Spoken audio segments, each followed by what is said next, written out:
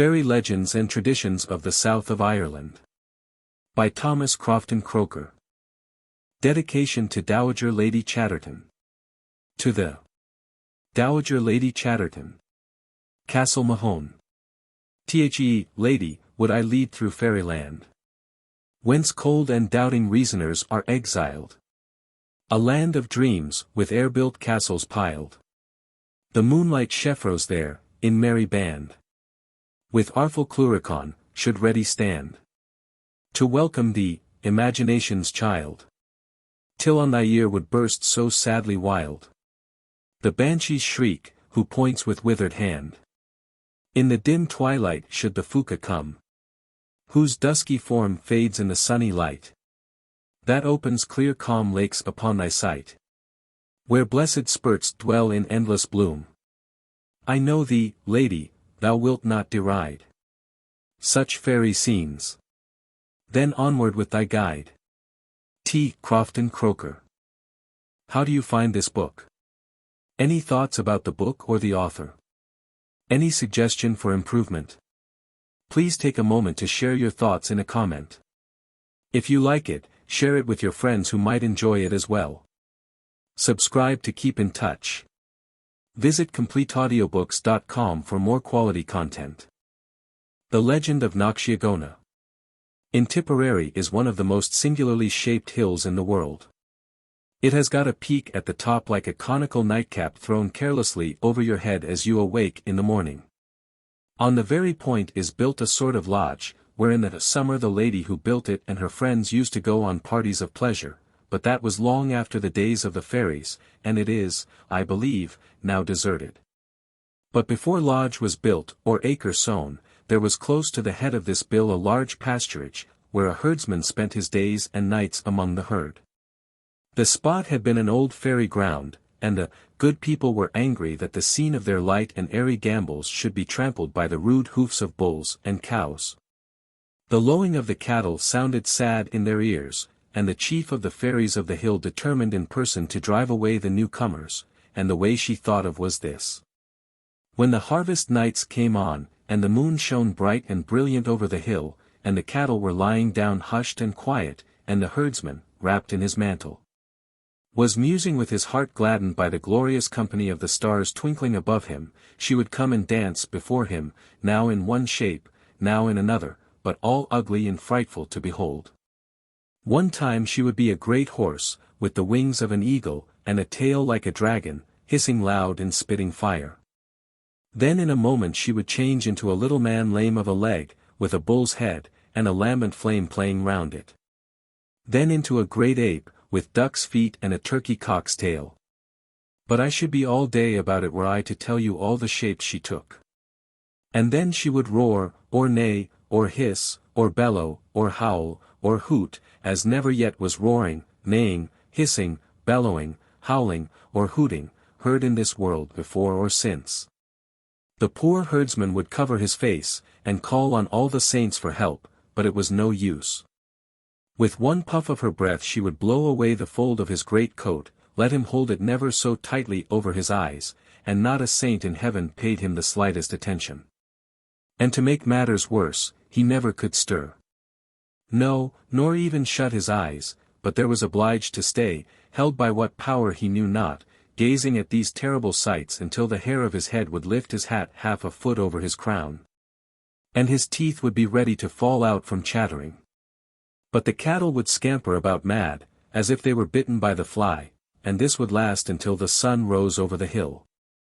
The poor cattle from want of rest were pining away, and food did them no good.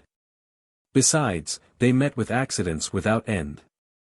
Never a night passed that some of them did not fall into a pit, and get maimed, or maybe, killed. Some would tumble into a river and be drowned. In a word, there seemed never to be an end of the accidents. But what made the matter worse, there could not be a herdsman got to tend the cattle by night. One visit from the fairy drove the stoutest-hearted almost mad. The owner of the ground did not know what to do. He offered double, treble, quadruple wages, but not a man could be found for the sake of money to go through the horror of facing the fairy. She rejoiced at the successful issue of her project, and continued her pranks.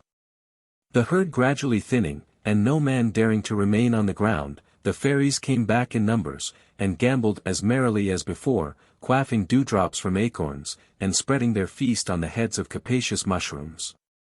What was to be done? The puzzled farmer thought in vain. He found that his substance was daily diminishing, his people terrified, and his rent day coming round. It is no wonder that he looked gloomy, and walked mournfully down the road. Now in that part of the world dwelt a man of the name of Larry Houlihan, who played on the pipes better than any other player within 15 parishes. A roving dashing blade was Larry, and feared nothing. Give him plenty of liquor, and he would defy the devil. He would face a mad bull, or fight single-handed against a fair. In one of his gloomy walks the farmer met him, and on Larry's asking the cause of his down looks, he told him all his misfortunes. "If that is all ails you," said Larry, "make your mind easy. Were there as many fairies on Knocksheogowna as there are potato blossoms in Eleogherty, I would face them. It would be a queer thing, indeed, if I, who never was afraid of a proper man, should turn my back upon a brat of a fairy not the bigness of one's thumb." "Larry," said the farmer, "do not talk so bold, for you know not who is hearing you. But, if you make your words good, and watch my herds for a week on the top of the mountain, your hand shall be free of my dish till the sun has burnt itself down to the bigness of a farthing rushlight." The bargain was struck, and Larry went to the hill-top, when the moon began to peep over the brow. He had been regaled at the farmer's house, and was bold with the extract of barley corn. So he took his seat on a big stone under a hollow of the bill, with his back to the wind, and pulled out his pipes. He had not played long when the voice of the fairies was heard upon the blast, like a slow stream of music. Presently they burst out into a loud laugh, and Larry could plainly hear one say, "What? Another man upon the fairies' ring? Go to him, Queen, and make him repent his rashness," and they flew away. Larry felt them pass by his face as they flew like a swarm of midges, and, looking up hastily, he saw between the moon and him a great black cat, standing on the very tip of its claws, with its back up, and mewing with the voice of a watermill. Presently it swelled up towards the sky, and, turning round on its left hind leg, whirled till it fell to the ground, from which it started up in the shape of a salmon, with a cravat round its neck, and a pair of new top boots. "Go on, Jewel," said Larry, "if you dance, I'll pipe," and he struck up. So she turned into this, and that, and the other, but still Larry played on, as he well knew how. At last she lost patience, as ladies will do when you do not mind their scolding, and changed herself into a calf, milk-white as the cream of Cork, and with eyes as mild as those of the girl I love. She came up gentle and fawning, in hopes to throw him off his guard by quietness, and then to work him some wrong. But Larry was not so deceived, for when she came up, he, dropping his pipes, leaped upon her back. Now from the top of Knocksheogowna, as you look westward to the broad Atlantic, you will see the Shannon, queen of rivers, spreading like a sea, and running on in gentle course to mingle with the ocean through the fair city of Limerick. It on this night shone under the moon, and looked beautiful from the distant hill. 50 boats were gliding up and down on the sweet current, and the song of the fishermen rose gaily from the shore.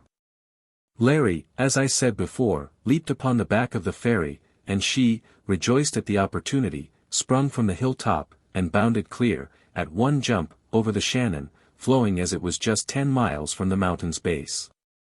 It was done in a second, and when she alighted on the distant bank, kicking up her heels, she flung Larry on the soft turf. No sooner was he thus planted, than he looked her straight in the face, and scratching his head, cried out, "By my word, well done. That was not a bad leap for a calf." She looked at him for a moment, and then assumed her own shape. "Lawrence," said she, "you are a bold fellow, will you come back the way you went?" "And that's what I will," said he, "if you let me." So changing to a calf again Larry got on her back, and at another bound they were again upon the top of Knocksheogowna. The fairy once more resuming her figure, addressed him, "You have shown so much courage, Lawrence," said she, "that while you keep herds on this hill you never shall be molested by me or mine. The day dawns, go down to the farmer, and tell him this, and if anything I can do may be of service to you, ask and you shall have it." She vanished accordingly, and kept her word in never visiting the hill during Larry's life, but he never troubled her with requests. He piped and drank at the farmer's expense, and roosted in his chimney corner, occasionally casting an eye to the flock. He died at last, and is buried in a green valley of pleasant Tipperary, but whether the fairies returned to the hill of Knocksheogowna after his death is more than I can say. Knocksheogowna. Signifes, the hill of the fairy calf. The Legend of Knockfierna. Knockfierna, called by the people of the country Knock Doin-Furrin, the mountain of dawn of truth. This mountain is very high, and may be seen for several miles round. And when people are desirous to know whether or not any day will rain, they look at the top of Knockfurrin, and if they see a vapor or mist there, they immediately conclude that rain will soon follow. Believing that Don, the lord or chief, of that mountain and his aerial assistants are collecting the clouds, and that he holds them there for some short time, to warn the people of the approaching rain. As the appearance of mist on that mountain in the morning is considered an infallible sign that day will be rainy, dawn is called, Dona Furrin, dawn of truth. Mr. Edward O'Reilly. It is a very good thing not to be any way in dread of the fairies, for without doubt they have then less power over a person.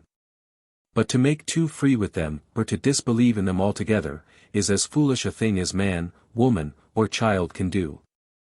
It has been truly said, that good manners are no burthen, and that civility costs nothing. But there are some people foolhardy enough to disregard doing a civil thing, which, whatever they may think, can never harm themselves or any one else, and who at the same time will go out of their way for a bit of mischief, which never can serve them. But sooner or later they will come to know better, as you shall hear of Carol O'Daly, a strapping young fellow up out of Connaught, whom they used to call, in his own country, Devil Daly. Carol O'Daly used to go roving about from one place to another, and the fear of nothing stopped him. He would as soon pass in churchyard or a regular fairy ground, at any hour of the night, as go from one room into another without ever making the sign of the cross, or saying, "Good luck attend you, gentlemen." It so happened that he was once journeying, in the county of Limerick, towards the Balbock of Ireland, the venerable town of Kilmallock, and just at the foot of Knockfierna he overtook a respectable-looking man jogging along upon a white pony. The night wagged coming on, and they rode side by side for some time, without much conversation passing between them, further than saluting each other very kindly. At last, Carol O'Daly asked his companion how far he was going.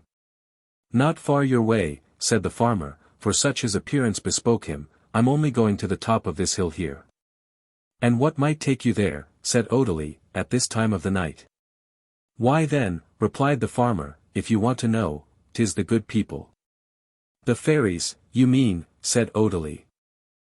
"I wist," said his fellow traveller, "or you may be sorry for it." And he turned his pony off the road they were going towards a little path which led up the side of the mountain, wishing Carol O'Daly good night and a safe journey. "That fellow," thought Carol, "is about no good this blessed night, and I would have no fear of swearing wrong if I took my Bible oath, that it is something else beside the fairies, or the good people, as he calls them, that is taking him up the mountain at this hour." "The fairies," he repeated, "is it for a well-shaped man like him to be going after little chaps like the fairies? To be sure some say there are such things, and more say not. But I know this, that never afraid would I be of a dozen of them, aye, of 2 dozen, for that matter, if they are no bigger than what I hear tell of." Carol O'Daly, whilst these thoughts were passing in his mind, had fixed his eyes steadfastly on the mountain, behind which the full moon was rising majestically. Upon an elevated point that appeared darkly against the moon's disk, he beheld the figure of a man leading a pony, and he had no doubt it was that of the farmer with whom he had just parted company.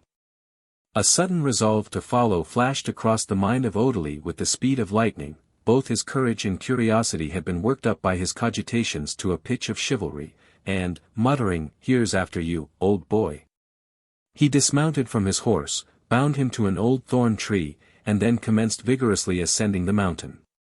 Following as well as he could the direction taken by the figures of the man and pony, he pursued his way, occasionally guided by their partial appearance, and, after toiling nearly 3 hours over a rugged and sometimes swampy path, came to a green spot on the top of the mountain, where he saw the white pony at full liberty grazing as quietly as may be. Odalie looked around for the rider, but he was nowhere to be seen. He, however, soon discovered close to where the pony stood an opening in the mountain like the mouth of a pit, and he remembered having heard, when a child, many a tale about the Pool Duva, or Black Hole of Knockfierna. How it was the entrance to the fairy castle which was within the mountain. And how a man whose name was Ahern, a land surveyor in that part of the country, had once attempted to fathom it with a line, and had been drawn down into it and was never again heard of, with many other tales of the like nature. But, thought Odalie, these are old woman's stories, and since I've come up so far, I'll just knock at the castle door and see if the fairies are at home. No sooner said than done. For, seizing a large stone, as bigger than his 2 hands, he flung it with all his strength down into the Pool Duva of Knockfierna. He heard it bounding and tumbling about from one rock to another with a terrible noise, and he leant his head over to try and hear when it would reach the bottom. And what should the very stone he had thrown in do but come up again with as much force as it had gone down, and gave him such a blow full in the face, that it sent him rolling down the side of Knockfierna, head over heels, tumbling from one crag to another, much faster than he came up. And in the morning Carol Odalie was found lying beside his horse, the bridge of his nose broken, which disfigured him for life. His head all cut and bruised, and both his eyes closed up, and as black as if Sir Daniel Donnelly had painted them for him. Carol Odalie was never bold again in riding alone near the haunts of the fairies after dusk. But small blame to him for that. And if ever he happened to be benighted in a lonesome place, he would make the best of his way to his journey's end, without asking questions, or turning to the right or to the left, to seek after the good people, or any who kept company with them. The Legend of Knockgrafton. There was once a poor man who lived in the fertile glen of a Hurlow, at the foot of the gloomy Galtee mountains. And he had a great hump on his back. He looked just as if his body had been rolled up and placed upon his shoulders. And his head was pressed down with the weight so much, that his chin, when he was sitting, used to rest upon his knees for support. The country people were rather shy of meeting him in any lonesome place, for though, poor creature, he was as harmless and as inoffensive as a newborn infant, yet his deformity was so great, that he scarcely appeared to be a human being. And some ill-minded persons had set strange stories about him afloat. He was said to have a great knowledge of herbs and charms, but certain it was that he had a mighty skilful hand in plaiting straw and rushes into bats and baskets, which was the way he made his livelihood. Lusmore, for that was the nickname put upon him by reason of his always wearing a sprig of the fairy cap, or lusmore, literally, the great herb, digitalis purpurea, in his little straw hat, would ever get a higher penny for his plaited work than any one else, and perhaps that was the reason why someone, out of envy, had circulated the strange stories about him. Be that as it may, it happened that he was returning one evening from the pretty town of Care towards Kappa, and as little Lusmore walked very slowly, on account of the great hump upon his back. It was quite dark when he came to the old moat of Knockgrafton, which stood on the right-hand side of his road. Tired and weary was he, and no ways comfortable in his own mind at thinking how much farther he had to travel, and that he should be walking all the night.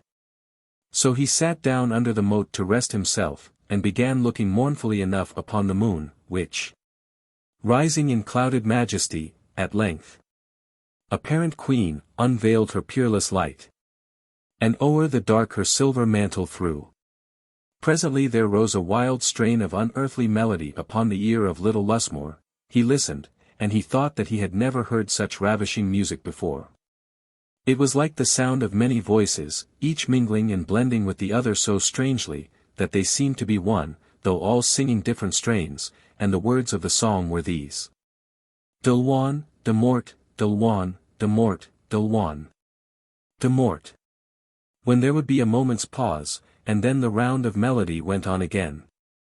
Lusmore listened attentively, scarcely drawing his breath, lest he might lose the slightest note. He now plainly perceived that the singing was within the moat, and, though at first it had charmed him so much, he began to get tired of hearing the same round sung over and over so often without any change. So availing himself of the pause when the de loin, de mort, had been sung 3 times, he took up the tune and raised it with the words Auguste de Gadine, and then went on singing with the voices inside of the mote, de loin, de mort. Finishing the melody, when he paused again came, with Auguste de Gadine. Correctly written, Dia Luane, Dia Mert, Auguste Dia Sidoen, i.e. Monday, Tuesday, and Wednesday. The fairies within Knockgrafton, for the song was a fairy melody, when they heard this addition to their tune, were so much delighted, that with instant resolve it was determined to bring the mortal among them, whose musical skill so far exceeded theirs, and little Lusmore was conveyed into their company with the eddying speed of a whirlwind. Glorious to behold was the sight that burst upon him as he came down through the moat, twirling round and round and round with the lightness of a straw, to the sweetest music that kept time to his motion. The greatest honor was then paid him, for he was put up above all the musicians, and he had servants, tending upon him, and everything to his heart's content, and a hearty welcome to all. And in short he was made as much of as if he had been the first man in the land. Presently Lusmore saw a great consultation going forward among the fairies, and, notwithstanding all their civility, he felt very much frightened, until one, stepping out from the rest, came up to him, and said, Lusmore! Lusmore! Doubt not, nor deplore. For the hump which you bore on your back is no more. Look down on the floor, and view it, Lusmore. When these words were said, poor little Lusmore felt himself so light, and so happy, that he thought he could have bounded at one jump over the moon, like the cow in the history of the cat and the fiddle. And he saw, with inexpressible pleasure, his hump tumble down upon the ground from his shoulders. He then tried to lift up his head, and he did so with becoming caution, fearing that he might knock it against the ceiling of the grand hall, where he was.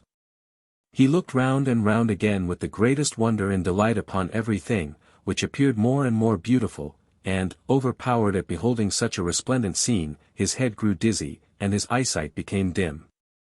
At last he fell into a sound sleep, and when he awoke, he found that it was broad daylight, the sun shining brightly, the birds singing sweet, and that he was lying just at the foot of the moat of Knockgrafton, with the cows and sheep grazing peaceably round about him. The first thing Lusmore did, after saying his prayers, was to put his band behind to feel for his hump, but no sign of one was there on his back, and he looked at himself with great pride, for he had now become a well-shaped dapper little fellow. And more than that, he found himself in a full suit of new clothes, which he concluded the fairies had made for him. Towards Kappa he went, stepping out as lightly, and springing up at every step as if he had been all his life a dancing master. Not a creature who met Lusmore knew him without his hump, and he had great work to persuade every one that he was the same man. In truth he was not, so far as outward appearance went. Of course it was not long before the story of Lusmore's hump got about, and a great wonder was made of it. Through the country, for miles round, it was the talk of every one, high and low. One morning as Lusmore was sitting contented enough at his cabin door, up came an old woman to him, and asked if he could direct her to Kappa. I need give you no directions, my good woman, said Lusmore, for this is Kappa. And who do you want here?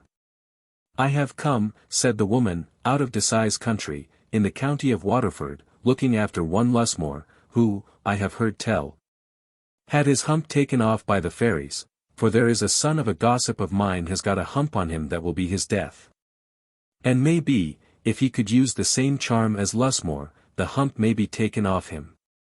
And now I have told you the reason of my coming so far, is to find out about this charm, if I can. Lusmore, who was ever a good-natured little fellow, told the woman all the particulars, how he had raised the tune for the fairies at Knockgrafton, how his hump had been removed from his shoulder, and how he had got a new suit of clothes into the bargain. The woman thanked him very much, and then went away quite happy and easy in her own mind. When she came back to her gossip's house, in the county Waterford, she told her everything that Lusmore had said, and they put the little humpbacked man, who was a peevish and cunning creature from his birth, upon a car. and took him all the way across the country. It was a long journey, but they did not care for that, so the hump was taken from off him, and they brought him, just at nightfall, and left him under the old moat of Knockgrafton. Jack Madden, for that was the humpy man's name, had not been sitting there long when he heard the tune going on within the moat much sweeter than before. For the fairies were singing it the way Lusmore had settled their music for them, and the song was going on, Dulwan, de Mort, Dulwan, de Mort, Dulwan, de Mort, August de Cadine, without ever stopping. Jack Madden, who was in a great hurry to get quit of his hump, never thought of waiting until the fairies had done, or watching for a fit opportunity to raise the tune higher again than Lusmore had, so having heard them sing it over 7 times without stopping, out he bawls, never minding the time, or the humour of the tune, or how he could bring his words in properly, August de Cadine, August de Hina, and Wednesday and Thursday, thinking that if one day was good, 2 were better. And that, if Lusmore had 1 new suit of clothes given to him, he should have 2. No sooner had the words passed his lips than he was taken up and whisked into the moat with prodigious force. And the fairies came crowding round about him with great anger, screeching and screaming, and roaring out, "Who spoiled our tune? Who spoiled our tune?" And one stepped up to him above all the rest, and said, "Jack Madden. Jack Madden. Your words came so bad in the tune we feel glad in. This castle you're bad in, that your life we may sadden. Here's 2 bumps for Jack Madden." And 20 of the strongest fairies brought Lusmore's hump, and put it down upon poor Jack's back, over his own, where it became fixed as firmly as if it was nailed on with 12-penny nails, by the best carpenter that ever drove one. Out of their castle they then kicked him, and in the morning when Jack Madden's mother and her gossip came to look after their little man, they found him half dead, lying at the foot of the moat, with the other hump upon his back. Well, to be sure, how they did look at each other. But they were afraid to say anything, lest a hump might be put upon their own shoulders. Home they brought the unlucky Jack Madden with them, as downcast in their hearts and their looks as ever 2 gossips were. And what through the weight of his other bump, and the long journey, he died soon after, leaving, they say, his heavy curse to anyone who would go to listen to fairy tunes again. The priest. It is said by those who ought to understand such things, that the good people, or the fairies, are some of the angels who were turned out of heaven, and who landed on their feet in this world, while the rest of their companions, who had more sin to sink them, went down further to a worse place. Be this as it may, there was a merry troop of the fairies, dancing and playing all manner of wild pranks on a bright moonlight evening towards the end of September. The scene of their merriment was not far distant from Inchigeela, in the west of the county Cork, a poor village, although it had a barrack for soldiers. But great mountains and barren rocks, like those round about it, are enough to strike poverty into any place. However, as the fairies can have everything they want for wishing, poverty does not trouble them much. And all their care is to seek out unfrequented nooks and places where it is not likely anyone will come to spoil their sport. On a nice green sod by the river's side were the little fellows dancing in a ring as gaily as may be, with their red caps wagging about at every bound in the moonshine. And so light were these bounds, that the lobes of dew, although they trembled under their feet, were not disturbed by their capering. Thus did they carry on their gambols, spinning round, and twirling and bobbing, and diving and going through all manner of figures, until one of them chirped out, "Cease, cease, with your drumming. Here's an end to our mumming. By my smell, I can tell a priest this way is coming."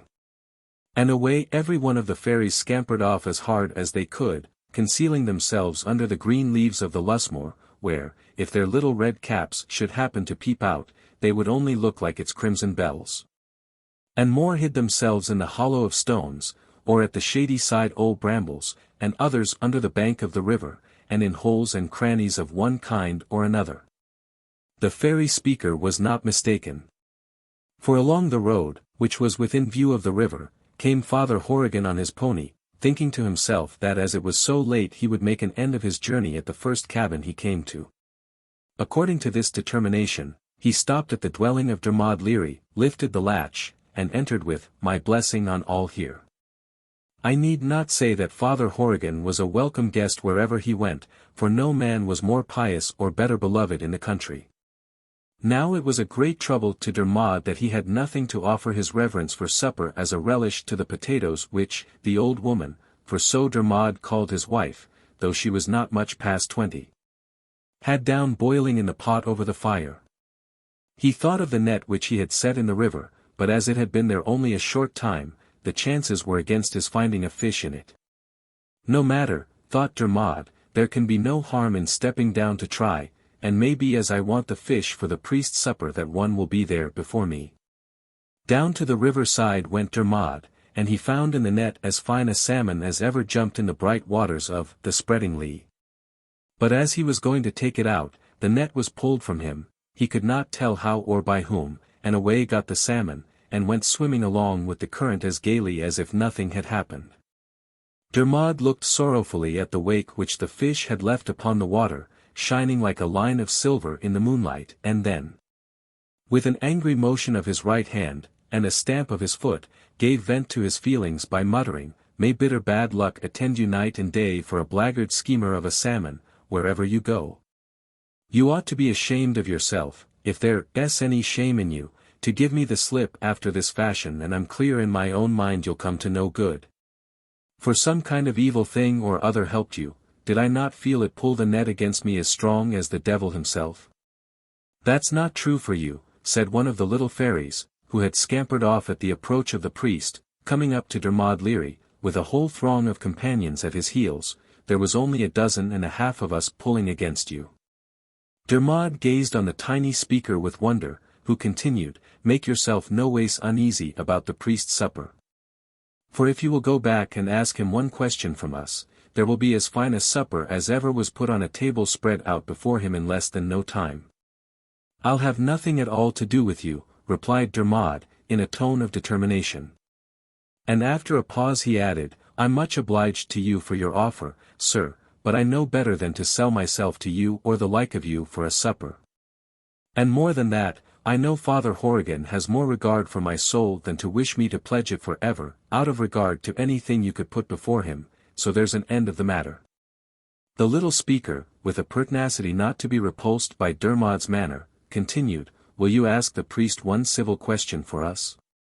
Dermod considered for some time, and he was right in doing so, but he thought that no one could come to harm out of asking a civil question. "I see no objection to do that same, gentlemen," said Dermod. "But I will have nothing in life to do with your supper. Mind that." "Then," said the little speaking fairy, whilst the rest came crowding after him from all parts, "go and ask Father Horrigan to tell us whether our souls will be saved at the last day, like the souls of good Christians. And if you wish us well, bring back word what Lie says without delay." Away went Dermod to his cabin, where he found the potatoes thrown out on the table, and his good woman handing the biggest of them all, a beautiful laughing red apple, smoking like a hard-ridden horse on a frosty night, over to Father Horrigan. "Please your reverence," said Dermod, after some hesitation, "may I make bold to ask your honour one question?" "What may that be?" said Father Horrigan. "Why, then, begging your reverence's pardon for my freedom, it is, if the souls of the good people are to be saved at the last day." "Who bid you ask me that question, Leary?" said the priest, fixing his eyes upon him very sternly, which Dermod could not stand before at all. "I'll tell no lies about the matter, and nothing in life but the truth," said Dermod. "It was the good people themselves who sent me to ask the question, and there they are in thousands down on the bank of the river waiting for me to go back with the answer." "Go back by all means," said the priest, "and tell them, if they want to know, to come here to me themselves, and I'll answer that or any other question they are pleased to ask with the greatest pleasure in life." Dermod accordingly returned to the fairies, who came swarming round about him to hear what the priest had said in reply. And Dermod spoke out among them like a bold man as Lie was, but when they heard that they must go to the priest, away they fled, some here and more there, and some this way and more that, whisking by poor Dermod so fast and in such numbers, that he was quite bewildered.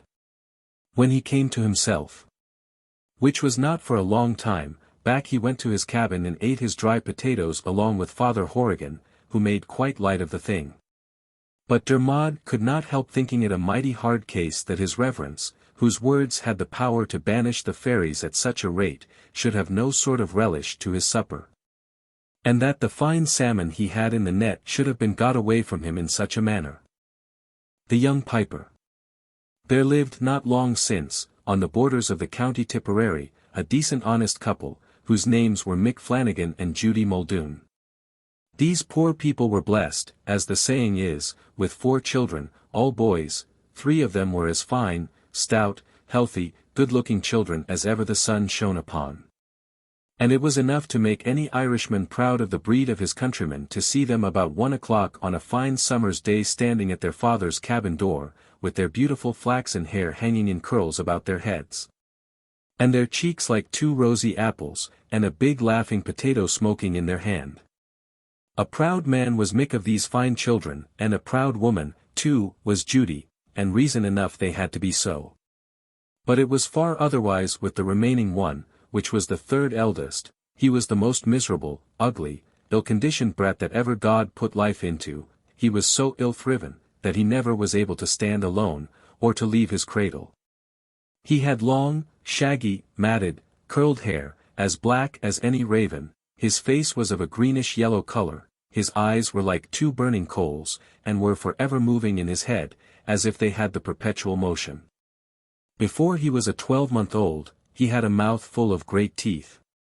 His hands were like kite's claws, and his legs were no thicker than the handle of a whip, and about as straight as a reaping hook.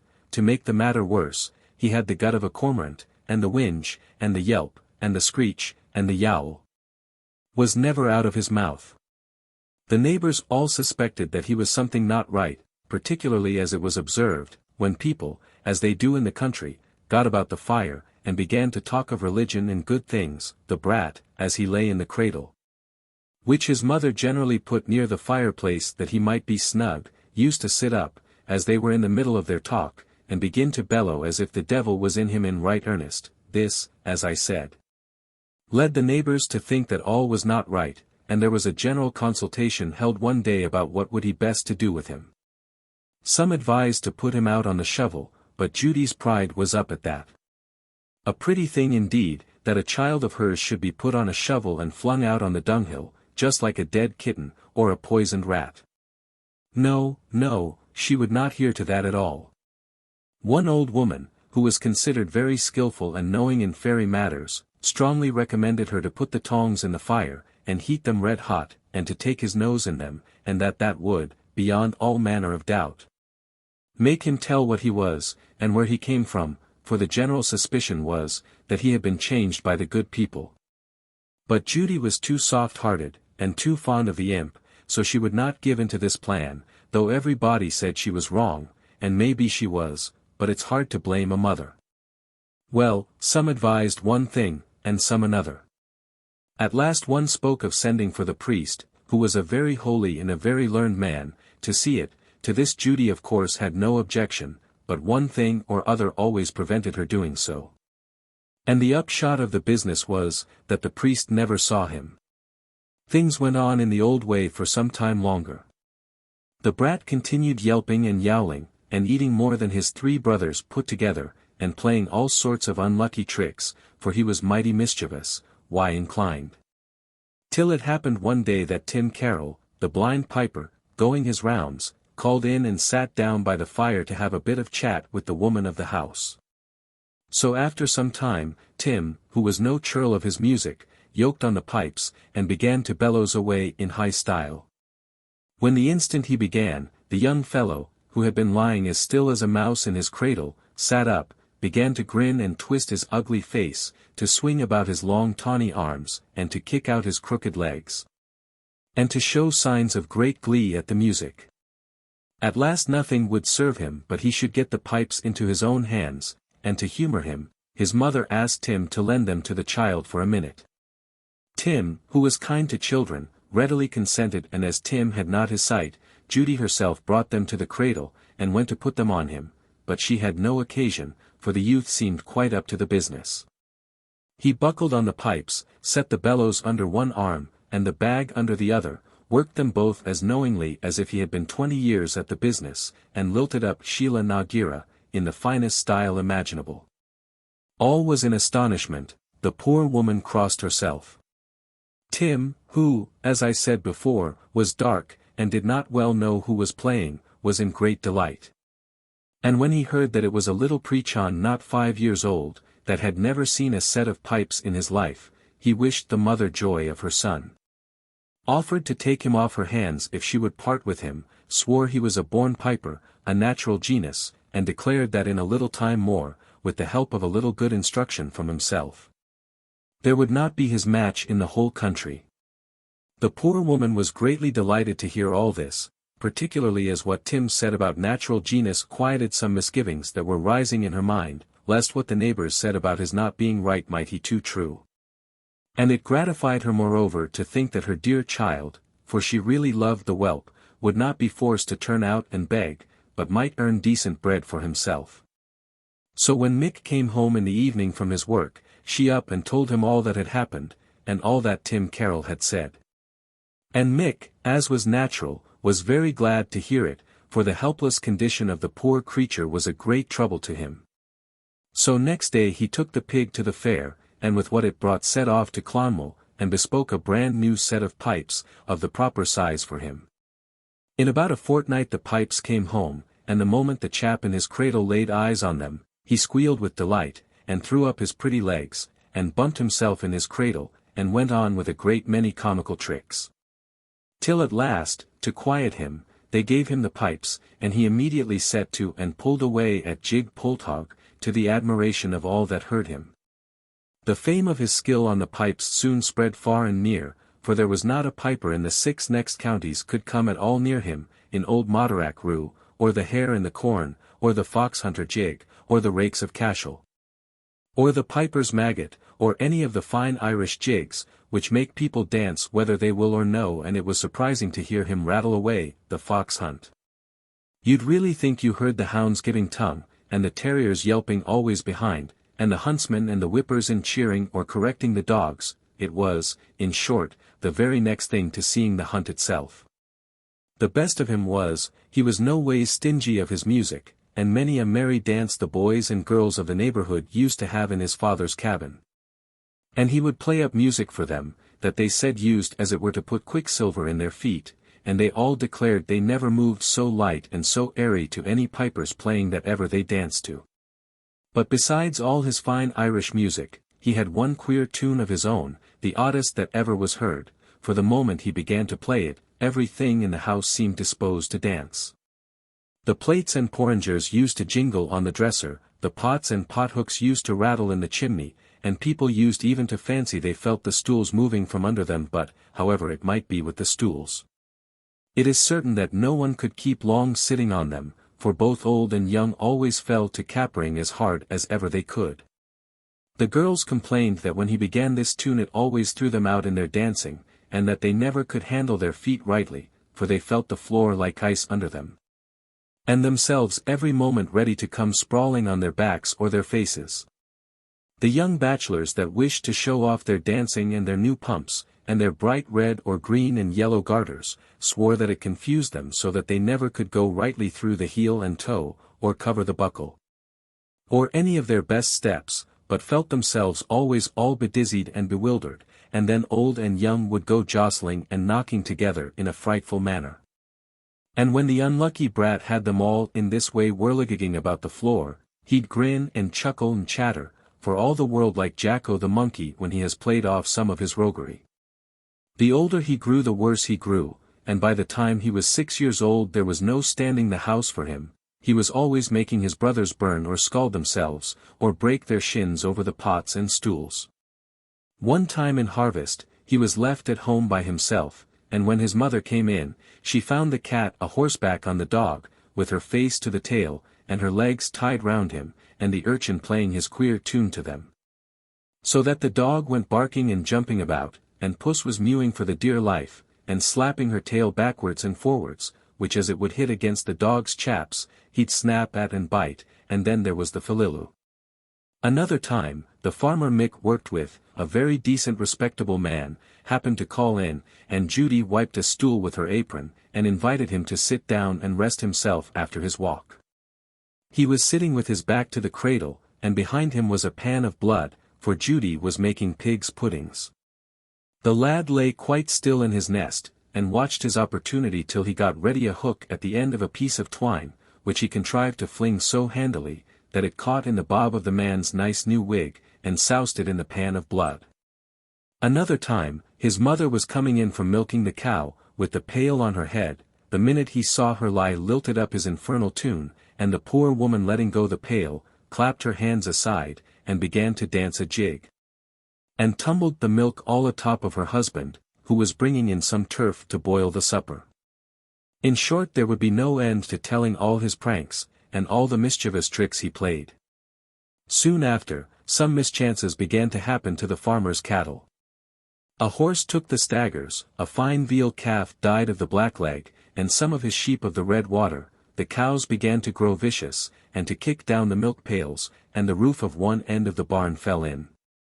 And the farmer took it into his head that Mick Flanagan's unlucky child was the cause of all the mischief.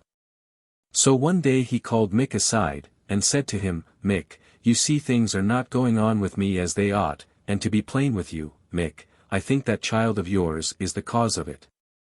I am really falling away to nothing with fretting, and I can hardly sleep on my bed at night for thinking of what may happen before the morning. So I'd be glad if you'd look out for work somewhere else.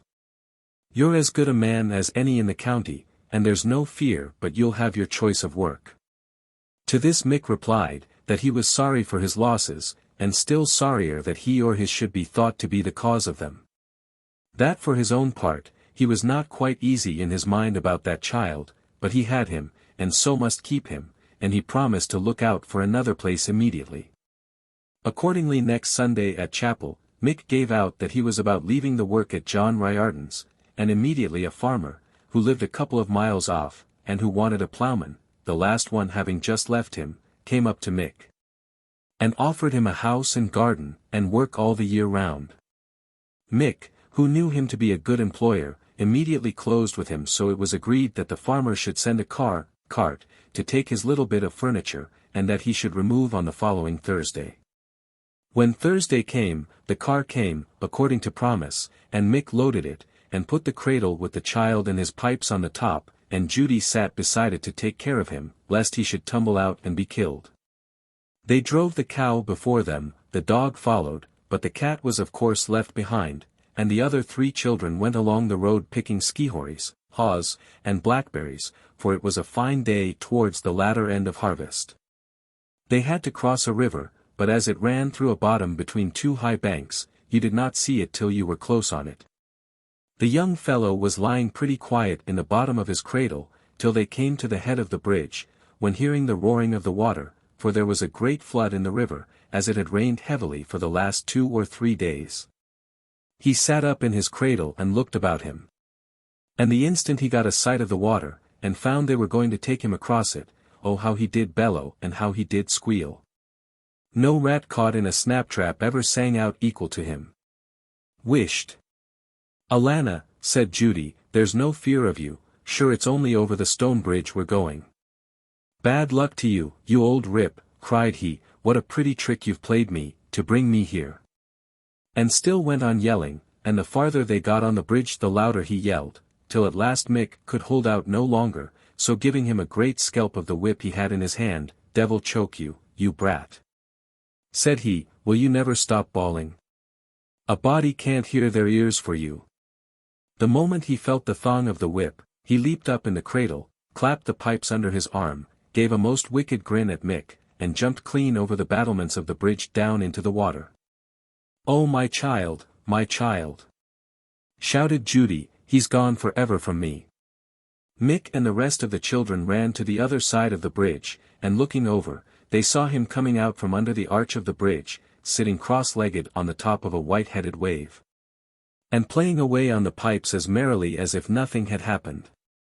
The river was running very rapidly, so he was whirled away at a great rate, but he played as fast, aye and faster than the river ran. And though they set off as hard as they could along the bank, yet, as the river made a sudden turn round the hill, about 100 yards below the bridge, by the time they got there he was out of sight, and no one ever laid eyes on him more. But the general opinion was, that he went borne with the pipes to his own relations, the good people, to make music for them. The Brewery of Egg-Shells. It may be considered impertinent were I to explain what is meant by a changeling. Both Shakespeare and Spenser have already done so, and who is there unacquainted with the Midsummer Night's Dream, Act 2. Sc. 1, and the Fairy Queen, Book I, Canto 10. Now Mrs. Sullivan fancied that her youngest child had been changed by fairies' theft, to use Spenser's words, and certainly appearances warranted such a conclusion. For in one night her healthy, blue-eyed boy had become shriveled up into almost nothing, and never ceased squalling and crying. This naturally made poor Mrs. Sullivan very unhappy. And all the neighbors, by way of comforting her, said, that her own child was, beyond any kind of doubt, with the good people, and that one of themselves had been put in his place. Mrs. Sullivan of course could not disbelieve what every one told her, but she did not wish to hurt the thing. For although its face was so withered, and its body wasted away to a mere skeleton, it had still a strong resemblance to her own boy, she therefore could not find it in her heart to roast it alive on the griddle, or to burn its nose off with the red-hot tongs, or to throw it out in the snow on the roadside. Notwithstanding these, and several like proceedings, were strongly recommended to her for the recovery of her child. One day who should Mrs. Sullivan meet but a cunning woman, well known about the country by the name of Ellen Leah, or Grey Ellen. She had the gift, however she got it, of telling where the dead were, and what was good for the rest of their souls. And could charm away warts and wens, and do a great many wonderful things of the same nature. "You're in grief this morning, Mrs. Sullivan," were the first words of Ellen Leah to her. "You may say that, Ellen," said Mrs. Sullivan, "and good cause I have to be in grief, for there was my own fine child whipped off from me out of his cradle, without as much as by your leave, or ask your pardon, and an ugly dunny bit of a shriveled up fairy put in his place. No wonder then that you see me in grief, Ellen." "Small blame to you, Mrs. Sullivan," said Ellen Leah, "but are you sure T is a fairy?" "Sure," echoed Mrs. Sullivan, "sure enough am I to my sorrow, and can I doubt my own two eyes? Every mother's soul must feel for me." "Will you take an old woman's advice?" said Ellen Leah, fixing her wild and mysterious gaze upon the unhappy mother, and, after a pause, she added, "But maybe you'll call it foolish." "Can you get me back my child, my own child, Ellen?" said Mrs. Sullivan with great energy. "If you do as I bid you," returned Ellen Leah, "you'll know." Mrs. Sullivan was silent in expectation, and Ellen continued, "Put down the big pot, full of water, on the fire, and make it boil like mad, then get a dozen new laid eggs, break them, and keep the shells, but throw away the rest. When that is done, put the shells in the pot of boiling water, and you will soon know whether it is your own boy or a fairy. If you find that it is a fairy in the cradle, take the red-hot poker and cram it down his ugly throat, and you will not have much trouble with him after that, I promise you." Home went Mrs. Sullivan, and did as Ellen Leah desired. She put the pot on the fire, and plenty of turf under it, and set the water boiling at such a rate, that if ever water was red-hot it surely was. The child was lying for a wonder quite easy and quiet in the cradle, every now and then cocking his eye, that would twinkle as keen as a star in a frosty night, over at the great fire, and the big pot upon it. And he looked on with great attention at Mrs. Sullivan breaking the eggs, and putting down the egg-shells to boil. At last he asked, with the voice of a very old man, "What are you doing, mammy?" Mrs. Sullivan's heart, as she said herself, was up in her mouth ready to choke her, at hearing the child speak. But she contrived to put the poker in the fire, and to answer without making any wonder at the words, "I'm brewing, a Vic, my son." "And what are you brewing, mammy?" said the little imp, whose supernatural gift of speech now proved beyond question that he was a fairy substitute. "I wish the poker was red," thought Mrs. Sullivan. But it was a large one, and took a long time heating, so she determined to keep him in talk until the poker was in a proper state to thrust down his throat, and therefore repeated the question. "Is it what I'm brewing, a Vic?" said she, "you want to know?" "Yes, mammy, what are you brewing?" returned the fairy. "Egg-shells, a Vic," said Mrs. Sullivan. "Oh!" shrieked the imp, starting up in the cradle, and clapping his hands together, "I'm 1500 years in the world, and I never saw a brewery of eggshells before." The poker was by this time quite red, and Mrs. Sullivan, seizing it, ran furiously towards the cradle, but somehow or other her foot slipped, and she fell flat on the floor, and the poker flew out of her hand to the other end of the house. However, she got up, without much loss of time, and went to the cradle intending to pitch the wicked thing that was in it into the pot of boiling water, when there she saw her own child in a sweet sleep. One of his soft round arms rested upon the pillow. His features were as placid as if their repose had never been disturbed, save the rosy mouth which moved with a gentle and regular breathing. Who can tell the feelings of a mother when she looks upon her sleeping child? Why should I, therefore, endeavor to describe those of Mrs. Sullivan at again beholding her long-lost boy? The fountain of her heart overflowed with the excess of joy, and she wept. Tears trickled silently down her cheeks. No. Did she strive to check them, they were tears not of sorrow, but of happiness. The Changeling. A young woman, whose name was Mary Scannell, lived with her husband not many years ago at Castle Martyr. One day in harvest time she went with several more to help in binding up the wheat, and left her child, which she was nursing, in a corner of the field, quite safe, as she thought, wrapped up in her cloak. When she had finished her work, she returned where the child was, but in place of her own child she found a thing in the cloak that was not half the size. And that kept up such a crying you might have heard it a mile off, so she guessed how the case was, and, without stop or stay, away she took it in her arms, pretending to be mighty fond of it all the while, to a wise woman, who told her in a whisper not to give it enough to eat, and to beat and pinch it without mercy, which Mary Scannell did. And just in 1 week after to the day, when she awoke in the morning, she found her own child lying by her side in the bed. The fairy that had been put in its place did not like the usage it got from Mary Scannell, who understood how to treat it, like a sensible woman as she was, and away it went after the week's trial, and sent her own child back to her. The Two Gossips. At Mynane, near Tracton, there was a young couple whose name was Mac Daniel, and they had such a fine, wholesome-looking child, that the fairies determined on having it in their company, and putting a changeling in its place. But it so happened that Mrs. Mac Daniel had a gossip whose name was Nora Buckley, and she was going by the house they lived in. It was a nice new slated one, by the same token, just coming on the dusk of the evening. She thought it too late to step in and ask how her gossip was, as she had above a mile and half further to go, and moreover she knew the fairies were abroad, for all along the road before her from Carrigaline, one eddy of dust would be followed by another, which was a plain sign that the good people were out taking their rounds. And she had pains in her hones with dropping so many courtesies. However, Nora Buckley, when she came opposite her gossip's house, stopped short, and made another, and said almost under her breath, "God keep all here from harm." No sooner had these words been uttered than she saw one of the windows lifted up, and her gossip's beautiful child without any more to do handed out. She could not tell, if her life depended on it, how, or by whom. No matter for that, she went to the window and took the child from whatever handed it, and covered it well up in her cloak, and carried it away home with her. Next morning early she went over to see her gossip, who began to make a great moan to her, of how different her child was from what it had ever been before, crying all the night, and keeping her awake. And how nothing she could think of would quiet it. "I'll tell you what you'll do with the brat," said Nora Buckley, looking as knowing as if she knew more than all the rest of the world. "Whip it well first, and then bring it to the crossroads. And leave the fairy in the ditch there for any one to take that pleases.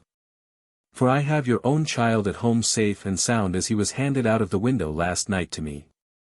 Mrs. Mac Daniel, on hearing this, when the surprise was over, stepped out to get a rod, and her gossip happening for one instant to look after her, on turning round again, found the fairy gone, and neither she nor the child's mother saw any more of it. Nor could ever hear a word of tidings how it disappeared in so wonderful a manner. Mrs. Mac Daniel went over with great speed to her gossip's house, and there she got her own child, and brought him back with her, and a stout young man he is at this day. Notes. Tracton is situated about 10 miles south of Cork, in a district usually called Daunt's Country, from the residence of several families of that name. Tracton Abbey, now completely demolished, was formerly a place of some celebrity.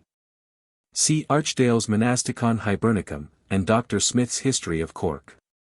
In 1781, James Dennis, Chief Baron of the Exchequer, was created Baron Tracton, of Tracton Abbey, which title became extinct on his demise the following year.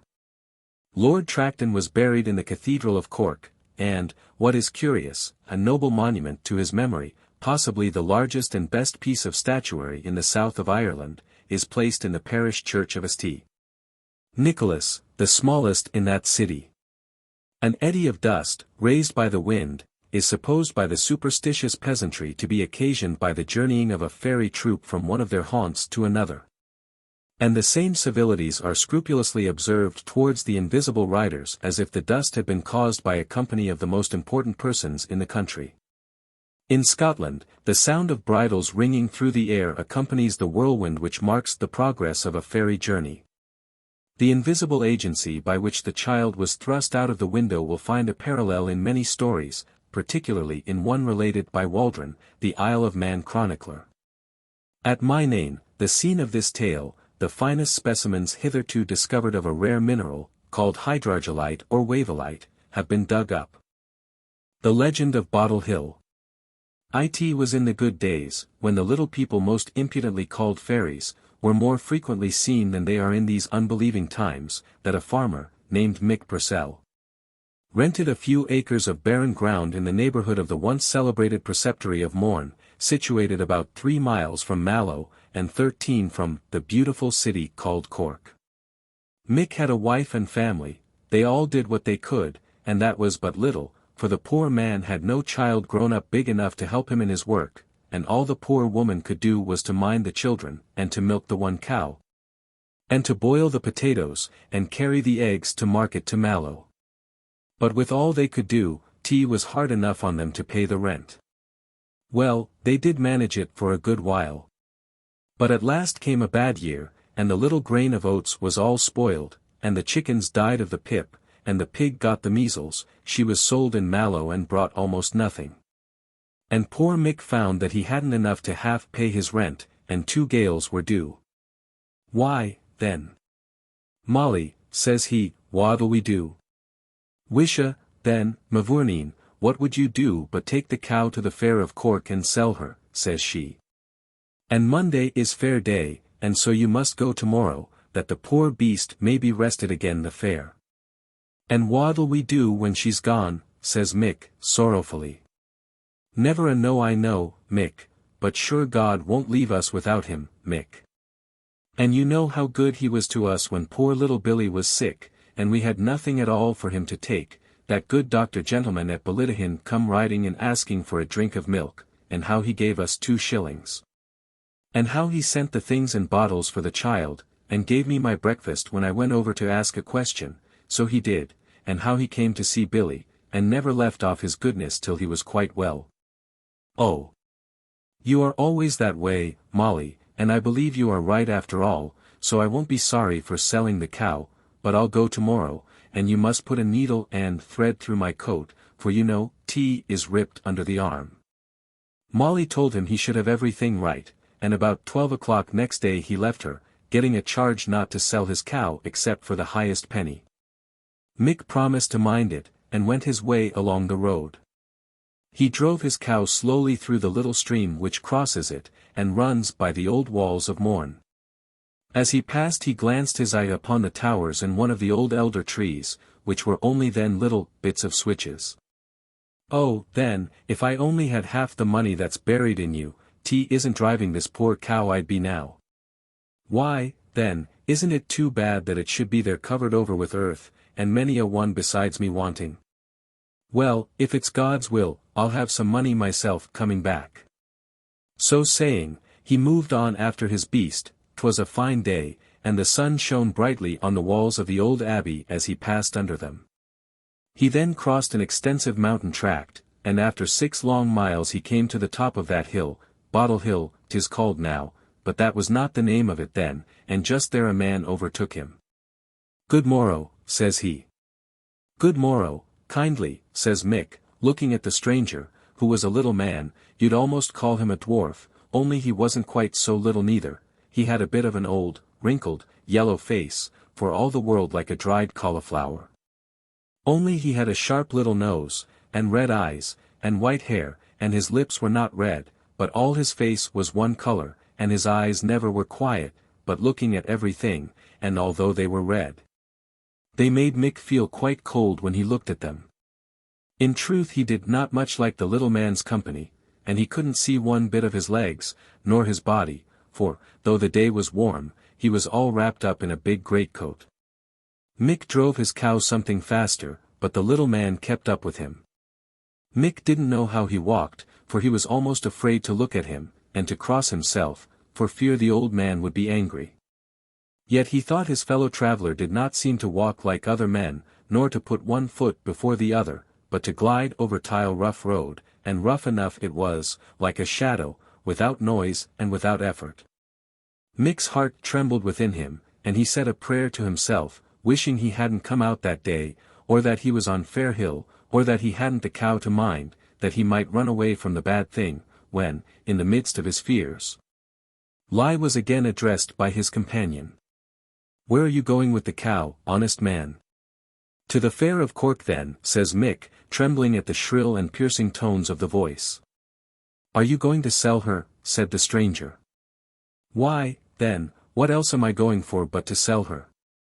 "Will you sell her to me?" Mick started. He was afraid to have anything to do with the little man, and he was more afraid to say no. "What'll you give for her?" at last says he. "I'll tell you what, I'll give you this bottle," said the little one, pulling a bottle from under his coat. Mick looked at him and the bottle, and, in spite of his terror, he could not help bursting into a loud fit of laughter. "Laugh if you will," said the little man, "but I tell you this bottle is better for you than all the money you will get for the cow in Cork, aye, than 10,000 times as much." Mick laughed again. "Why then," says he, "do you think I am such a fool as to give my good cow for a bottle, and an empty one, too? Indeed, then, I won't. You had better give me the cow, and take the bottle, you'll not be sorry for it." "Why, then, and what would Molly say? I'd never hear the end of it, and how would I pay the rent? And what would we all do without a penny of money? I tell you this bottle is better to you than money, take it, and give me the cow. I ask you for the last time, Mick Purcell." Mick started. How does he know my name, thought he. The stranger proceeded, "Mick Purcell, I know you, and I have a regard for you, therefore do as I warn you, or you may be sorry for it. How do you know but your cow will die before you get to Cork?" Mick was going to say, "God forbid," but the little man went on, and he was too attentive to say anything to stop him. For Mick was a very civil man, and he knew better than to interrupt a gentleman, and that's what many people, that hold their heads higher, don't mind now. "And how do you know but there will be much cattle at the fair, and you will get a bad price, or maybe you might be robbed when you are coming home? But what need I talk more to you, when you are determined to throw away your luck, Mick Purcell?" "Oh! No, I would not throw away my luck, sir," said Mick. "And if I was sure the bottle was as good as you say, though I never liked an empty bottle, although I had drank what was in it, I'd give you the cow in the name." "Never mind names," said the stranger, "but give me the cow. I would not tell you a lie. Here, take the bottle, and when you go home do what I direct exactly." Mick hesitated. "Well then, good-bye, I can stay no longer, once more, take it, and be rich. Refuse it and beg for your life, and see your children in poverty, and your wife dying for want, that will happen to you, Mick Purcell," said the little man with a malicious grin, which made him look 10 times more ugly than ever. "May be, 'tis true," said Mick, still hesitating. He did not know what to do, He could hardly help believing the old man, and at length in a fit of desperation he seized the bottle. "Take the cow," said he, "and if you are telling a lie, the curse of the poor will be on you. I care neither for your curses nor your blessings, but I have spoken truth, Mick Purcell, and that you will find tonight, if you do what I tell you." "And what's that?" says Mick. "When you go home, never mind if your wife is angry, but be quiet yourself, and make her sweep the room clean, set the table out right and spread a clean cloth over it. Then put the bottle on the ground, saying these words, 'Bottle, do your duty,' and you will see the end of it." "And is this all?" says Mick. "No more," said the stranger. "Goodbye, Mick Purcell, you are a rich man." "God grant it," said Mick, as the old man moved after the cow, and Mick retraced the road towards his cabin, but he could not help turning back his head, to look after the purchaser of his cow, who was nowhere to be seen. "Lord between us and harm," said Mick, "he can't belong to this earth, but where is the cow?" She too was gone, and Mick went homeward muttering prayers, and holding fast the bottle. "And what would I do if it broke?" thought he. "Oh, but I'll take care of that." So he put it into his bosom, and went on anxious to prove his bottle, and doubting of the reception he should meet from his wife. Balancing his anxieties with his expectation, his fears with his hopes, he reached home in the evening, and surprised his wife, sitting over the turf fire in the big chimney. "Oh, Mick, are you come back? Sure you weren't at Cork all the way? What has happened to you? Where is the cow? Did you sell her? How much money did you get for her? What news have you? Tell us everything about it." "Why then, Molly, if you'll give me time, I'll tell you all about it. If you want to know where the cow is, 'tisn't Mick can tell you, for the never and no does he know where she is now." "Oh. Then, you sold her, and where's the money?" "Arrah. Stop a while, Molly, and I'll tell you all about it." "But what is that bottle under your waistcoat?" said Molly, spying its neck sticking out. "Why, then, be easy now, can't you," says Mick, "till I tell it to you," and putting the bottle on the table, "that's all I got for the cow." His poor wife was thunderstruck. "All you got? And what good is that, Mick? Oh, I never thought you were such a fool, and what do we do for the rent, and what dash?" "Now, Molly," says Mick, "can't you hearken to reason? Didn't I tell you how the old man, or whatsoever he was, met me? No, he did not meet me neither, but he was there with me, on the big hill, and how he made me sell him the cow, and told me the bottle was the only thing for me." "Yes, indeed, the only thing for you, you fool," said Molly, seizing the bottle to hurl it at her poor husband's head. But Mick caught it, and quietly, for he minded the old man's advice, loosened his wife's grasp, and placed the bottle again in his bosom. Poor Molly sat down crying, while Mick told her his story, with many a crossing and blessing between him and harm. His wife could not help believing him, particularly as she had as much faith in fairies as she had in the priest, who indeed never discouraged her belief in the fairies. Maybe, he didn't know she believed in them, and maybe, he believed in them himself. She got up, however, without saying one word, and began to sweep the earthen floor with a bunch of heath. Then she tidied up everything, and put out the long table, and spread the clean cloth, for she had only one, upon it, and Mick, placing the bottle on the ground, looked at it and said, "Bottle, do your duty." "Look there. Look there, mammy," said his chubby eldest son, a boy about 5 years old. "Look there, I look there." And he sprang to his mother's side, as two tiny little fellows rose like light from the bottle, and in an instant covered the table with dishes and plates of gold and silver, full of the finest victuals that ever were seen. And when all was done went into the bottle again. Mick and his wife looked at everything with astonishment. They had never seen such plates and dishes before, and didn't think they could ever admire them enough. The very sight almost took away their appetites. But at length Molly said, "Come and sit down, Mick, and try and eat a bit, sure you ought to be hungry after such a good day's work." Why, then, the man told no lie about tile bottle. Mick sat down, after putting the children to the table. And they made a hearty meal, though they couldn't taste half the dishes. "Now," says Molly, "I wonder will those two good little gentlemen carry away these fine things again, ... They waited, but no one came. So Molly put up the dishes and plates very carefully, saying, "Why, then, Mick, that was no lie sure enough, but you'll be a rich man yet, Mick Purcell."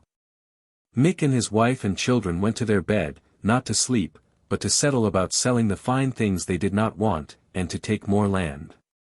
Mick went to Cork and sold his plate, and bought a horse and cart, and began to show that he was making money, and they did all they could to keep the bottle a secret.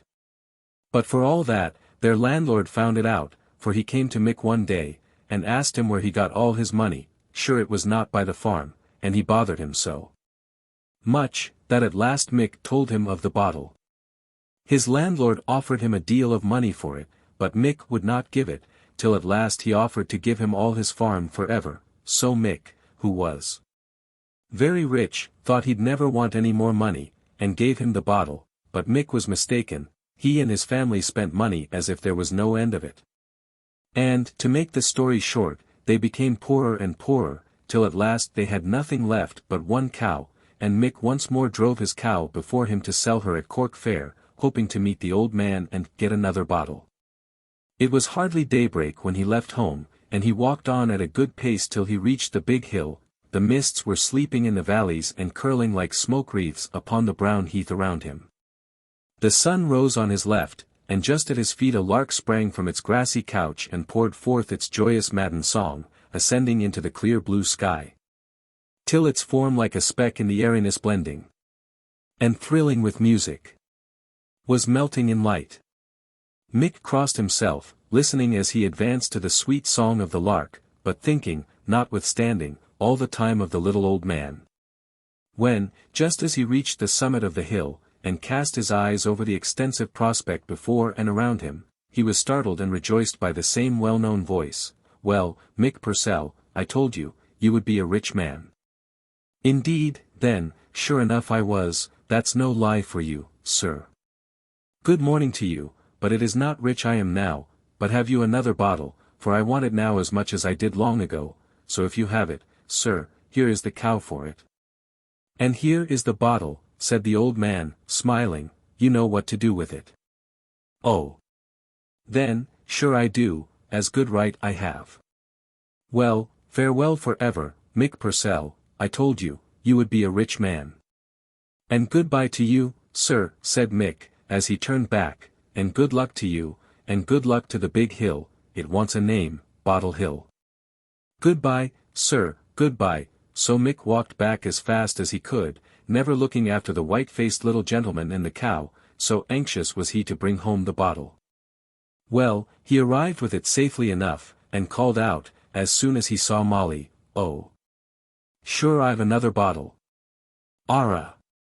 Then, have you? Why, then, you're a lucky man, Mick Purcell, that's what you are." In an instant she put everything right. And Mick, looking at his bottle, exultingly cried out, "Bottle, do your duty." In a twinkling, two great stout men with big cudgels issued from the bottle. I do not know how they got room in it, and belaboured poor Mick and his wife and all his family, till they lay on the floor, when in they went again. Mick, as soon as he recovered, got up and looked about him. He thought, and at last he took up his wife and his children. And, leaving them to recover as well as they could, he took the bottle under his coat, and went to his landlord, who had a great company. He got a servant to tell him he wanted to speak to him, and at last he came out to Mick. "Well, what do you want now?" "Nothing, sir, only I have another bottle." "Oh. Ho. Is it as good as the first?" "Yes, sir, and better. If you like, I will show it to you before all the ladies and gentlemen." "Come along, then." So saying, Mick was brought into the great hall, where he saw his old bottle standing high up on a shelf. "Ah! Ha," says he to himself, "maybe I won't have you by and by." "Now," says his landlord, "show us your bottle." Mick set it on the floor, and uttered the words. In a moment the landlord was tumbled on the floor. "Ladies and gentlemen," servants and all, were running and roaring, and sprawling, and kicking, and shrieking. Wine cups and salvers were knocked about in every direction, until the landlord called out, "Stop those two devils, Mick Purcell, or I'll have you hanged I." "They never shall stop," said Mick. "Till I get my own bottle that I see up there at top of that shelf." "Give it down to him, before we are all killed," says the landlord. Mick put his bottle in his bosom, injunked the two men into the new bottle, and he carried the bottles home. I need not lengthen my story by telling how he got richer than ever, how his son married his landlord's only daughter, how he and his wife died when they were very old, and how some of the servants, fighting at their wake, broke the bottles. But still the hill has the name upon it, aye, and so, will be always Bottle Hill to the end of the world, and so it ought, for it is a strange story. The Confessions of Tom Bourke. Tom Bourke lives in a low long farmhouse, resembling in outward appearance a large barn, placed at the bottom of the hill, just where the new road strikes off from the old one, leading from the town of Kilworth to that of Lismore. He is of a class of persons who are a sort of black swans in Ireland. He is a wealthy farmer. Tom's father had, in the good old times, when £100 were no inconsiderable treasure either to lend or spend, accommodated his landlord with that sum, at interest, and obtained, as a return for the civility, a long lease, about half a dozen times more valuable than the loan which procured it. The old man died worth several £100, the greater part of which, with his farm, he bequeathed to his son Tom. But, besides all this, Tom received from his father, upon his deathbed, another gift, far more valuable than worldly riches, greatly as he prized and is still known to prize them. He was invested with the privilege, enjoyed by few of the sons of men, of communicating with those mysterious beings called the good people. Tom Bourke is a little, stout, healthy, active man, about 55 years of age.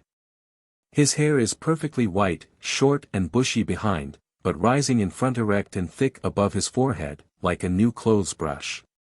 His eyes are of that kind which I have often observed with persons of a quick but limited intellect. They are small, grey, and lively. The large and projecting eyebrows under, or rather within, which they twinkle, give them an expression of shrewdness and intelligence, if not of cunning. And this is very much the character of the man. If you want to make a bargain with Tom Bourke, you must act as if you were a general besieging a town, and make your advances a long time before you can hope to obtain possession. If you march up boldly, and tell him at once your object, you are for the most part sure to have the gates closed in your teeth. Tom does not wish to part with what you wish to obtain, or another person has been speaking to him for the whole of the last week. Or, it may be, your proposal seems to meet the most favorable reception. Very well, sir, that's true, sir. I'm very thankful to your honor, and other expressions of kindness and confidence, greet you in reply to every sentence. And you part from him wondering how he can have obtained the character which he universally bears, of being a man whom no one can make anything of in a bargain. But when you next meet him, the flattering illusion is dissolved, you find you are a great deal farther from your object than you were when you thought you had almost succeeded. His eye and his tongue express a total forgetfulness of what the mind within never lost sight of for an instant. And you have to begin operations afresh, with the disadvantage of having put your adversary completely upon his guard. Yet, although Tom Bourke is, whether from supernatural revealings, or, as many will think more probable, from the tell truth, experience, so distrustful of mankind, and so close in his dealings with them, he is no misanthrope. No man loves better the pleasures of the genial board. The love of money, indeed, which is with him, and who will blame him? A very ruling propensity, and the gratification which it has received from habits of industry, sustained throughout a pretty long and successful life, have taught him the value of sobriety, during those seasons, at least, when a man's business requires him to keep possession of his senses. He has therefore a general rule, never to get drunk but on Sundays. But, in order that it should be a general one to all intents and purposes, he takes a method which, according to better logicians than he is, always proves the rule. He has many exceptions, among these, of course, are the evenings of all the fair and market days that happen in his neighborhood, so also all the days on which funerals, marriages, arid christenings take place among his friends within many miles of him. As to this last class of exceptions, it may appear at first very singular, that he is much more punctual in his attendance at the funerals than at the baptisms or weddings of his friends. This may be construed as an instance of disinterested affection for departed worth, very uncommon in this selfish world. But I am afraid that the motives which lead Tom Bourke to pay more court to the dead than the living are precisely those which lead to the opposite conduct in the generality of mankind, a hope of future benefit and a fear of future evil. For the good people, who are a race as powerful as they are capricious, have their favorites among those who inhabit this world, often show their affection, by easing the objects of it from the load of this burdensome life. And frequently reward or punish the living, according to the degree of reverence paid to the obsequies and the memory of the elected dead. It is not easy to prevail on Tom to speak of those good people, with whom he is said to hold frequent and intimate communications. To the faithful, who believe in their power, and their occasional delegation of it to him, he seldom refuses, if properly asked, to exercise his high prerogative. When any unfortunate being is struck, the term, fairy struck, is applied to paralytic affections, which are supposed to proceed from a blow given by the invisible hand of an offended fairy. This belief, of course, creates fairy doctors, who by means of charms and mysterious journeys profess to cure the afflicted. It is only fair to add, that the term has also a convivial acceptation, the fairies being not unfrequently made to bear the blame of the effects arising from too copious a sacrifice to the jolly god. The importance attached to the manner and place of burial by the peasantry is almost incredible. It is always a matter of consideration and often of dispute whether the deceased shall be buried with his or her own people, in his neighborhood. Still, he will not be won unsued, he is at first difficult of persuasion, and must be overcome by a little gentle violence. On these occasions he is unusually solemn and mysterious, and if one word of reward be mentioned, he at once abandons the unhappy patient, such a proposition being a direct insult to his supernatural superiors. It is true, that as the laborer is worthy of his hire, most persons, gifted as he is, do not scruple to receive a token of gratitude from the patients or their friends after their recovery. To do Tom Bourke justice, he is on these occasions, as I have heard from many competent authorities, perfectly disinterested. Not many months since, he recovered a young woman, the sister of a tradesman living near him, who had been struck speechless after returning from a funeral, and had continued so for several days. He steadfastly refused receiving any compensation, saying, that even if he had not as much as would buy him his supper, he could take nothing in this case, because the girl had offended at the funeral one of the good people belonging to his own family, and though he would do her a kindness, he could take none from her. About the time this last remarkable affair took place, my friend Mr. Martin, who is a neighbor of Tom's, had some business to transact with him, which it was exceedingly difficult to bring to a conclusion. At last Mr. Martin, having tried all quiet means, had recourse to a legal process, which brought Tom to reason, and the matter was arranged to their mutual satisfaction, and with perfect good humor between the parties. The accommodation took place after dinner at Mr. Martin's house, and he invited Tom to walk into the parlor and take a glass of punch, made of some excellent poteen, which was on the table. He had long wished to draw out his highly endowed neighbor on the subject of his supernatural powers. And as Mrs. Martin, who was in the room, was rather a favorite of Tom's, this seemed a good opportunity.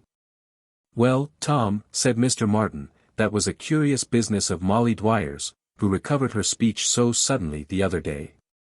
"You may say that, sir," replied Tom Bourke, "but I had to travel far for it, no matter for that, now."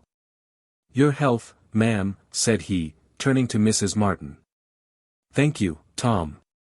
But I am told you had some trouble once in that way in your own family," said Mrs. Martin. "So I had, ma-am, trouble enough, but you were only a child at that time." "Come, Tom," said the hospitable Mr. Martin, interrupting him, "take another tumbler," and he then added, "I wish you would tell us something of the manner in which so many of your children died." I am told they dropped off, one after another, by the same disorder, and that your eldest son was cured in a most extraordinary way, when the physicians had given him over. 'Tis true for you, sir, returned Tom. Your father, the doctor, God be good to him, I won't belie him in his grave, told me, when my fourth little boy was a week sick, that himself and Dr. Barry did all that man could do for him, but they could not keep him from going after the rest. No more they could, if the people that took away the rest wished to take him too. But they left him, and sorry to the heart I am I did not know before why they were taking my boys from me. If I did, I would not be left trusting to two of them now. And how did you find it out, Tom? Inquired Mr. Martin. Why, then, I'll tell you, sir, said Bourke. When your father said what I told you, I did not know very well what to do. I walked down the little bohereen you know, sir, that goes to the river side near Dick Heffy's ground, for T was a lonesome place, and I wanted to think of myself. I was heavy, sir, and my heart got weak in me, when I thought I was to lose my little boy, and I did not know well how to face his mother with the news, for she doted down upon him. Beside, she never got the better of all she cried at his brother's burying, the week before. As I was going down the bohereen, I met an old becoff, a peculiar class of beggars resembling the gaberlunzie man of Scotland, that used to come about the place once or twice a year. And used always sleep in our barn while he stayed in the neighborhood. So he asked me how I was. Bad enough, Seamus, James, says I. I'm sorry for your trouble, says he, but you're a foolish man, Mr. Bourke. Your son would be well enough if you would only do what you ought with him. What more can I do with him, Seamus, says I, the doctors give him over. The doctors know no more what ails him than they do what ails a cow when she stops her milk, says Seamus, but go to such a one, says he, telling me his name, and try what he'll say to you. And who was that, Tom? Asked Mr. Martin. I could not tell you that, sir, said Bourke, with a mysterious look. Howsoever, you often saw him, and he does not live far from this. But I had a trial of him before. And if I went to him at first, maybe I'd have now some of them that's gone, and so Seamus often told me. Well, sir, I went to this man, and he came with me to the house. By course, I did everything as he bid me. According to his order, I took the little boy out of the dwelling-house immediately, sick as he was, and made a bed for him and myself in the cow-house. Well, sir, I lay down by his side, in the bed, between two of the cows, and he fell asleep. He got into a perspiration, saving your presence, as if he was drawn through the river, and breathed hard, with a great oppression, on his chest, and was very bad entirely through the night. I thought about 12 o'clock he was going at last, and I was just getting up to go call the man I told you of, but there was no occasion. My friends were getting the better of them that wanted to take him away from me. There was nobody in the cow-house but the child and myself. There was only one halfpenny candle lighting, and that was stuck in the wall at the far end of the house. I had just enough of light where we were laying to see a person walking or standing near us, and there was no more noise than if it was a churchyard, except the cows chewing the fodder in the stalls. Just as I was thinking of getting up, as I told you, I won't belie my father, sir, he was a good father to me, I saw him standing at the bedside, holding out his right hand to me, and leaning his other hand on the stick he used to carry when he was alive, and looking pleasant and smiling at me, all as if he was telling me not to be afeard, for I would not lose the child. Is that you, father? Says I. He said nothing. If that's you, says I again, for the love of them that's gone, let me catch your hand. And so he did, sir, and his hand was as soft as a child's. He stayed about as long as you'd be going from this to the gate below at the end of the avenue, and then went away. In less than a week the child was as well as if nothing ever ailed him. And there isn't tonight a healthier boy of 19, from this blessed house to the town of Ballyporeen, across the Kilworth mountains. But I think, Tom, said Mr. Martin, it appears as if you are more indebted to your father than to the man recommended to you by Seamus. Or do you suppose it was he who made favour with your enemies among the good people, and that then your father I beg your pardon, sir, said Bourke, interrupting him, but don't call them my enemies. Tea would not be wishing to me for a good deal to sit by when they are called so. No offence to you, sir. Here's wishing you a good health and long life. I assure you, returned Mr. Martin, I meant no offence, Tom, but was it not as I say? I can't tell you that, sir, said Bourke, I'm bound down, sir. Howsoever, you may be sure the man I spoke of, and my father, and those they know, settled it between them. There was a pause, of which Mrs. Martin took advantage to inquire of Tom, whether something remarkable had not happened about a goat and a pair of pigeons, at the time of his son's illness, circumstances often mysteriously hinted at by Tom. See that now, said he, turning to Mr. Martin, how well she remembers it. True for you, ma'am. The goat I gave the mistress, your mother, when the doctors ordered her goat's way. Mrs. Martin nodded assent, and Tom Bourke continued why, then, I'll tell you how that was. The goat was as well as e'er a goat ever was, for a month after she was sent to Killen to your father's. The morning after the night I just told you of. Before the child woke, his mother was standing at the gap, leading out of the barnyard into the road, and she saw 2 pigeons flying from the town of Kilworth, off the church, down towards her. Well, they never stopped, you see, till they came to the house on the hill at the other side of the river, facing our farm. They pitched upon the chimney of that house, and after looking about them for a minute or two, they flew straight across the river, and stopped on the ridge of the cow house where the child and I were lying. Do you think they came there for nothing, sir? Certainly not, Tom, returned Mr. Martin. Well, the woman came in to me, frightened, and told me. She began to cry. Wisht, you fool, says I, 'tis all for the better. 'Twas true for me. What do you think, ma'am, the goat that I gave your mother, that was seen feeding at sunrise that morning by Jack Cronin, as merry as a bee, dropped down dead, without anybody knowing why, before Jack's face. And at that very moment he saw 2 pigeons fly from the top of the house out of the town, towards the Lismore road. T was at the same time my woman saw them, as I just told you. T was very strange, indeed, Tom, said Mr. Martin. I wish you could give us some explanation of it. I wish I could, sir, was Tom Bourke's answer, but I'm bound down. I can't tell but what I'm allowed to tell, any more than a sentry is let walk more than his rounds. I think you said something of having had some former knowledge of the man that assisted in the cure of your son, said Mr. Martin. So I had, sir, returned Bourke. I had a trial of that man. But that's neither here nor there. I can't tell you anything about that, sir. But would you like to know how he got his skill? Oh. Very much, indeed, said Mr. Martin. But you can tell us his Christian name, that we may know him the better through the story, added Mrs. Martin. Tom Bourke paused for a minute to consider this proposition. Well, I believe I may tell you that, anyhow, his name is Patrick. He was always a smart, active, cute boy, and would be a great clerk if he stuck to it. The first time I knew him, sir, was at my mother's wake. I was in great trouble, for I did not know where to bury her. Her people arid my father's people, I mean their friends, sir, among the good people, had the greatest battle that was known for many a year, at Dunman Waycross, to see to whose churchyard she'd be taken. They fought for 3 nights, one after another, without being able to settle it. The neighbors wondered how long I was before I buried my mother, but I had my reasons, though I could not tell them at that time.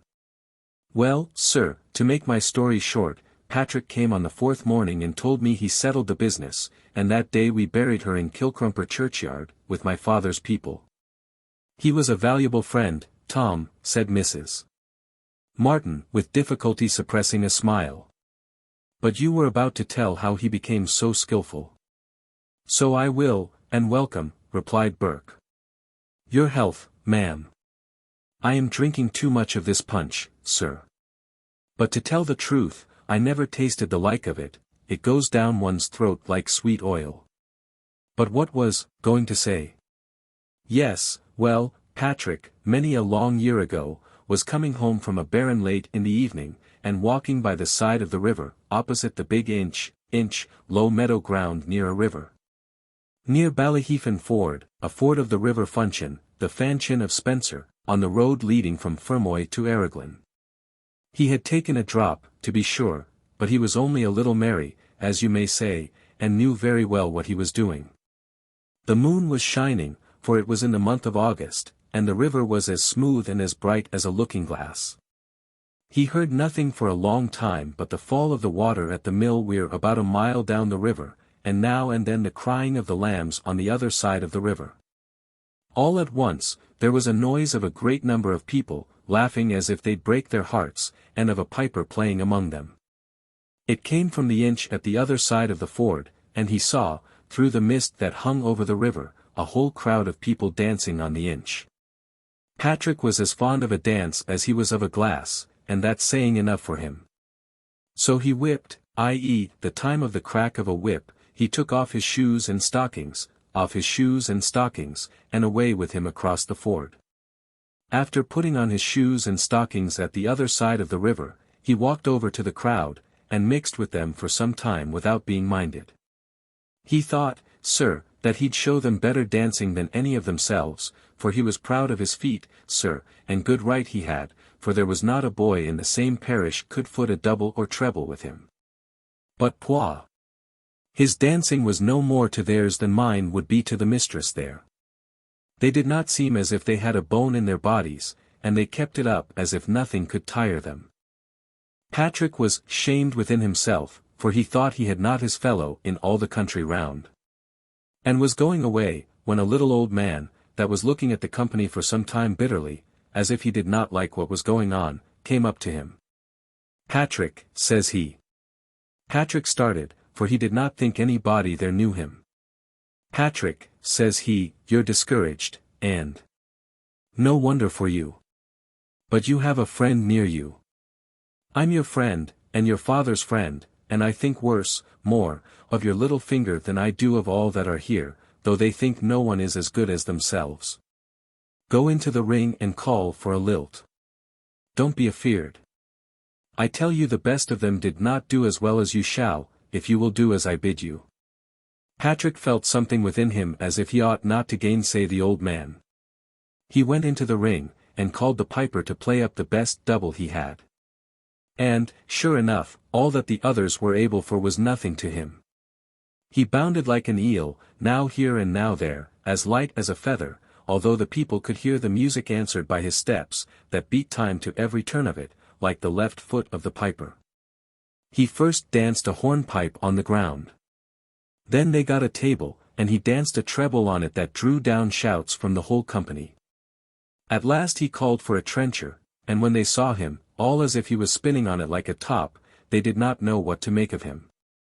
Some praised him for the best dancer that ever entered a ring, others hated him because he was better than themselves, although they had good right to think themselves better than him or any other man that never went the long journey. "And what was the cause of his great success?" inquired Mr. Martin. "He could not help it, sir," replied Tom Bourke.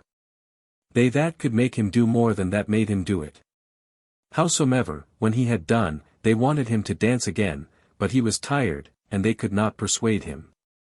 At last he got angry, and swore a big oath, saving your presence, that he would not dance a step more. And the word was hardly out of his mouth, when he found himself all alone, with nothing but a white cow grazing by his side. Did he ever discover why he was gifted with these extraordinary powers in the dance, Tom?" said Mr. Martin. "I'll tell you that too, sir," answered Bourke, "when I come to it. When he went home, sir, he was taken with a shivering, and went to bed, and the next day they found he got the fever, or something like it, for he raved like as if he was mad.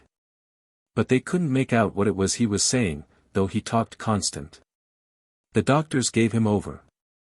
But it's little they know what ailed him.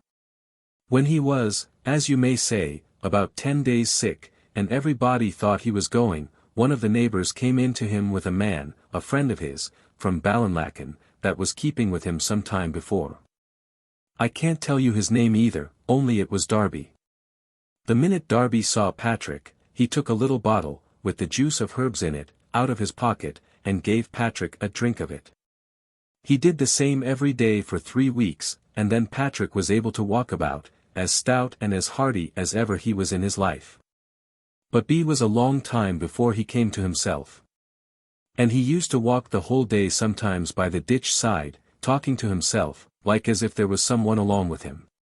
And so there was, surely, or he wouldn't be the man he is today. I suppose it was from some such companion lie learned his skill, said Mr. Martin. You have it all now, sir, replied Bourke. Darby told him his friends were satisfied with what he did the night of the dance.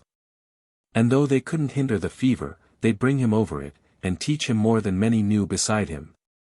And so they did. For you see all the people he met on the Inch that night were friends of a different faction. Only the old man that spoke to him. He was a friend of Patrick's family, and it went again, his heart, you see, that the others were so light and active, and he was bitter in himself to hear them boasting how they'd dance with any set in the whole country round. So he gave Patrick the gift that night, and afterwards gave him the skill that makes him the wonder of all that know him. And to be sure it was only learning he was that time when he was wandering in his mind after the fever. I have heard many strange stories about that Inch near Ballyheefin Ford, said Mr. Martin. 'Tis a great place for the good people, isn't it, Tom? You may say that, sir, returned Bourke. I could tell you a great deal about it.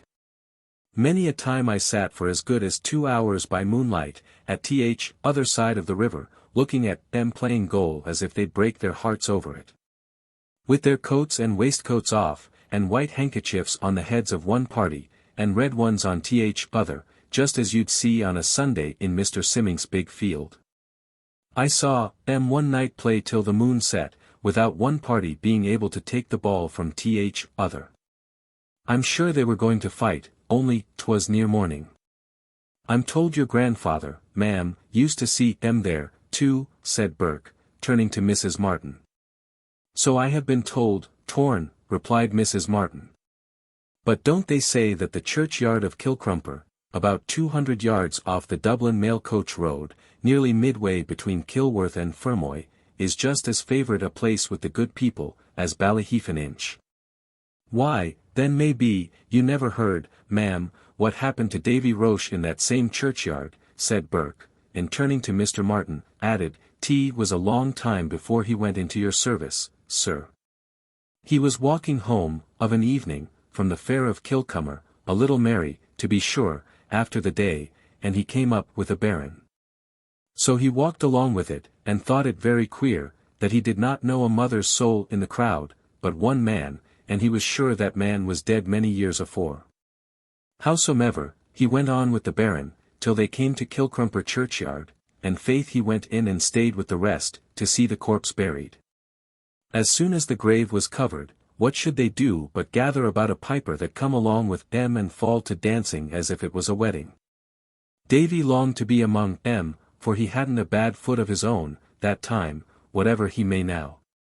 But he was loath to begin, because they all seemed strange to him, only the man I told you that he thought was dead. Well, at last this man saw what Davy wanted, and came up to him. Davy, says he, take out a partner, and show what you can do, but take care and don't offer to kiss her. That I won't, says Davy, although her lips were made of honey. And with that he made his bow to the prettiest girl in the ring, and he and she began to dance. Was a jig they danced, and they did it to admiration, do you see, of all that were there. Was all very well till the jig was over. But just as they had done, Davy, for he had a drop in, and was warm with the dancing, forgot himself, and kissed his partner, according to custom. The smack was no sooner off of his lips, you see, than he was left alone in the churchyard, without a creature near him, and all he could see was the tombstones. Davy said they seemed as if they were dancing too, but I suppose that was only the wonder that happened him, and he being a little in drink. Howsomever, he found it was a great many hours later than he thought it. 'Twas near morning when he came home, but they couldn't get a word out of him till the next day, when he woke out of a dead sleep about 12 o'clock. When Tom had finished the account of Davy Roche and the Baron, it became quite evident that spirits of some sort were working too strong within him to admit of his telling many more tales of the good people. Tom seemed conscious of this. He muttered for a few minutes broken sentences concerning churchyards, riversides, leprechauns, and Dina Maff, which were quite unintelligible, perhaps to himself, certainly to Mr. Martin and his lady. At length he made a slight motion of the head upwards, as if he would say, "I can talk no more," stretched his arm on the table, upon which he placed the empty tumbler slowly, and with the most knowing and cautious air. And rising from his chair, walked, or rather rolled, to the parlour door. Here he turned round to face his host and hostess. But after various ineffectual attempts to bid them good night, the words, as they rose, being always choked by a violent hiccup, while the door, which he held by the handle, swung to and fro, carrying his unyielding body along with it. He was obliged to depart in silence. The cowboy, sent by Tom's wife, who knew well what sort of allurement detained him, when he remained out after a certain hour, was in attendance to conduct his master home. I have no doubt that he returned without meeting any material injury, as I know that within the last month, he was, to use his own words, as stout and hearty a man as any of his age in the county Cork. Fairies or no fairies. John Mulligan was as fine an old fellow as ever threw a Carlow spur into the sides of a horse. He was, besides, as jolly a boon companion over a jug of punch as you would meet from Carnsore Point to Bloody Farland. And a good horse he used to ride, and a stiffer jug of punch than his was not in 19 baronies. Maybe he stuck more to it than he ought to have done, but that is nothing whatever to the story I am going to tell. John believed devoutly in fairies, and an angry man was he if you doubted them. He had more fairy stories than would make, if properly printed in a rivulet of print running down a meadow of margin, 2 thick quartos for Mr. Murray, of Albemarle Street, all of which he used to tell on all occasions that he could find listeners. Many believed his stories, many more did not believe them, but nobody, in process of time, used to contradict the old gentleman, for it was a pity to vex him. But he had a couple of young neighbours who were just come down from their first vacation in Trinity College to spend the summer months with an uncle of theirs, Mr. Whaley, an old Cromwellian, who lived at Ballybeg-Mullinahone, and they were too full of logic to let the old man have his own way undisputed. Every story he told they laughed at, and said that it was impossible, that it was merely old woman's gabble, and other such things. When he would insist that all his stories were derived from the most credible sources, nay, that some of them had been told him by his own grandmother, a very respectable old lady, but slightly affected in her faculties. As things that came under her own knowledge, they cut the matter short by declaring that she was in her dotage, and at the best of times had a strong propensity to pulling a long bow. But, said they, Jack Mulligan, did you ever see a fairy yourself? Never, was the reply. Never, as I am a man of honour and credit. Well, then, they answered, until you do not be bothering us with any more tales of my grandmother. Jack was particularly nettled at this, and took up the cudgels for his grandmother. But the younkers were too sharp for him, and finally he got into a passion, as people generally do who have the worst of an argument. This evening, it was at their uncle's, an old crony of his with whom he had dined. He had taken a large portion of his usual beverage, and was quite riotous. He at last got up in a passion, ordered his horse, and, in spite of his host's entreaties, galloped off, although he had intended to have slept there, declaring that he would not have anything more to do with a pair of jackanapes puppies, who, because they had learned how to read good-for-nothing hooks in cramp writing, and were taught by a parcel of wiggy, red-snout, prating prigs, not, added he, however, that I say a man may not be a good man and have a red nose. They imagined they knew more than a man who had held buckle and tongue together facing the wind of the world for 5 dozen years. He rode off in a fret, and galloped as hard as his horse Shonby could powder away over the limestone. Damn it, hiccuped he, Lord pardon me for swearing. The brats had me in one thing, I never did see a fairy. And I would give up 5 as good acres as ever grew apple potatoes to get a glimpse of one, and, by the powers. What is that? He looked, and saw a gallant spectacle. His road lay by a noble domain, gracefully sprinkled with trees, not thickly planted as in a dark forest, but disposed, now in clumps of 5 or 6, now standing singly, towering over the plain of verdure around them, as a beautiful promontory arising out of the sea. He had come right opposite the glory of the wood. It was an oak, which in the oldest title deeds of the county, and they were at least 500 years old, was called the Old Oak of Boliauns. Age had hollowed its centre, but its massy boughs still waved with their dark serrated foliage. The moon was shining on it bright. If I were a poet, like Mr.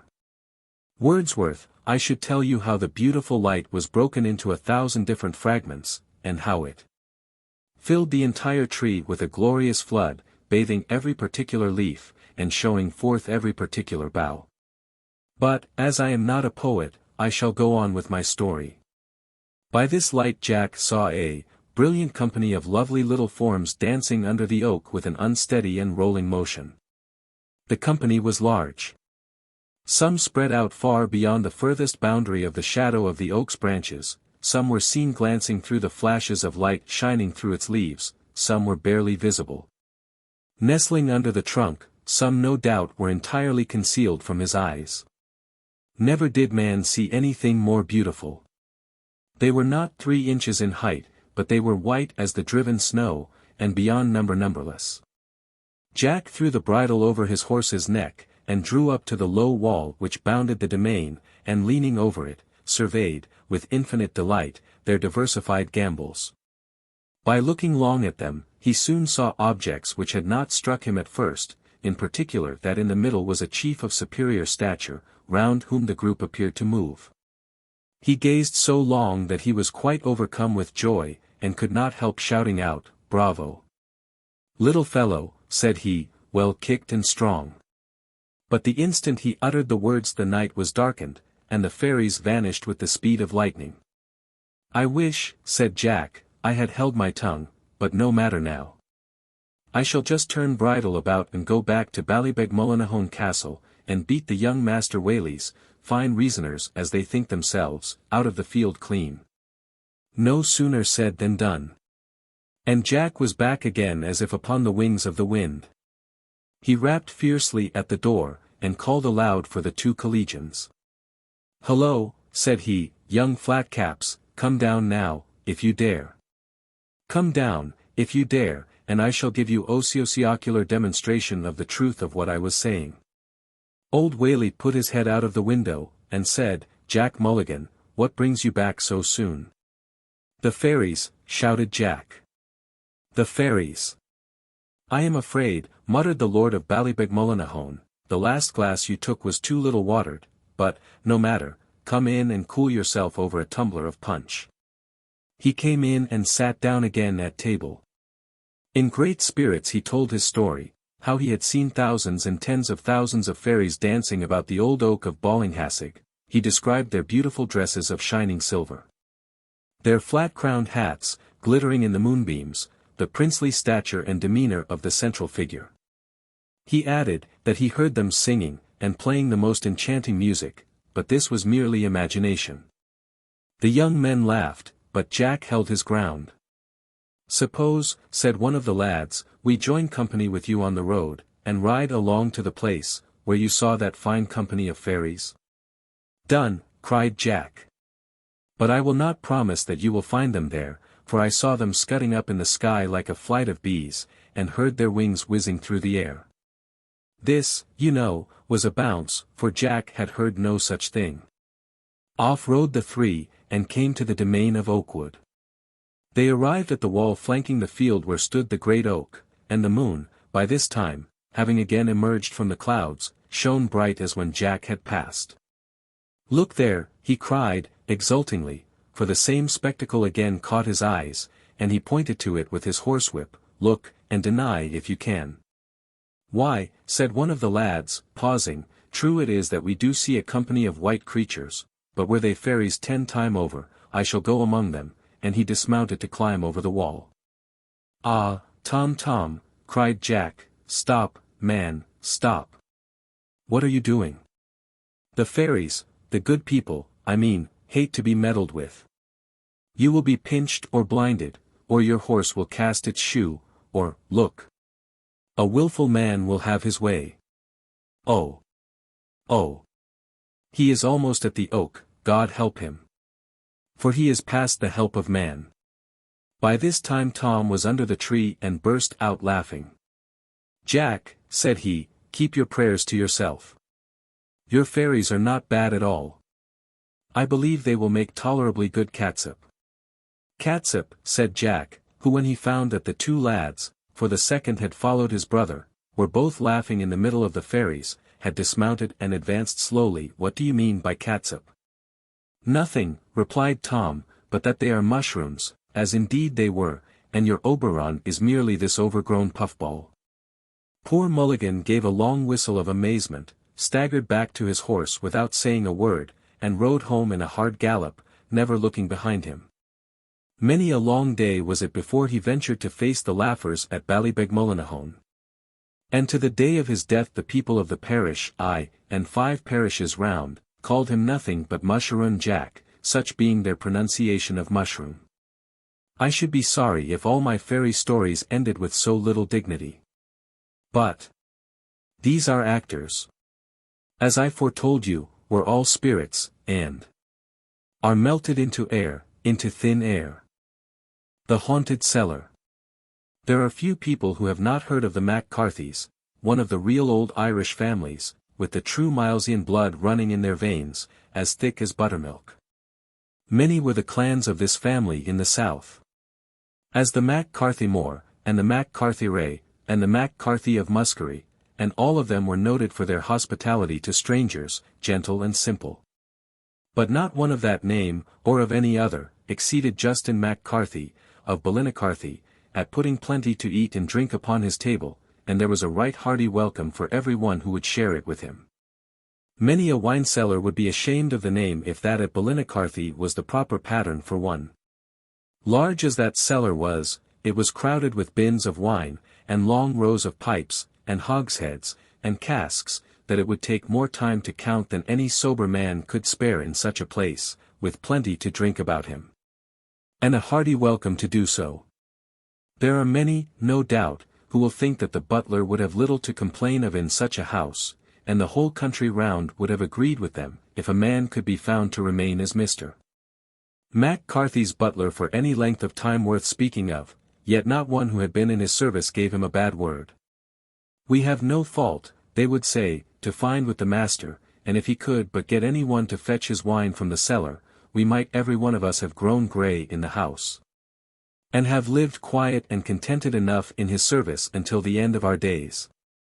'Tis a queer thing that, surely, thought young Jack Leary, a lad who had been brought up from a mere child in the stables of Ballinaccarthy to assist in taking care of the horses, and had occasionally lent a hand in the butler's pantry, 'tis a mighty queer thing, surely, that one man after another cannot content himself with the best place in the house of a good master, but that every one of them must quit all through the means, as they say, of the wine cellar.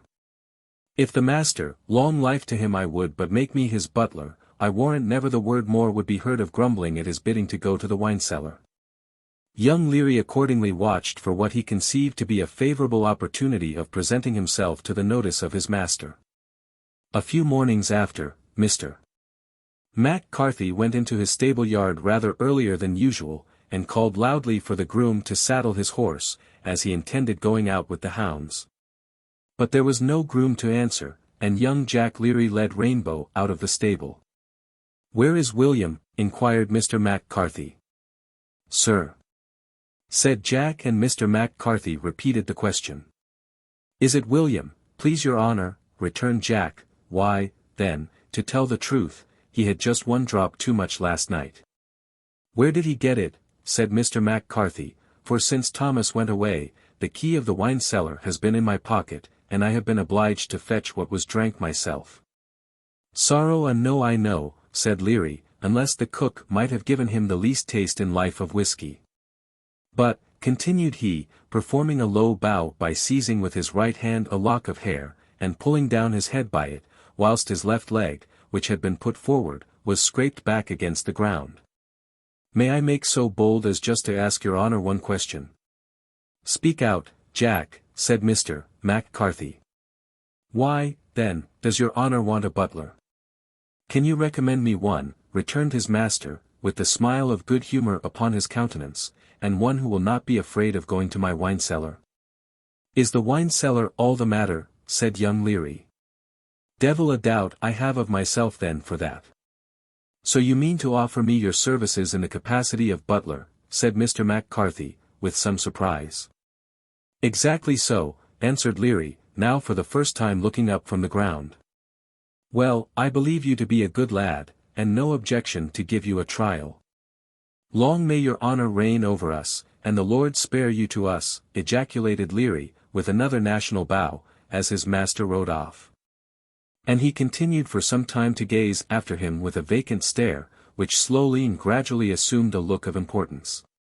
"Jack Leary," said he at length, "Jack, is it Jack?" in a tone of wonder. "Faith, 'tis not Jack now, but Mr. John, the butler," and with an air of becoming consequence he strided out of the stable-yard towards the kitchen. It is of little purport to my story, although it may afford an instructive lesson to the reader, to depict the sudden transition of nobody into somebody. Jack's former stable companion, a poor superannuated hound named Bran, who had been accustomed to receive many an affectionate pat on the head, was spurned from him with a kick and an out-of-the-way, sirrah. Indeed, poor Jack's memory seemed sadly affected by this sudden change of situation. What established the point beyond all doubt was his almost forgetting the pretty face of Peggy, the kitchen wench, whose heart he had assailed but the preceding week by the offer of purchasing a gold ring for the fourth finger of her right hand, and a lusty imprint of goodwill upon her lips. When Mr. Mac Carthy returned from hunting, he sent for Jack Leary, so he still continued to call his new butler. "Jack," said he, "I believe you are a trustworthy lad, and here are the keys of my cellar. I have asked the gentlemen with whom I hunted today to dine with me, and I hope they may be satisfied at the way in which wait on them at table, but above all, let there be no want of wine after dinner." Mr. John, having a tolerably quick eye for such and being naturally a handy lad, spread cloth accordingly, laid his plates and knives forks in the same manner he had seen his predecessors in office perform these mysteries, really, for the first time. Got through attendance on dinner very well. It must not be forgotten, however, that it was at the house of an Irish country squire, who was entertaining a company of booted and spurred fox hunters. Not very particular about what are considered matters of infinite importance under other circumstances and in other societies. For instance, few of Mr. Mac Carthy's guests, though all excellent and worthy men in their way, cared much whether the punch produced after soup was made of Jamaica or Antigua rum. Some even would not have been inclined to question the correctness of good old Irish whiskey, and, with the exception of their liberal host himself, every one in company preferred the port which Mr. Mac Carthy put on his table to the less ardent flavour of claret, a choice rather at variance with modern sentiment. It was waxing near midnight, when Mr. Mac Carthy rang the bell 3 times. This was a signal for more wine. And Jack proceeded to the cellar to procure a fresh supply, but it must be confessed not without some little hesitation. The luxury of ice was then unknown in the south of Ireland. But the superiority of cool wine had been acknowledged by all men of sound judgment and true taste. The grandfather of Mr. Mac Carthy, who had built the mansion of Ballinaccarthy upon the site of an old castle which had belonged to his ancestors, was fully aware of this important fact. And in the construction of his magnificent wine cellar had availed himself of a deep vault, excavated out of the solid rock in former times as a place of retreat and security. The descent to this vault was by a flight of steep stone stairs, and here and there in the wall were narrow passages, I ought rather to call them crevices. And also certain projections, which cast deep shadows, and looked very frightful when anyone went down the cellar stairs with a single light. Indeed, 2 lights did not much improve the matter, for though the breadth of the shadows became less, the narrow crevices remained as dark, and darker than ever. Summoning up all his resolution, down went the new butler, bearing in his right hand a lantern and the key of the cellar, and in his left a basket. which he considered sufficiently capacious to contain an adequate stock for the remainder of the evening, he arrived at the door without any interruption whatever. But when he put the key, which was of an ancient and clumsy kind, for it was before the days of Brahma's patent, and turned it in the lock, he thought he heard a strange kind of laughing within the cellar.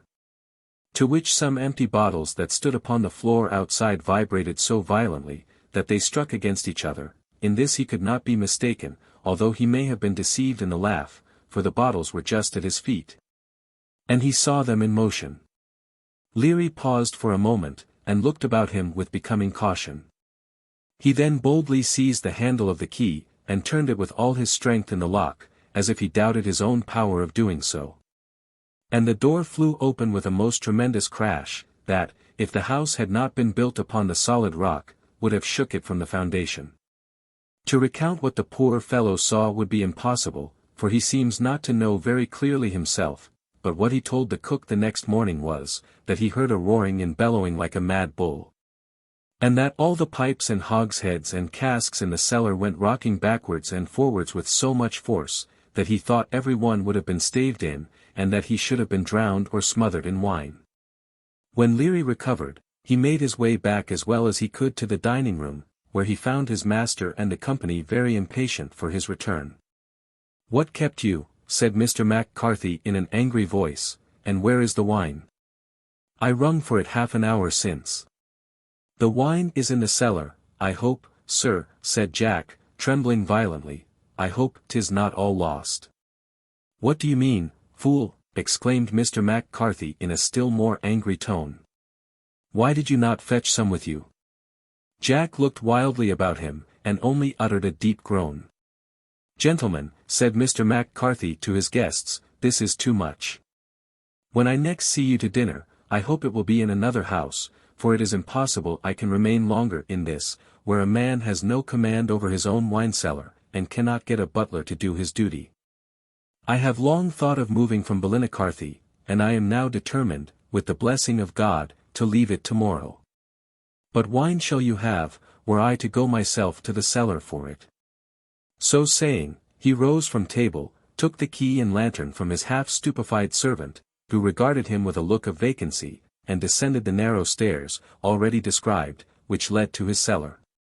When he arrived at the door, which he found open, he thought he heard a noise, as if of rats or mice scrambling over the casks, and on advancing perceived a little figure, about 6 inches in height, seated astride upon the pipe of the oldest port in the place, and bearing a spigot upon his shoulder. Raising the lantern, Mr. Mac-Carthy contemplated the little fellow with wonder. He wore a red nightcap on his head, before him was a short leather apron, which now, from his attitude, fell rather on one side. And he had stockings of a light blue color, so long as nearly to cover the entire of his legs, with shoes, having huge silver buckles in them, and with high heels, perhaps out of vanity to make him appear taller. His face was like a withered winter apple. And his nose, which was of a bright crimson color, about the tip wore a delicate purple bloom, like that of a plum, yet his eyes twinkled like those mites of candied dew in moony nights. And his mouth twitched up at one side with an arch grin. "Ha, scoundrel," exclaimed Mr. Mac-Carthy, "have I found you at last? Disturber of my cellar, what are you doing there?" "Sure, and master," returned the little fellow, looking up at him with one eye, and with the other throwing a sly glance towards the spigot on his shoulder, "and we going to move tomorrow? And sure you would not leave your own little Clough Na Cuddy behind you?" "Oh," thought Mr. Mac-Carthy, "if you are to follow me, Master Naganin, I don't see much use in quitting Ballinaccarthy." So filling with wine the basket which young Leary in his fright had left behind him, and locking the cellar door, he rejoined his guests. For some years after Mr. Mac-Carthy had always to fetch the wine for his table himself, as the little Clough Na Cuddy seemed to feel a personal respect towards him. Notwithstanding the labour of these journeys, the worthy Lord of Ballinaccarthy lived in his paternal mansion to a good round age, and was famous to the last for the excellence of his wine, and the conviviality of his company. But at the time of his death, that same conviviality had nearly emptied his wine cellar. And as it was never so well filled again, nor so often visited, the revels of Master Naganin became less celebrated, and are now only spoken of amongst the legendary lore of the country. It is even said that the poor little fellow took the declension of the cellar so to heart, that he became negligent and careless of himself, and that lie has been sometimes seen going about with hardly a screed to cover him. Some, however, believe that he turned brogue-maker, and assert that they have seen him at his work, and heard him whistling as merry as a blackbird on a May morning, under the shadow of a brown jug of foaming ale bigger than himself. Decently dressed enough they say, only looking mighty old. But still, is clear he has his wits about him, since no one ever had the luck to catch him, or to get hold of the purse he has with him, which they call Spreenaskillenag, and, said is never without a shilling in it. Seeing is believing. There's a sort of people whom every one must have met with some time or other, people that pretend to disbelieve what, in their hearts, they believe and are afraid of. Now Felix O'Driscoll was one of these. Felix was a rattling, rollicking, harum-scarum, devil-may-care sort of fellow, but that's neither here nor there, he was always talking one nonsense or another. And among the rest of his foolery, he pretended not to believe in the fairies, the cluricons, and the Pookas, and he even sometimes had the impudence to affect to doubt of ghosts, that everybody believes in, at any rate. Yet some people used to wink and look knowing when Felix was gostering, for it was observed that he was very shy of passing the ford of Onamo after nightfall. And that when he was once riding past the old church of Grenaugh in the dark, even though he had got enough potheen into him to make any man stout, he made the horse trot so that there was no keeping up with him. And every now and then he would throw a sharp look out over his left shoulder. One night there was a parcel of people sitting drinking and talking together at Larry Riley's public house, and Felix was one of the party. He was, as usual, getting on with his bletherumskite about the fairies, and swearing that he did not believe there were any live things, barring men and beasts, and birds and fish, and such things as a body could see. And he went on talking in so profane a way of the good people, that some of the company grew timid, and began to cross themselves, not knowing what might happen, when an old woman called Morna Hogan, with a long blue cloak about her, who had been sitting in the chimney corner smoking her pipe without taking any share in the conversation, took the pipe out of her mouth, threw the ashes out of it, spit in the fire, and, turning round, looked Felix straight in the face. "And so you don't believe there are such things as cluricons, don't you?" said she. Felix looked rather daunted, but he said nothing. "Upon my troth, it well becomes the like you, that's nothing but a bit of a gossoon, to take upon you to pretend not to believe what your father and your father's father, and his father before him, never made the least doubt of. But to make the matter short, seeing's believing, they say, and I that might be your grandmother tell you there are such things as cluricons, and I myself saw one there's for you, now." All the people in the room looked quite surprised at this, and crowded up to the fireplace to listen to her. Felix tried to laugh, but it wouldn't do, nobody minded him.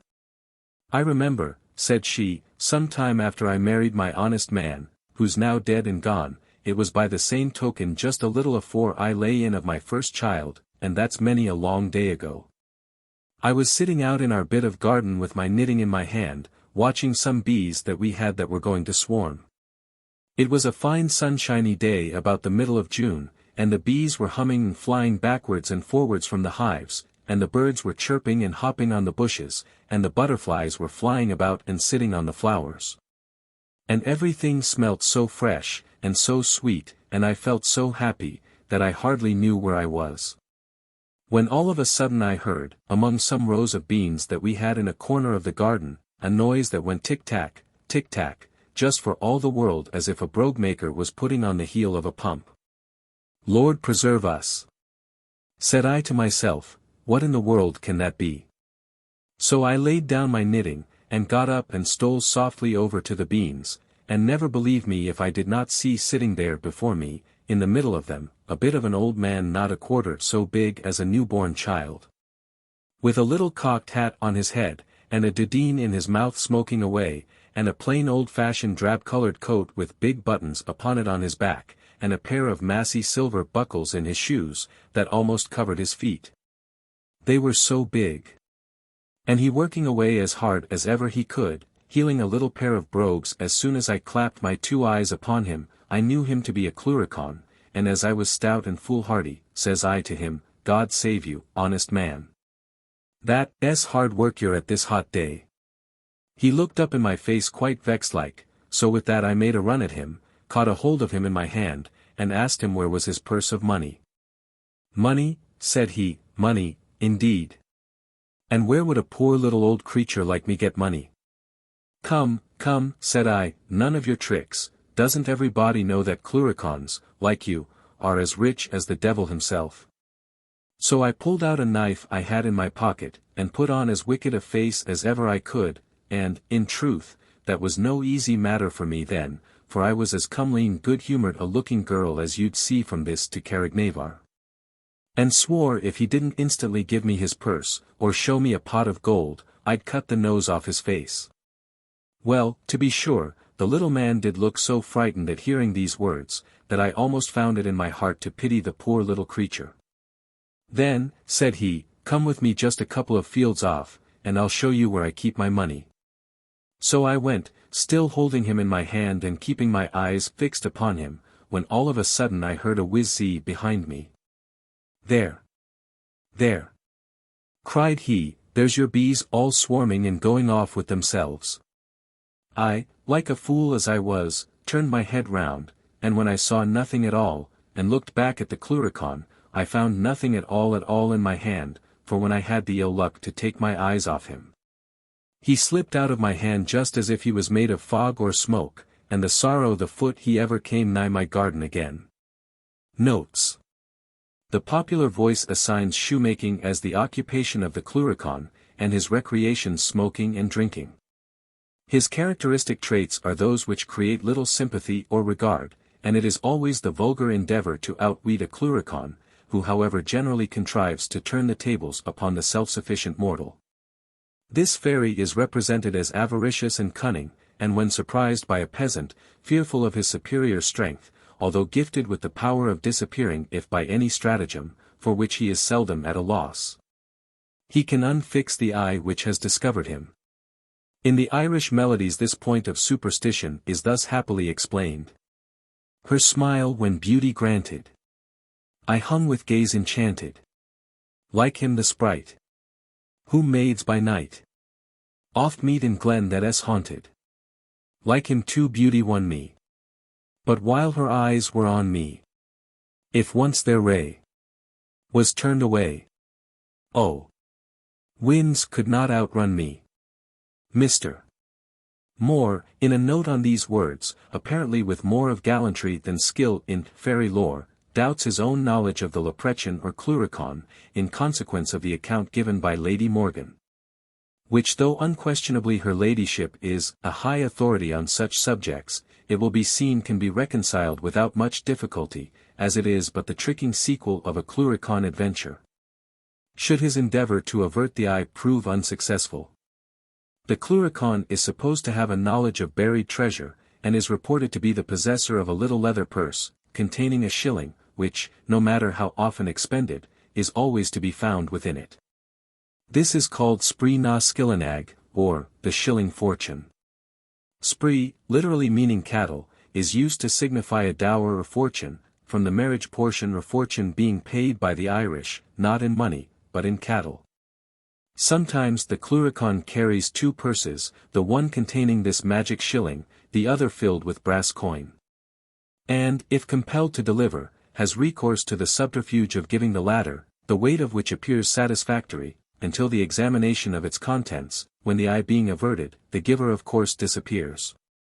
Gostering, which occurs in the text, may be explained as boasting talk. The reader is referred to the edition published by Galignani, Paris, 1819, of Mr. Moore's works, for an illustration, Volume 4.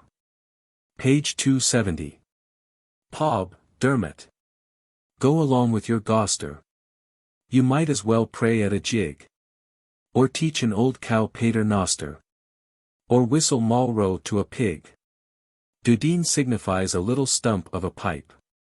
Small tobacco pipes, of an ancient form, are frequently found in Ireland, on digging or ploughing up the ground, particularly in the vicinity of those circular entrenchments, called Danish forts, which were more probably the villages or settlements of the native Irish.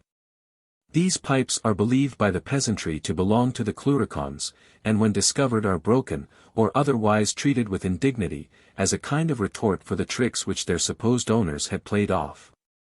A sketch of one of these pipes is annexed. In the Anthologia Hybiemica, Volume 1, page 352, Dublin, 1793, there is also a print of one, which was found at Brannickatown, County Kildare, sticking between the teeth of a human skull. And it is accompanied by a paper, which, on the authority of Herodotus, Lib 1. Sector 36, Strabo, Lib 7. 296, Pomponius Mela, 2, and Silenus, c. 15, goes to prove that the northern nations of Europe were acquainted with tobacco, or an herb of similar properties, and that they smoked it through small tubes, of course, long before the existence of America was known. These arguments, in favor of the antiquity of smoking, receive additional support from the discovery of several small clay pipes in the hull of a ship, found somewhere about 10 years since, when excavating under the city of Dantzig. Like those interesting remains of ancient vessels, one of which, discovered the same year in a bog in the north of Ireland, was so barbarously destroyed by the peasantry, and like that dug out from an old branch of the river Rother in Kent, and recently exhibited in London, the vessel at Dantzig must, from its situation, have lain undisturbed for many centuries. Should the reader feel inclined to doubt any part of Morna Hogan, on Lice, Mary Hogan's relation, it will not be difficult to obtain an account of her adventure with the Cluricon, and many other even more wonderful tales from her own lips. As Morna is well known, and is, or at least was living within the last 6 months, not far from the fort of Onamo, alluded to in the text, which is considered to be a favorite haunt of the fairies. This information may perhaps be acceptable to Mr. Ellis, the able and judicious editor of Brand's Popular Antiquities. For in one of his notes on that valuable work, he says, L made strict inquiries after fairies in the uncultivated wilds of Northumberland, but even there I could only meet with a man who said that he had seen one that had seen fairies. Truth is hard to come at in most cases, none, I believe, ever came nearer to it in this than I have. Onamo, correctly written Adh na Bo, signifies, the ford of the cow. It is a little clear stream, which, crossing the Carrignavar road, divides 2 farms, situated about 7 miles northeast of Cork. Grenaugh, or Greenock, is a ruined church, 7 or 8 miles northwest of Cork, concerning which, and that of Garrickloyne, not far distant, marvellous tales of the Tam o' Shanter class are told without end. From the autograph of a respectable farmer, named Rylhan, who resides in this neighborhood, and who attests the veracity of the story, the following is copied verbatim. There did 8 men, and one of them is a tenant of mine now, go to the churchyard of Garrickloyne, which was wrongful of them, thinking to cut sticks to thresh oats with, and the young osier they began to cut the first showed that it was all on fire, like the burning hush. And all the trees about them in the churchyard were the same, and in the road from the church, so being frightened, they went back without ever the stick or the switch. Rut they set to the work again, in the latter end of the next night, at the coming on of the morning, and they cut a tree out of the churchyard, and brought it away with them. It was all on fire, until they came to the river, and then it went up in the sky from them roaring like a mad bull. They never got such a fright or shock, and they were not the better of that night's work for 2 months after. Some particulars respecting the ancient vessels, mentioned in the above note, at page 177, are worth preservation, as this remarkable series of discoveries seems not to be generally known. Of the ancient vessel found in Kent, an account has been preserved in a little pamphlet sold at the place of exhibition, and a beautiful lithographic print by Mr. J. D. Harding of the excavation was published by Messrs. Rodwell and Martin. In August 1813, the remains of a vessel were discovered in Ballywilliam Bog, about a mile from Portrush, in the Liberties of Coleraine. From the examination of the size and form of the ribs and planks, it was supposed that she carried from 40 to 50 tons. Notwithstanding the injuries of time, the outside planks measured 1 1/4 inches in thickness. Of them, however, only small pieces could be traced. Some of the ribs were 8 inches broad, 5 deep, and 7 or 8 feet long, and many of them exceeded this measurement considerably. Neither keel nor mast could be discovered. These remains were torn up and carried off before the particulars were fully investigated. The timber was all oak, and several car loads of it were drawn sway. This ship was found in a moat about 40 feet in diameter, composed of stones and clay, but chiefly of moss, 15 perches from the shore of the bog. The bog has been all cut away round this mount, which was between 6 and 8 feet in height. Some silver coins of Edward III were also found in it, and several bones, which crumbled on being exposed to the air. On the December 8 following, in digging a new sluiceway at the upper end of the Fairwater, at Dantzig, a ship was found buried in the ground, at the depth of about 20 feet. She measured from stem to stern, in the inside, 54 feet, and in breadth near 20 feet. A box of tobacco pipes was found, all whole, with heads about the size of a thimble, and tubes from 4 to 6 inches in length. The ship was built of oak, her planks about 20 inches broad, full of tree nails, and no iron shouter, except her rudder bands. A boat was found near, which had fallen to pieces. Many human bones were in the hold, both fore and aft.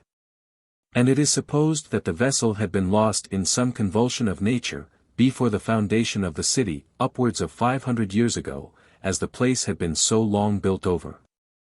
Master and Man. Billy Mac Daniel was once as likely a young man as ever shook his brogue at a patron, emptied a quart, or handled a shillelagh, fearing for nothing but the want of drink, caring for nothing but who should pay for it, and thinking of nothing but how to make fun over it. Drunk or sober, a word and a blow was ever the way with Billy Mac Daniel, and a mighty easy way it is of either getting into or ending a dispute. More is the pity that, through the means of his drinking, and fearing, and caring for nothing, this same Billy Mac Daniel fell into bad company, for surely the good people are the worst of all company anyone could come across.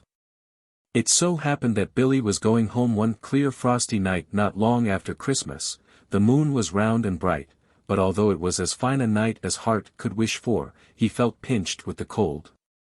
"By my word," chattered Billy, "a drop of good liquor would be no bad thing to keep a man's soul from freezing in him, and I wish I had a full measure of the best." "Never wish it twice, Billy," said a little man in a 3-cornered hat, bound all about with gold lace, and with great silver buckles in his shoes, so big that it was a wonder how he could carry them, and he held out a glass as big as himself, filled with as good liquor as ever I looked on or lip tasted. "Success." "My little fellow," said Billy Mac Daniel, nothing daunted, though well he knew the little man to belong to the good people, "here's your health, anyway, and thank you kindly, no matter who pays for the drink." And he took the glass and drained it to the very bottom, without ever taking a second breath to it. "Success," said the little man, "and you, heartily welcome, Billy. But don't think to cheat me as you have done others. Out with your purse and pay me like a gentleman." "Is it I pay you?" said Billy. "Could I not just take you up and put you in my pocket as easily as a blackberry?" "Billy Mac Daniel," said the little man, getting very angry, "you shall be my servant for 7 years and a day, and that is the way I will be paid, so make ready to follow me." When Billy heard this, he began to be very sorry for having used such bold words towards the little man. And he felt himself, yet could not tell how, obliged to follow the little man the livelong night about the country, up and down, and over hedge and ditch, and through bog and brake, without any rest. When morning began to dawn, the little man turned round to him and said, "You may now go home, Billy, but on your peril don't fail to meet me in the fort field tonight, or if you do, it may be the worse for you in the long run. If I find you a good servant, you will find me an indulgent master." Home went Billy Mac Daniel, and though he was tired and weary enough, never a wink of sleep could he get for thinking of the little man. But he was afraid not to do his bidding, so up he got in the evening, and away he went to the fort field. He was not long there before the little man came towards him and said, "Billy, I want to go a long journey tonight. So saddle one of my horses, and you may saddle another for yourself, as you are to go along with me, and may be tired after your walk last night." Billy thought this very considerate of his master, and thanked him accordingly, but, said he, if I may be so bold, sir, I would ask which is the way to your stable, for never a thing do I see but the fort here.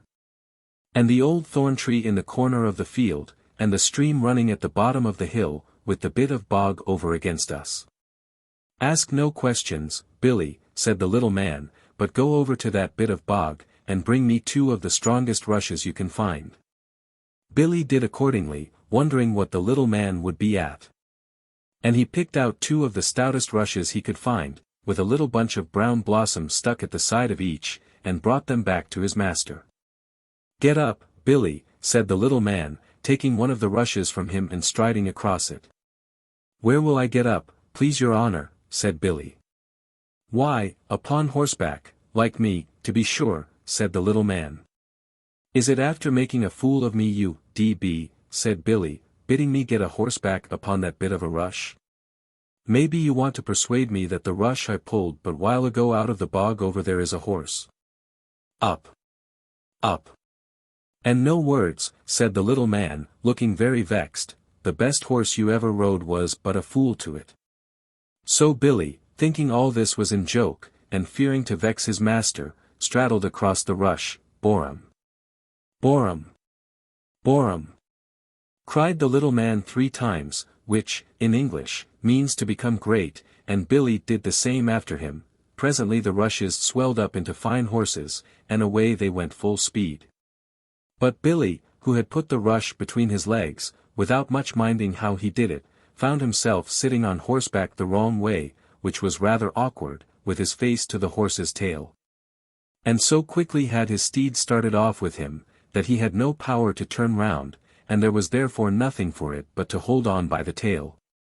At last they came to their journey's end, and stopped at the gate of a fine house. Now, Billy, said the little man, do as you see me do, and follow me close. But as you did not know your horse's head from his tail, mind that your own head does not spin round until you can't tell whether you are standing on it or on your heels, for remember that old liquor, though able to make a cat speak, can make a man dumb. The little man then said some queer kind of words, out of which Billy could make no meaning, but he contrived to say them after him for all that. And in they both went through the keyhole of the door, and through one keyhole after another, until they got into the wine cellar, which was well stored with all kinds of wine. The little man fell to drinking as hard as he could, and Billy, no way disliking the example, did the same. The best of masters are you surely, said Billy to him, no matter who is the next. And well pleased will I be with your service if you continue to give me plenty to drink. I have made no bargain with you, said the little man, and will make none, but up and follow me. Away they went, through keyhole after keyhole. And each mounting upon the rush which he bad left at the hall door, scampered off, kicking the clouds before them like snowballs, as soon as the words, Borum, Borum, Borum, had passed their lips. When they came back to the fort field, the little man dismissed Billy, bidding him to be there the next night at the same hour. Thus did they go on, night after night, shaping their course one night here, and another night there, sometimes north, and sometimes east, and sometimes south, until there was not a gentleman's wine cellar in all Ireland they had not visited, and could tell the flavour of every wine in it as well, better than the butler himself.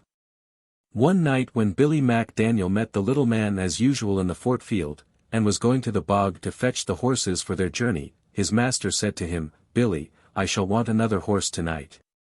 For maybe we may bring back more company with us than we take.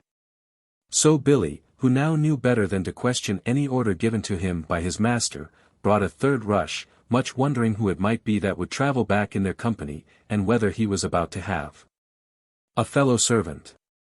If I have, thought Billy, he shall go and fetch the horses from the bog every night, for I don't see why I am not, every inch of me, as good a gentleman as my master. Well, away they went, Billy leading the 3rd horse, and never stopped until they came to a snug farmer's house in the county Limerick, close under the old castle of Carrigogunniel, that was built, they say, by the great Brian Boru. Within the house there was great carousing going forward, and the little man stopped outside for some time to listen, then turning round all of a sudden, said, "Billy, I will be 1,000 years old tomorrow." "God bless us, sir," said Billy, "will you Don't say these words again, Billy," said the little man, "or you will be my ruin forever. Now, Billy, as I will be 1,000 years in the world tomorrow, I think it is full time for me to get married." "I think so too, without any kind of doubt at all," said Billy, "if ever you mean to marry." "And to that purpose," said the little man, "have I come all the way to Carrigogunniel, for in this house, this very night, is young Darby Riley going to be married to Bridget Rooney.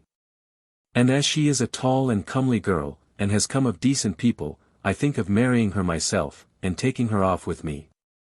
"And what will Darby Riley say to that?" said Billy. "Silence," said the little man, putting on a mighty severe look. "I did not bring you here with me to ask questions." And without holding further argument, he began saying the queer words which had the power of passing him through the keyhole as free as air, and which Billy thought himself mighty clever to be able to say after him. In they both went.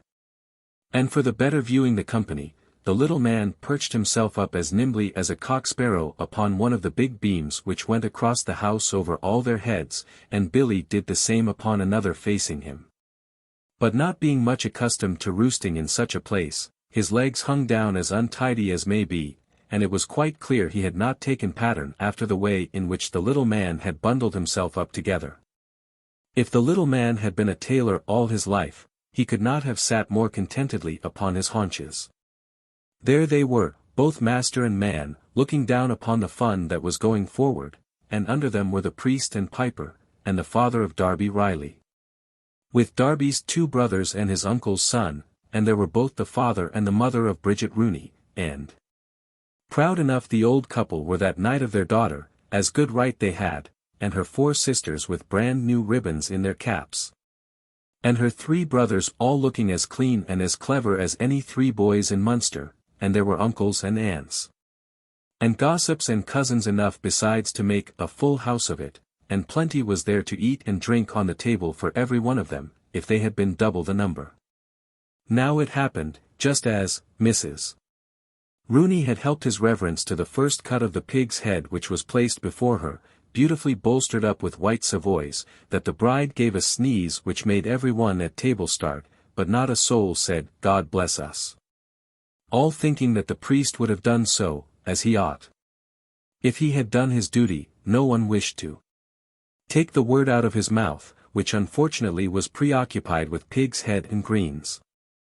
And after a moment's pause, the fun and merriment of the bridal feast went on without the pious benediction. Of this circumstance both Billy and his master were no inattentive spectators from their exalted stations. "Ha!" exclaimed the little man, throwing one leg from under him with a joyous flourish, and his eye twinkled with a strange light, whilst his eyebrows became elevated into the curvature of Gothic arches. "Ha!" said he, leering down at the bride. And then up at Billy, "I have half of her now, surely. Let her sneeze but twice more, and she is mine, in spite of priest, mass book and Darby Riley." Again the fair Bridget sneezed, but it was so gently, and she blushed so much, that few except the little man took, or seemed to take, any notice. And no one thought of saying, "God bless us." Billy all this time regarded the poor girl with a most rueful expression of countenance. For he could not help thinking what a terrible thing it was for a nice young girl of 19, with large blue eyes, transparent skin, and dimpled cheeks, suffused with health and joy, to be obliged to marry an ugly little bit of a man who was 1,000 years old, barring a day. At this critical moment the bride gave a 3rd sneeze, and Billy roared out with all his might, "God save us!" Whether this exclamation resulted from his soliloquy, or from the mere force of habit, he never could tell exactly himself. But no sooner was it uttered, than the little man, his face glowing with rage and disappointment, sprung from the beam on which he had perched himself, and shrieking out, in the shrill voice of a cracked bagpipe, "I discharge you my service, Billy Mac Daniel, take that for your wages," gave poor Billy a most furious kick in the back, which sent his unfortunate servant sprawling upon his face and hands right in the middle of the supper table. If Billy was astonished, how much more so was every one of the company into which he was thrown with so little ceremony. But when they heard his story, Father Cooney laid down his knife and fork, and married the young couple out of hand with all speed. And Billy Mac Daniel danced the rinka at their wedding, and plenty did he drink at it too, which was what he thought more of than dancing. The Field of Boliauns. Tom Fitzpatrick was the eldest son of a comfortable farmer who lived at Ballincollig. Tom was just turned of 29, when he met the following adventure, and was as clever, clean, tight, good-looking a boy as any in the whole county Cork. One fine day in harvest, it was indeed Lady Day in harvest, that everybody knows to be one of the greatest holidays in the year, Tom was taking a ramble through the ground, and went sauntering along the sunny side of a hedge, thinking in himself, where would be the great harm if people, instead of idling and going about doing nothing at all, were to shake out the hay, and bind and stook the oats that was lying on the ledge, especially as the weather had been rather broken of late. He all of a sudden heard a clacking sort of noise a little before him, in the hedge. "Dear me," said Tom, "but isn't it surprising to hear the stonechatters singing so late in the season?" So Tom stole on, going on the tops of his toes to try if he could get a sight of what was making the noise, to see if he was right in his guess. The noise stopped, but as Tom looked sharply through the bushes, what should he see in a nook of the hedge but a brown pitcher that might hold about 1.5 gallons of liquor. And by a little wee tiny dunny bit of an old man, with a little moddy of a cocked hat stuck upon the top of his head, and a doshy leather apron hanging before him, pulled out a little wooden stool, and stood up upon it and dipped a little piggin into the pitcher, and took out the full of it, and put it beside the stool, and then sat down under the pitcher, and began to work at putting a heel piece on a bit of a brogue just fitting for himself. "Well, by the powers," said Tom to himself, "I often heard tell of the Cluricaun, and, to tell God's truth, I never rightly believed in them, but here's one of them in real earnest. If I go knowingly to work, I'm a made man. They say a body must never take their eyes off them, or they'll escape." Tom now stole on a little farther, with his eye fixed on the little man just as a cat does with a mouse, or, as we read in Hooks, the rattlesnake does with the birds he wants to enchant. So when he got up quite close to him, "God bless your work, neighbor," said Tom. The little man raised up his head, and, "Thank you kindly," said he. "I wonder you be working on the holy day," said Tom. "That's my own business, not yours," was the reply. "Well, maybe you be civil enough to tell us what you've got in the pitcher there," said Tom.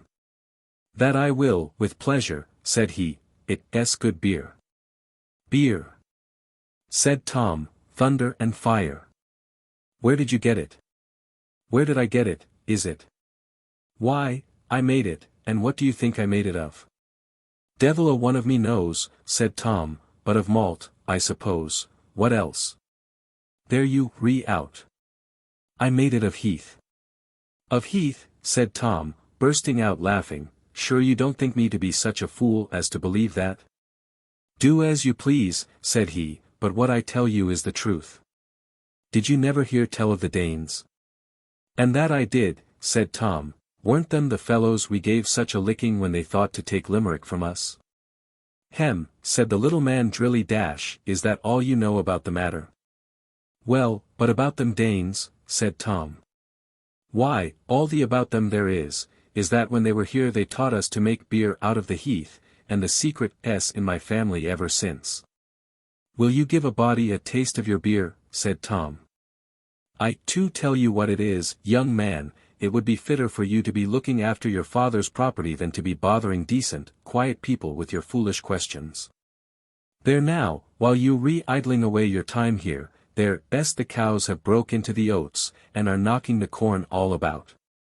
Tom was taken so by surprise with this, that he was just on the very point of turning round when he recollected himself, so, afraid that the like might happen again, he made a grasp, at the Cluricaun, and caught him up in his hand.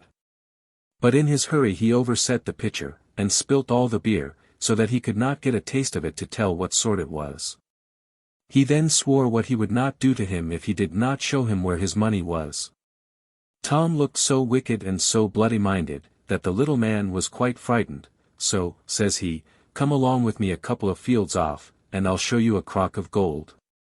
So they went, and Tom held the cluricaun fast in his hand, and never took his eyes from off him, though they had to cross hedges, and ditches, and a crooked bit of bog, for the cluricaun seemed, out of pure mischief, to pick out the hardest and most contrary way, till at last they came to a great field all full of boliaun baies, ragweed, and the cluricaun pointed to a big boliaun, and, says he, dig under that boliaun, and you'll get the great crock all full of guineas. Tom in his hurry had never minded the bringing a spade with him, so he thought to run home and fetch one, and that he might know the place again, he took off one of his red garters, and tied it round the boliaun. I suppose, said the cluricaun, very civilly, you've no farther occasion for me. No, says Tom, you may go away now, if you please, and God speed you, and may good luck attend you wherever you go. Well, good-bye to you, Tom Fitzpatrick, said the cluricaun, and much good may do you, with what you'll get. So Tom ran, for the dear life, till he came home, and got a spade, and then away with him, as hard as he could go, back to the Field of Boliauns, but when he got there, lo, and behold! Not a boliaun in the field but had a red garter, the very identical model of his own, tied about it, and as to digging up the whole field, that was all nonsense, for there was more than 40 good Irish acres in it. So Tom came home again with his spade on his shoulder, a little cooler than he went, and many's the hearty curse he gave the cluricaun every time he thought of the neat turn he had served him. Notes. The following is the account given by Lady Morgan of the cluricaun or leprechaun, in her excellent novel of Odamel, Volume 11. Page 246, which has been referred to in a preceding note.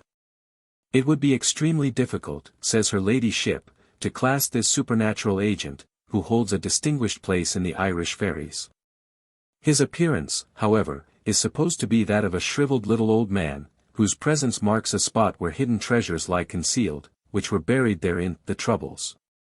He is therefore generally seen in lone and dismal places, out of the common haunts of man, and though the night wanderer may endeavor to mark the place where he beheld the guardian of the treasures perched, yet when he returns in the morning with proper implements to turn up the earth, the thistle, stone, or branch he had placed as a mark is so multiplied, that it is no longer a distinction, and the disappointments occasioned by the malignity of the little leprechaun render him a very unpopular fairy. His name is never applied but as a term of contempt.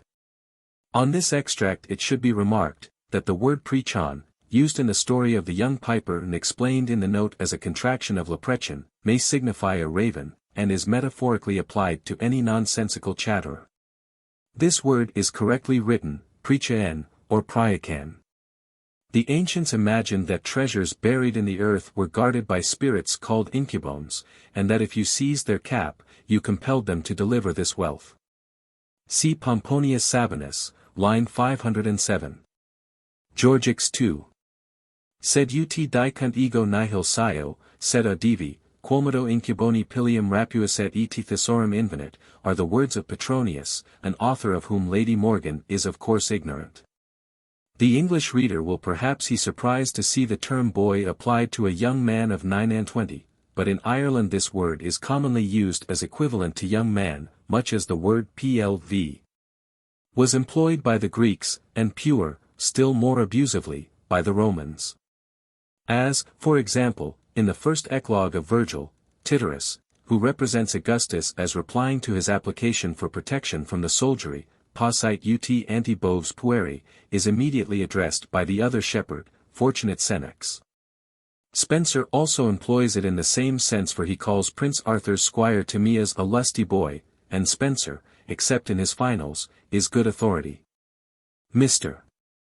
Wordsworth, too, whose logical correctness in the use of words is notorious, does not scruple, among the employments which his old Adam assumed on coming to London, to mention that of an errand boy. It may, perhaps, he safely asserted, that our shoals of continental travellers do not always find the garçon at a French hotel or café to be an imberbes pure.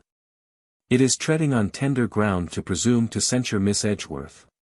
But it might possibly be queried whether in her tale of Ormond she has not o'erstepped the modesty of nature when she makes King Corny qualify the tough ploughman with the title of boy, though, indeed, this is a point that may admit of doubt. For the devil himself, who, all agree, is no chicken, is very commonly styled the old boy. It is a generally received tradition in the south of Ireland, that the Danes manufactured a kind of intoxicating beer from the heath. Dr. Smith, in his History of Kerry, p. 173, informs us that the country people, of the southern part of the barony of Corcagwany, are possessed with an opinion that most of the old fences in these wild mountains were the work of the ancient Danes. And that they made a kind of beer of the heath which grows there. But these enclosures are more modern than the time when that northern nation inhabited Ireland. Many of them, continues the doctor, were made to secure cattle from wolves, which animals were not entirely extirpated until about the year 1710. As I find by the presentments for raising money for destroying them in some old grand jury books, and the more ancient enclosures were made about corn fields, which were more numerous before the importation of potatoes into Ireland than at present. Dr.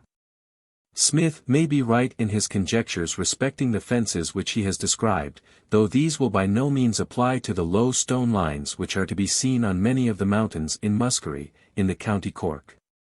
And which were obviously never intended for enclosures, but for mere boundaries, or marks of property. The stones are placed in regular lines, and are certainly not the remains of walls, as they consist of only one layer of atones. It is also to be remarked, that the enclosures are too small and too numerous to indicate a division of land for ordinary purposes. And their use can only be explained by supposing, as we have every reason to do, that they were intended to mark out the bounds within which each man cut his portion of heath. Grach is the Welsh name for a hag or witch, and Grach y Ribbon signifies the hag of the dribble, a personage, according to Cambrian tradition, who caused the many dribbles of stones seen on the slopes of the mountains. This phrase happily expresses the boundaries just described. The legend of Grach y Ribbon states, that in her journeys over the hills, she was wont to carry her apron full of stones. And by chance, when the string of her apron broke, a dribble was formed. Tom Fitzpatrick, the hero of the tale, does not seem to have been a very profound antiquary, and a case of similar ignorance in a respectable farmer may he quoted. This farmer lived within less than 50 miles of Londonderry. And yet, to a question addressed to him by a gentleman about the Danes, he replied in the very words of Tom, only substituting Derry for Limerick, in justice to the writer's countrymen. It must he, however, declared, that such ignorance is by no means common among them. They well know who the Danes were, and will tell you very gravely that a father in Denmark, when bestowing his daughter in marriage, always assigns with her, as a portion, some of the lands which his ancestors had possessed in Ireland. It would be rather curious to ascertain whether the Northumbrians and the peasants of the East Riding retained so distinct an idea of these northern invaders. Dear me, and to tell God's truth, says Tom, and the narrator says Tom ran for the dear life. These are odd expressions, will say, perhaps, the reader. Not at all. Dear is almost exactly the Homeric filov and is a strong expression of the possessive pronoun, and is frequently so employed by Spenser and the elder writers. And, by God's truth, an Irish man means the truth, pure and unmixed as it is in the divinity, the whole truth, and nothing but the truth, or the truth as it should be uttered in the presence of the divinity. The three original diminutives are tiny, dunny, and the Scottish wee. By variously combining the elements of these, the Irish make a variety of others. Thus, from the first and third they form weenie, and by the use of the termination shy, they make deshi, dashi, and weeshi. A piggin is a wooden vessel of a cylindrical form, made of staves hooped together, with one of the staves of double the length of the others, which serves for a handle. They are of various sizes, containing from a pint to 2 gallons, according to the uses for which they are intended. In Leinster there is a distinction made between those of a larger, and those of a smaller, size. The former are called piggins, the latter noggins. In the same province, the pewter measure answering to the English gill is called an eggin. Vede Goff's arithmetic, Dublin, 1810, in the southern counties, the terms naggin and noggin are used indifferently, as before mentioned. The little shoe. Now tell me, Molly, said Mr. Coote to Molly Cogan, as he met her on the road one day, close to one of the old gateways of Kilmallock. Kilmallock seemed to me like the court of the Queen of Silence. O'Keefe's Recollections, did you ever bear of the Cluricaun? Is it the Cluricaun? Why, then, sure I did, often and often, many's the time I heard my father, rest his soul, tell about M. But did you ever see one, Molly, yourself? Och! No, I never see one in my life, but my grandfather, that's my father's father, you know, he see one time, and caught him too. Caught him? Oh! Molly, tell me how. Why, then, I'll tell you.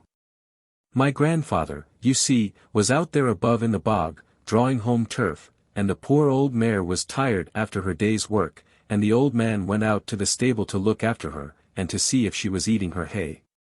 And when he came to the stab, door there, my dear, he heard something hammering, just for all the wood like a shoemaker making a shoe, and whistling all the time the prettiest tune he ever heard in his whole life before. Well, my grandfather, he thought it was the Cluricaun, and he said to himself, says he, I'll catch you, if I can, and then I'll have money enough always. So he opened the door very quietly, and didn't make a bit of noise in the world that ever was heard. And looked all about, but the never a bit of the little man he could see anywhere, but he heard him hammering and whistling, and so be looked and looked, till at last he see the little fellow. And where was he, do you think, but in the girth under the mare, and there he was with his little bit of an apron on him, and hammer in his hand, and a little red nightcap on his head, and he making a shoe. And he was so busy with his work, and he was hammering and whistling so loud, that he never minded my grandfather till he caught him fast in his hand. Faith, I have you now, says he, and I'll never let you go till I get your purse, that's what I won't, so give it here to me at once, now. Stop, says the Cluricaun, stop, says he, till I get it for you. So my grandfather, like a fool, you see, opened his hand a little, and the little fellow jumped away laughing, and he never saw him any more, and never the bit of the purse did he get, only the Cluricaun left his little shoe that he was making. And my grandfather was mad enough angry with himself for letting him go, but he had the shoe all his life, and my own mother told me she often see it, and had it in her hand, and 'twas the prettiest little shoe she ever saw. And did you see it yourself, Molly? Oh! No, my dear, it was lost long afore I was born, but my mother told me about it often and often enough. Legends of the Banshee. The Reverend Charles Bunworth was rector of Buttevant, in the county of Cork, about the middle of the last century. He was a man of unaffected piety, and of sound learning, pure in heart, and benevolent in intention. By the rich he was respected, and by the poor beloved, nor did a difference of creed prevent their looking up to the minister, so was Mr. Bunworth called by them, in matters of difficulty and in seasons of distress, confident of receiving from him the advice and assistance that a father would afford to his children. He was the friend and the benefactor of the surrounding country. To him, from the neighbouring town of Newmarket, came both Curran and Yelverton for advice and instruction, previous to their entrance at Dublin College. Young, indigent and inexperienced, these afterwards eminent men received from him, in addition to the advice they sought, pecuniary aid, and the brilliant career which was theirs, justified the discrimination of the giver. But what extended the fame of Mr. Bunworth far beyond the limits of the parishes adjacent to his own, was his performance on the Irish harp, and his hospitable reception and entertainment of the poor harpers who travelled from house to house about the country. Grateful to their patron, these itinerant minstrels sang his praises to the tingling accompaniment of their harps, invoking in return for his bounty abundant blessings on his white head, and celebrating in their rude verses the blooming charms of his daughters, Elizabeth and Mary. It was all these poor fellows could do, but who can doubt that their gratitude was sincere, when, at the time of Mr. Bunworth's death, no less than 15 harps were deposited on the loft of his granary, bequeathed to him by the last members of a race which has now ceased to exist, trifling, no doubt, in intrinsic value were these relics. Yet there is something in gifts of the heart that merits preservation. And it is to be regretted that, when he died, these harps were broken up one after the other, and used as firewood by an ignorant follower of the family, on their remove to Cork for a temporary change of scene, was left in charge of the house. The circumstances attending the death of Mr. Bunworth may be doubted by some, but there are still living credible witnesses who declare their authenticity, and who can be produced to attest most, if not all of the following particulars. About a week previous to his dissolution, and early in the evening, a noise was heard at the hall door resembling the shearing of sheep, but at the time no particular attention was paid to it. It was nearly 11 o'clock the same night, when Kavanagh, the herdsman, returned from Mallow, whither he had been sent in the afternoon for some medicine, and was observed by Miss Bunworth, to whom he delivered the parcel, to be much agitated. At this time, it must be observed, her father was by no means considered in danger. "What is the matter, Kavanagh?" asked Miss Bunworth, but the poor fellow, with a bewildered look, only uttered, "The master, miss, the master, he is going from us," and, overcome with real grief, he burst into a flood of tears. Miss Bunworth, who was a woman of strong nerve, inquired if anything he had learned in Mallow induced him to suppose that her father was worse. "No, miss," said Kavanagh. "It was not in Mallow dash." "Kavanagh," said Miss Bunworth, with that stateliness of manner for which she is said to have been remarkable, "I fear you have been drinking, which, I must say, I did not expect at such a time as the present. When it was your duty to have kept yourself sober. I thought you might have been trusted. What should we have done if you had broken the medicine bottle, or lost it? For the doctor said it was of the greatest consequence that your master should take the medicine tonight. But I will speak to you in the morning, when you are in a fitter state to understand what I say." Kavanagh looked up with a stupidity of aspect which did not serve to remove the impression of his being drunk, as his eyes appeared heavy and dull after the flood of tears, but his voice was not that of an intoxicated person. "Miss," said he, "as I hope to receive mercy hereafter, neither bit nor sup has passed my lips since I left this house, but the master." "Speak softly," said Miss Bunworth, "he sleeps, and is going on as well as we could expect." "Praise be to God for that, any way," replied Kavanagh, "but oh, miss, he is going from us surely, we will lose him the master, we will lose him, we will lose him," and he wrung his hands together. "What is it you mean, Kavanagh?" asked Miss Bunworth. "Is it mean?" said Kavanagh, "the Banshee has come for him, miss, and 'tis not I alone who have hurt her." "'Tis an idle superstition," said Miss Bunworth.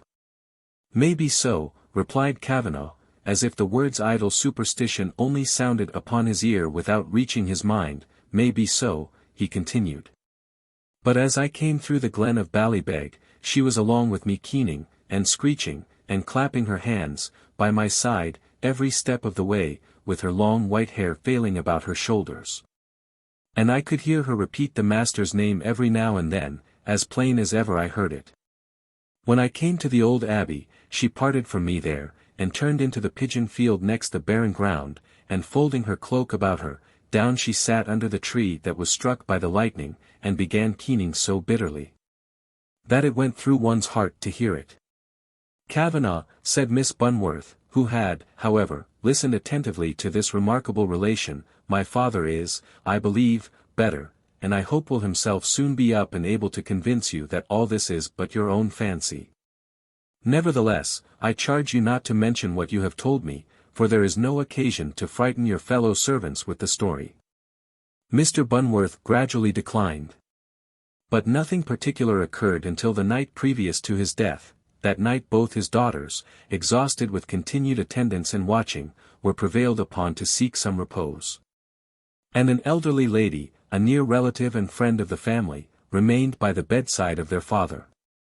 The old gentleman then lay in the parlour, where he had been in the morning removed at his own request, fancying the change would afford him relief, and the head of his bed was placed close to the window. In a room adjoining sat some male friends, and, as usual on like occasions of illness, in the kitchen many of the followers of the family had assembled. The night was serene and moonlight the sick man slept, and nothing broke the stillness of their melancholy watch, when the little party in the room adjoining the parlour, the door of which stood open, was suddenly roused by a sound. At the window near the bed, a rose tree grew outside the window, so close as to touch the glass. This was forced aside with some noise, and a low moaning was heard, accompanied by clapping of hands, as if of a female in deep affliction. It seemed as if the sound proceeded from a person holding her mouth close to the window. The lady who sat by the bedside of Mr. Bunworth went into the adjoining room, and in the tone of alarm, inquired of the gentlemen there, if they had heard the banshee.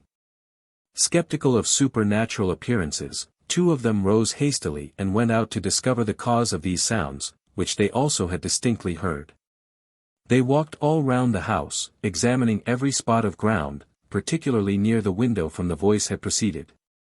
The bed of earth beneath, in which the rose tree was planted, had been recently dug, and the print of a footstep, if the tree had been forced aside by mortal hand, would have inevitably remained, but they could perceive no such impression. And an unbroken stillness reigned without. Hoping to dispel the mystery, they continued their search anxiously along the road, from the straightness of which and the lightness of the night, they were enabled to see some distance around them. But all was silent and deserted, and they returned surprised and disappointed. How much more then were they astonished at learning that the whole time of their absence, those who remained within the house had heard the moaning and clapping of hands even louder and more distinct than before they had gone out.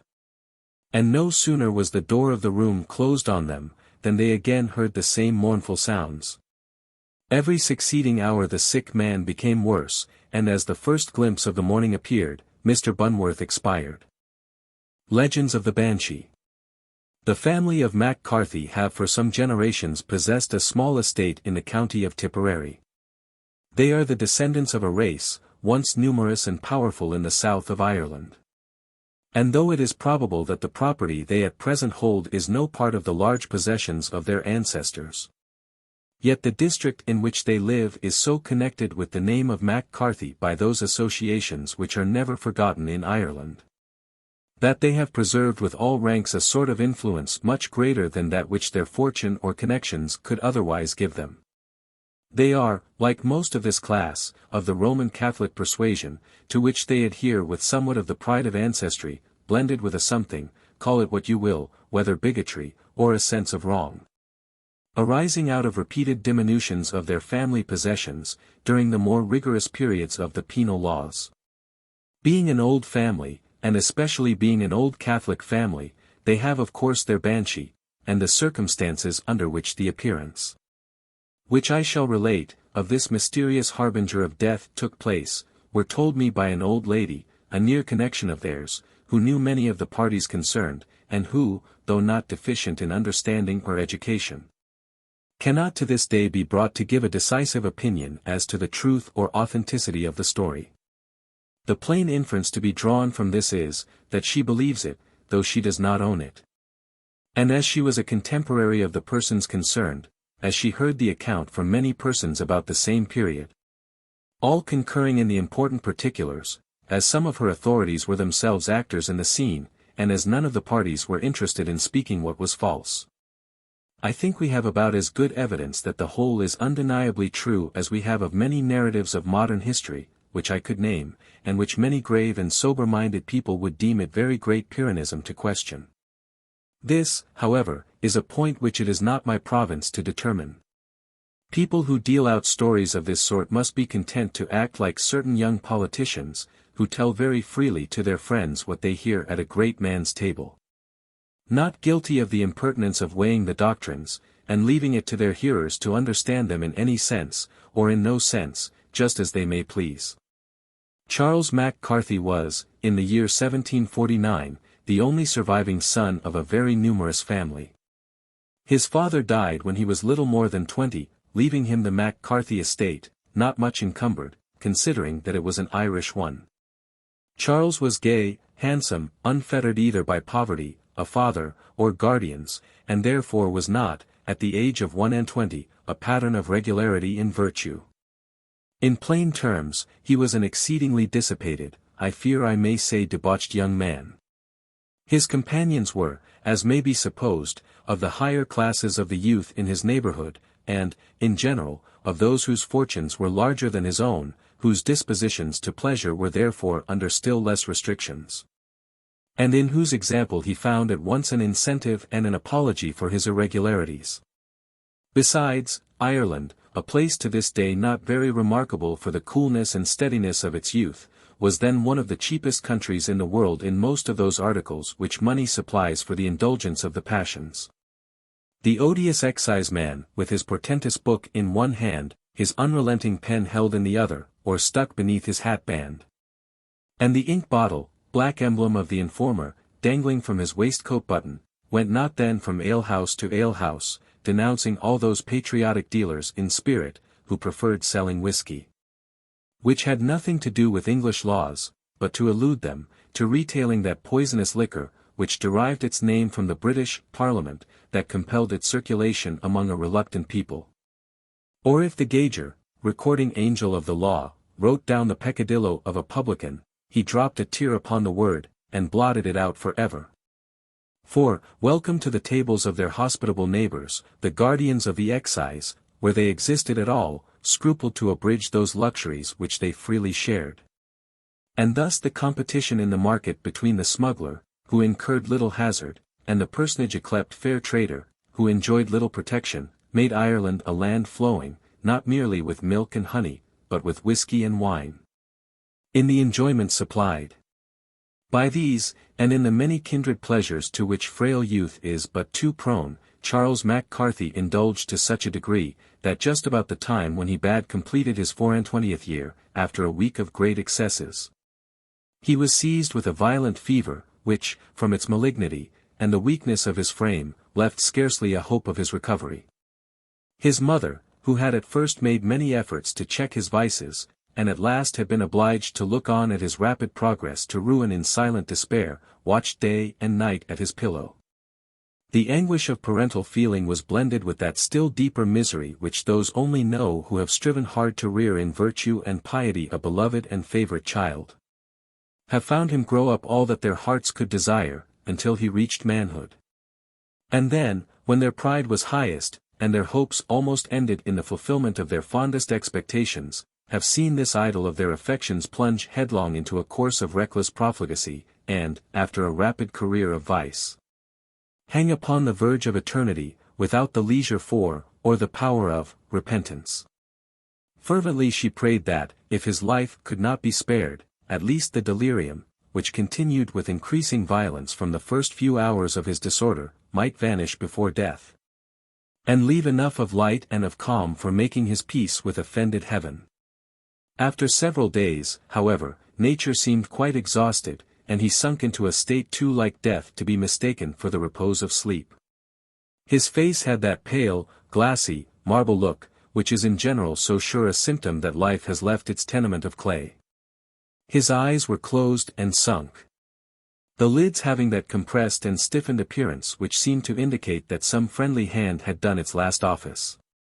The lips, half closed and perfectly ashy, discovered just so much of the teeth as to give to the features of death their most ghastly, but most impressive look. He lay upon his back, with his hands stretched beside him, quite motionless. And his distracted mother, after repeated trials, could discover not the least symptom of animation.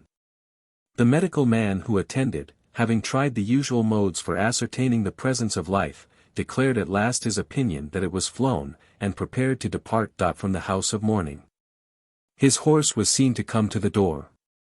A crowd of people who were collected before the windows, or scattered in group on the lawn in front, gathered round when the door opened. These were tenants, fosterers, and poor relations of the family, with others attracted by affection, or by that interest which partakes of curiosity, but is something more, and which collects the lower ranks round a house where a human being is in his passage to another world.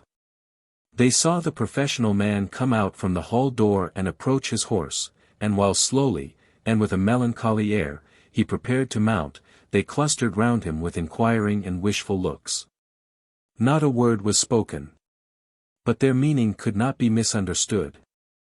And the physician, when he had got into his saddle, and while the servant was still holding the bridle, as if to delay him, and was looking anxiously at his face, as if expecting that he would relieve the general suspense, shook his head. And said in a low voice, "It's all over, James." And moved slowly away. The moment he had spoken, the women present, who were very numerous, uttered a shrill cry, which, having been sustained for about half a minute, fell suddenly into a full, loud, continued and discordant but plaintive wailing. Above which occasionally were heard the deep sounds of a man's voice, sometimes in broken sobs, sometimes in more distinct exclamations of sorrow. This was Charles's foster brother, who moved about in the crowd, now clapping his hands, now rubbing them together in an agony of grief. The poor fellow had been Charles's playmate and companion when a boy, and afterwards his servant. Had always been distinguished by his peculiar regard, and loved his young master, as much, at least, as he did his own life. When Mrs. Mac Carthy became convinced that the blow was indeed struck, and that her beloved son was sent to his last account, even in the blossoms of his sin, she remained for some time gazing with fixedness upon his cold features, then, as if something had suddenly touched the string of her tenderest affections, tear after tear trickled down her cheeks, pale with anxiety and watching.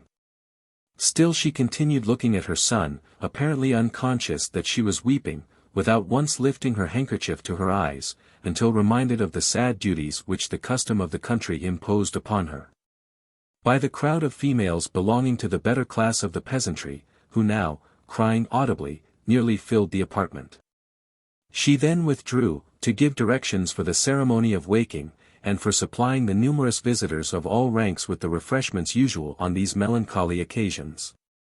Though her voice was scarcely heard, and though no one saw her but the servants and one or two old followers of the family, who assisted her in the necessary arrangements, everything was conducted with the greatest regularity.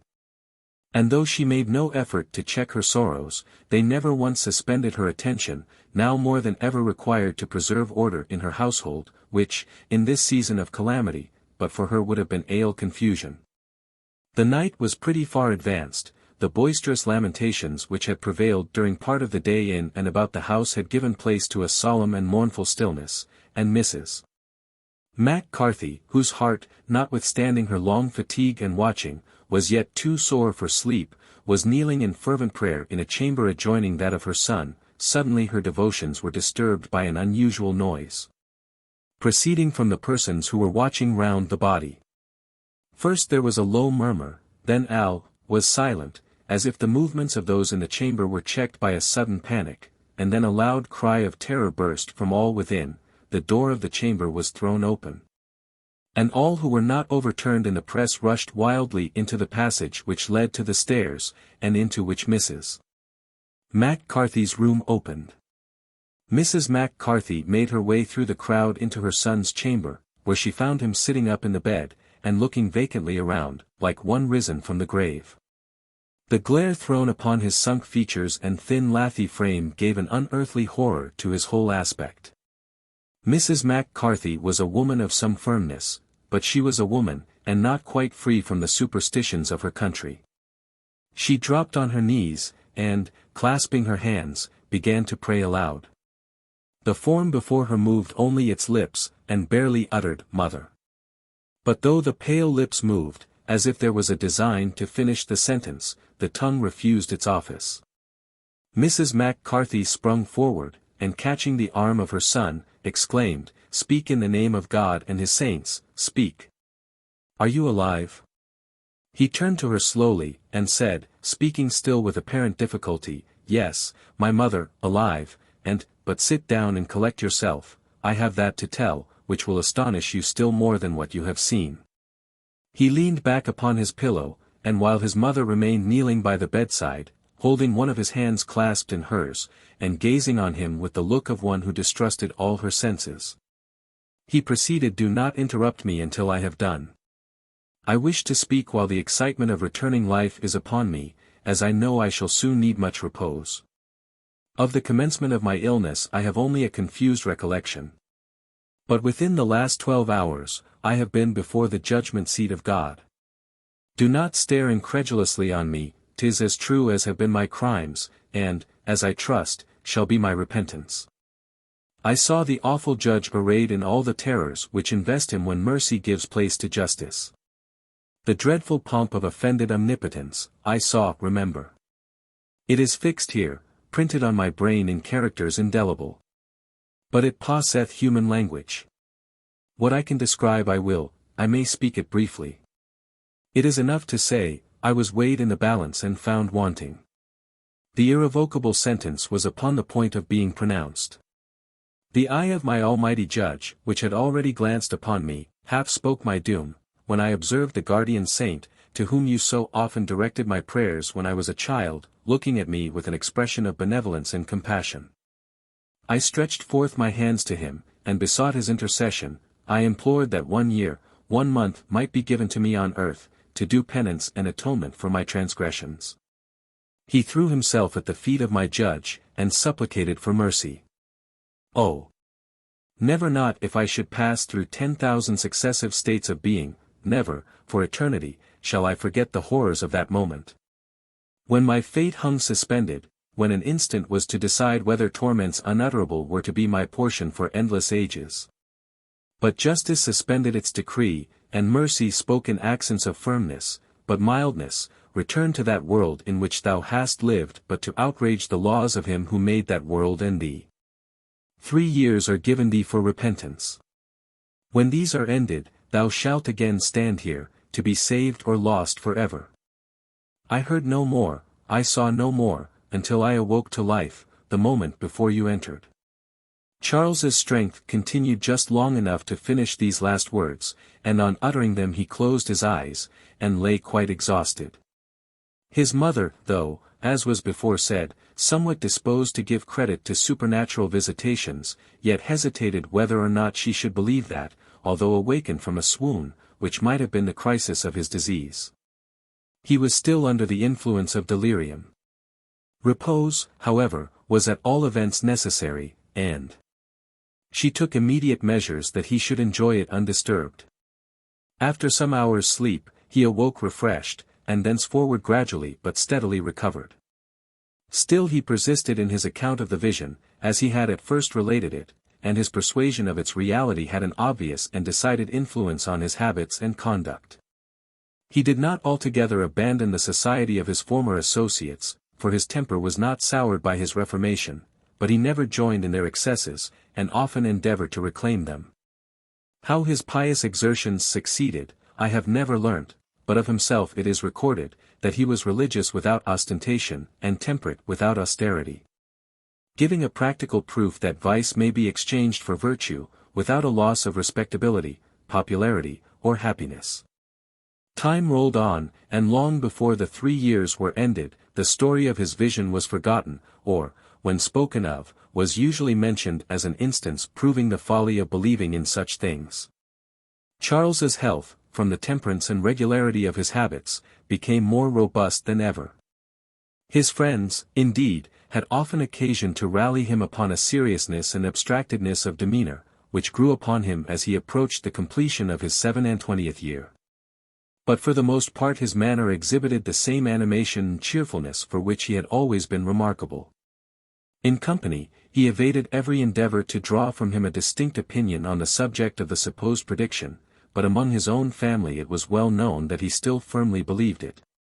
However, when the day had nearly arrived on which the prophecy was, if at all, to be fulfilled, his whole appearance gave such promise of a long and healthy life, that he was persuaded by his friends to ask a large party to an entertainment at Spring House, to celebrate his birthday. But the occasion of this party, and the circumstances which attended it, will be best learned from a perusal of the following letters, which have been carefully preserved by some relations of his family. The first is from Mrs. Mac Carthy to a lady, a very near connection and valued friend of hers, who lived in the county of Cork, at about 50 miles distance from Spring House. To Mrs. Barry, Castle Barry. Spring House, Tuesday morning, October 15, 1752. My dearest Mary, I am afraid I am going to put your affection for your old friend and kinswoman to a severe trial. A 2 days' journey at this season, over bad roads and through a troubled country, it will indeed require friendship such as yours to persuade a sober woman to encounter. But the truth is, I have, or fancy I have, more than usual cause for wishing you near me. You know my son's story. I can't tell how it is, but as next Sunday approaches, when the prediction of his dream or his vision will be proved false or true, I feel a sickening of the heart, which I cannot suppress, but which your presence, my dear Mary, will soften. As it has done so many of my sorrows. My nephew, James Ryan, is to be married to Jane Osborne, who, you know, is my son's ward, and the bridal entertainment will take place here on Sunday next, though Charles pleaded hard to have it postponed a day or 2 longer. Would to God, but no more of this till we meet. Do prevail upon yourself to leave your good man for 1 week, if his farming concerns will not admit of his accompanying you, and come to us, with the girls, as soon before Sunday as you can. Ever my dear Mary's attached cousin and friend, N. Mac Carthy. Although this letter reached Castleberry early on Wednesday, the messenger having travelled on foot, over bog and moor, by paths impassable to horse or carriage, Mrs.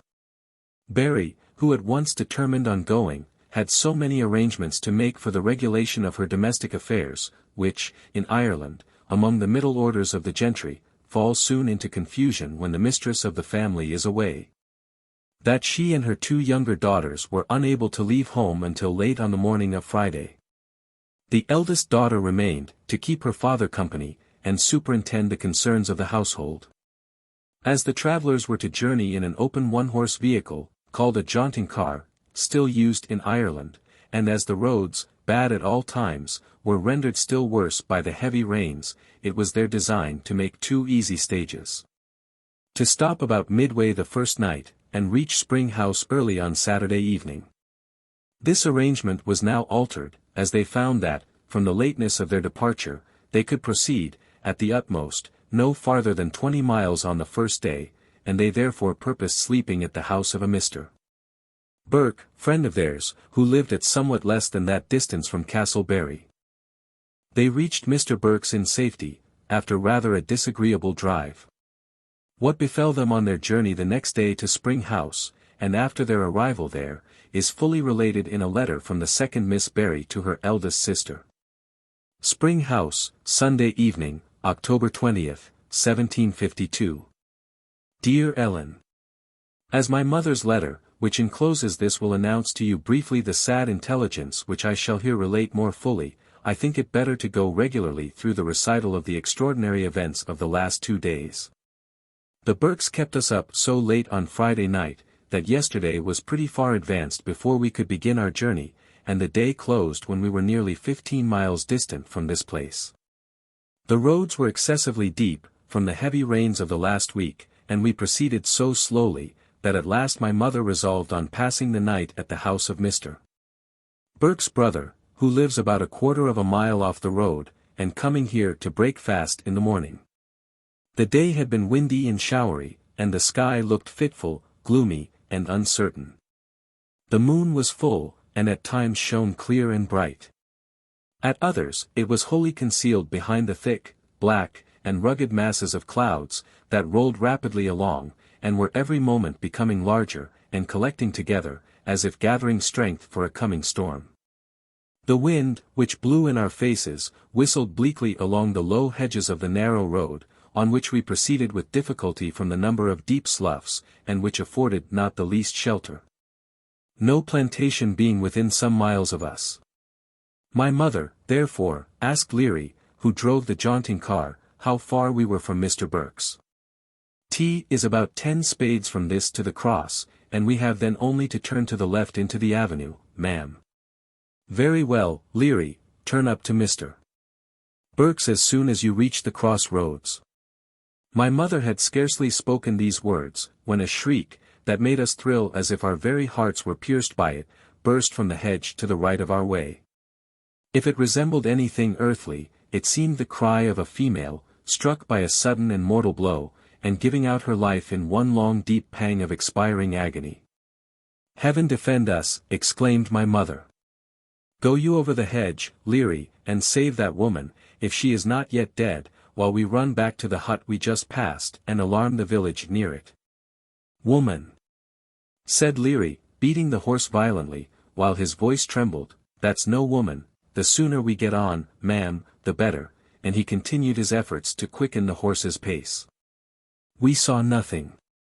The moon was hid. It was quite dark, and we had been for some time expecting a heavy fall of rain. But just as Leary had spoken, and had succeeded in making the horse trot briskly forward, we distinctly heard a loud clapping of hands, followed by a succession of screams, that seemed to denote the last excess of despair and anguish. And to issue from a person running forward inside the hedge, to keep pace with our progress. Still we saw nothing, until, when we were within about 10 yards of the place where an avenue branched off to Mr. Burke's to the left, and the road turned to Spring House on the right, the moon started suddenly from behind a cloud, and enabled us to see, as plainly as I now see this paper, the figure of a tall thin woman, with uncovered head and long hair that floated round her shoulders, attired in something which seemed either a loose white cloak, or a sheet thrown hastily about her. She stood on the corner hedge, where the road on which we were met that which leads to Spring House, with her face towards us, her left hand pointing to this place, and her right arm waving rapidly and violently, as if to draw us on in that direction. The horse had stopped, apparently frightened at the sudden presence of the figure, which stood in the manner I have described, still uttering the same piercing cries, for about half a minute. It then leaped upon the road, disappeared from our view for one instant, and the next was seen standing upon a high wall a little way up the avenue, on which we purposed going, still pointing towards the road to Spring House, but in an attitude of defiance and command, as if prepared to oppose our passage up the avenue. The figure was now quite silent, and its garments, which had before flown loosely in the wind, were closely wrapped around it. "Go on, Leary, to Spring House, in God's name," said my mother. "Whatever world it belongs to, we will provoke it no longer." "T is the Banshee, ma'am," said Leary, "and I would not, for what my life is worth, go anywhere this blessed night but to Spring House. But I'm afraid there's something bad going forward, or she would not send us there." So saying, he drove forward, and as we turned on the road to the right, the moon suddenly withdrew its light, and we saw the apparition no more. But we heard plainly a prolonged clapping of hands, gradually dying away, as if it issued from a person rapidly retreating. We proceeded as quickly as the badness of the roads and the fatigue of the poor animal that drew us would allow, and arrived here about 11 o'clock last night. The scene which awaited us you have learned from my mother's letter. To explain it fully, I must recount to you some of the transactions which took place here during the last week. You are aware that Jane Osborne was to have been married this day to James Ryan, and that they and their friends have been here for the last week. On Tuesday last, the very day on the morning of which Cousin Mac Carthy dispatched the letter inviting us here, the whole of the company were walking about the grounds a little before dinner. It seems that an unfortunate creature, who had been seduced by James Ryan, was seen prowling in the neighborhood in a moody melancholy state for some days previous. He had separated from her for several months, and, they say, had provided for her rather handsomely, but she had been seduced by the promise of his marrying her. And the shame of her unhappy condition, uniting with disappointment and jealousy, had disordered her intellects. During the whole forenoon of this Tuesday, she had been walking in the plantations near Spring House, with her cloak folded tight round her, the hood nearly covering her face, and she had avoided conversing with or even meeting any of the family. Charles Mac Carthy, at the time I mentioned, was walking between James Ryan and another, at a little distance from the rest, on a gravel path, skirting a shrubbery. The whole party were thrown into the utmost consternation by the report of a pistol, fired from a thickly planted part of the shrubbery which Charles and his companions had just passed. He fell instantly, and it was found that he had been wounded in the leg. One of the party was a medical man. His assistance was immediately given, and, on examining, he declared that the injury was very slight, that no bone was broken, that it was merely a flesh wound, and that it would certainly be well in a few days. "We shall know more by Sunday," said Charles, as he was carried to his chamber. His wound was immediately dressed, and so slight was the inconvenience which it gave, that several of his friends spent a portion of the evening in his apartment. On inquiry, it was found that the unlucky shot was fired by the poor girl I just mentioned. It was also manifest that she had aimed, not at Charles, but at the destroyer of her innocence and happiness, who was walking beside him. After a fruitless search for her through the grounds, she walked into the house of her own accord, laughing, and dancing and singing wildly, and every moment exclaiming that she had at last killed Mr. Ryan. When she heard that it was Charles, and not Mr. Ryan, who was shot, she fell into a violent fit, out of which, after working convulsively for some time, she sprung to the door, escaped from the crowd that pursued her, and could never be taken until last night, when she was brought here. Perfectly frantic, a little before our arrival. Charles's wound was thought of such little consequence, that the preparations went forward, as usual, for the wedding entertainment on Sunday. But on Friday night he grew restless and feverish, and on Saturday, yesterday, morning felt so ill, that it was deemed necessary to obtain additional medical advice. 2 physicians and a surgeon met in consultation about 12 o'clock in the day, and the dreadful intelligence was announced, that unless a change, hardly hoped for, took place before night, death must happen within 24 hours after. The wound, it seems, had been too tightly bandaged, and otherwise injudiciously treated. The physicians were right in their anticipations. No favorable symptom appeared, and long before we reached Spring House every ray of hope had vanished. The scene we witnessed on our arrival would have wrung the heart of a demon. We heard briefly at the gate that Mr. Charles was upon his deathbed. When we reached the house, the information was confirmed by the servant who opened the door. But just as we entered, we were horrified by the most appalling screams issuing from the staircase. My mother thought she heard the voice of poor Mrs. McCarthy, and sprung forward. We followed, and on ascending a few steps of the stairs, we found a young woman, in a state of frantic passion, struggling furiously with 2 men servants, whose united strength was hardly sufficient to prevent her rushing upstairs over the body of Mrs. McCarthy, who was lying in strong hysterics upon the steps. This, I afterwards discovered, wagged the unhappy girl I before described, who was attempting to gain access to Charles's room, to get his forgiveness, as she said, before he went away to accuse her for having killed him. This wild idea was mingled with another, which seemed to dispute with the former possession of her mind. In one sentence she called on Charles to forgive her, in the next she would denounce James Ryan as the murderer both of Charles and her. At length she was torn away. And the last words I heard her scream were, "James Ryan, 'twas you killed him, and not I, 'twas you killed him, and not I."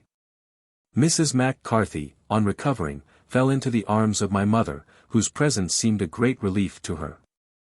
She wept, the first tears, I was told, that she had shed since the fatal accident.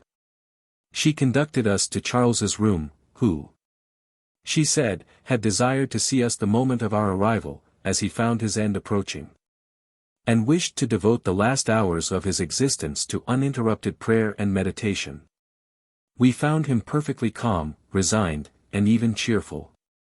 He spoke of the awful event which was at hand with courage and confidence, and treated it as a doom for which he had been preparing ever since his former remarkable illness, and which he never once doubted was truly foretold to him. He bade us farewell with the air of one who was about to travel a short and easy journey.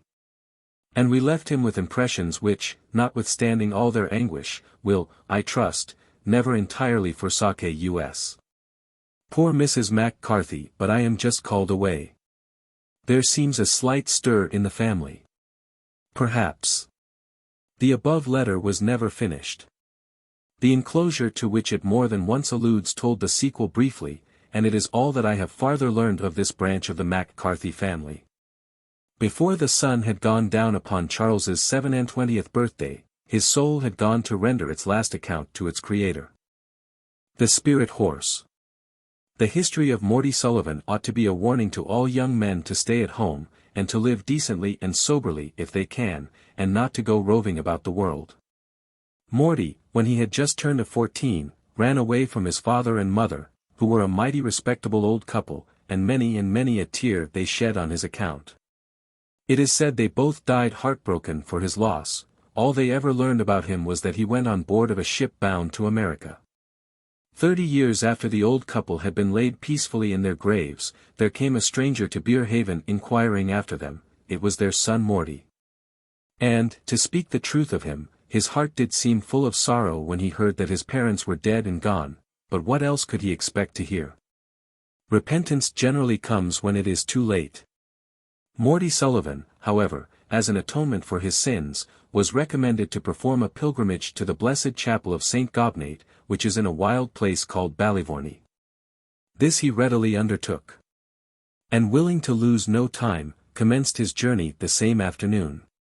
He had not proceeded many miles before the evening came on, there was no moon, and the starlight was obscured by a thick fog, which ascended from the valleys. His way was through a mountainous country, with many cross paths and byways, so that it was difficult for a stranger like Morty to travel without a guide. He was anxious to reach his destination, and exerted himself to do so. But the fog grew thicker and thicker, and at last he became doubtful if the track he was in led to the blessed chapel of St. Gobnate. But seeing a light which he imagined not to be far off, he went towards it, and when he thought himself close to it the light suddenly seemed at a great distance, twinkling dimly through the fog. Though Morty felt some surprise at this, he was not disheartened, for he thought that it was a light sent by the holy St. Gobnate to guide his feet through the mountains to her chapel. And thus did he travel for many a mile, continually, as he believed, approaching the light, which would suddenly start off to a great distance. At length he came so close as to perceive that the light came from a fire, seated beside which he plainly saw an old woman. Then, indeed, his faith was a little shaken, and much did he wonder that both the fire and the old woman should travel before him, so many weary miles, and over such uneven roads. In the holy names of the pious Gobnate and of her preceptor Saint Abban, said Morty, how that burning fire move on so fast before me, who can that old woman be sitting beside the moving fire? These words had no sooner passed Morty's lips than he found himself, without taking another step, close to this wonderful fire, beside which the old woman was sitting munching her supper. With every wag of the old woman's jaw her eyes would roll fiercely upon Morty, as if she was angry at being disturbed. And he saw with more astonishment than ever that her eyes were neither black, nor blue, nor grey, nor hazel, like the human eye, but of a wild red color, like the eye of a ferret. If before he wondered at the fire, much greater was his wonder at the old woman's appearance.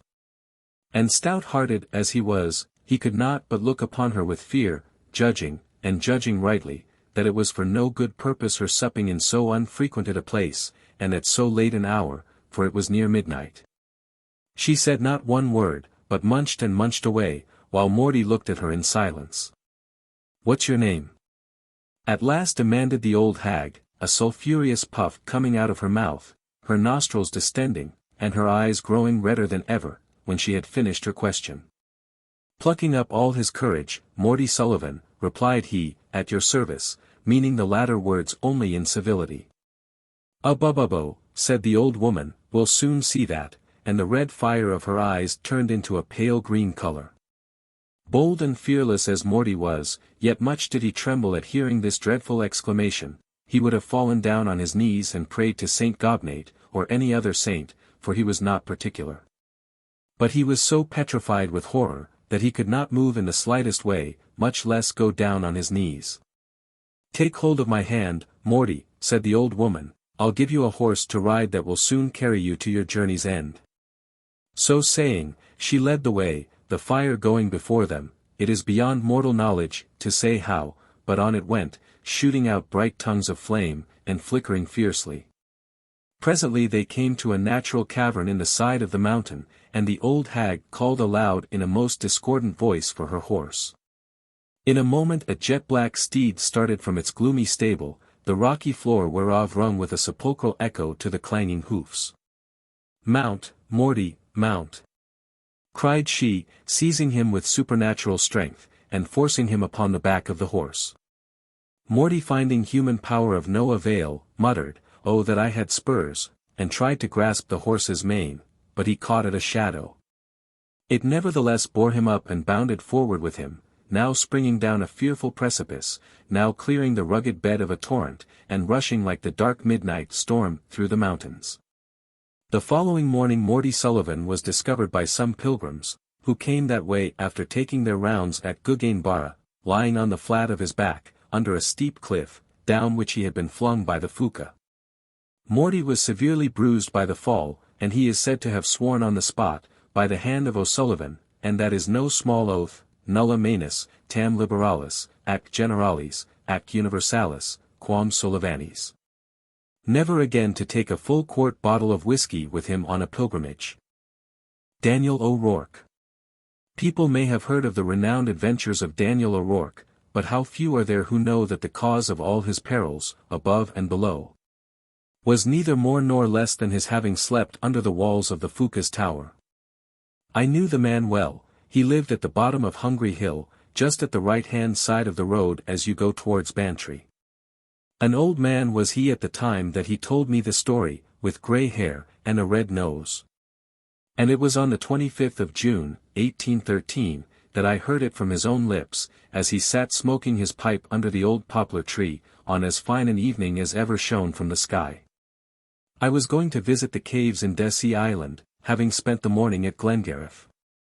I am often asked to tell it, sir, said he, so that this is not the first time. The master's son, you see, had come from beyond foreign parts in France and Spain, as young gentlemen used to go, before Bonaparte or any such was heard of. And sure enough there was a dinner given to all the people on the ground, gentle and simple, high and low, rich and poor. The old gentlemen were the gentlemen, after all, saving your honour's presence they'd swear at a body a little, to be sure, and, maybe, give one a cut of a whip now and then, but we were no losers by it in the end. And they were so easy and civil, and kept such rattling houses, and thousands of welcomes, and there was no grinding for rent, and few agents. And there was hardly a tenant on the estate that did not taste of his landlord's bounty often and often in the year, but now it's another thing, no matter for that, sir, for I'd better be telling you my story. Well, we had everything of the best, and plenty of it, and we ate, and we drank, and we danced, and the young master by the same token danced with Peggy Barry, from the Bohereen, a lovely young couple they were, though they are both low enough now. To make a long story short, I got, as a body may say, the same thing as tipsy almost, for I can't remember ever at all, no ways, how it was I left the place, only I did leave it, that's certain. Well, I thought. For all that, in myself, I just stepped to Molly Cronihan's, the fairy woman, to speak a word about the bracket heifer what was bewitched. And so as I was crossing the stepping stones of the ford of Ballyasheenuff, and was looking up at the stars and blessing myself, for why? It was Lady Day, I missed my foot, and souse I fell into the water. Death alive! Thought I, I'll be drowned now. However, I began swimming away for the dear life, till at last I got ashore, somehow or other, but never the one of me can tell how, upon a dissolute island. I wandered and wandered about there, without knowing where I wandered, until at last I got into a big bog. The moon was shining as bright as day, or your fair lady's eyes, sir, with your pardon for mentioning her, and I looked east and west, and north and south, and every way, and nothing did I see but bog. I could never find out how I got into it, and my heart grew cold with fear, for sure and certain I was that it would be my barren place. So I sat down upon a stone which, as good luck would have it, was close by me, and I began to scratch my head and sing the Ullagan, when all of a sudden the moon grew black, and I looked up, and saw something for all the world as if it was moving down between me and it, and I could not tell what it was. Down it came with a pounce, and looked at me full in the face, and what was it but an eagle? As fine a one as ever flew from the kingdom of Kerry. So he looked at me in the face, and says he to me, Daniel O'Rourke, says he, how do you do? Very well, I thank you, sir, says I hope you're well, wondering out of my senses all the time how an eagle came to speak like a Christian.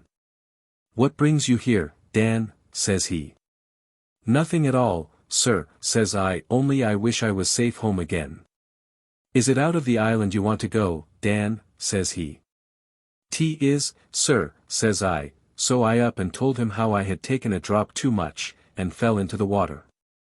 How I swam to the island, and how I got into the bog and did not know my way out of it. Dan, says he, after a minute's thought, though it is very improper for you to get drunk on Lady Day, yet as you are a decent sober man, who tends mass well, and never flings stones at me nor mine, nor cries out after us in the fields, my life for yours, says he. So get up on my back, and grip me well for fear you'd fall off, and I'll fly you out of the bog.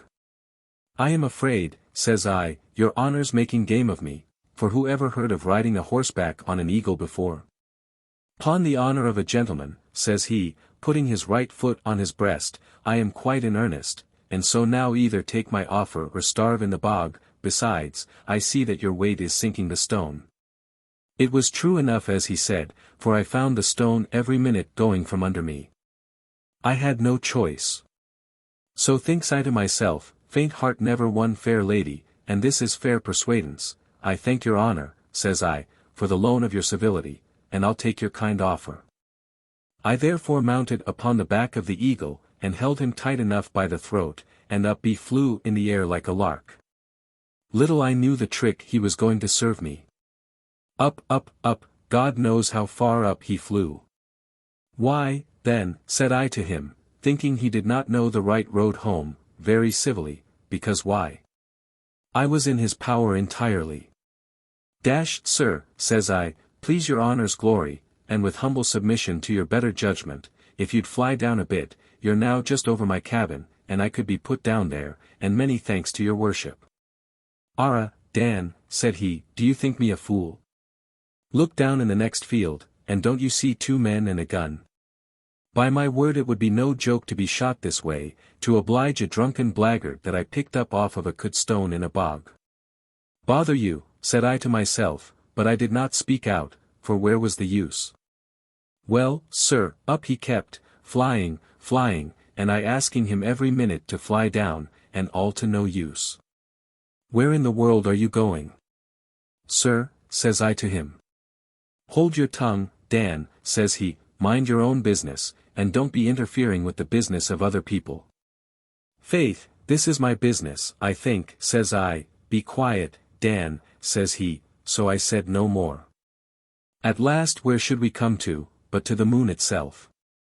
Now you can't see it from this, but there is, or there was in my time a reaping hook sticking out of the side of the moon, this way, drawing the figure thus on the ground with the end of his stick. "Dan," said the eagle, "I'm tired with this long fly, I had no notion T was so far." "And my lord, sir," said I, "who in the world asked you to fly so far, was it I? Did not I beg, and pray, and beseech you to stop half an hour ago?" "There's no use talking, Dan," said he, "I'm tired bad enough, so you must get off, and sit down on the moon until I rest myself." "Is it sit down on the moon?" said I, "is it upon that little round thing, then? Why, then, sure I'd fall off in a minute, and be kilt and split, and smashed all to bits. You are a vile deceiver, so you are." "Not at all, Dan," said he, "you can catch fast hold of the reaping hook that's sticking out of the side of the moon, and 'twill keep you up." "I won't, then," said I. "Maybe not," said he, quite quiet. "If you don't, my man, I shall just give you a shake, and one slap of my wing, and send you down to the ground, where every bone in your body will be smashed as small as a drop of dew on a cabbage leaf in the morning." "Why, then, I'm in a fine way," said I to myself, "ever to have come along with the likes of you." And so giving him a hearty curse in Irish, for fear he'd know what I said, I got off his back with a heavy heart, took a hold of the reaping hook, and sat down upon the moon, and a mighty cold seat it was, I can tell you that. When he had me there fairly landed, he turned about on me, and said, "Good morning to you, Daniel O'Rourke," said he, "I think I've nicked you fairly now. You robbed my nest last year, 'twas true enough for him, but how he found it out is hard to say, and in return you are freely welcome to cool your heels dangling upon the moon like a cockthrow. Is that all?" And is this the way you leave me, you brute, you, says I, you ugly unnatural beast, and is this the way you serve me at last? Bad luck to yourself, with your hooked nose, and to all your breed, you blackguard. 'Twas all to no manner of use, he spread out his great big wings, burst out a-laughing, and flew away like lightning. I bawled after him to stop, but I might have called and bawled forever, without his minding me. Away he went, and I never saw him from that day to this. Sorrow fly away with him. You may be sure I was in a disconsolate condition, and kept roaring out for the bare grief, when all at once a door opened right in the middle of the moon, creaking on its hinges as if it had not been opened for a month before. I suppose they never thought of greasing them, and out there walks, who do you think but the man in the moon himself? I knew him by his bush. "Good morrow to you, Daniel O'Rourke," said he, "how do you do?" "Very well, thank your honour," said I hope your honour's well." "What brought you here, Dan?" said he. So I told him I was a little overtaken in liquor at the master's, and how I was cast on a dissolute island, and how I lost my way in the bog, and how the thief of an eagle promised to fly me out of it. And how instead of that he had fled me up to the moon. "Dan," said the man in the moon, taking a pinch of snuff when I was done, "you must not stay here." "Indeed, sir," says I, "'tis much against my will I'm here at all, but how am I to go back?" "That's your business," said he, "Dan, mine is to tell you that here you must not stay, so be off in less than no time." "I'm doing no harm," says I, "only holding on hard by the reaping hook, lest I fall off." "That's what you must not do, Dan," says he. "Pray, sir," says I, "may I ask how many you are in family, that you would not give a poor traveller lodging? I'm sure 'tis not so often you're troubled with strangers coming to see you, for T is a long way." "I'm by myself, Dan," says he. "But you better let go the reaping hook."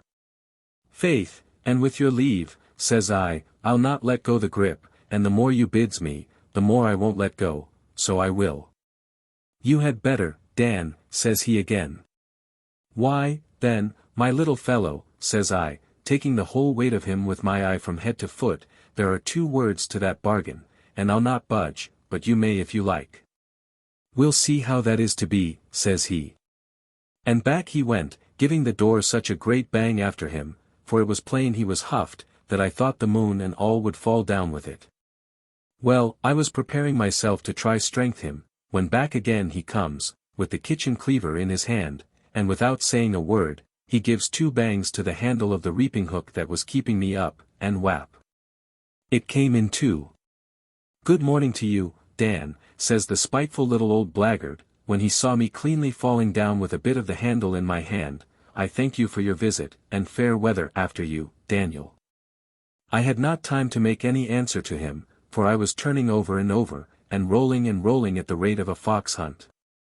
"God help me," says I, "but this is a pretty pickle for a decent man to be seen in at this time of night. I am now sold fairly." The word was not out of my mouth, when whiz! What should fly by close to my ear but a flock of wild geese? All the way from my own bog of Ballyashenoughf, else how should they know me? The ould gander, who was their general, turning about his head, cried out to me, "Is that you, Dan?" "The same," said I, not a bit daunted now at what he said, for I was by this time used to all kinds of bedevilment and, besides, I knew him of old. "Good morrow to you," says he, "Daniel O'Rourke, how are you in health this morning?" "Very well, sir," says I thank you kindly," drawing my breath, for I was mightily in want of some. "I hope your honour's the same." "I think 'tis falling you are, Daniel," says he. "You may say that, sir," says I. "And where are you going all the way so fast?" said the gander. So I told him how I had taken the drop, and how I came on the island, and how I lost my way in the bog, and how the thief of an eagle flew manned up to the moon, and how the man in the moon turned me out. "Dan," said he, "I'll save you, put out your hand and catch me by the leg, and I'll fly you home." "Sweet is your hand in a pitcher of honey, my jewel," says I, though all the time I thought in myself that I don't much trust you. But there was no help, so I caught the gander by the leg, and away I and the other geese flew after him as fast as hops. We flew, and we flew, and we flew, until we came right over the wide ocean. I knew it well, for I saw Cape Clear to my right hand, sticking up out of the water. Ah! My lord, said I to the goose, for I thought it best to keep a civil tongue in my head anyway, fly to land if you please. It is impossible, you see, Dan, said he, for a while, because you see we are going to Arabia. To Arabia, said I, that's surely some place in foreign parts, far away. Oh, I Mr. Goose, why then, to be sure, I'm a man to be pitied among you. Whist, you fool, said he, hold your tongue, I tell you Arabia is a very decent sort of place, as like West Carbury as one egg is like another, only there is a little more sand there. Just as we were talking, a ship hove in sight, scudding so beautiful before the wind, ah! Then, sir, said I, will you drop me on the ship, if you please? We are not fair over it, said he. We are, said I. We are not, said he, if I dropped you now, you would go splash into the sea. I would not, says I know better than that, for it is just clean under us, so let me drop now at once. If you must, said he. There, take your own way, and be opened his claw, and faith he was right, sure enough I came down plump into the very bottom of the salt sea. Down to the very bottom I went, and I gave myself up then for ever, when a whale walked up to me, scratching himself after his night's sleep, and looked me full in the face, and never the word did he say, but lifting up his tail. He splashed me all over again with the cold salt water, till there wasn't a dry stitch upon my whole carcass. And I heard somebody saying, was a voice I knew too, get up, you drunken brute, off of that, and with that I woke up, and there was Judy with a tub full of water, which she was splashing all over me. For, rest her soul though she was a good wife, she never could bear to see me in drink, and had a bitter hand of her own. Get up, said she again, and of all places in the parish, would no place survey your turn to lie down upon but under the old walls of Carrigafuka? An uneasy resting I am sure you had of it. And sure enough I had. For I was fairly bothered out of my senses with eagles, and men of the moon, and flying ganders, and whales, driving me through bogs, and up to the moon, and down to the bottom of the green ocean. If I was in drink 10 times over, long would it be before I'd lie down in the same spot again, I know that. The Crookened Back. Peggy Barrett was once tall, well-shaped, and comely. She was in her youth remarkable for 2 qualities, not often found together, of being the most thrifty housewife, and the best dancer in her native village of Ballyhully. But she is now upwards of 60 years old, and during the last 10 years of her life, she has never been able to stand upright. Her back is bent nearly to a level, yet she has the freest use of all her limbs that can be enjoyed in such a posture.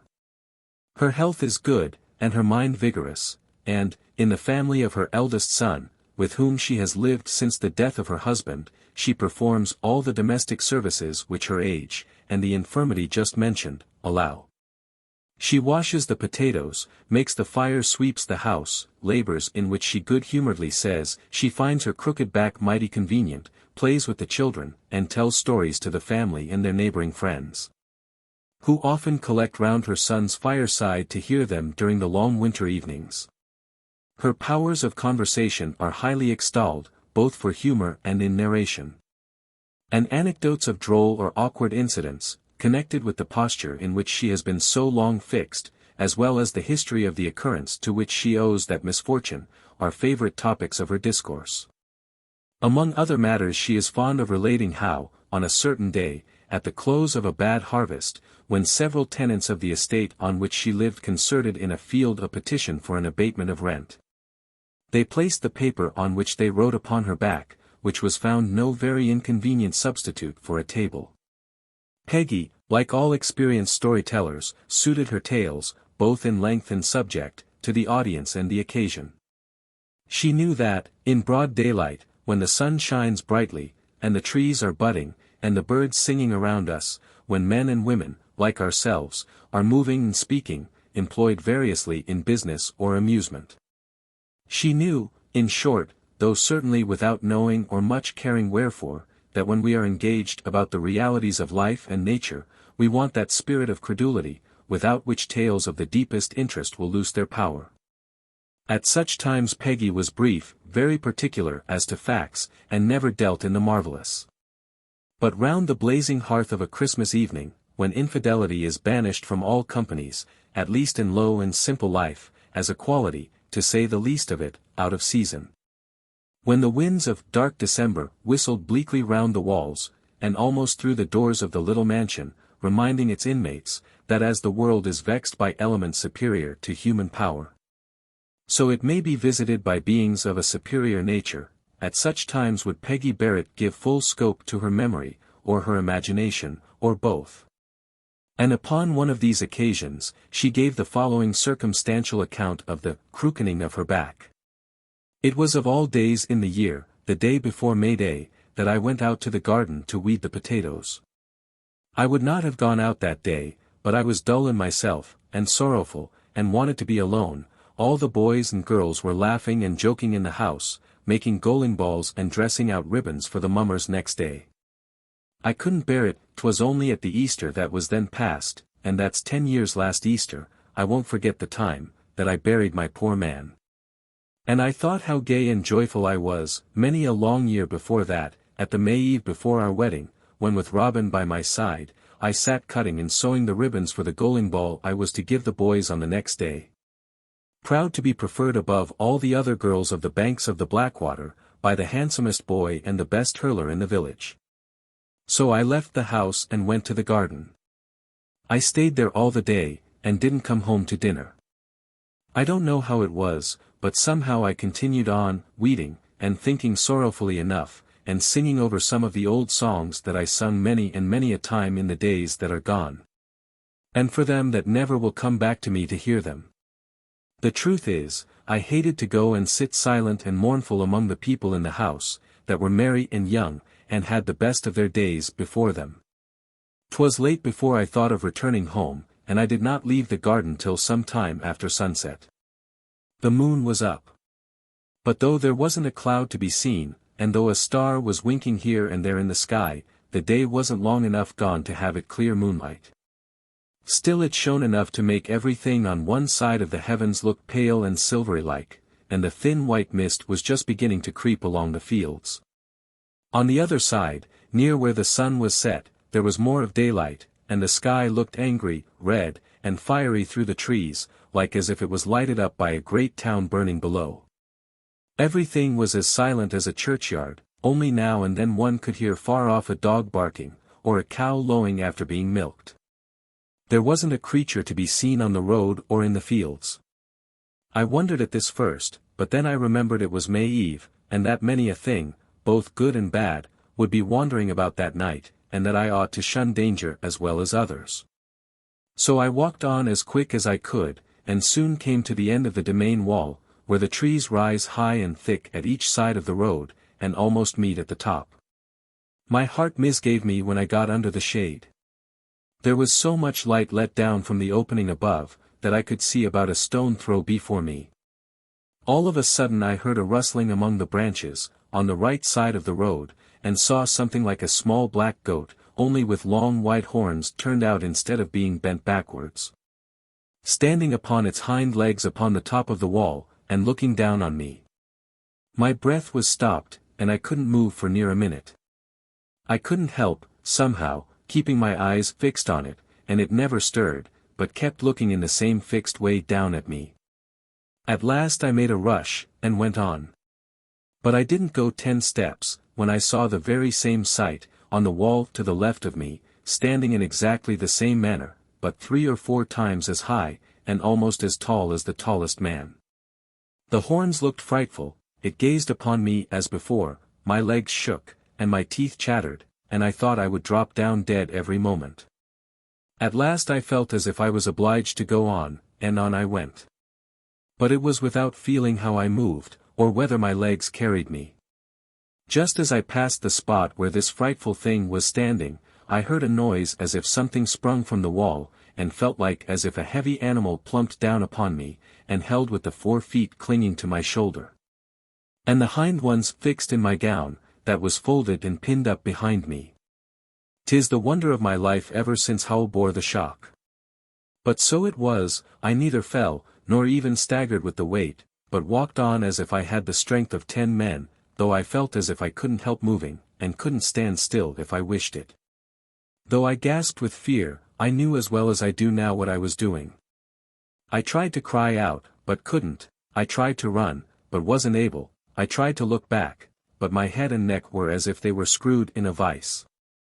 I could barely roll my eyes on each side, and then I could see, as clearly and plainly as if it was in the broad light of the blessed sun, a black and cloven foot planted upon each of my shoulders.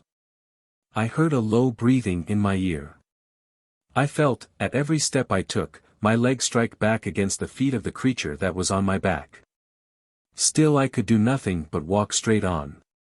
At last I came within sight of the house, and a welcome sight it was to me, for I thought I would be released when I reached it. I soon came close to the door, but it was shut.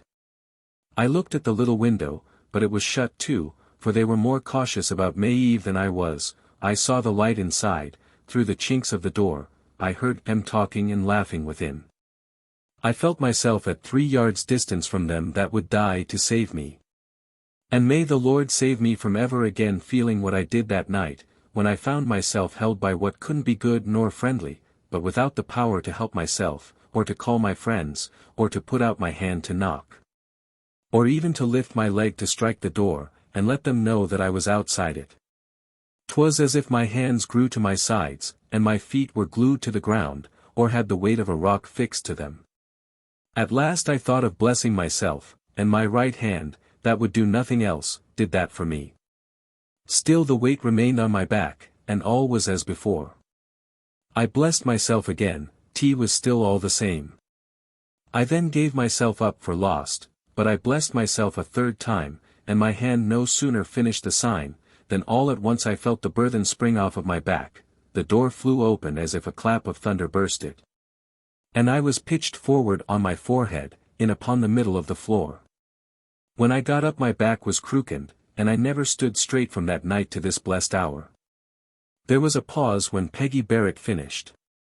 Those who had heard the story before had listened with a look of half-satisfied interest, blended, however, with an expression of that serious and solemn feeling, which always attends a tale of supernatural wonders, how often soever told.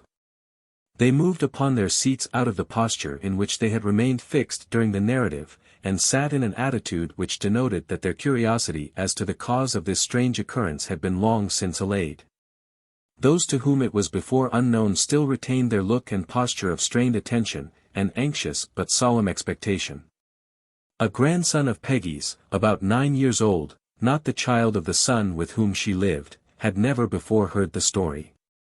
As it grew in interest, he was observed to cling closer and closer to the old woman's side. And at the close he was gazing steadfastly at her, with his body bent back across her knees, and his face turned up to hers, with a look, through which a disposition to weep seemed contending with curiosity.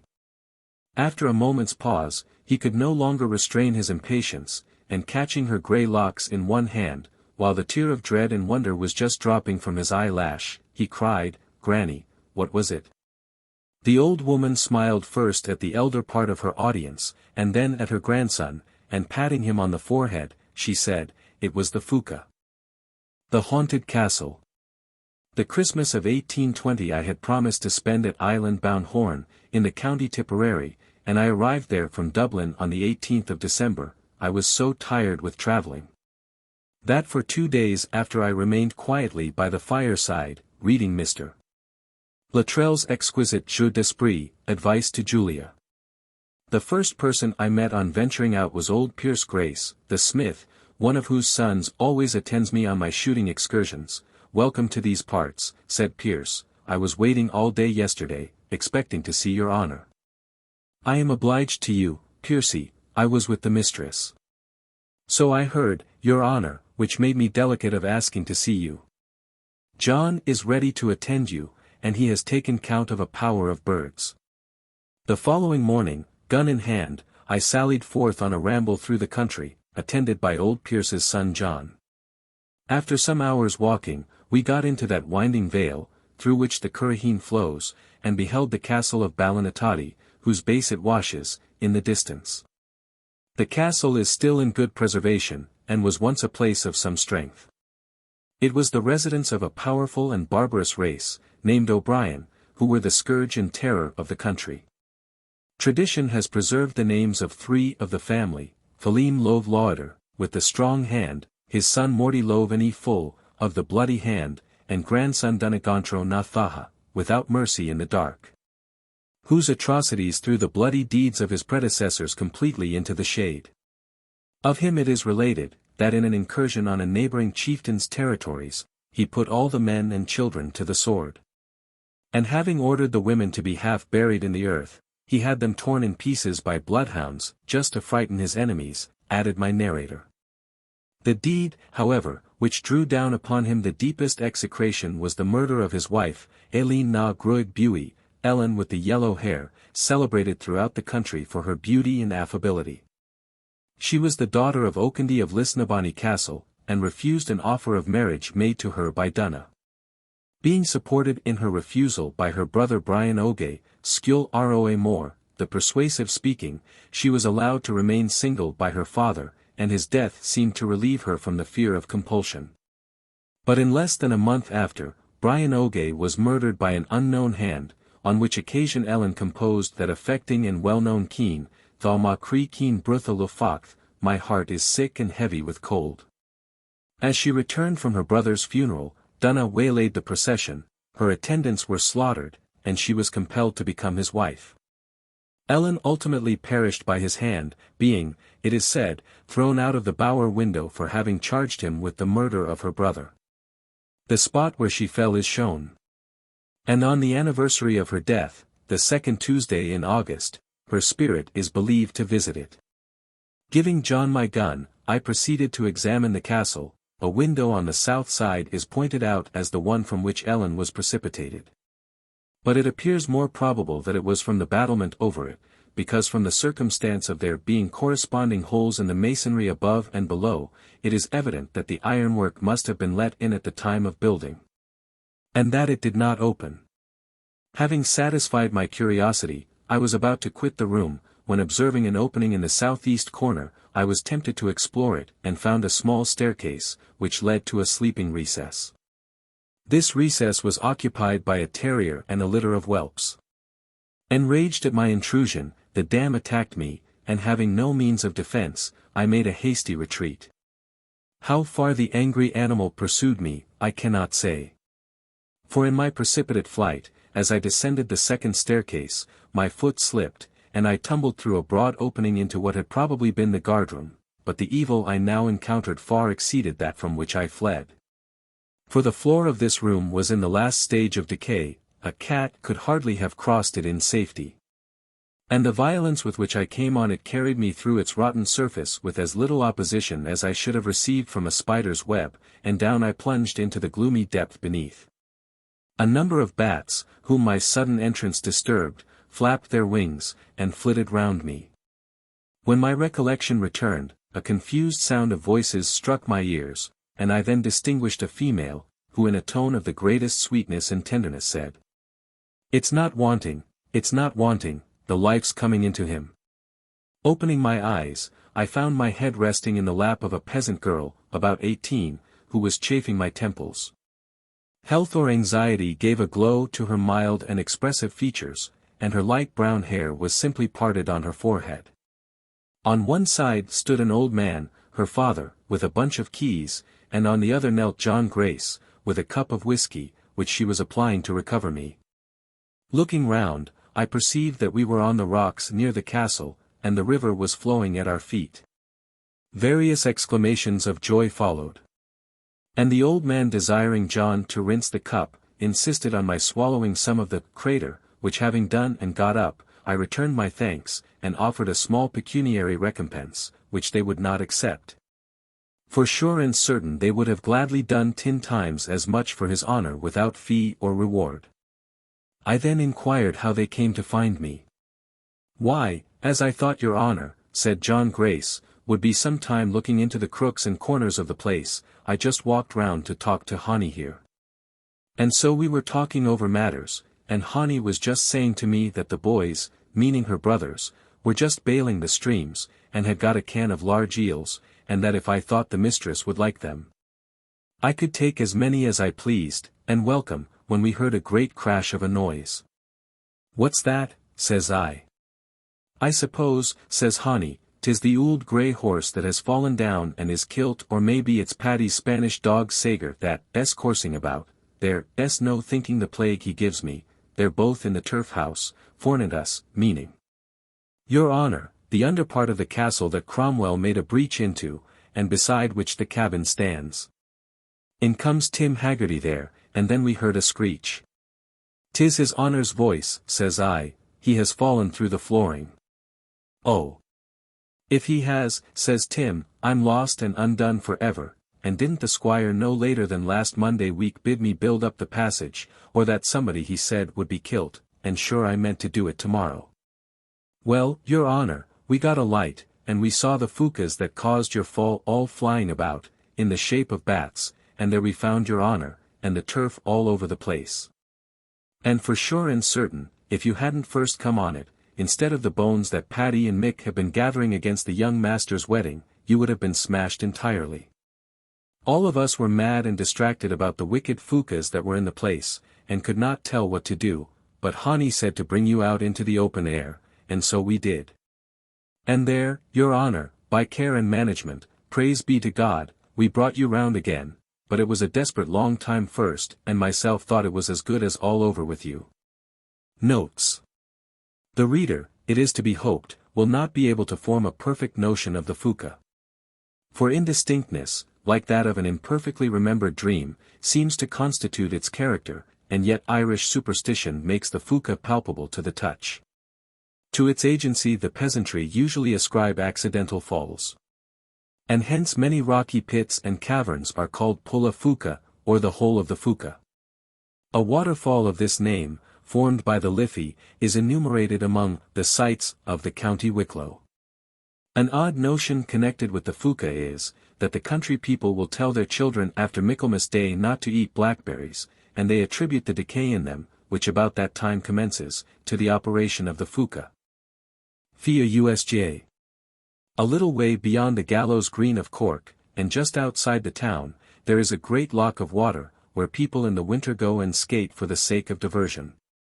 But the sport above the water is nothing to what is under it, for at the very bottom of this loch there are buildings and gardens, far more beautiful than any now to be seen, and how they came there was in this manner.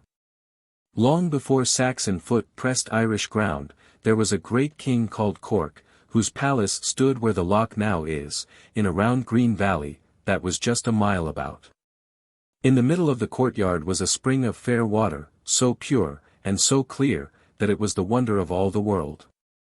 Much did the king rejoice at having so great a curiosity within his palace. But as people came in crowds from far and near to draw the precious water of this spring, he was sorely afraid that in time it might become dry. So he caused a high wall to be built up round it, and would allow nobody to have the water, which was a very great loss to the poor people living about the palace. Whenever he wanted any for himself he would send his daughter to get it, not liking to trust his servants with the key of the well door, fearing that they might give some away. One night the king gave a grand entertainment, and there were many great princes present, and lords and nobles without end, and there were wonderful doings throughout the palace, there were bonfires, whose blaze reached up to the very sky. And dancing was there, to such sweet music, that it ought to have waked up the dead out of their graves, and feasting was there in the greatest of plenty for all who came. Nor was any one turned away from the palace gates but, you're welcome, heartily, was the porter's salute for all. Now it happened at this grand entertainment there was one young prince above all the rest mighty comely to behold, and as tall and as straight as ever I would wish to look on. Right merrily did he dance that night with the old king's daughter, wheeling here, and wheeling there, as light, as a feather, and footing it away to the admiration of every one. The musicians played the better for seeing their dancing. And they danced as if their lives depended upon it. After all this dancing came the supper, and the young prince was seated at table by the side of his beautiful partner, who smiled upon him as often as he spoke to her. And that was by no means so often as he wished, for he had constantly to turn to the company and thank them for the many compliments passed upon his fair partner and himself. In the midst of this banquet, one of the great lords said to King Corc, "May it please your majesty, here is everything in abundance that heart can wish for, both to eat and drink, except water." "Water," said the king, mightily pleased at some one calling for that of which purposely there was a want. "Water shall you have, my lord, speedily, and that of such a delicious kind, that I challenge all the world to equal it." "Daughter," said he, "go fetch some in the golden vessel which I caused to be made for the purpose." The king's daughter, who was called Fior Usga, which signifies, in English, spring water, did not much like to be told to perform so menial a service before so many people, and though she did not venture to refuse the commands of her father, yet hesitated to obey him, and looked down upon the ground. The king, who loved his daughter very much, seeing this, was sorry for what he had desired her to do, but having said the word, he was never known to recall it. He therefore thought of a way to make his daughter go speedily and fetch the water. And it was by proposing that the young prince her partner should go along with her. Accordingly, with a loud voice, he said, "Daughter, I wonder not at your fearing to go alone so late at night. But I doubt not the young prince at your side will go with you." The prince was not displeased at hearing this. And taking the golden vessel in one hand, with the other led the king's daughter out of the hall so gracefully that all present gazed after them with delight.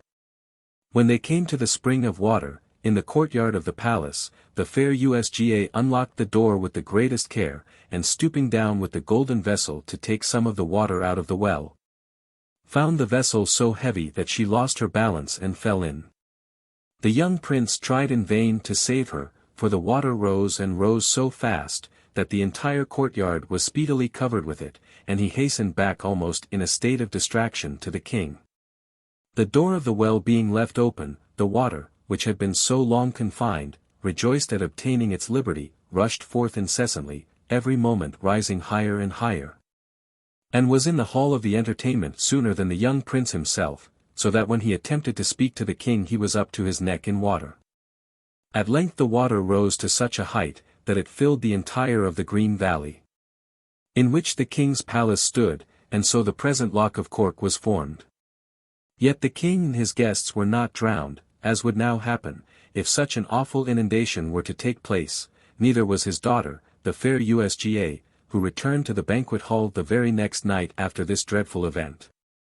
And every night since the same entertainment and dancing goes on in the palace at the bottom of the loch, and will last until some one has the luck to bring up but of it the golden vessel which was the cause of all this mischief. Nobody can doubt that it was a judgment upon the king for his shutting up the well in the courtyard from the poor people, and if there are any who do not credit my story, they may go and see the Loch of Cork. For there it is to be seen to this day. The road to Kinsale passes at one bide of it, and when its waters are low and clear, the tops of towers and stately buildings may be plainly viewed in the bottom by those who have good eyesight, without the help of spectacles. Cormac and Mary. She is not dead, she has no grave. She lives beneath Lough Gur water, Galway, and in the murmur of each wave. Methinks I catch the songs I taught her. Thus many an evening on the shore sat Cormac raving wild and lowly, still idly muttering o'er and o'er. She lives, detained by spells unholy. Death claims her not, too fair for earth. Her spirit lives, alien of heaven. Nor will it know a second birth, when sinful mortals are forgiven. Cold is this rock, the wind comes chill, and mists the gloomy waters cover. But oh, her soul is colder still. To lose her God, to leave her lover. The lake was in profound repose. Yet one white wave came gently curling, and as it reached the shore, arose dim figures, banners gay unfurling. Onward they move, an airy crowd. Through each thin form a moonlight ray shone, while spear and helm, in pageant proud, appear in liquid undulation. Bright barbed steeds curvetting tread their trackless way with antic capers. And curtain clouds hang overhead, festooned by rainbow-colored vapors. And when a breath of air would stir that drapery of heaven's own wreathing, light wings of prismy gossamer just moved and sparkled to the breathing. Nor wanting was the choral song, swelling in silvery chimes of sweetness, to sound of which this subtle throng advanced in playful grace and fleetness. With music strain, all came and went upon poor Cormac's doubting vision, now rising in wild merriment, now softly fading in derision. Christ, save her soul, he boldly cried. And when that blessed name was spoken, fierce yells and fiendish shrieks replied. And vanished all, the spell was broken. And now on Corrib's lonely shore, freed by his word from power of faerie, to life, to love, restored once more, young Cormac welcomes back his Mary. The Legend of Lough Gur. Larry Cotter had a farm on one side of Lough Gur, in the county of Limerick, and was thriving in it, for he was an industrious proper sort of man, who would have lived quietly and soberly to the end of his days. But for the misfortune that came upon him, and you shall hear how that was. He had as nice a bit of meadowland, down by the waterside, as ever a man would wish for, but its growth was spoiled entirely on him, and no one could tell how. One year after the other it was all ruined just the same way. The bounds were well made up, and not a stone of them was disturbed, neither could his neighbour's cattle have been guilty of the trespass, for they were spancelled, equals fettered. But however it was done, the grass of the meadow was destroyed, which was a great loss to Larry. "What in the wide world will I do?" said Larry Cotter to his neighbour, Tom Welch, who was a very decent sort of man himself. "That bit of meadowland, which I am paying the great rent for, is doing nothing at all to make it for me. And the times are bitter bad, without the help of that to make them worse." "'T is true for you, Larry," replied Welch, "the times are bitter bad, no doubt of that. But maybe if you were to watch by night, you might make out all about it. Sure there, Mick and Terry, my two boys, will watch with you. For 'tis 1,000 pities any honest man like you should be ruined in such a scheming way." Accordingly, the following night, Larry Cotter, with Welch's two sons, took their station in a corner of the meadow. It was just at the full of the moon, which was shining beautifully down upon the lake, that was as calm all over as the sky itself. Not a cloud was there to be seen anywhere, nor a sound to be heard, but the cry of the corn creeks answering one another across the water. "Boys! Boys!" said Larry, "look there, I look there. But for your lives don't make a bit of noise, nor stir a step till I say the word." They looked, and saw a great fat cow, followed by 7 milk-white heifers, moving on the smooth surface of the lake towards the meadow. "'T is not Tim Dwyer the piper's cow, anyway, that danced all the flesh off her bones," whispered Mick to his brother. "Now, boys," said Larry Cotter, when he saw the fine cow and her 7 white heifers fairly in the meadow, "get between them and the lake if you can, and, no matter who they belong to, we'll just put them into the pound." But the cow must have overheard Larry speaking, for down she went in a great hurry to the shore of the lake, and into it with her, before all their eyes. Away made the 7 heifers after her, but the boys got down to the hank before them. And work enough they had to drive them up from the lake to Larry Cotter. Larry drove the 7 heifers, and beautiful beasts they were, to the pound, but after he had them there for 3 days, and could hear of no owner, he took them out, and put them up in a field of his own. There he kept them, and they were thriving mighty well with him, until one night the gate of the field was left open, and in the morning the 7 heifers were gone. Larry could not get any account of them after. And, beyond all doubt, it was back into the lake they went. Wherever they came from, or to whatever world they belonged, Larry Cotter never had a crop of grass off the meadow through their means. So he took to drink, fairly out of the grief. And it was the drink that killed him, they say. The Enchanted Lake. In the west of Ireland there was a lake, and no doubt it is there still, in which many young men had been at various times drowned. What made the circumstance remarkable was, that the bodies of drowned persons were never found. People naturally wondered at this, and at length the lake came to have a bad repute. Many dreadful stories were told about that lake. Some would affirm, that on a dark night its waters appeared like fire, others would speak of horrid forms which were seen to glide over it, and every one agreed that a strange sulphurous smell issued from out of it. There lived, not far distant from this lake, a young farmer, named Roderick Keating, who was about to be married to one of the prettiest girls in that part of the country. On his return from Limerick, where he had been to purchase the wedding ring, he came up with 2 or 3 of his acquaintance, who were standing on the shore, and they began to joke with him about Peggy Honan.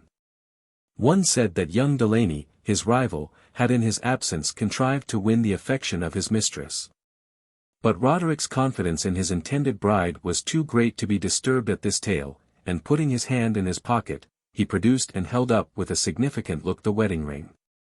As he was turning it between his forefinger and thumb, in token of triumph, somehow or other the ring fell from his hand, and rolled into the lake. Roderick looked after it with the greatest sorrow.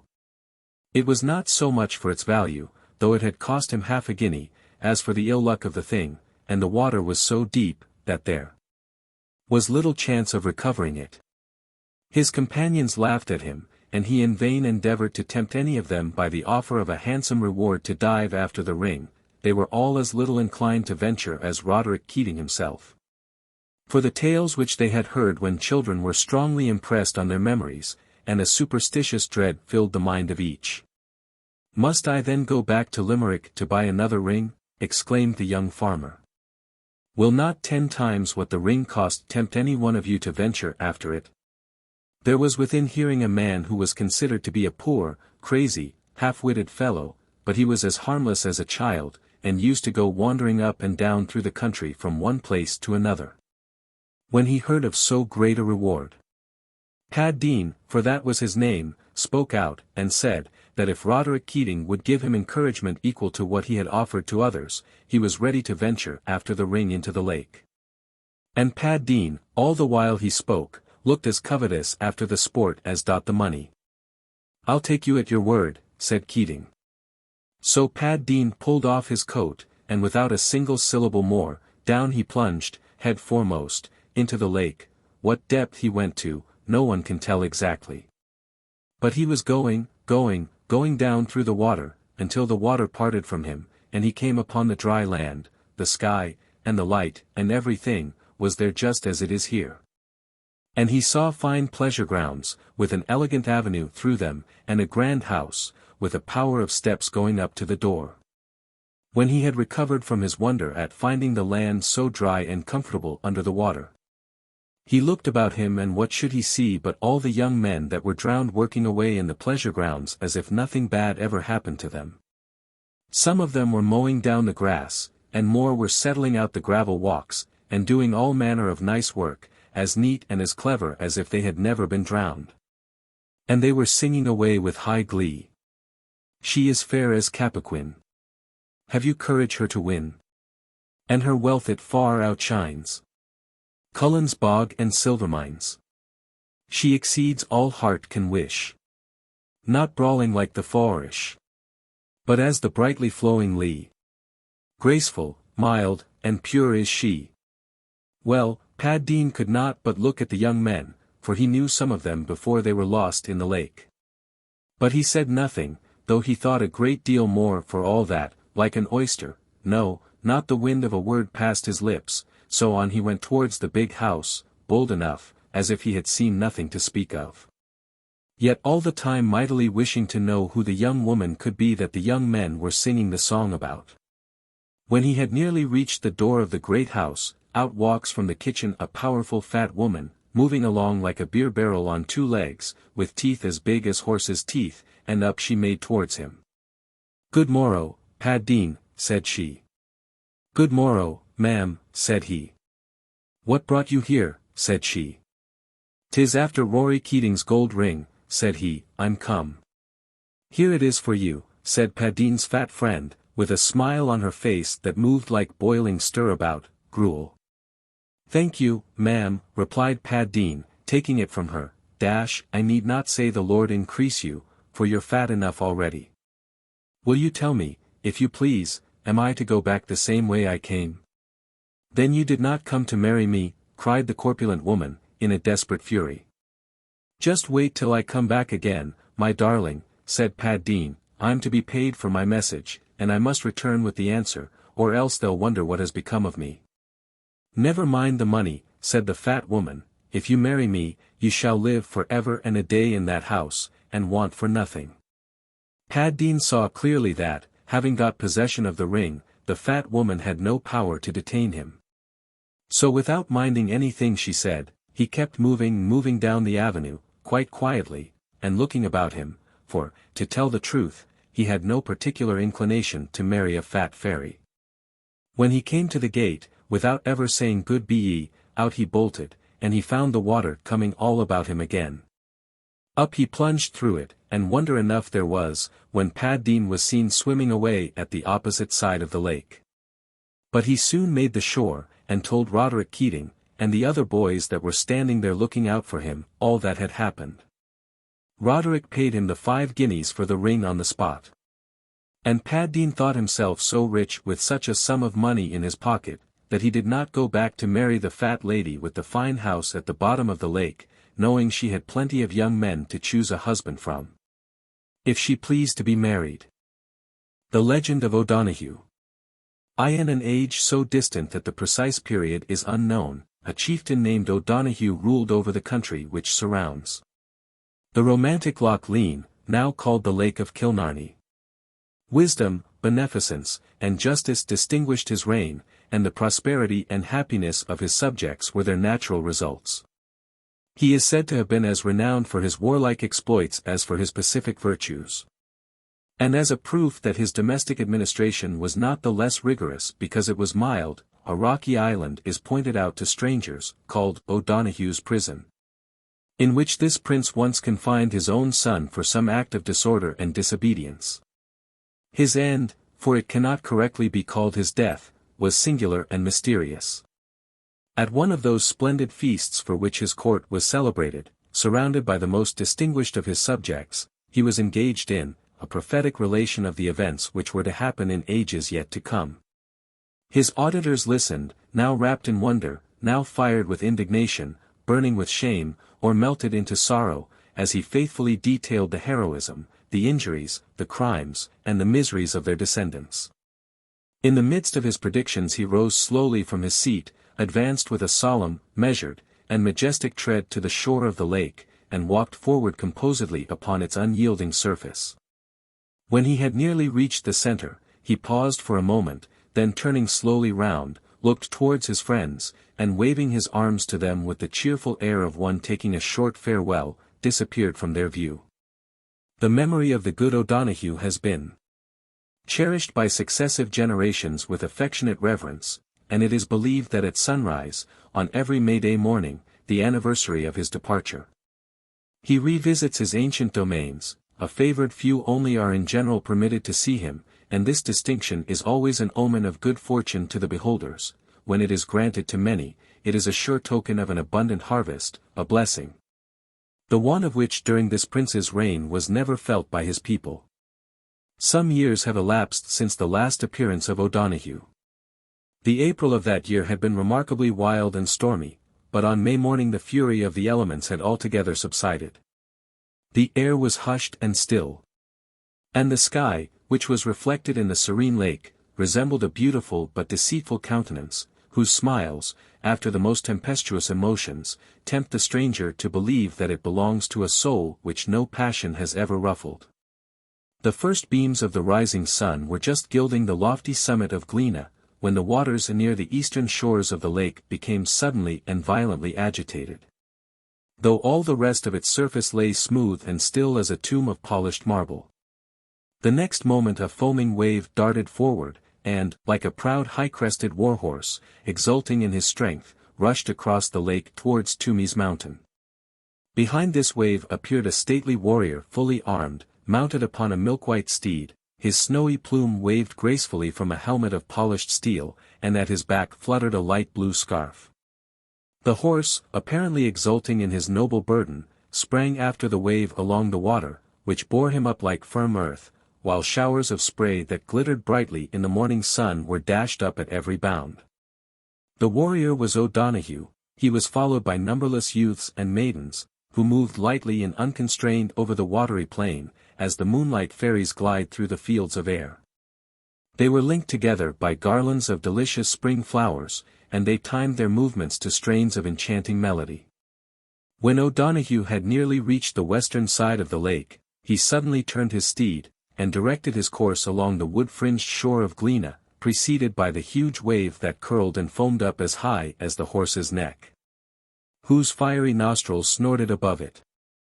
The bug train of attendants followed with playful deviations the track of their leader, and moved on with unabated fleetness to their celestial music, till gradually, as they entered the narrow strait between Gleena and Dinas, they became involved in the mists which still partially floated over the lakes, and faded from the view of the wondering beholders, but the sound of their music still fell upon the ear, an echo, catching up the harmonious strains, fondly repeated and prolonged them in soft and softer tones, till the last faint repetition died away, and the hearers awoke as from a dream of bliss. Thierna na Oge, or the Country of Youth, is the name given to the foregoing section, from the belief that those who dwell in regions of enchantment beneath the water are not affected by the movements of time. The Lady of Gollerus. On the shore of Smerwick Harbour, one fine summer's morning, just at daybreak, stood Dick Fitzgerald showing the Dedine, which may be translated, smoking his pipe. The sun was gradually rising behind the lofty Brandon, the dark sea was getting green in the light, and the mists clearing away out of the valleys went rolling and curling like the smoke from the corner of Dick's mouth. "'Tis just the pattern of a pretty morning," said Dick, taking the pipe from between his lips, and looking towards the distant ocean, which lay as still and tranquil as a tomb of polished marble. "Well, to be sure," continued he, after a pause, "'tis mighty lonesome to be talking to one's self by way of company, and not to have another soul to answer one, nothing but the child of one's own voice, the echo." "I know this, that if I had the luck, or may be the misfortune," said Dick with a melancholy smile, "to have the woman, it would not be this way with me, and what in the wide world is a man without a wife?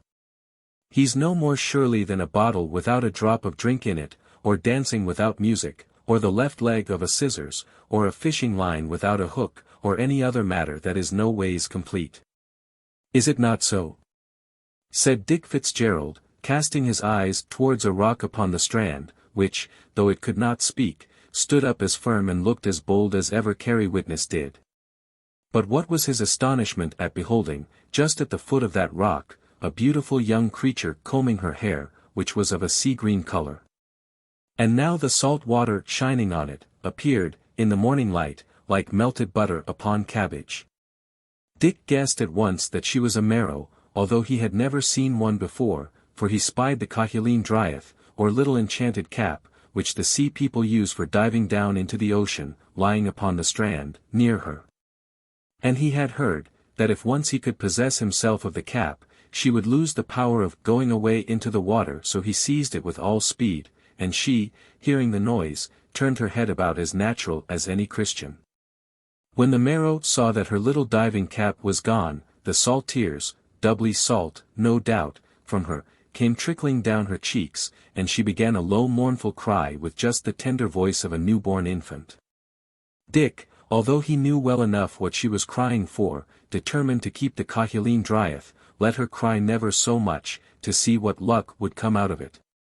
Yet he could not help pitying her, and when the dumb thing looked up in his face, and her cheeks all moist with tears, tea was enough to make any one feel, let alone Dick, who had ever and always, like most of his countrymen, a mighty tender heart of his own. "Don't cry, my darling," said Dick Fitzgerald, but the Merrow, like any bold child, only cried the more for that. Dick sat himself down by her side, and took hold of her band, by way of comforting her. 'Twas in no particular an ugly hand, only there was a small web between the fingers, as there is in a duck's foot, but 'twas as thin and as white as the skin between egg and shell. "What's your name, my darling?" says Dick, thinking to make her conversant with him, but he got no answer, and he was certain sure now, either that she could not speak, or did not understand him. He therefore squeezed her hand in his, as the only way he had of talking to her. It's the universal language, and there's not a woman in the world, be she fish or lady, that does not understand it. The Merrow did not seem much displeased at this mode of conversation. And, making an end of her whining all at once, "Man," says she, looking up in Dick Fitzgerald's face, "Man, will you eat me?" "By all the red petticoats and check aprons between Dingle and Tralee," cried Dick jumping up in amazement, "I'd as soon eat myself, my jewel." "Is it I eat you, my pet?" Now, was some ugly ill-looking thief of a fish put that notion into your own pretty head, with the nice green hair down upon it, that is so cleanly combed out this morning? "Man," said the Merrow, "what will you do with me, if you won't eat me?" Dick's thoughts were running on a wife. He saw, at the first glimpse, that she was handsome. But since she spoke, and spoke too like any real woman, he was fairly in love with her. 'Twas the neat way she called him man, that settled the matter entirely. "Fish," says Dick, trying to speak to her after her own short fashion. "Fish," says he, "here's my word, fresh and fasting, for you this blessed morning, that I'll make you Mistress Fitzgerald before all the world, and that's what I'll do." "Never say the word twice," says she.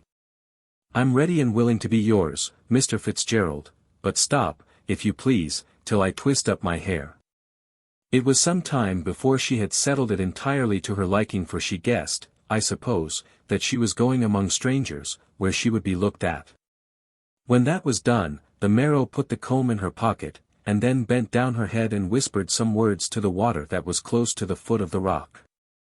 Dick saw the murmur of the words upon the top of the sea, going out towards the wide ocean, just like a breath of wind rippling along, and, says he, in the greatest wonder, "Is it speaking you are, my darling, to the salt water?" "It's nothing else," says she, quite carelessly, "I'm just sending word home to my father, not to be waiting breakfast for me, just to keep him from being uneasy in his mind." "And who's your father, my duck?" says Dick. "What?"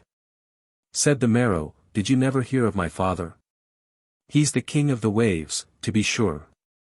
"And yourself, then, is a real king's daughter," said Dick, opening his two eyes to take a full and true survey of his wife that was to be.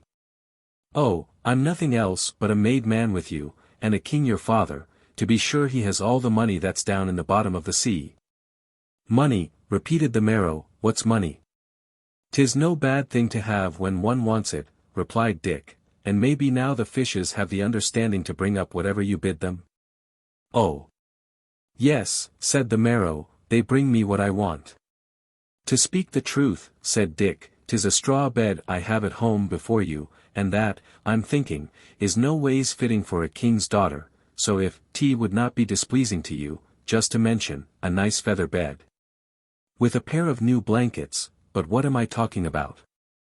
Maybe you have not such things as beds down under the water?"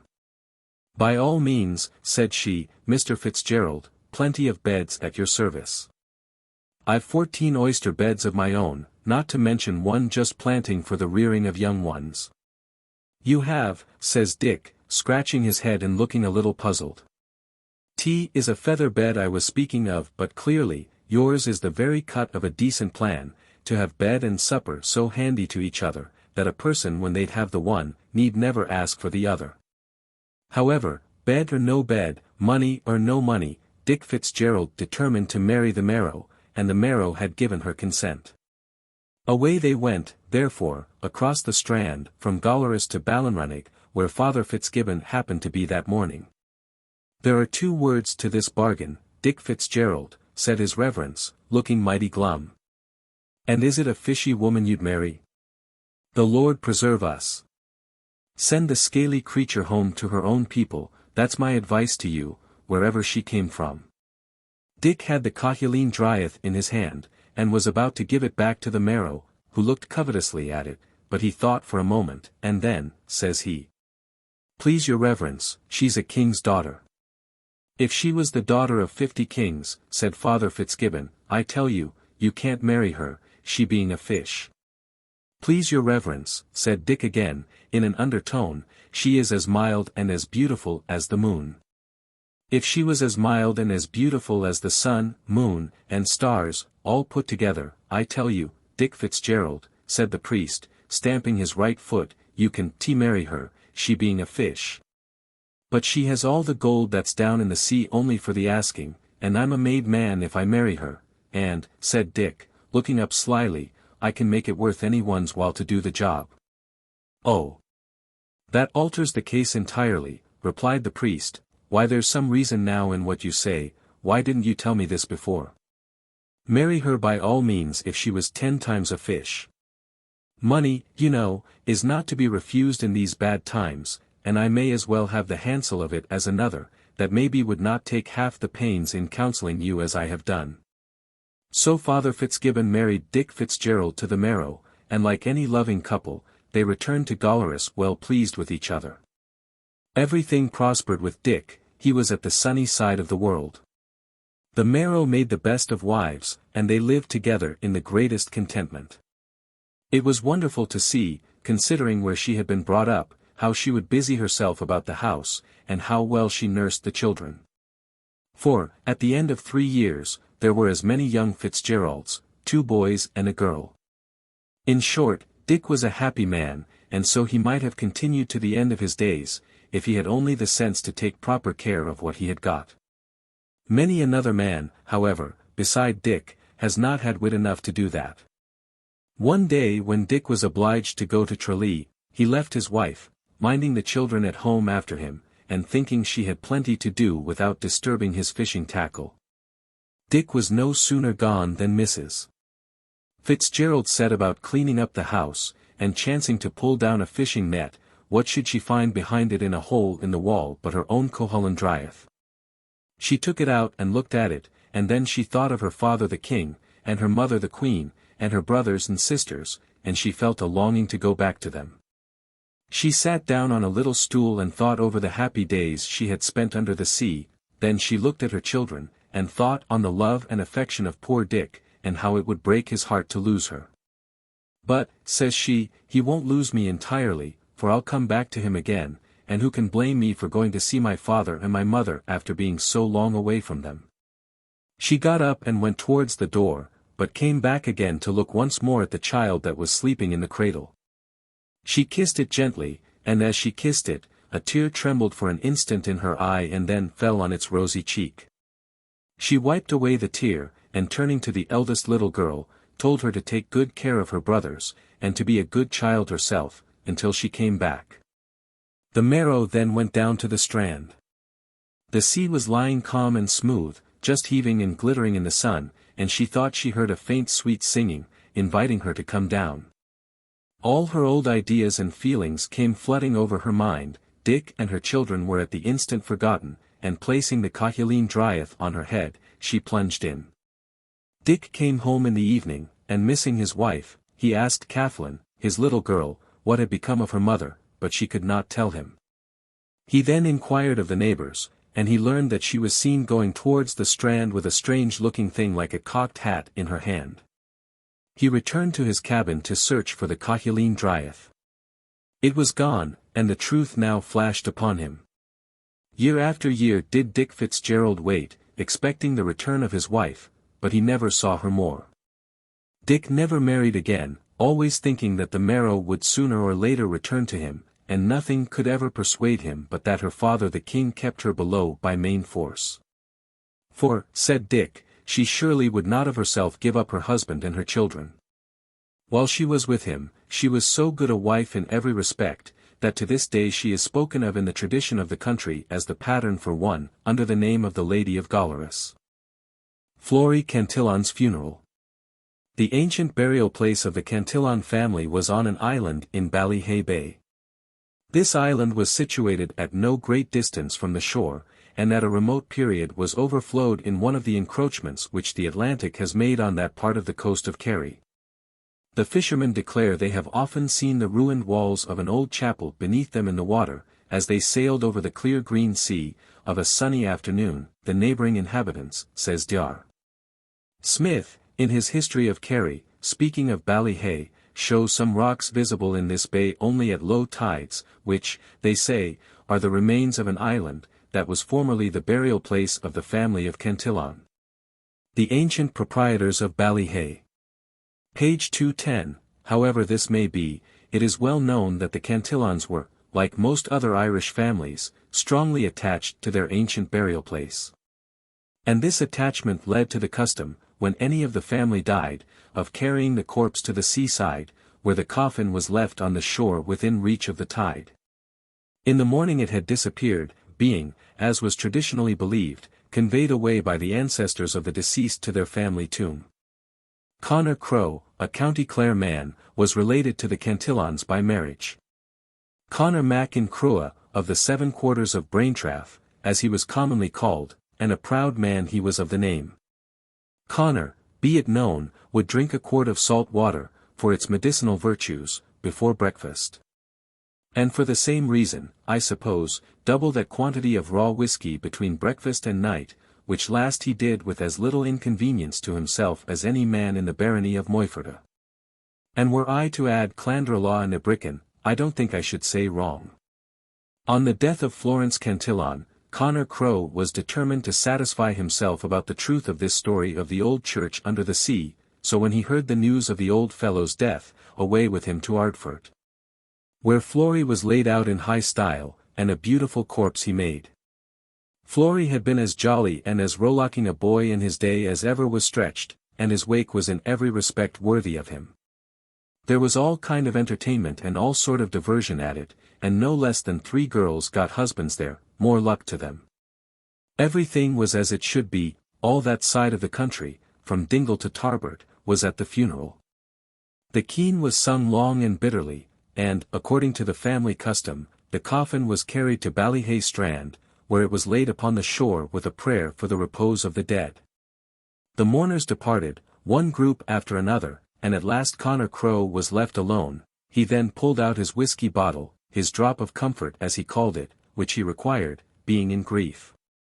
And down he sat upon a big stone that was sheltered by a projecting rock, and partly concealed from view, to await with patience the appearance of the ghostly undertakers. The evening came on mild and beautiful. He whistled an old air which he had heard in his childhood, hoping to keep idle fears out of his head, but the wild strain of that melody brought 1,000 recollections with it, which only made the twilight appear more pensive. If T was near the gloomy tower of Dunmore, in my own sweet county, I was, said Conor Crowe, with a sigh, one might well believe that the prisoners, who were murdered long ago, there in the vaults under the castle, would be the hands to carry off the coffin out of envy. For never a one of them was buried decently, nor had as much as a coffin amongst them all. 'Tis often, sure enough, I have heard lamentations and great mourning coming from the vaults of Dunmore Castle. But, continued he, after fondly pressing his lips to the mouth of his companion and silent comforter, the whiskey bottle, didn't I know all the time well enough, 'twas the dismal sounding waves working through the cliffs and hollows of the rocks, and fretting themselves to foam. Oh then, Dunmore Castle, it is you that are the gloomy-looking tower on a gloomy day, with the gloomy hills behind you when one has gloomy thoughts on their heart, and sees you like a ghost rising out of the smoke made by the kelp burners on the strand. There is, the Lord save us, as fearful a look about you as about the Blue Man's Lake at midnight. Well then, anyhow, said Conor, after a pause, is it not a blessed night, though surely the moon looks mighty pale in the face? St. Sennin himself between us and all kinds of harm. It was, in truth, a lovely moonlight night. No thing was to be seen around but the dark rocks, and the white pebbly beach, upon which the sea broke with a hoarse and melancholy murmur. Conor, notwithstanding his frequent draughts, felt rather queerish, and almost began to repent his curiosity. It was certainly a solemn sight to behold the black coffin resting upon the white strand. His imagination gradually converted the deep moaning of old ocean into a mournful wail for the dead, and from the shadowy recesses of the rocks he imaged forth strange and visionary forms. As the night advanced, Conor became weary with watching. He caught himself more than once in the fact of nodding, when suddenly giving his head a shake, he would look towards the black coffin. But the narrow house of death remained unmoved before him. It was long past midnight, and the moon was sinking into the sea, when he heard the sound of many voices, which gradually became stronger, above the heavy and monotonous roll of the sea. He listened, and presently could distinguish a keen, of exquisite sweetness, the notes of which rose and fell with the heaving of the waves, whose deep murmur mingled with and supported the strain. The keen grew louder and louder, and seemed to approach the beach, and then fell into a low plaintive wail. As it ended, Connor beheld a number of strange, and in the dim light, mysterious-looking figures, emerge from the sea, and surround the coffin, which they prepared to launch into the water. "This comes of marrying with the creatures of earth," said one of the figures, in a clear, yet hollow tone. "True," replied another, with a voice still more fearful, "our king would never have commanded his gnawing white-toothed waves to devour the rocky roots of the island cemetery, had not his daughter, Derfula, been buried there by her mortal husband." "But the time will come," said a third, bending over the coffin, "when mortal eye, our work shall spy, and mortal ear, our dirge shall hear. Then," said a fourth, "our burial of the Cantillons is at an end for ever." As this was spoken, the coffin was borne from the beach by a retiring wave, and the company of sea people prepared to follow it, but at the moment, one chanced to discover Connor Crowe, as fixed with wonder and as motionless with fear as the stone on which he sat. "The time is come," cried the unearthly being, "the time is come, a human eye looks on the forms of ocean, a human ear has heard their voices. Farewell to the Cantillons, the sons of the sea are no longer doomed to bury the dust of the earth." One after the other turned slowly round, and regarded Connor Crowe, who still remained as if bound by a spell. Again arose their funeral song, and on the next wave they followed the coffin.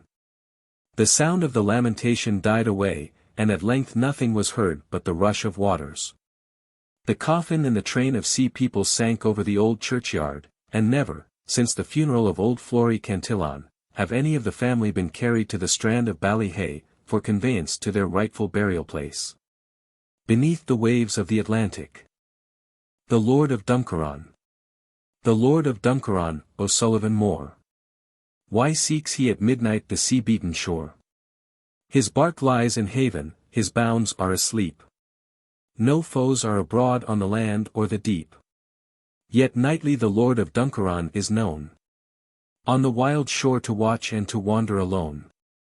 For a beautiful spirit of ocean, Teigue is said, the Lord of Dunkerron would win to his bed.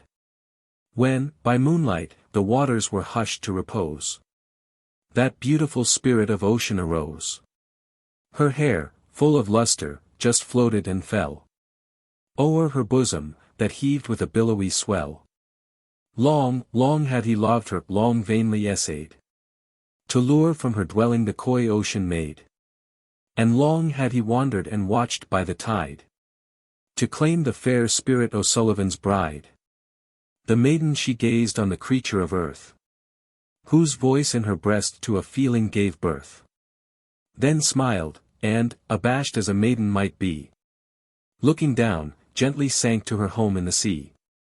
Though gentle that smile, as the moonlight above, O'Sullivan felt Teigue was the dawning of love. And hope came on hope, spreading over his mind, like the eddy of circles her wake left behind. The Lord of Dunkerron he plunged in the waves, and sought through the fierce rush of waters, their caves, the gloom of whose depth studded over with spars, had the glitter of midnight when lit up by stars. Who can tell or can fancy the treasures that sleep, entombed in the wonderful womb of the deep? The pearls and the gems, as if valueless, thrown to lie mid the sea wrack concealed and unknown. Down, down went the maid, still the chieftain pursued. Who flies must be followed ere she can be wooed. Untempted by treasures, unawed by alarms, the maiden at length he has clasped in his arms. They rose from the deep by a smooth spreading strand, whence beauty and verdure stretched over the land. Teigue was an isle of enchantment, and lightly the breeze, with a musical murmur, just crept through the trees.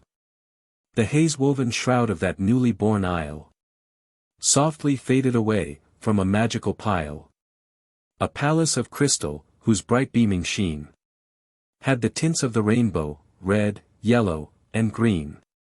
And grottos, fantastic in hue and in form, were there, as flung up, the wild sport of the storm. Yet all was so cloudless, so lovely, and calm. It seemed but a region of sunshine and balm. Here shall we dwell in a dream of delight, where the glories of earth and of ocean unite. Yet, loved son of earth, I must from thee away. There are laws which e'en spirits are bound to obey. Once more must I visit the chief of my race, his sanction to gain ere I meet thy embrace. In a moment I dive to the chambers beneath.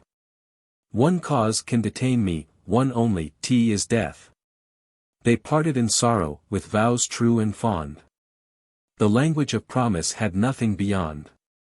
His soul all on fire, with anxiety burns. The moment is gone, but no maiden returns. What sounds from the deep meet his terrified ear? What accents of rage and of grief does he hear? What sees he? What change has come over the flood? What tinges its green with a jetty of blood? Can he doubt what the gush of warm blood would explain? That she sought the consent of her monarch in vain. For see all around him, in white foam and froth, the waves of the ocean boil up in their wrath. The palace of crystal has melted in air, and the dyes of the rainbow no longer are there. The grottos with vapor and clouds are o'ercast. The sunshine is darkness, the vision has passed. Loud, loud was the call of his serfs for their chief. They sought him with accents of wailing and grief. He heard, and he struggled, a wave to the shore. Exhausted and faint bears O'Sullivan Moor.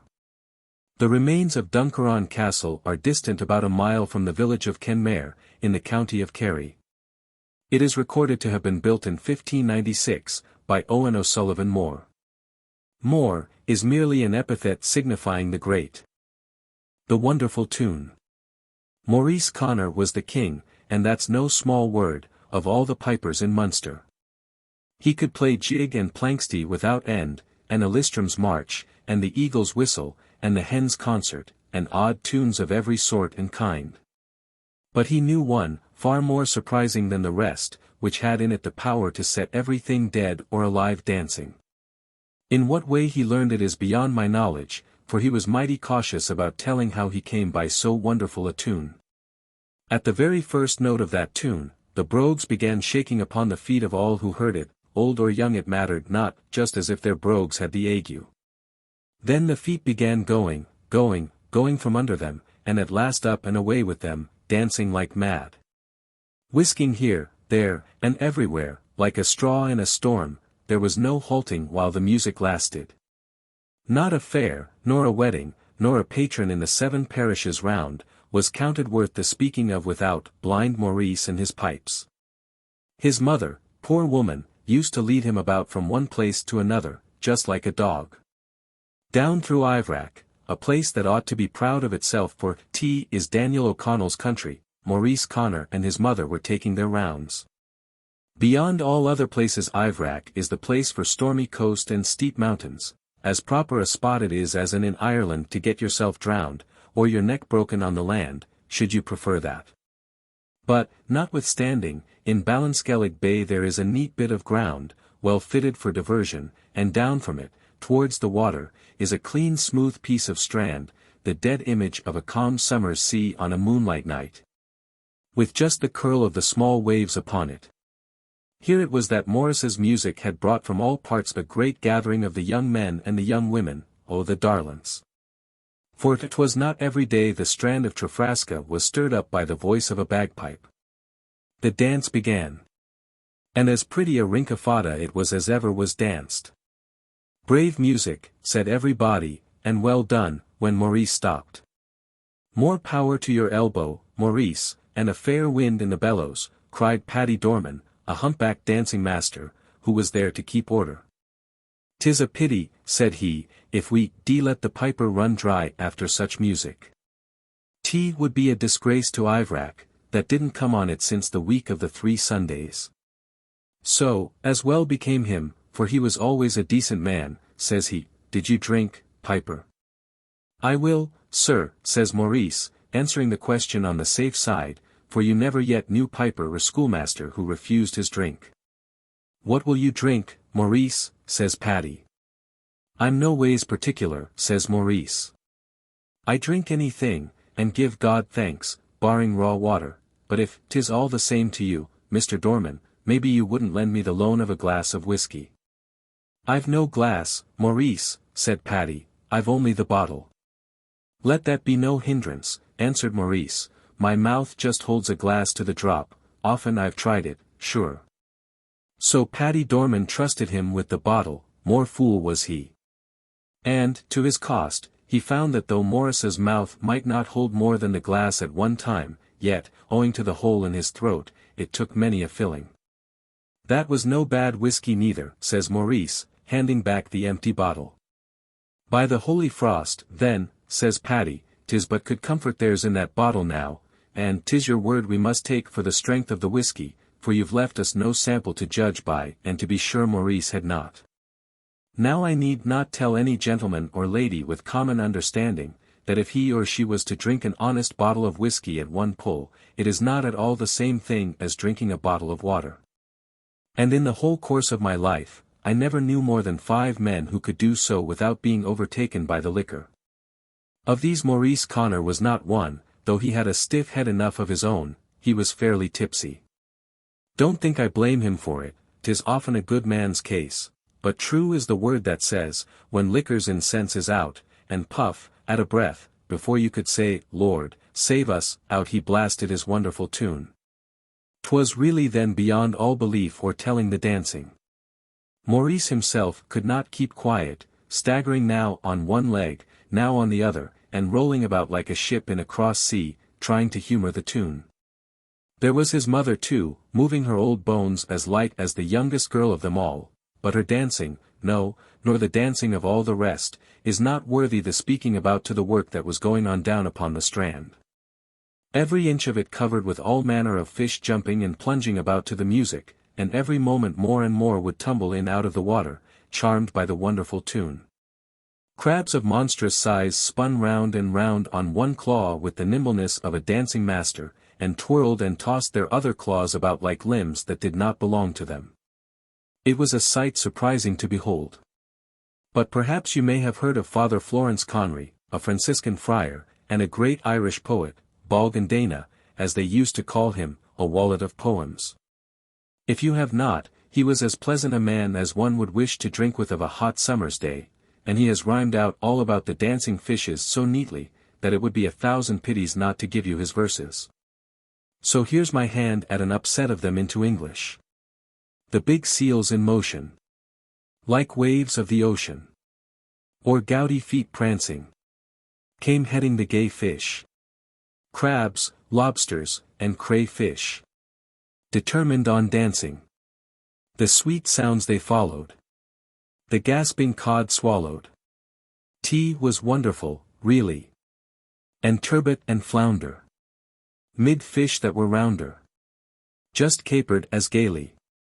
John Dories came tripping, dull hake by their skipping. To frisk it seemed given. Bright mackerel went springing, like small rainbows winging their flight up to heaven. The whiting and haddock left salt water paddock.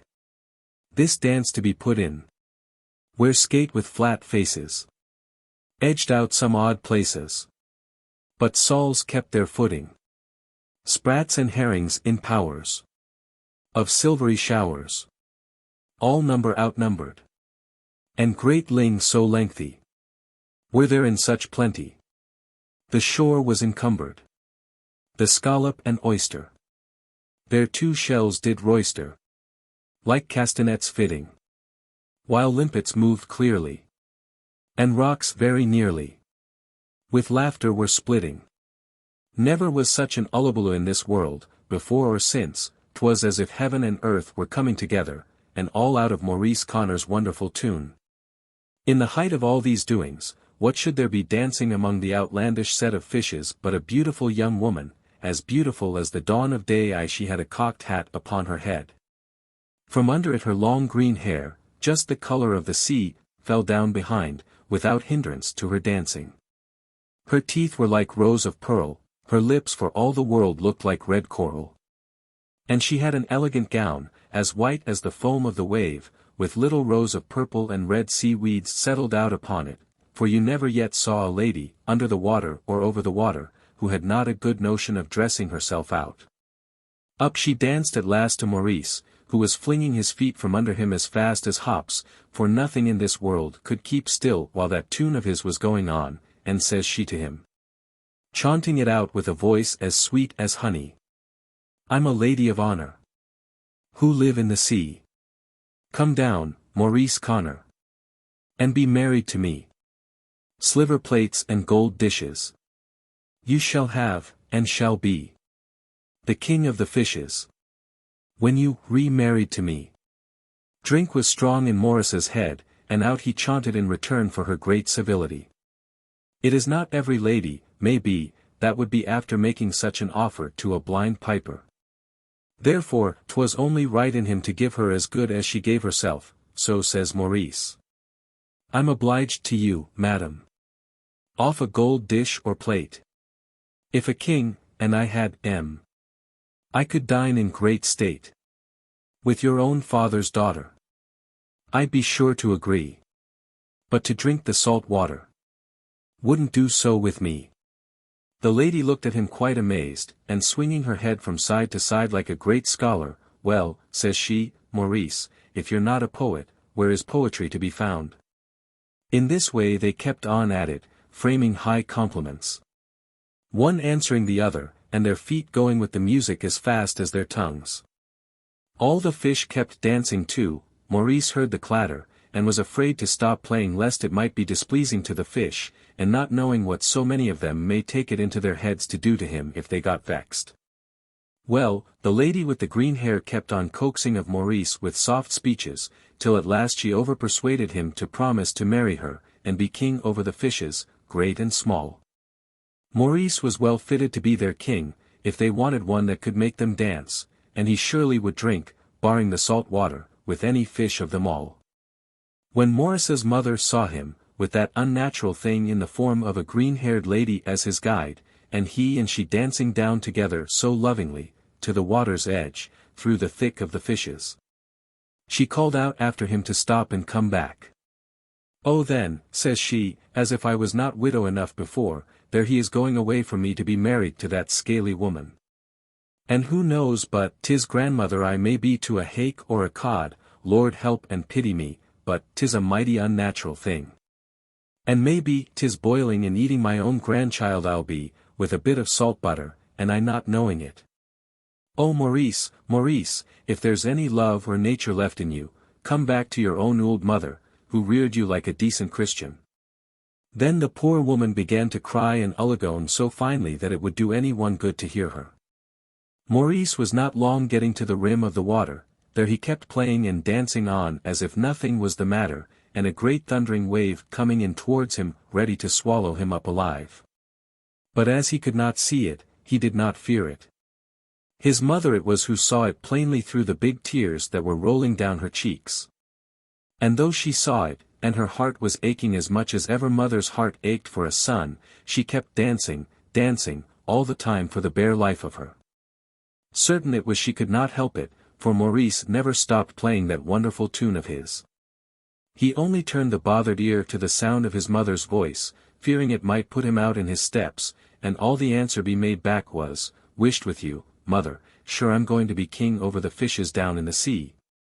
And for a token of luck and a sign that I'm alive and well, I'll send you in, every 12-month on this day, a piece of burned wood to Trafraska." Maurice had not the power to say a word more, for the strange lady with the green hair, seeing the wave just upon them, covered him up with herself in a thing like a cloak with a big hood to it, and the wave curling over twice as high as their heads, burst upon the strand, with a rush and a roar that might be heard as far as Cape Clear. That day 12-month the piece of burned wood came ashore in Trafraska. It was a queer thing for Maurice to think of sending all the way from the bottom of the sea. A gown or a pair of shoes would have been something like a present for his poor mother, but he had said it, and he kept his word.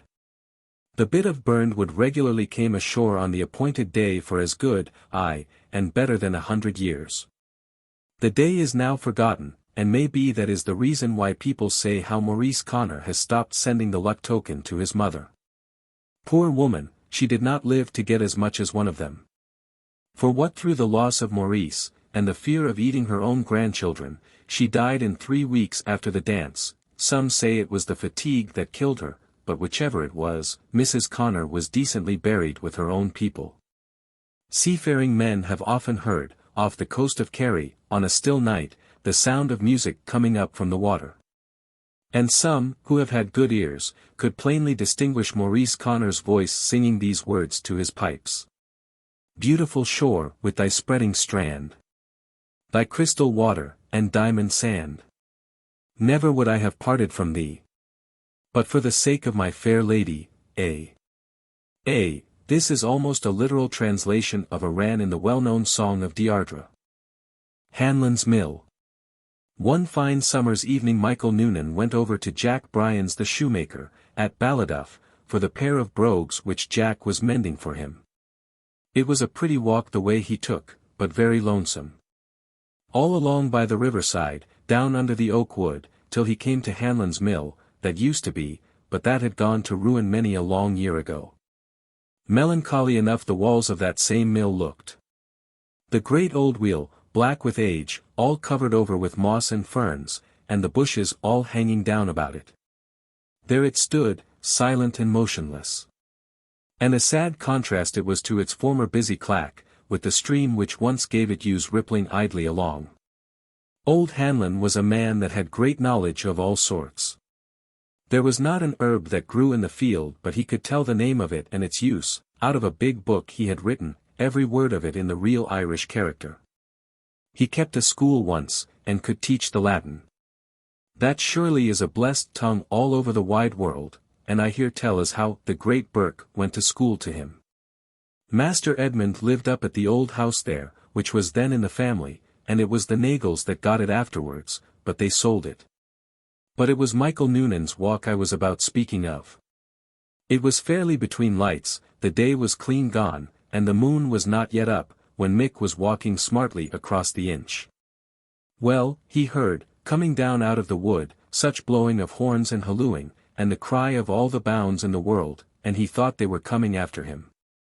And the galloping of the horses, and the voice of the whipper-in, and he shouting out, just like the fine old song.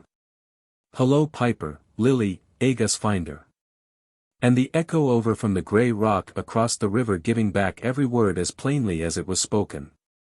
But nothing could Mick see, and the shouting and hallooing following him every step of the way till he got up to Jack Bryan's door. And he was certain, too, he heard the clack of old Hanlon's mill going, through all the clatter. To be sure, he ran as fast as fear and his legs could carry him, and never once looked behind him, well knowing that the Lough hounds were out in quite another quarter that day, and that nothing good could come out of the noise of Hanlon's mill. Well, Michael Noonan got his brogues, and well heeled they were, and well pleased was he with them. When who should be seated at Jack Bryan's before him, but a gossip of his, one Darby Haynes, a mighty decent man, that had a horse and car of his own, and that used to be travelling with it, taking loads like the Royal Mail coach between Cork and Limerick. And when he was at home, Darby was a near neighbour of Michael Noonan's. "Is it home you're going with the brogues this blessed night?" said Darby to him. "Where else would it be?" replied Mick, "but, by my word, is not across the Inch back again I'm going, after all I heard coming here, 'tis to no good that old Hanlon's mill is busy again." "True, for you," said Darby. "And maybe you take the horse and car home for me, Mick, by way of company, as is along the road you go. I'm waiting here to see a sister's son of mine that I expect from Kilcolman." "That same I'll do," answered Mick, with 1,000 welcomes. So Mick drove the car fair and easy, knowing that the poor beast had come off a long journey.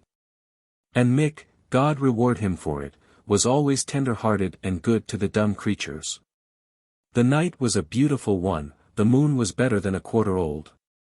And Mick, looking up at her, could not help bestowing a blessing on her beautiful face, shining down so sweetly upon the gentle Aubeg.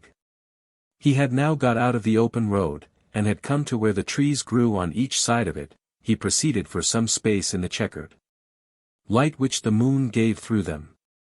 At one time, when a big old tree got between him and the moon, it was so dark, that he could hardly see the horse's head. Then, as he passed on, the moonbeams would stream through the open boughs and variegate the road with light and shade. Mick was lying down in the car at his ease, having got clear of the plantation, and was watching the bright piece of a moon in a little pool at the roadside, when he saw it disappear all of a sudden as if a great cloud came over the sky. He turned round on his elbow to see if it was so.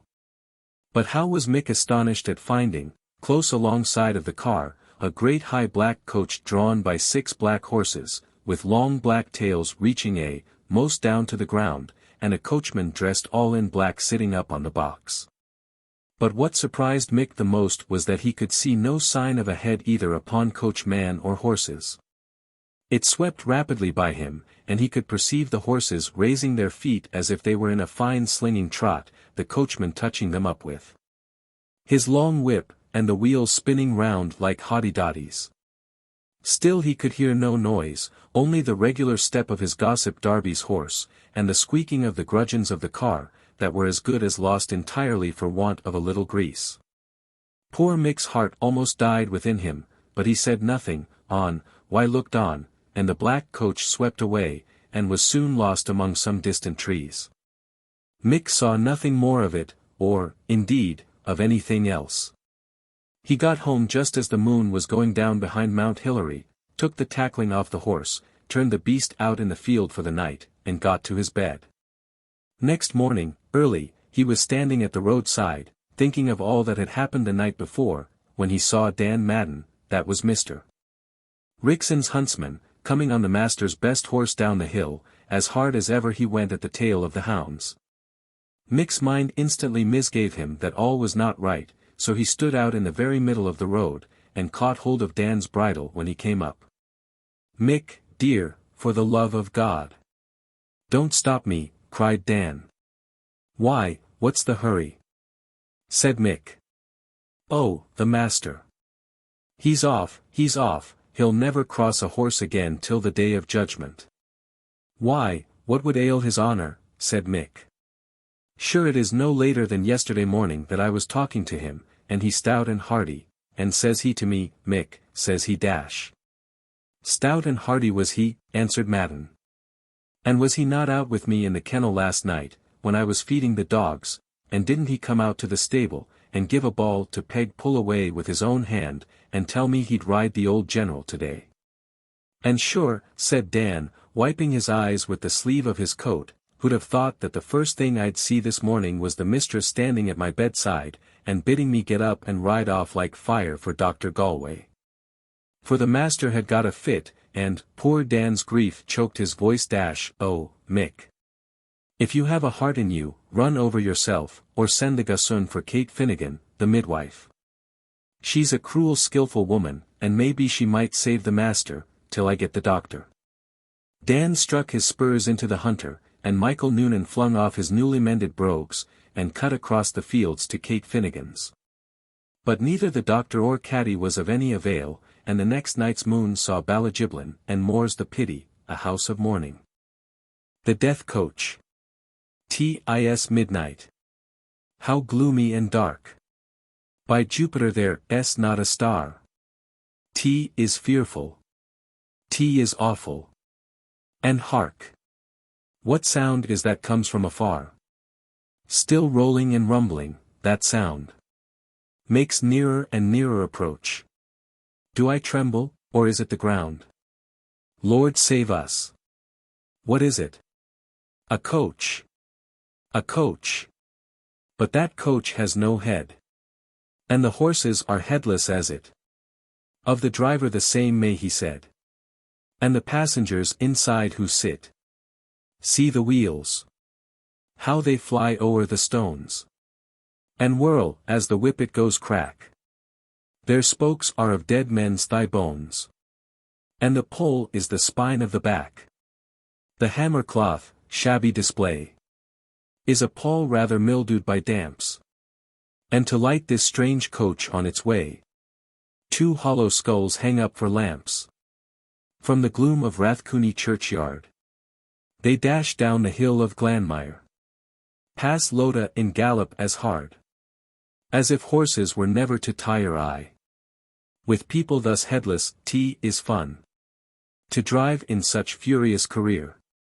Since headlong their horses can't run. Nor coachmen be heady from beer. Very steep is the Tivoli lane. But uphill to them is as down. Nor the charms of Woodhill can detain. These Dullahans rushing to town. Could they feel as I've felt, in a song? A spell that forbade them depart. They a lingering visit prolong. And after their head lose their heart. No matter. Is past 12 o'clock. Through the streets they sweep on like the wind. And, taking the road to Blackrock. Cork City is soon left behind. Should they hurry thus reckless along. To supper instead of to bed. The landlord will surely be wrong. If he charge it at so much a head. Yet mine host may suppose them too poor. To bring to his wealth an increase. As till now, all who drove to his door. Possessed at least 1 crown a piece. Up the dead woman's hill they are rolled. Borean Manor is quite out of sight. Ballintemple they reach, and behold. At its churchyard they stop and alight. Who best there, said a voice from the ground. We've no room, for the place is quite full. Oh! Room must be speedily found. For we come from the parish of Skull. Though Murphys and Crowleys appear. On headstones of deep-lettered pride. Though Scannells and Mulleys lie here. Fitzgeralds and Toomeys beside. Yet here for the night we lie down.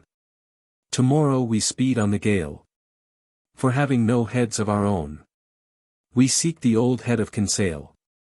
The Headless Horseman. God speed you, and a safe journey this night to you, Charlie, ejaculated the master of the little shebeen house at Ballyhully after his old friend and good customer, Charlie Culnane. Who at length had turned his face homewards, with the prospect of as dreary a ride and as dark a night as ever fell upon the Blackwater, along the banks of which he was about to journey. Charlie Culnane knew the country well, and moreover, was as bold a rider as any Mallow boy that ever rattled a 4-year-old upon Drumrue racecourse. He had gone to Fermoy in the morning, as well for the purpose of purchasing some ingredients required for the Christmas dinner by his wife, as to gratify his own vanity by having new reins fitted to his snaffle. In which he intended showing off the old mare at the approaching St. Stephen's Day hunt. Charlie did not get out of Fermoy until late.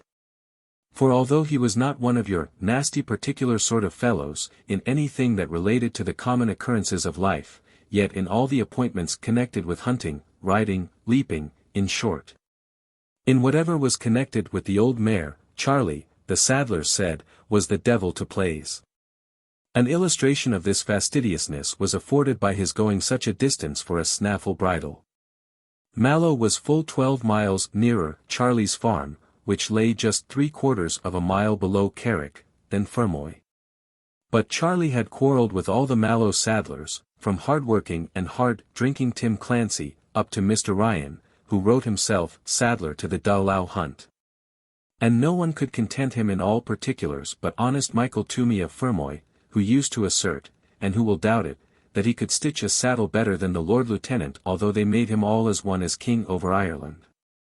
This delay in the arrangement of the snaffle bridle did not allow Charlie Culnane to pay so long a visit as he had at first intended to his old friend and gossip, Con Buckley, of the Harp of Erin. Con, however, knew the value of time, and insisted upon Charlie making good use of what he had to spare. "I won't bother you waiting for water, Charlie, because I think you'll have enough of that same before you get home. So drink off your liquor, man. It's as good parliament as ever a gentleman tasted, aye, and holy church too, for it will bear X waters, and carry the bead after that, may be. Charlie, it must be confessed, nothing loath, drank success to Con, and success to the jolly harp of Erin, with its head of beauty and its strings of the hair of gold, and to their better acquaintance, and so on, from the bottom of his soul. Until the bottom of the bottle reminded him that Carrick was at the bottom of the hill on the other side of Castletown Roche, and that he had got no further on his journey than his gossips at Ballyclose to the big gate of Convamore.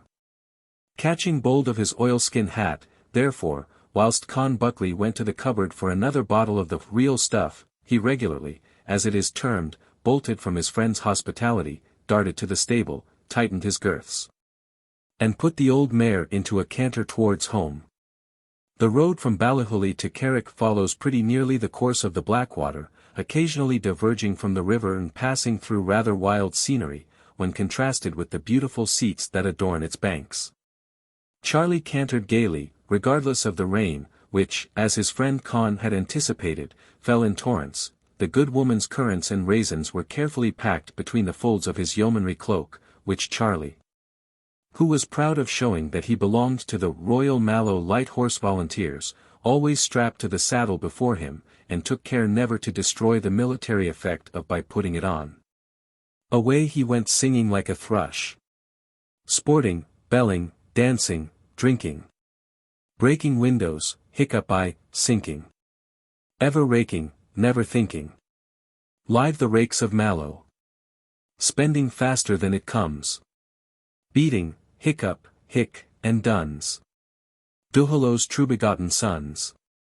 Live the rakes of Mallow. Notwithstanding that the visit to the jolly harp of Erin had a little increased the natural complacency of his mind, the drenching of the new snaffle rains began to disturb him.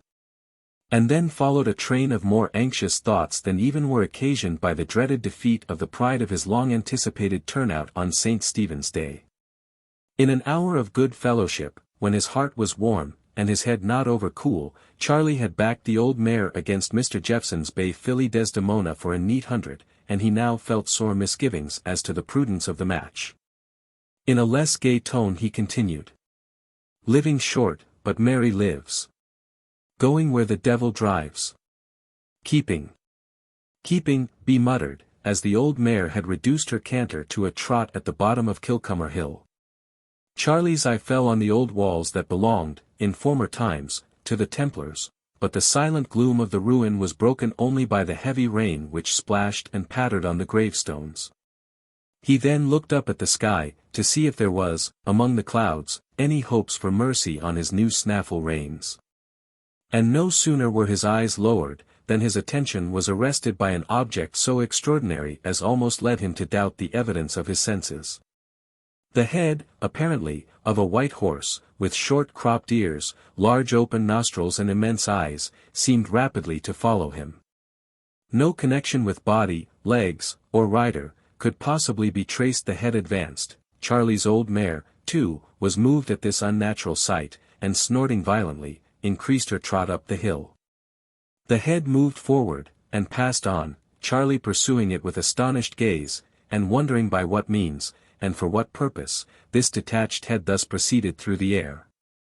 Did not perceive the corresponding body until he was suddenly started by finding it close at his side. Charlie turned to examine what was thus so sociably jogging on with him, when a most unexampled apparition presented itself to his view. A figure, whose height, judging as well as the obscurity of the night would permit him, he computed to be at least 8 feet, was seated on the body and legs of a white horse full 18 hands and a half high. In this measurement Charlie could not be mistaken, for his own mare was exactly 15 hands, and the body that thus jogged alongside he could at once determine, from his practice in horseflesh, was at least 3 hands and a half higher. After the first feeling of astonishment, which found vent in the exclamation, "I'm sold now for ever," was over.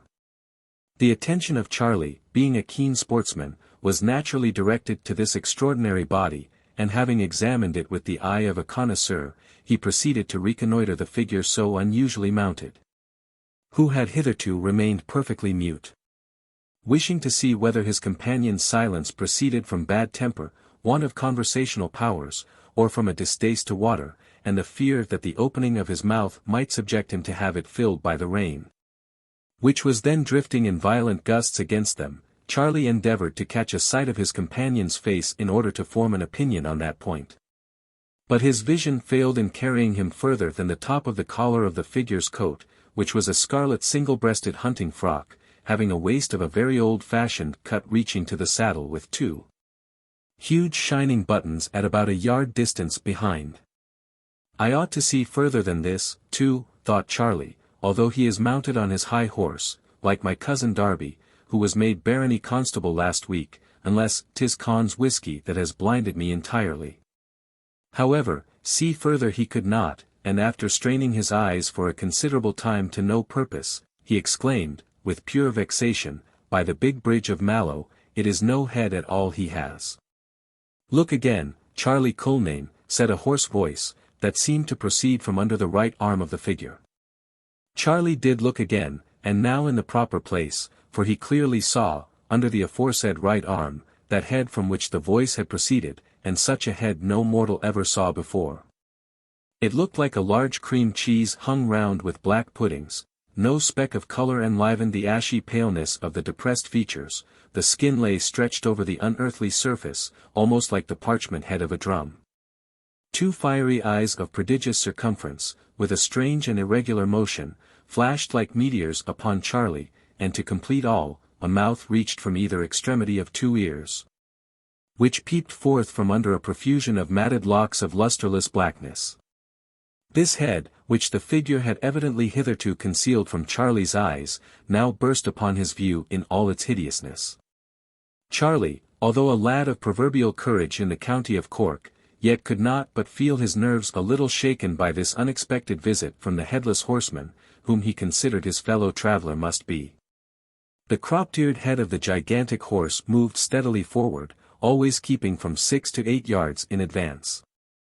The horseman, unaided by whip or spur, and disdaining the use of stirrups, which dangled uselessly from the saddle, followed at a trot by Charlie's side, his hideous head now lost behind the lappet of his coat, now starting forth in all its horror as the motion of the horse caused his arm to move to and fro.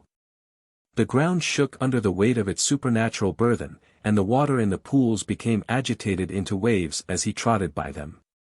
On they went, heads without bodies, and bodies without heads. The deadly silence of night was broken only by the fearful clattering of hoofs, and the distant sound of thunder, which rumbled above the mystic hill of Sicon Amona Finia. Charlie, who was naturally a merry-hearted, and rather a talkative fellow, had hitherto felt tongue-tied by apprehension, but finding his companion showed no evil disposition towards him, and having become somewhat more reconciled to the Patagonian dimensions of the horseman and his headless steed, plucked up all his courage, and thus addressed the stranger. "Why, then, your honour rides mighty well without the stirrups." "Humph," growled the head from under the horseman's right arm. "'Tis not an over-civil answer," thought Charlie. But no matter, he was taught in one of them riding-houses, may be, and thinks nothing at all about bumping his leather breeches at the rate of 10 miles an hour. "I, too, try him on the other tack." "Ahem, said Charlie, clearing his throat, and feeling at the same time rather daunted at this second attempt to establish a conversation. "Ahem. That's a mighty neat coat of your honour's, although T is a little too long in the waist for the present cut." "Humph," growled again the head. This second humph was a terrible thump in the face to poor Charlie, who was fairly bothered to know what subject he could start that would prove more agreeable. "'Tis a sensible head," thought Charlie, although an ugly one, for 'tis plain enough the man does not like flattery. A third attempt, however, Charlie was determined to make, and having failed in his observations as to the riding and coat of his fellow traveller, thought he would just drop a trifling allusion to the wonderful headless horse that was jogging on so sociably beside his old mare. And as Charlie was considered about Carrick to be very knowing in horses, besides being a full private in the Royal Mallow Light Horse Volunteers, which were every one of them mounted like real Hessians, he felt rather sanguine as to the result of his third attempt. "To be sure, that's a brave horse your honour rides," recommenced the persevering Charlie. You may say that, with your own ugly mouth, growled the head. Charlie, though not much flattered by the compliment, nevertheless chuckled at his success in obtaining an answer, and thus continued. Maybe your honor wouldn't be after riding him across the country. Will you try me, Charlie? Said the head, with an irrepressible look of ghastly delight. Faith, and that's what I'd do, responded Charlie, only I'm afraid, the night being so dark, of laming the old mare, and I've every halfpenny of £100 on her heels. This was true enough. Charlie's courage was nothing dashed at the Headless Horseman's proposal, and there never was a steeplechase, nor a fox chase, riding or leaping in the country, that Charlie Culnane was not at it, and foremost in it. Will you take my word, said the man who carried his head so snugly under his right arm, for the safety of your mare? Done, said Charlie. And away they started, helter, skelter, over everything, ditch and wall, pop, pop. The old mare never went in such style, even in broad daylight, and Charlie had just the start of his companion, when the hoarse voice called out, Charlie Culnane. Charlie, man, stop for your life, stop. Charlie pulled up hard. I, said he, you may beat me by the head, because it always goes so much before you, but if the bet was neck and neck, and that's the go between the old mare and Desdemona, I'd win it hollow. It appeared as if the stranger was well aware of what was passing in Charlie's mind, for he suddenly broke out quite loquacious. Charlie Culnane, says he, you have a stout soul in you, and are every inch of you a good rider. I've tried you, and I ought to know, and that's the sort of man for my money. 100 years it is since my horse and I broke our necks at the bottom of Kilcummer Hill, and ever since I have been trying to get a man that dared to ride with me and never found one before. Keep, as you have always done, at the tail of the hounds, never balk a ditch, nor turn away from a stone wall, and the Headless Horseman will never desert you nor the old mare. Charlie, in amazement, looked towards the stranger's right arm, for the purpose of seeing in his face whether or not he was in earnest, but behold! The head was snugly lodged in the huge pocket of the horseman's scarlet hunting coat. The horse's head had ascended perpendicularly above them, and his extraordinary companion, rising quickly after his avant-courier, vanished from the astonished gaze of Charlie Culnane. Charlie, as may be supposed, was lost in wonder, delight, and perplexity. The pelting rain, the wife's pudding, the new snaffle, even the match against Squire Jeffson, all were forgotten. Nothing could he think of, nothing could he talk of. But the Headless Horseman. He told it, directly that he got home, to Judy. He told it the following morning to all the neighbors, and he told it to the hunt on Stephen's Day. But what provoked him after all the pains he took in describing the head, the horse, and the man, was that one and all attributed the creation of the Headless Horseman to his friend Con Buckley's ex-Water Parliament.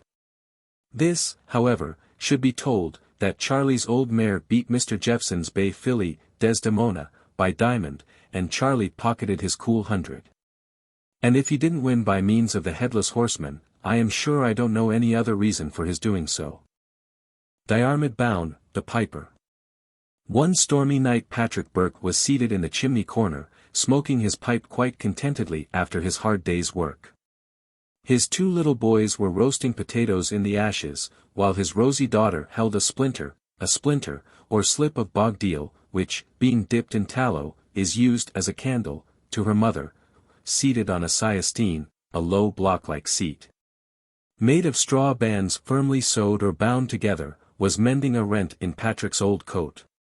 And Judy, the maid, was singing merrily to the sound of her wheel, that kept up a beautiful humming noise, just like the sweet drone of a bagpipe. Indeed they all seemed quite contented and happy.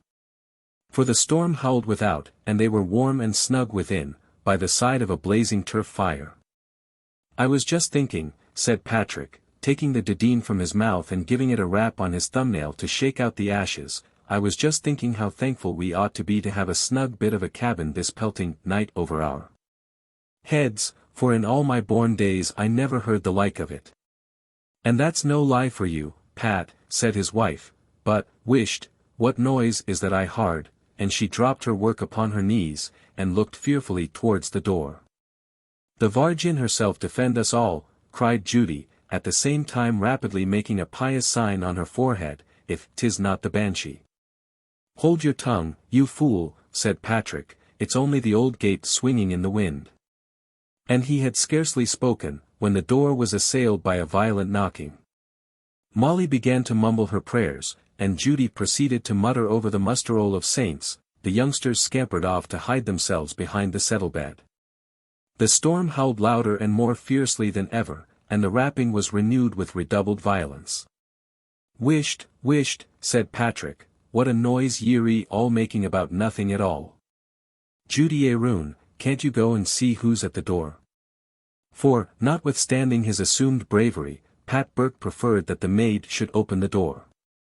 "Why, then, is it me you're speaking to?" said Judy, in the tone of astonishment, "and is it cracked mad you are, Mr. Bourke? Or is it, may be, that you want me to be runned away with, and made a horse of, like my grandfather was? The sorrow a step will I stir to open the door, if you were as great a man again as you are, Pat Bourke. Bother you, then. And hold your tongue, and I'll go myself." So saying, up got Patrick, and made the best of his way to the door. "Who's there?" said he, and his voice trembled mightily all the while. "In the name of St. Patrick, who's there?" "'Tis I, Pat," answered a voice which he immediately knew to be the young squire's. In a moment the door was opened, and in walked a young man, with a gun in his hand, and a brace of dogs at his heels. "Your honour's honour is quite welcome, entirely," said Patrick, who was a very civil sort of a fellow, especially to his betters. "Your honour's honour is quite welcome. And if you'll be so condescending as to demean yourself by taking off your wet jacket, Molly can give ye a brand new blanket, and ye can sit fornint the fire while the clothes are drying." "Thank you, Pat," said the squire, as he wrapped himself, like Mr. Weld, in the proffered blanket. "But what made you keep me so long at the door?" "Why, then, your honour, 'twas all along of Judy, there, being so much afraid of the good people. And a good right she has, after what happened to her grandfather, the Lord rest his soul." "And what was that, Pat?" said the squire. "Why, then, your honour must know that Judy had a grandfather. And he was ould Diarmid Bown, the piper, as personable a looking man as any in the 5 parishes he was, and he could play the pipes so sweetly, and make them spake to such perfection, that it did one's heart good to hear him. We never had any one, for that matter, in this side of the country like him, before or since, except James Gansey, that is own piper to Lord Headley. His honour's lordship is the real good gentleman, and 'tis Mr. Gansey's music that is the pride of Killarney Lakes. Well, as I was saying, Diarmid was Judy's grandfather, and he rented a small mountainy farm. And he was walking about the fields one moonlight night, quite melancholy-like in himself for want of the tobaccy. Because, why, the river was flooded, and he could not get across to buy any, and Diarmid would rather go to bed without his supper than a whiff of the dideen. Well, your honour, just as he came to the old fort in the far field, what should he see? The Lord preserve us! But a large army of the good people, coutred for all the world just like the dragoons. "Are ye all ready?" said a little fellow at their head dressed out like a general. "No," said a little curmudgeon of a chap all dressed in red, from the crown of his cocked hat to the sole of his boot. "No, General," said he, "if you don't get the Fir Darrig a horse he must stay behind, and ye'll lose the battle." "There's Diarmid Bown," said the general, pointing to Judy's grandfather, "your honour, make a horse of him." So with that Master Fir Darrig comes up to Diarmid, who, you may be sure, was in a mighty great fright.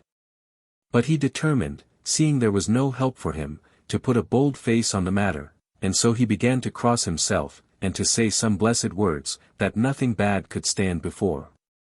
"Is that what you be after, you spalpeen?" said the little red imp, at the same time grinning a horrible grin. "I'm not the man to care a straw for either your words or your crossings."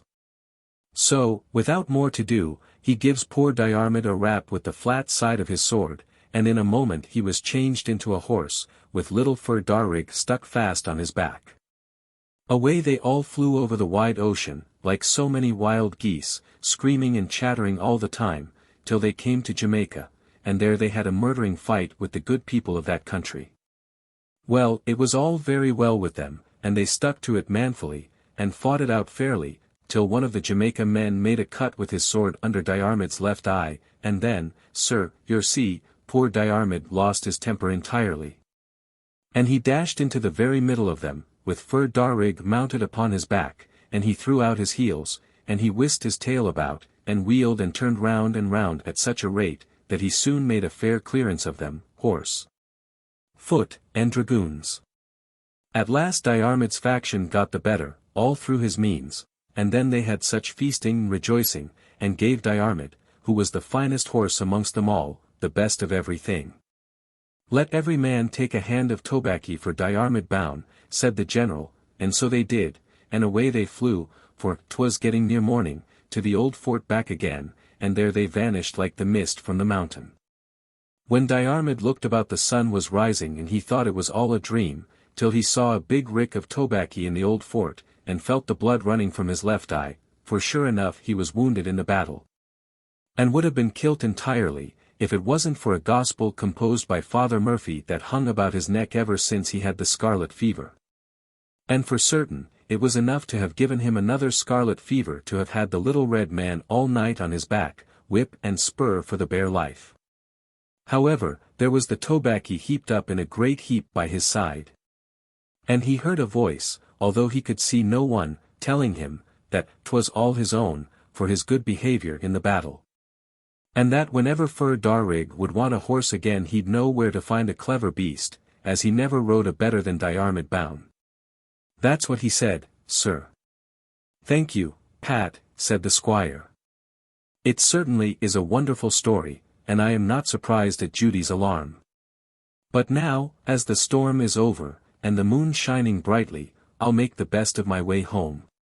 So saying, he disrobed himself of the blanket, put on his coat, and, whistling his dogs, set off across the mountain.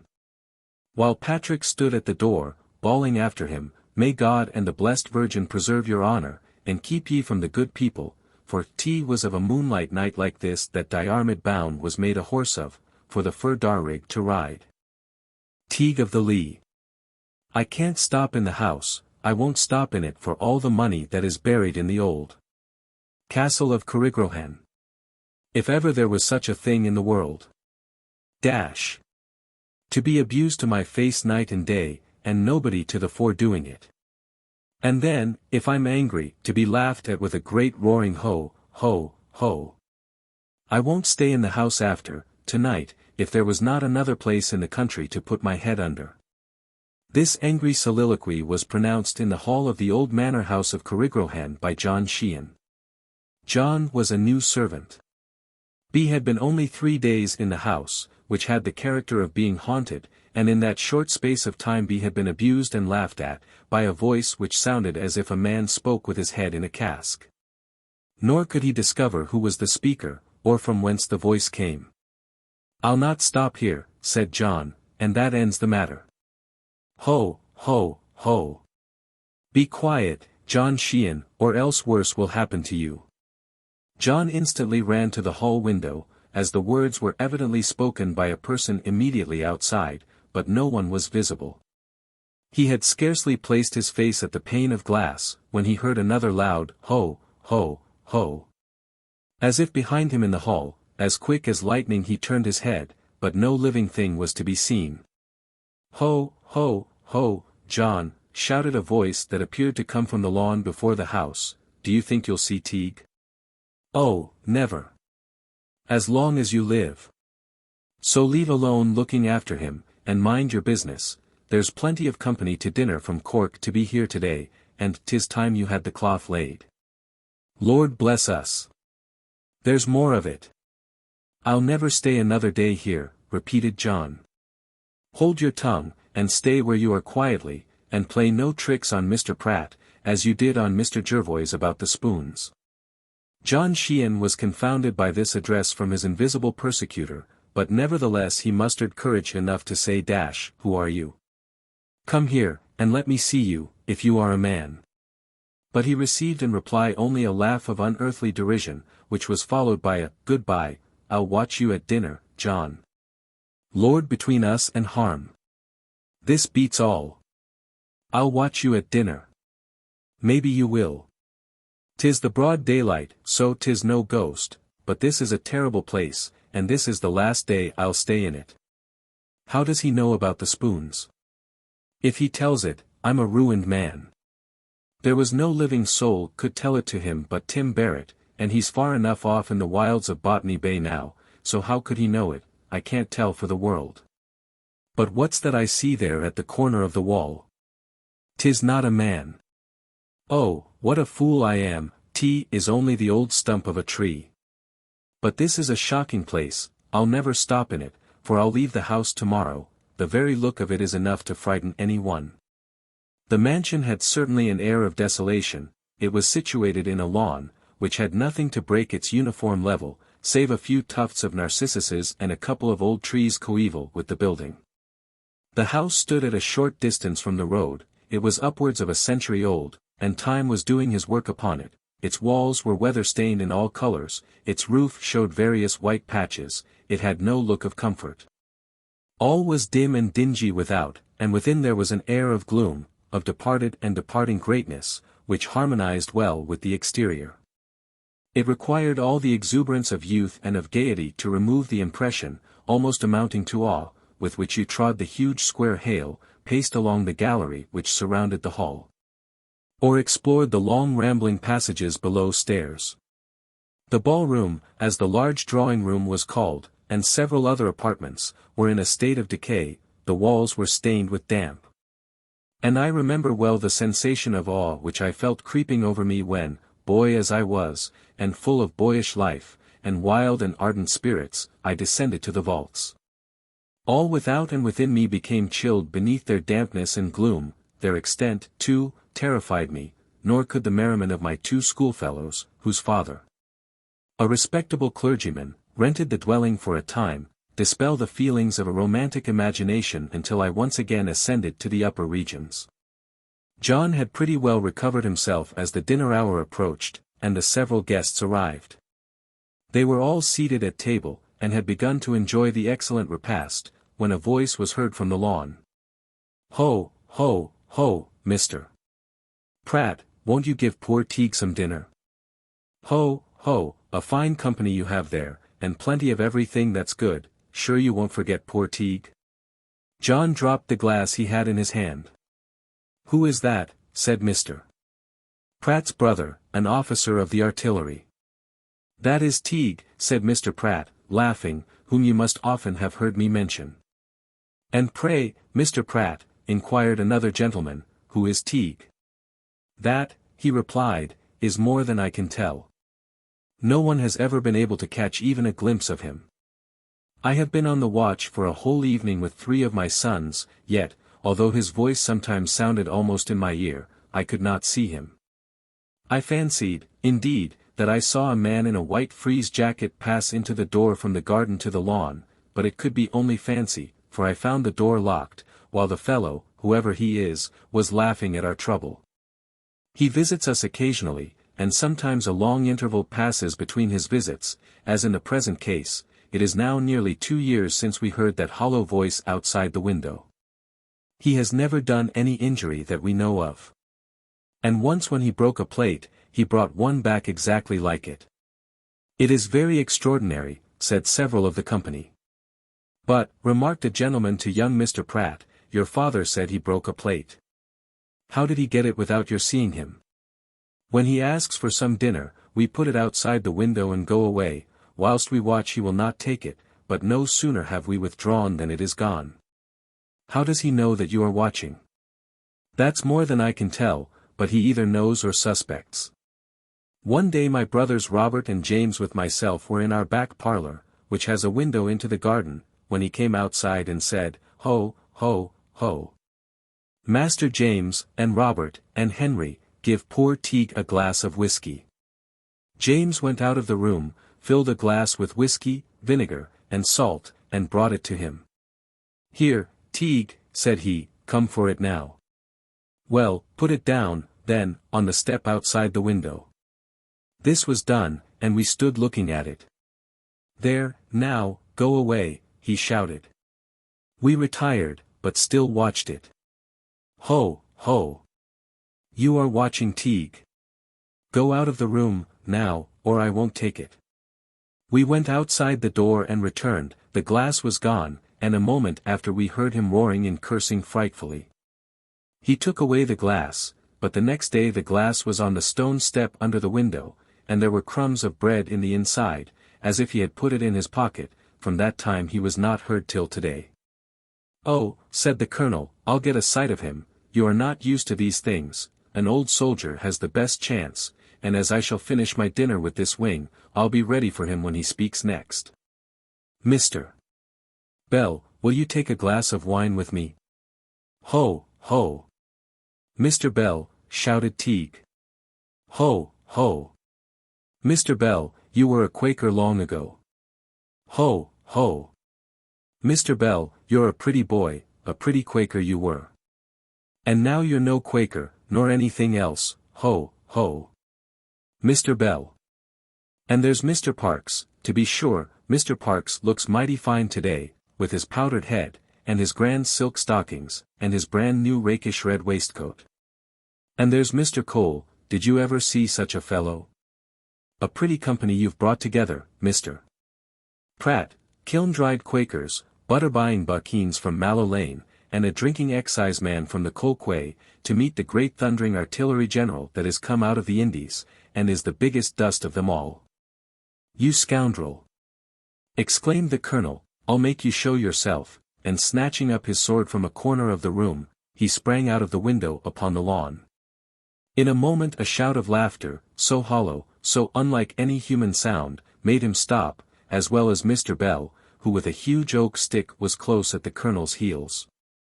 Others of the party followed on the lawn, and the remainder rose and went to the windows. "Come on, Colonel," said Mr. Bell, "let us catch this impudent rascal." "Ho, ho! Mr. Bell, here I am, here's Teigue, why don't you catch him?" "Ho, ho! Colonel Pratt, what a pretty soldier you are to draw your sword upon poor Teigue, that never did any body harm." "Let us see your face, you scoundrel," said the colonel. "Ho, ho, ho! Look at me, do you see the wind, Colonel Pratt? You'll see Teigue as soon, so go in and finish your dinner. If you're upon the earth I'll find you, you villain," said the colonel, whilst the same unearthly shout of derision seemed to come from behind an angle of the building. "He's round that corner," said Mr. Bell, "run, run."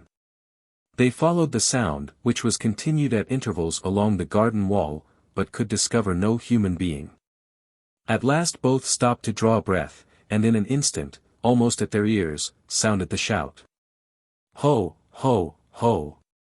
Colonel Pratt, do you see Teigue now? Do you hear him? Ho, ho, ho! You're a fine colonel to follow the wind. Not that way, Mr. Bell, not that way, come here," said the colonel. "Ho, ho, ho! What a fool you are, do you think Teigue is going to show himself to you in the field, there? But, Colonel, follow me if you can, you a soldier. Ho, ho, ho!"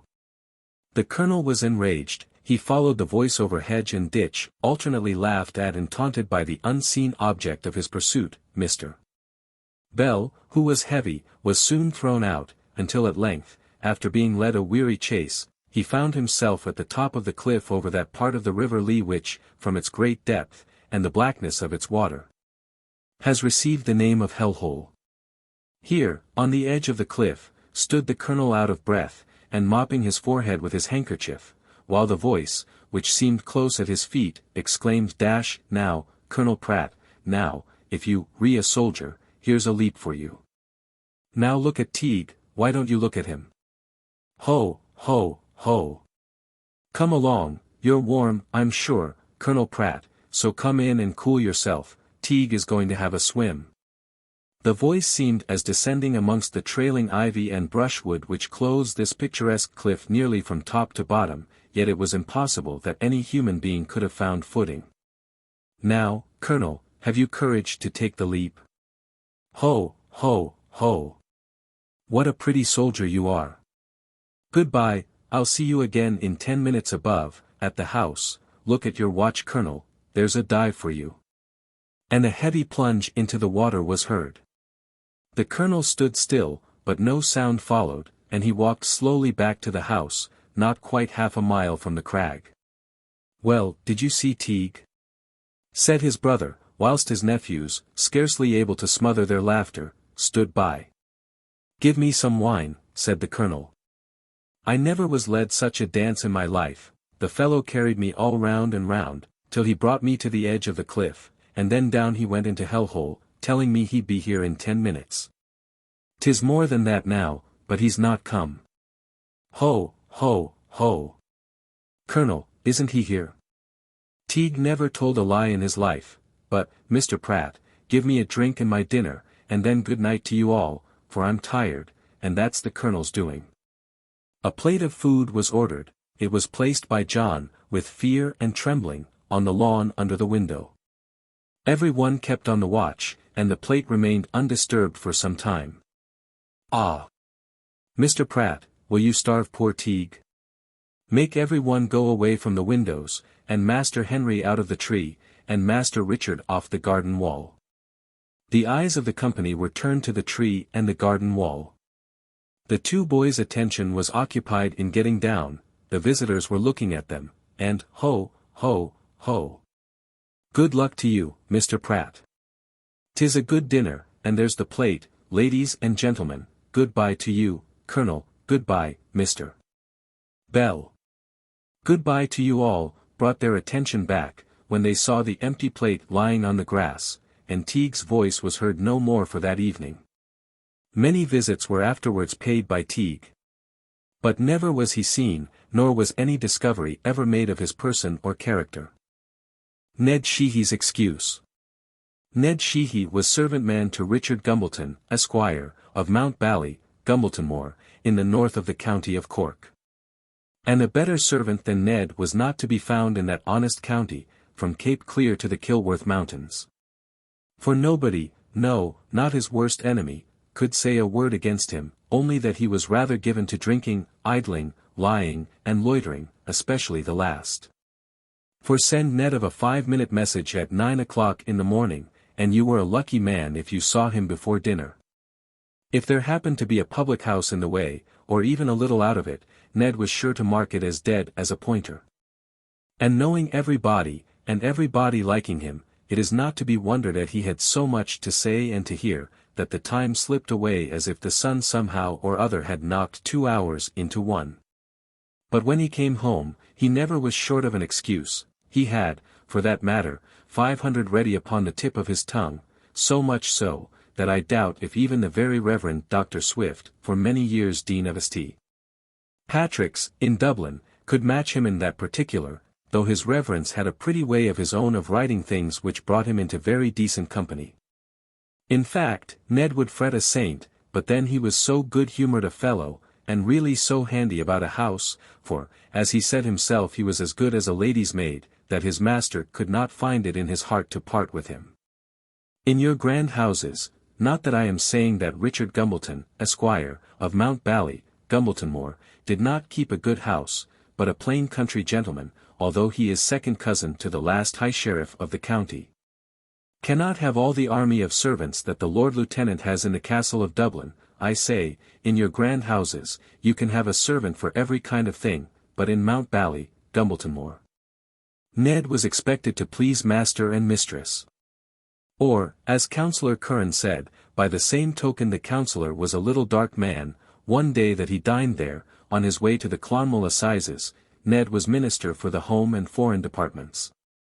But to make a long story short, Ned Sheehy was a good butler, and a right good one too, and as for a groom, let him alone with a horse, he could dress it, or ride it, or shoe it, or physic it, or do anything with it but make it speak. He was a second whisperer.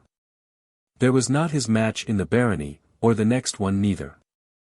A pack of hounds he could manage well, aye, and ride after them with the boldest man in the land. It was Ned who leaped the old Bounds ditch at the turn of the bareen of the lands of Linn-Na-Payshtha, after the English captain pulled up on looking at it, and cried out it was no go. Ned rode that day Brian Burrow, Mr. Gumbleton's famous chestnut, and people call it Ned Sheehy's leap to this hour. So, you see, it was hard to do without him, however, many a scolding he got. And although his master often said of an evening, "I'll turn off Ned," he always forgot to do so in the morning. These threats mended Ned not a bit, indeed, he was mending the other way, like bad fish in hot weather. One cold winter's day, about 3 o'clock in the afternoon, Mr. Gumbleton said to him, "Ned," said he, "go take Materaroo down to Black Falvey, the horse doctor, and bid him look at her knees. For Dr. Jenkinson, who rode her home last night, has hurt her somehow. I suppose he thought a parson's horse ought to go upon its knees. But, indeed, it was I was the fool to give her to him at all, for he sits 20 stone if he sits a pound, and knows no more of riding, particularly after his 3rd bottle, than I do of preaching. Now mind and be back in an hour at furthest, for I want to have the plate cleaned up properly for dinner, as Sir Augustus O'Toole, you know, is to dine here today. Don't loiter for your life." "Is it I, sir?" says Ned. "Well, that beats anything, as if I'd stop out a minute." So, mounting Materaroo, off he set. 4, 5, 6 o'clock came, and so did Sir Augustus and Lady O'Toole, and the 4 Mrs. O'Toole, and Mr. O'Toole, and Mr. Edward O'Toole, and Mr. James O'Toole, which were all the young O'Tooles that were at home, but no Ned Sheehy appeared to clean the plate, or to lay the tablecloth, or even to put dinner on. It is needless to say how Mr. and Mrs. Dick Gumbleton fretted and fumed, but it was all to no use. They did their best, however, only it was a disgrace to see Long Jem the stable boy, and Bill the gossoon that used to go of errands, waiting, without any body to direct them, when there was a real baronet and his lady at table. For Sir Augustus was none of your knights. But a good bottle of claret makes up for much, and it was not one only they had that night. However, it is not to be concealed that Mr. Dick Gumbleton went to bed very cross, and he awoke still crosser. He heard that Ned had not made his appearance for the whole night. So he dressed himself in a great fret, and, taking his horsewhip in his hand, he said, "There is no further use in tolerating this scoundrel. I'll go look for him, and if I find him, I'll cut the soul out of his vagabond body. I will buy." "Don't swear, Dick dear," said Mrs. Gumbleton, for she was always a mild woman, being daughter of fighting Tom Crofts, who shot a couple of gentlemen, friends of his, in the cool of the evening, after the Mallow races, one after the other. "Don't swear, Dick dear," said she. "But do, my dear, oblige me by cutting the flesh off his bones, for he richly deserves it. I was quite ashamed of Lady O'Toole, yesterday, I was, 'pon honour." Out sallied Mr. Gumbleton. And he had not far to walk, for, not more than 200 yards from the house, he found Ned lying fast asleep under a ditch, a hedge, and Materaroo standing by him, poor beast, shaking every limb. The loud snoring of Ned, who was lying with his head upon a stone as easy and as comfortable as if it had been a bed of down or a hop bag, drew him to the spot, and Mr. Gumbleton at once perceived, from the disarray of Ned's face and person, that he had been engaged in some perilous adventure during the night. Ned appeared not to have descended in the most regular manner. For one of his shoes remained sticking in the stirrup, and his hat, having rolled down a little slope, was embedded in green mud. Mr. Gumbleton, however, did not give himself much trouble to make a curious survey, but with a vigorous application of his thongs soon banished sleep from the eyes of Ned Sheehy. "Ned!" thundered his master in great indignation, and on this occasion it was not a word and blow, for with that one word came half a dozen. "Get up, you scoundrel," said he. Ned roared lustily, and no wonder, for his master's hand was not one of the lightest, and he cried out, between sleeping and waking, "Oh, sir! Don't be angry, sir! Don't be angry, and I'll roast you easy as a lamb." "Roast me easier, you vagabond," said Mr. Gumbleton, "what do you mean?" "I'll roast you, my lad. Where were you all night? Moderero will never get over it. Pack out of my service, you worthless villain, this moment. And, indeed, you may give God thanks that I don't get you transported. Thank God, master dear, said Ned, who was now perfectly awakened, it's yourself anyhow. There never was a gentleman in the whole county ever did so good a turn to a poor man as your honor has been after doing to me, the Lord reward you for that same. Oh! But strike me again, and let me feel that it is yourself, master dear. May whiskey be my poison. It will be your poison, you good-for-nothing scoundrel, said Mr. Gumbleton. Well, then may whiskey be my poison, said Ned, if 'twas not I was, God help me. In the blackest of misfortunes, and they were before me, whichever way I turned tea was no matter. Your honor sent me last night, sure enough, with Moderero to Mr. Falvey's. I don't deny it, why should I? For reason enough I have to remember what happened. Ned, my man, said Mr. Gumbleton, I'll listen to none of your excuses, just take the mare into the stable and yourself off. For I vow to dash. Begging your honor's pardon, said Ned earnestly, for interrupting your honor. But, master, make no vows, they are bad things, I never made but one in all my life, which was, to drink nothing at all for a year and a day, and tea is myself repented of it for the clean 12-month after. But if your honor would only listen to reason, I'll just take in the poor baste, and if your honor don't pardon me this one time may I never see another day's luck or grace. I know you, Ned, said Mr. Gumbleton. Whatever your luck has been, you never had any grace to lose, but I don't intend discussing the matter with you. Take in the mare, sir. Ned obeyed, and his master saw him to the stables. Here he reiterated his commands to quit, and Ned Sheehy's excuse for himself began. That it was heard uninterruptedly is more than I can affirm, but as interruptions, like explanations, spoil a story, we must let Ned tell it his own way. No wonder your honor, said he, should be a bit angry, grand company coming to the house and all, and no regular serving man to wait, only Long Jem, so I don't blame your honor the least for being fretted like. But when all's heard, you will see that no poor man is more to be pitied for last night than myself. Finn Mac Cowell never went through more in his born days than I did, though he was a great giant, and I only a man.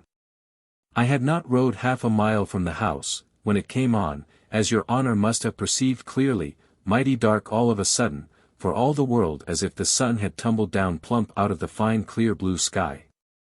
It was not so late, being only 4 o'clock at the most, but it was as black as your honor's bat. Well, I didn't care much, seeing I knew the road as well as I knew the way to my mouth, whether I saw it or not, and I put the mare into a smart canter. But just as I turned down by the corner of Terence Leahy's field, sure your honor ought to know the place well, just at the very spot the fox was killed when your honor came in first out of a whole field of 150 gentlemen. And maybe more, all of them brave riders.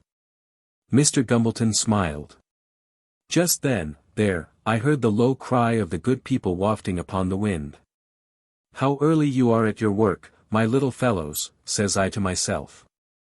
And, dark as it was, having no wish for such company, I thought it best to get out of their way, so I turned the horse a little up to the left, thinking to get down by the Bareen, that is that way, and so round to Falvey's. But there I heard the voice plainer and plainer close behind, and I could hear these words. Ned! Ned! By my cap so red! You re as good, Ned, as a man that is dead. A clean pair of spurs is all that's for it now, said I. So off I set as hard as I could lick, and in my hurry knew no more where I was going than I do the road to the hill of Tara. Away I galloped on for some time, until I came to the noise of a stream, roaring away by itself in the darkness. What river is this, said I to myself, for there was nobody else to ask. I thought, says I knew every inch of ground, and of water too, within 20 miles, and never the river surely is there in this direction. So I stopped to look about, but I might have spared myself that trouble, for I could not see as much as my hand. I didn't know what to do, but I thought in myself, it's a queer river, surely, if somebody does not live near it. And I shouted out as loud as I could, murder. Murder. Fire. Robbery.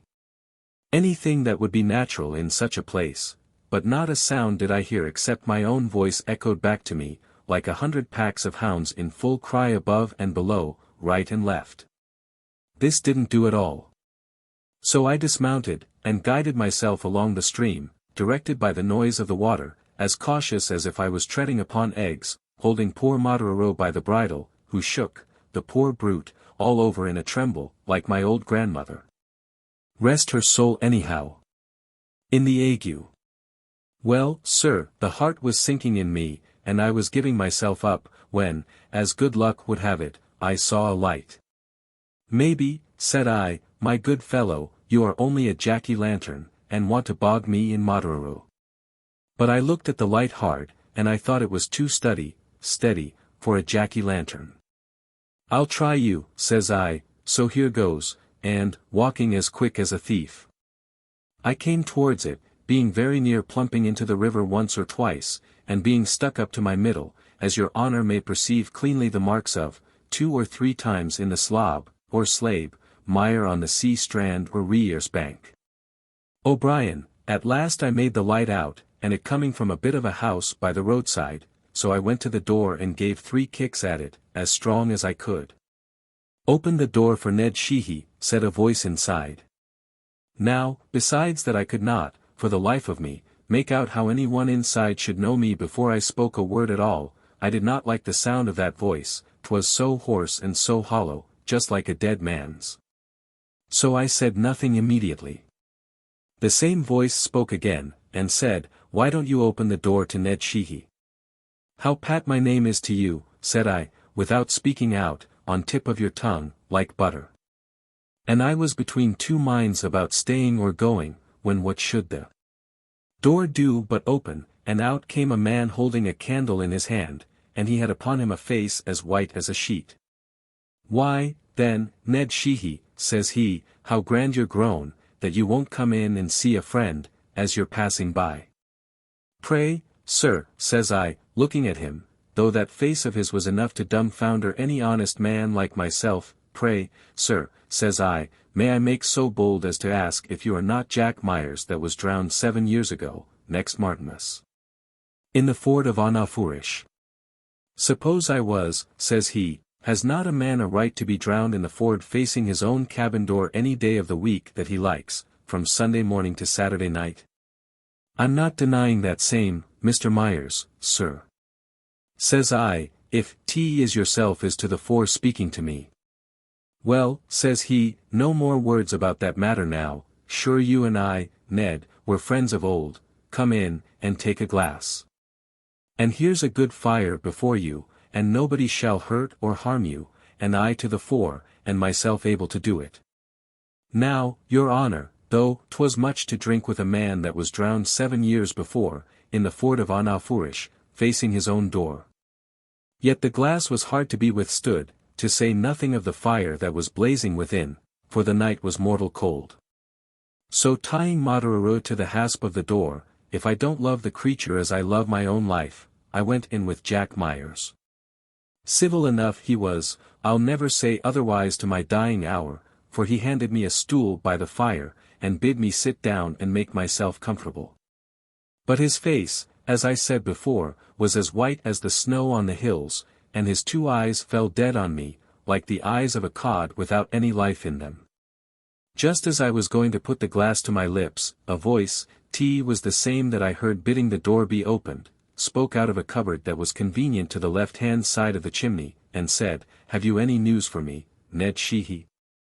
The never a word, sir, says I, making answer before I tasted the whiskey, all out of civility, and, to speak the truth, never the least could I remember at that moment of what had happened to me, or how I got there. For I was quite bothered with the fright. Have you no news, says the voice, Ned, to tell me, from Mount Ballygumbletonmore, or from the mill, or about Moll Trantham that was married last week to Brian O'Gay, and you at the wedding? No, sir, says I, never the word. What brought you in here, Ned, then, says the voice. I could say nothing. For, whatever other people might do, I never could frame an excuse, and I was loath to say it was on account of the glass and the fire, for that would be to speak the truth. "Turn the scoundrel out," says the voice. And at the sound of it, who would I see but Jack Myers making over to me with a lump of a stick in his hand, and it clenched on the stick so wicked. For certain, I did not stop to feel the weight of the blow. So, dropping the glass, and it full of the stuff too, I bolted out of the door, and never rested from running away, for as good, I believe, as 20 miles, till I found myself in a big wood. The Lord preserve me. What will become of me now? Says I, "Oh, Ned Sheehy," says I, speaking to myself, "my man, you're in a pretty hobble, and to leave poor Moderaro after you." But the words were not well out of my mouth, when I heard the dismalest ullagoan in the world, enough to break anyone's heart that was not broke before, with the grief entirely. And it was not long till I could plainly see 4 men coming towards me, with a great black coffin on their shoulders. "I'd better get up in a tree," says I, "for they say, 'T is not lucky to meet a corpse.' I'm in the way of misfortune tonight, it ever man was."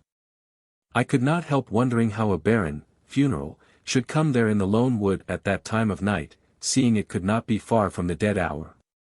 But it was little good for me thinking, for they soon came under the very tree I was roosting in, and down they put the coffin, and began to make a fine fire under me.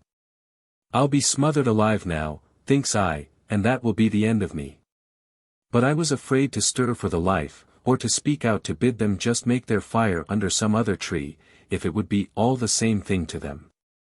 Presently they opened the coffin, and out they dragged as fine-looking a man as you'd meet with in a day's walk. "Where's the spit?" says one. "Here, 'T is," says another, handing it over. And for certain they spit at him, and began to turn him before the fire. If they are not going to eat him, thinks I, like the Hannibals Father Quinlan told us about in his sarment last Sunday. "Who'll turn the spit while we go for the other ingredients," says one of them that brought the coffin, and a big ugly-looking blackguard he was. "Who'd turn the spit but Ned Sheehy," says another. "Burn you." Thinks I, how should you know that I was here so handy to you up in the tree? "Come down, Ned Sheehy, and turn the spit," says he. "I'm not here at all, sir," says I, putting my hand over my face that he may not see me. "That won't do for you, my man," says he, "you better come down, or maybe I make you." "I'm coming, sir," says I, for 'T is always right to make a virtue of necessity. So down I came, and there they left me turning the spit in the middle of the wide wood. "Don't scorch me, Ned Sheehy, you vagabond," says the man on the spit. "And my lord, sir, and aren't you dead, sir," says I, "and your honor taken out of the coffin and all?" "I aren't," says he. "But surely you are, sir," says I, for 'T is to no use now for me denying that I saw your honor, and I up in the tree. "I aren't," says he again, speaking quite short and snappish. So I said no more, until presently he called out to me to turn him easy, or that maybe 'T would be the worst turn for myself. "Will that do, sir?" says I, turning him as easy as I could. "That's too easy," says he, so I turned him faster. "That's too fast," says he. So finding that, turn him which way I would, I could not please him, I got into a bit of a fret at last, and desired him to turn himself, for a grumbling spalpeen as he was, if he liked it better. Away I ran, and away he came hopping, spit and all, after me, and he but half roasted. "Murder," says I, shouting out, "I'm done for at long last, now or never." When all of a sudden, and 'T was really wonderful, not knowing where I was rightly, I found myself at the door of the very little cabin by the roadside that I had bolted out of from Jack Myers, and there was Moderaro standing hard by. "Open the door for Ned Sheehy," says the voice, for 'T was shut against me, and the door flew open in an instant. In I ran, without stop or stay, thinking it better to be beat by Jack Myers, he being an old friend of mine, than to be spitted like a Michaelmas goose by a man that I knew nothing about, either of him or his family, one or the other. "Have you any news for me, says the voice, putting just the same question to me that it did before. Yes, sir, says I, and plenty. So I mentioned all that had happened to me in the big wood, and how I got up in the tree, and how I was made come down again, and put to turning the spit, roasting the gentleman, and how I could not please him, turn him fast or easy. Although I tried my best, and how he ran after me at last, spit and all. If you had told me this before, you would not have been turned out in the cold, said the voice. And how could I tell it to you, sir, says I, before it happened? No matter, says he, you may sleep now till morning on that bundle of hay in the corner there, and only I was your friend, you'd have been kilt entirely. So down I lay, but I was dreaming all the rest of the night, and when you, master dear, woke me with that blessed blow, I thought, was the man on the spit had hold of me. And could hardly believe my eyes when I found myself in your honour's presence, and poor Moderoro safe and sound by my side. But how I came there is more than I can say, if was not Jack Myers, although he did make the offer to strike me, or some one among the good people that befriended me. It is all a drunken dream, you scoundrel, said Mr. Gumbleton. Have I not had 50 such excuses from you? But never one, your honour, that really happened before, said Ned, with unblushing front.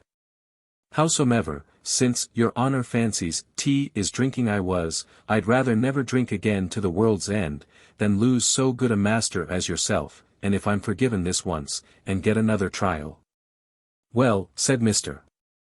Gumbleton, you may, for this once, go into Mount Ballygumbleton Moor again. Let me see that you keep your promise as to not drinking, or mind the consequences.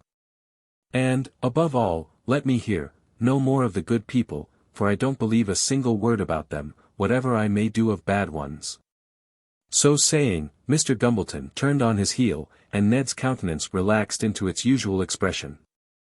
Now I would not be after saying about the good people what the master said last, exclaimed Peggy, the maid, who was within hearing, and who, by the way, had an eye after Ned. I would not be after saying such a thing. The good people, maybe, will make him feel the difference, to his cost. Nor was Peggy wrong, for, whether Ned Sheehy dreamt of the fur darrig or not, within a fortnight after, 2 of Mr. Gumbleton's cows, the best milkers in the parish, ran dry, and before the week was out Emoderaro was lying dead in the stone quarry. The lucky guest.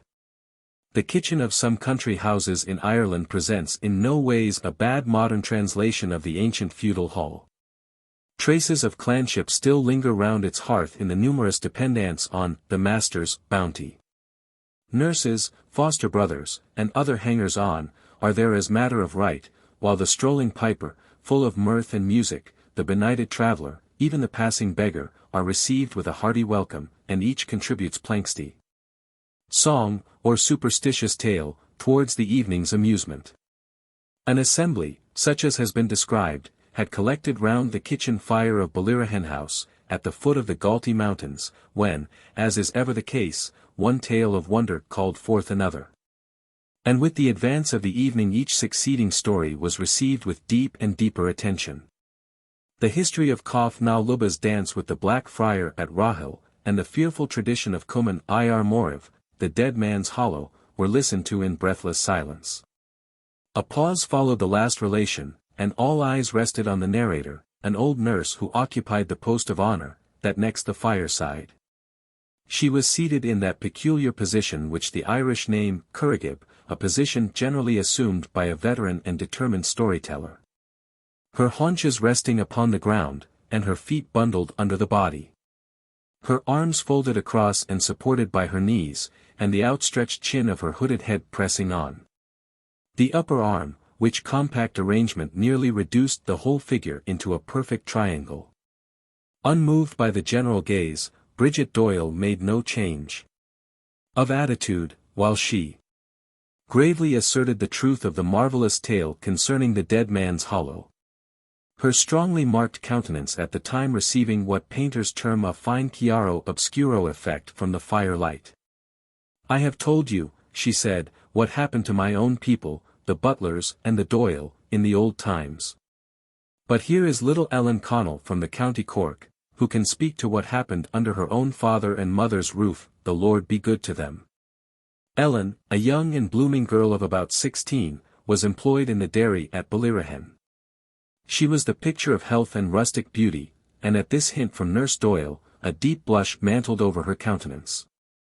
Yet, although unaccustomed to public speaking, she, without further hesitation or excuse, proceeded as follows. It was one May Eve, about 13 years ago, and that is, as everybody knows, the airiest day in all the 12 months. It is the day above all other days, said Ellen, with her large dark eyes cast down on the ground, and drawing a deep sigh, when the young boys and the young girls go looking after the dratheen, to learn from it rightly the name of their sweethearts. My father, and my mother, and my 2 brothers, with 2 or 3 of the neighbors, were sitting round the turf fire, and were talking of one thing or another. My mother was hushing my little sister, striving to quieten her, for she was cutting her teeth at the time, and was mighty uneasy through the means of them. The day, which was threatening all along, now that it was coming on to dusk, began to rain, and the rain increased and fell fast and faster, as if it was pouring through a sieve out of the wide heavens. And when the rain stopped for a bit there was a wind which kept up such a whistling and racket, that you would have thought the sky and the earth were coming together. It blew and it blew as if it had a mind to blow the roof off the cabin, and that would not have been very hard for it to do, as the thatch was quite loose in 2 or 3 places.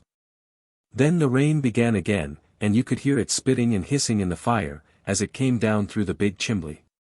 God bless us, says my mother, but 'tis a dreadful night to be at sea, says she, and God be praised that we have a roof, bad as it is, to shelter us. I don't, to be sure, recollect all this, Mistress Doyle, but only as my brothers told it to me, and other people, and often have I heard it, for I was so little then, that they say I could just go under the table without tipping my head. Anyway, it was in the very height of the pelting and whistling that we heard something speak outside the door. My father and all of us listened, but there was no more noise at that time.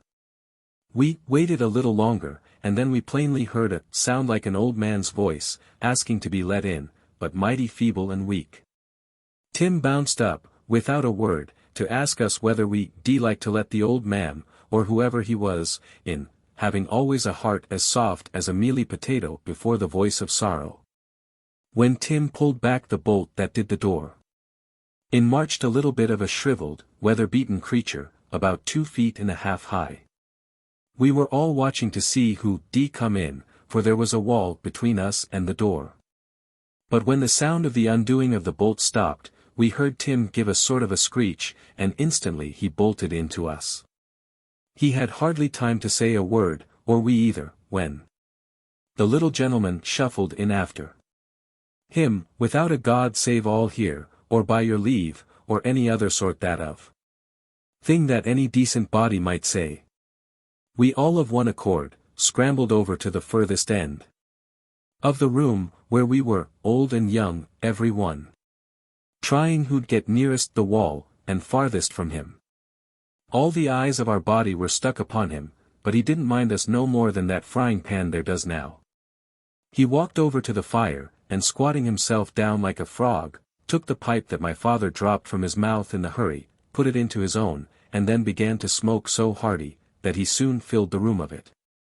We had plenty of time to observe him, and my brothers say that he wore a sugar-loaf hat that was as red as blood, he had a face as yellow as a kite's claw, and as long as today and tomorrow put together, with a mouth all screwed and puckered up like a washerwoman's hand, little blue eyes, and rather a highish nose. His hair was quite grey and lengthy, appearing under his hat, and flowing over the cape of a long scarlet coat, which almost trailed the ground behind him, and the ends of which he took up and planked on his knees to dry, as he sat facing the fire. He had smart corduroy breeches, and woolen stockings drawn up over the knees, so as to hide the knee buckles, if he had the pride to have them. But, at any rate, if he hadn't them in his knees he had buckles in his shoes, out before his spindle legs. When we came to ourselves a little we thought to escape from the room, but no one would go first, nor no one would stay last. So we huddled ourselves together and made a dart out of the room. My little gentleman never minded anything of the scrambling, nor hardly stirred himself, sitting quite at his ease before the fire. The neighbors, the very instant minute they got to the door, although it still continued pelting rain, cut gutter as if Oliver Cromwell himself was at their heels, and no blame to them for that, anyhow. It was my father, and my mother, and my brothers, and myself, a little hop of my thumb midge as I was then, that were left to see what would come out of this strange visit, so we all went quietly to the lab big, bed, from Leba. Veed O'Brien and O'Reilly, scarcely daring to throw an eye at him as we passed the door. Never the wink of sleep could they sleep that livelong night, though, to be sure, I slept like a top, not knowing better, while they were talking and thinking of the little man. When they got up in the morning everything was as quiet and as tidy about the place as if nothing had happened, for all that the chairs and stools were tumbled here, there, and everywhere, when we saw the lad enter. Now, indeed, I forget whether he came next night or not, but anyway, that was the first time we ever laid eye upon him. This I know for certain, that, about a month after that he came regularly every night, and used to give us a signal to be on the move, for it was plain he did not like to be observed. This sign was always made about 11 o'clock. And then, if we looked towards the door, there was a little hairy arm thrust in through the keyhole, which would not have been big enough, only there was a fresh hole made near the first one, and the bit of stick between them had been broken away, and so was just fitting for the little arm. The Fir Darrig continued his visits, never missing a night, as long as we attended to the signal. Smoking always out of the pipe he made his own of, and warming himself till day dawned before the fire, and then going no one living knows where, but there was not the least mark of him to be found in the morning. And is as true, Nurse Doyle, and honest people, as you are all here sitting before me and by the side of me, that the family continued thriving, and my father and brothers rising in the world while ever he came to us. When we observed this, we used always look for the very moment to see when the arm would come, and then we'd instantly fly off with ourselves to our rest. But before we found the luck, we used sometimes sit still and not mind the arm, especially when a neighbor would be with my father, or that 2 or 3 or 4 of them would have a drop among them, and then they did not care for all the arms, hairy or not, that ever were seen. No one, however, dared to speak to it or of it insolently, except, indeed, one night that Davy Kenane, but he was drunk, walked over and hit it a rap on the back of the wrist, the hand was snatched off like lightning. But every one knows that Davy did not live a month after this happened, though he was only about 10 days sick. The like of such tricks are ticklish things to do. As sure as the red man would put in his arm for a sign through the hole in the door, and that we did not go and open it to him, so sure some mishap befell the cattle, the cows were elf-stoned, or overlooked. Or something or another went wrong with them. One night my brother Dan refused to go at the signal, and the next day, as he was cutting turf in Crooknadrimina bog, within 1.5 miles of the house, a stone was thrown at him which broke fairly, with the force, into 2 halves. Now, if that had happened to hit him he'd be at this hour as dead as my great-great-grandfather. It came whack-slap against the spade he had in his hand, and split at once in 2 pieces. He took them up and fitted them together and they made a perfect heart. Some way or the other he lost it since, but he still has the one which was shot at the spotted milch cow, before the little man came near us. Many and many a time I saw that same. 'Tis just the shape of the ace of hearts on the cards, only it is of a dark red color, and polished up like the grate that is in the grand parlor within. When this did not kill the cow on the spot, she swelled up. But if you took and put the elf-stone under her udder, and milked her upon it to the last stroking, and then made her drink the milk, it would cure her, and she would thrive with you ever after. But, as I said, we were getting on well enough as long as we minded the door and watched for the hairy arm, which we did sharp enough when we found it was bringing luck to us, and we were now as glad to see the little red gentleman, and as ready to open the door to him, as we used to dread his coming at first and be frightened of him. But at long last we throve so well that the landlord, God forgive him, took notice of us, and envied us, and asked my father how he came by the penny he had, and wanted him to take more ground at a rack rent that was more than any Christian ought to pay to another, seeing there was no making it. When my father, and small blame to him for that, refused to lease the ground, he turned us off the bit of land we had, and out of the house and all, and left us in a wide and wicked world, where my father, for he was a soft innocent man, was not up to the roguery and the trickery that was practised upon him. He was taken this way by one and that way by another, and he treating them that were working his downfall. And he used to take bite and sup with them, and they with him, free enough as long as the money lasted. But when that was gone, and he had not as much ground, that he could call his own, as would sod a lark, they soon shobbed him off. The landlord died not long after. And he now knows whether he acted right or wrong in taking the house from over our heads. It is a bad thing for the heart to be cast down, so we took another cabin, and looked out with great desire for the fur darrig to come to us. But 10 o'clock came and no arm, although we cut a hole in the door just the model, of the other.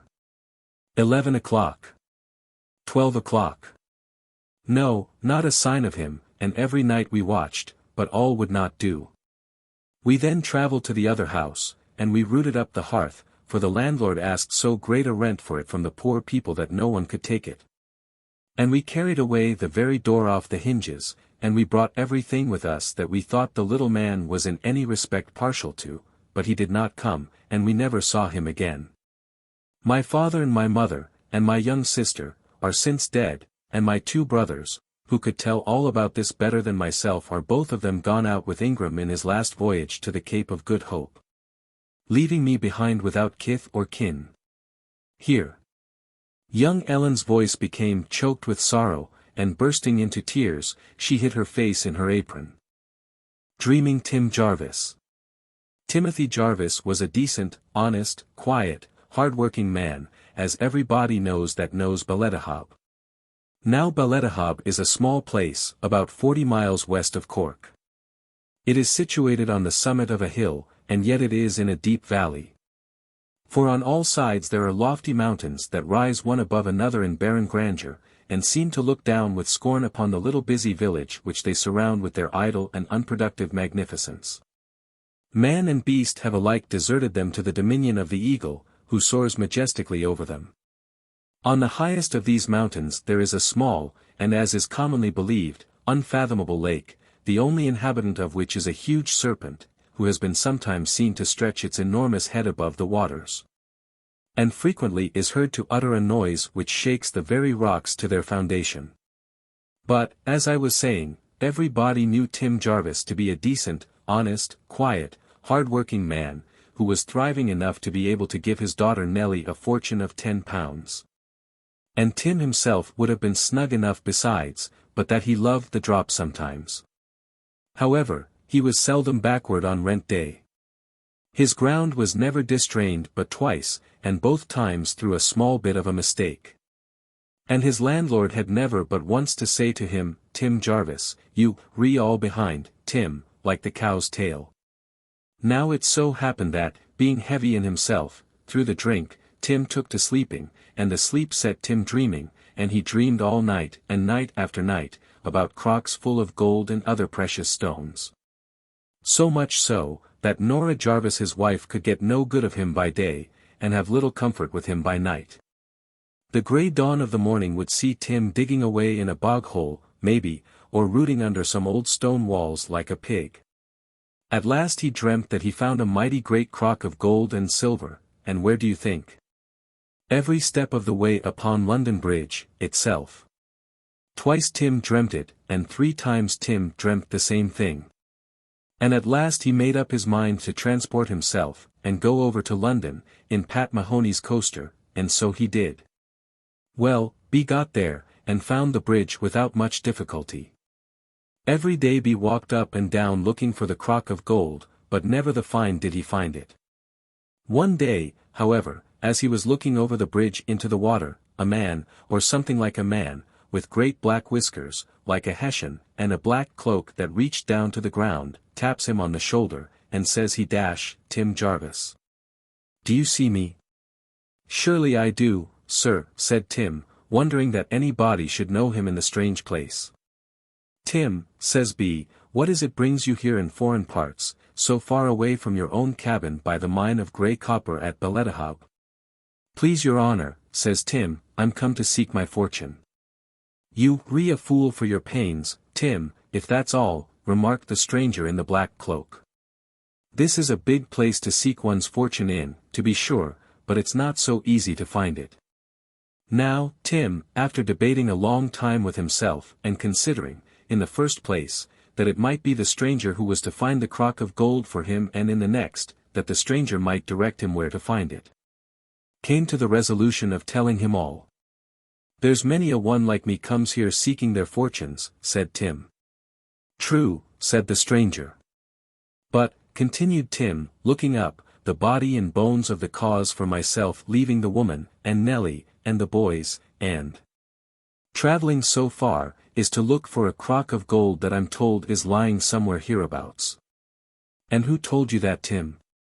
"Why then, sir, that's what I can't tell myself rightly, only I dreamt it." "Ho, ho, is that all, Tim?" said the stranger laughing. "I had a dream myself. And I dreamed that I found a crock of gold, in the fort field, on Jerry Driscoll's ground at Ballethahab, and by the same token, the pit where it lay was close to a large furze bush, all full of yellow blossom." Tim knew Jerry Driscoll's ground well, and, moreover, he knew the fort field as well as he knew his own potato garden. He was certain, too, of the very furze bush at the north end of it, so, swearing a bitter big oath, says he, "By all the crosses in a yard of check, I always thought there was money in that same field." The moment he rapped out the oath the stranger disappeared, and Tim Jarvis, wondering at all that had happened to him, made the best of his way back to Ireland. Nora, as may well be supposed, had no very warm welcome for her runaway husband, the dreaming blackguard, as she called him, and so soon as she set eyes upon him, all the blood of her body in 1 minute was into her knuckles to be at him. But Tim, after his long journey, looked so cheerful and so happy-like, that she could not find it in her heart to give him the first blow. He managed to pacify his wife by 2 or 3 broad hints about a new cloak and a pair of shoes, that, to speak honestly, were much wanting for her to go to chapel in. And decent clothes for Nelly to go to the patron with her sweetheart, and brogues for the boys, and some corduroy for himself. "It wasn't for nothing," says Tim, "I went to foreign parts all the ways. And you'll see what'll come out of it, mind my words." A few days afterwards Tim sold his cabin and his garden, and bought the fort field of Jerry Driscoll, that had nothing in it, but was full of thistles, and old stones, and blackberry bushes. And all the neighbours, as well they might, thought he was cracked. The first night that Tim could summon courage to begin his work, he walked off to the field with his spade upon his shoulder, and away he dug all night by the side of the furze bush, till he came to a big stone. He struck his spade against it, and he heard a hollow sound. But as the morning had begun to dawn, and the neighbours would be going out to their work, Tim, not wishing to have the thing talked about, went home to the little hovel, where Nora and the children were huddled together under a heap of straw. For he had sold everything he had in the world to purchase Driscoll's field, though it was said to be the backbone of the world, picked by the devil. It is impossible to describe the epithets and reproaches bestowed by the poor woman on her unlucky husband for bringing her into such a way.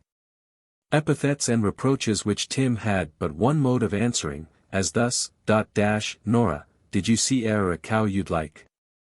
Or, "Nora, dear, hasn't Poll Deasy a feather bed to sell?"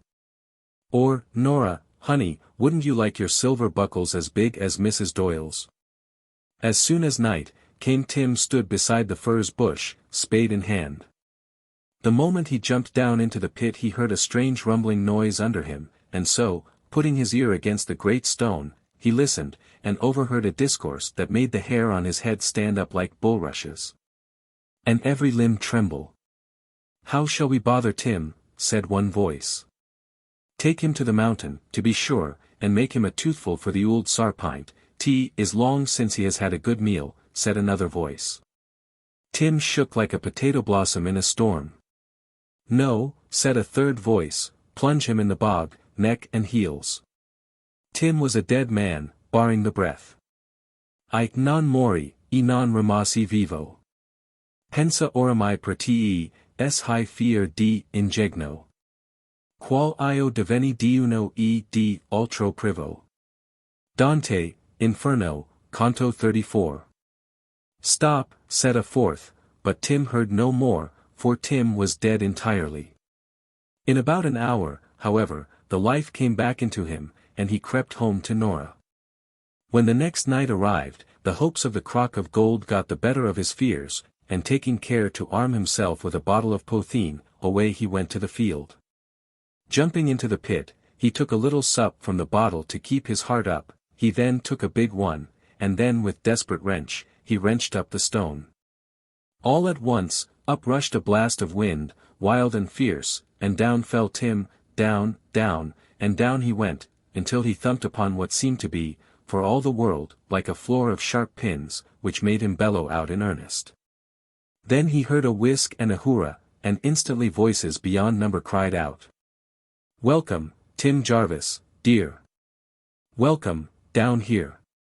Though Tim's teeth chattered like magpies with the fright, he continued to make answer, "I'm he heartly obligade to you all, gentlemen, fo for your civility to a poor stranger like myself." But though he had heard all the voices about him, he could see nothing, the place was so dark and so lonesome in itself for want of the light.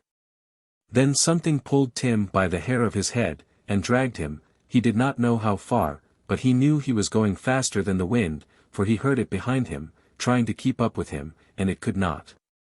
On, he went, till all at once, and suddenly, he was stopped, and somebody came up to him, and said, "Well, Tim Jarvis, and how do you like your ride?"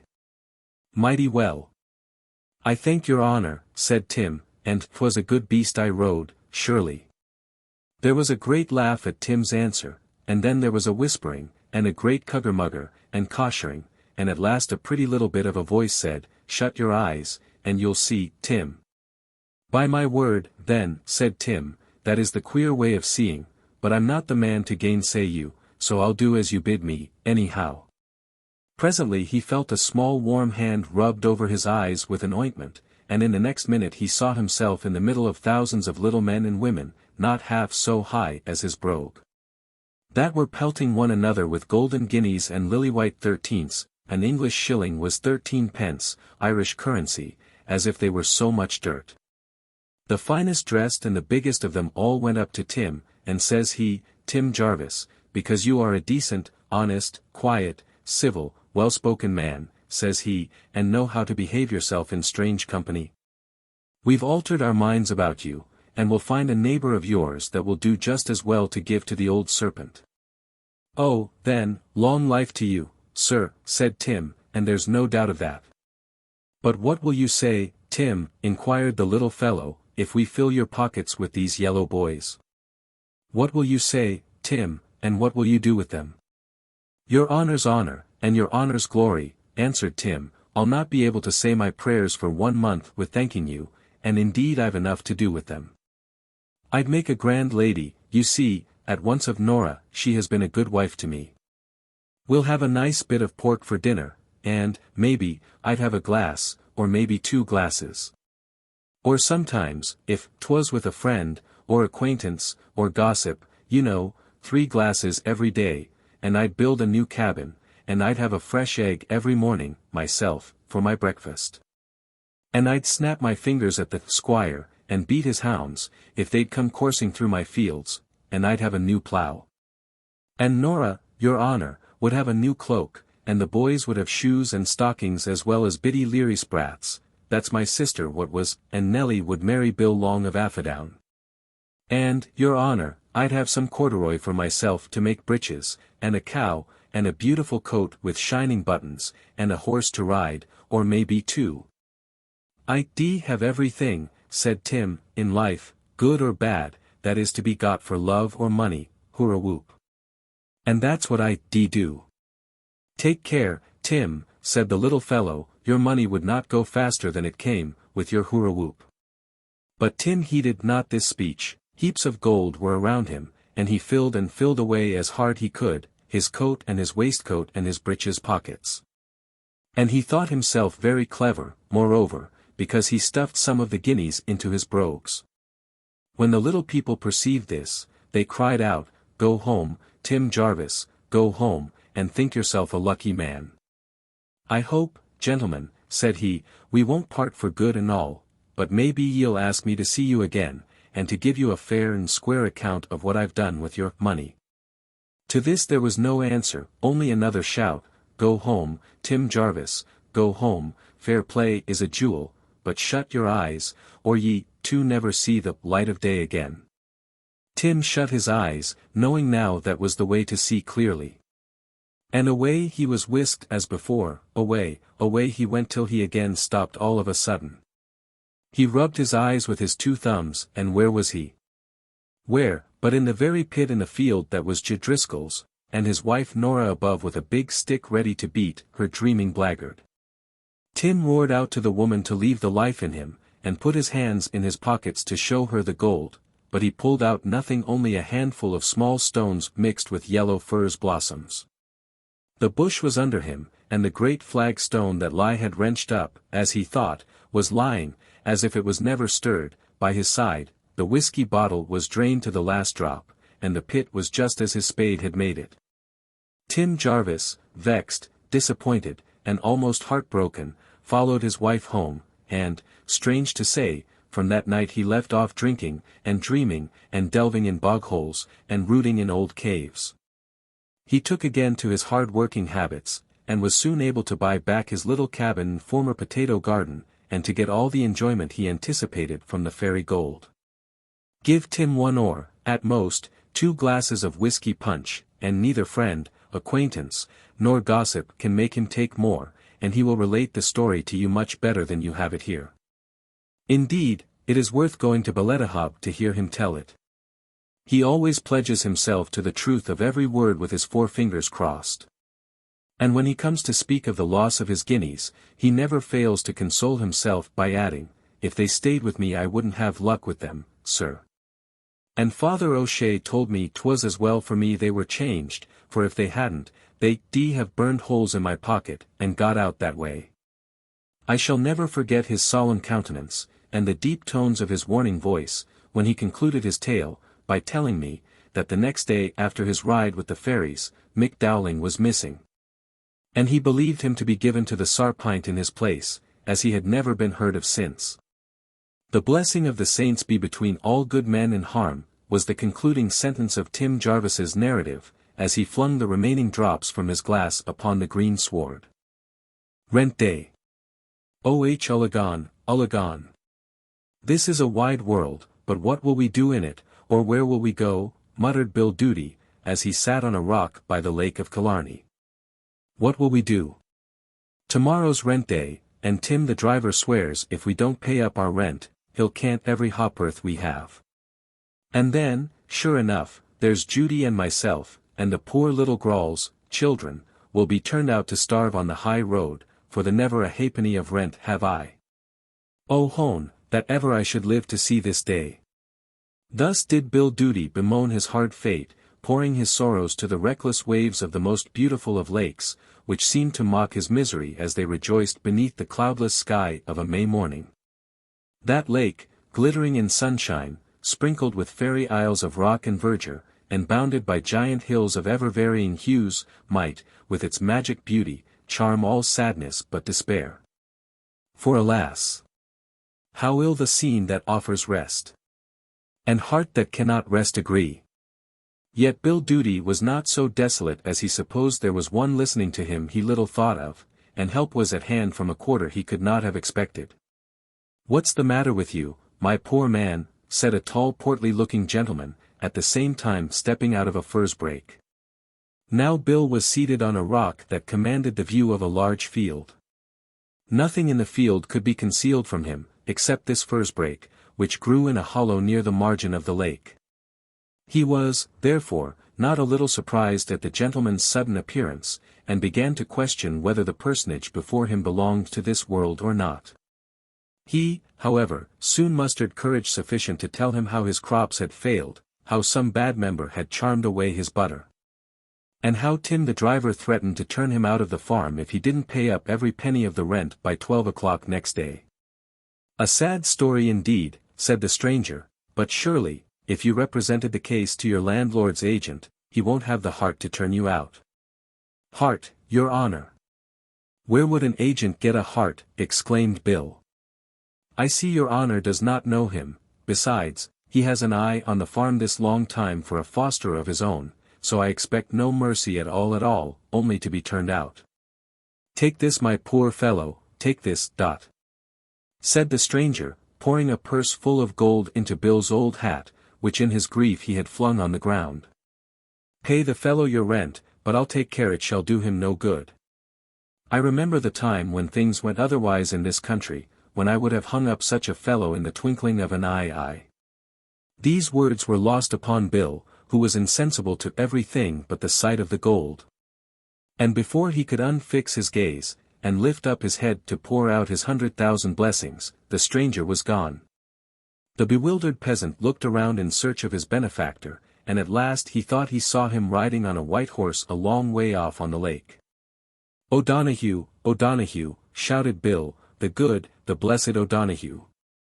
And he ran capering like a madman to show Judy the gold, and to rejoice her heart with the prospect of wealth and happiness. The next day Bill proceeded to the agent's.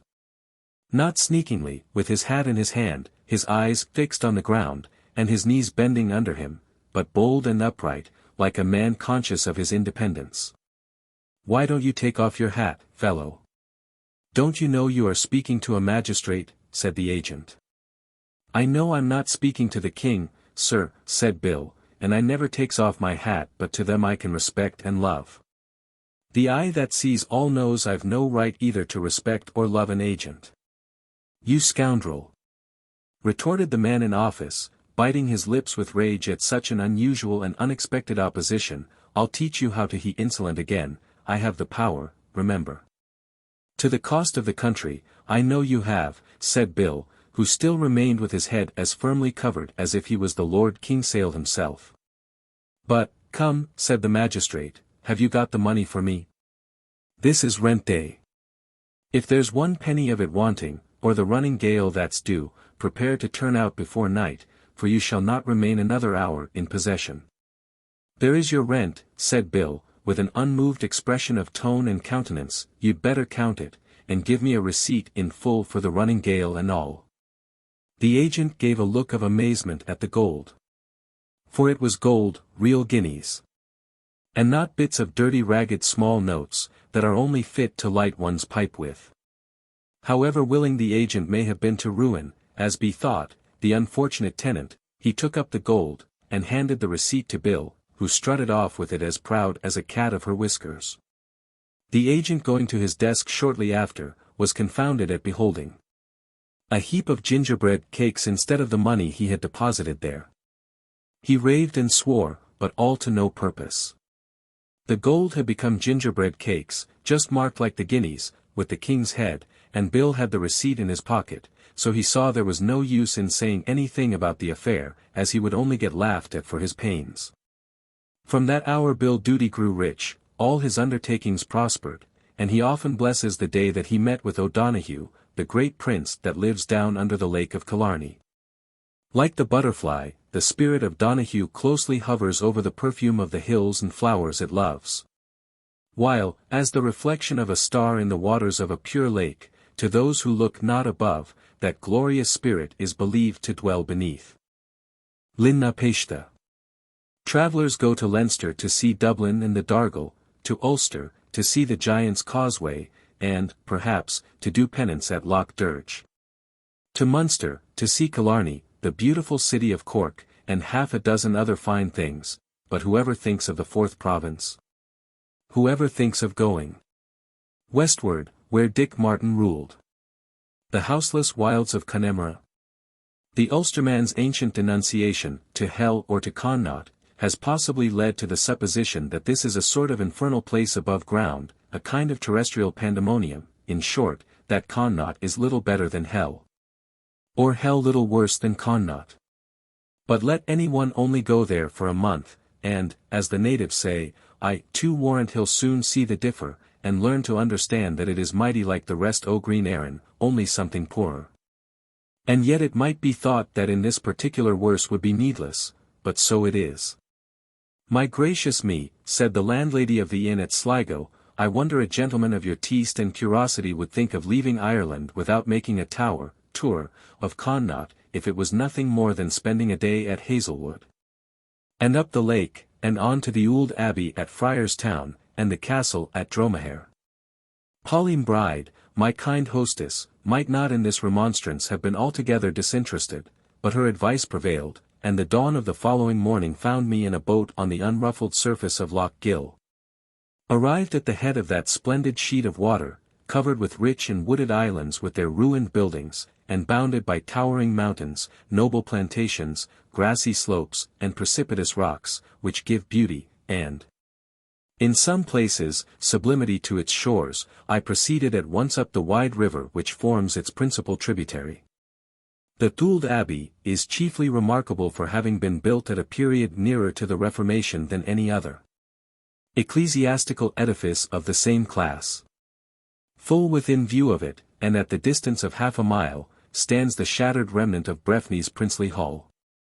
I strode forward with the enthusiasm of an antiquary, and the high-beating heart of a patriotic Irishman.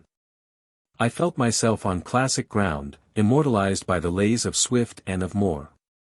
I pushed my way into the hallowed precincts of the grand and venerable edifice.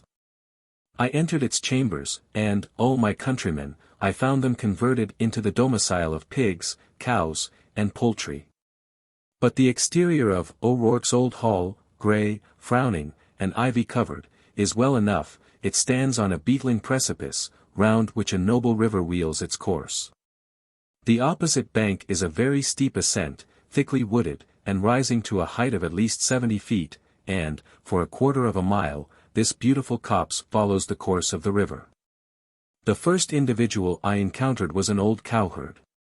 Nor was I unfortunately in my cicerone, for he assured me there were plenty of old stories about strange things that used to be in the place, but, continued he, for my own share, I never met anything worse nor myself. If it be's old stories that your honour's after, the story about Linn-Na-Payshtha and Pool Maw Goyan is the only thing about this place that's worth one jackstraw. Does your honour see that great big black hole in the river yonder below?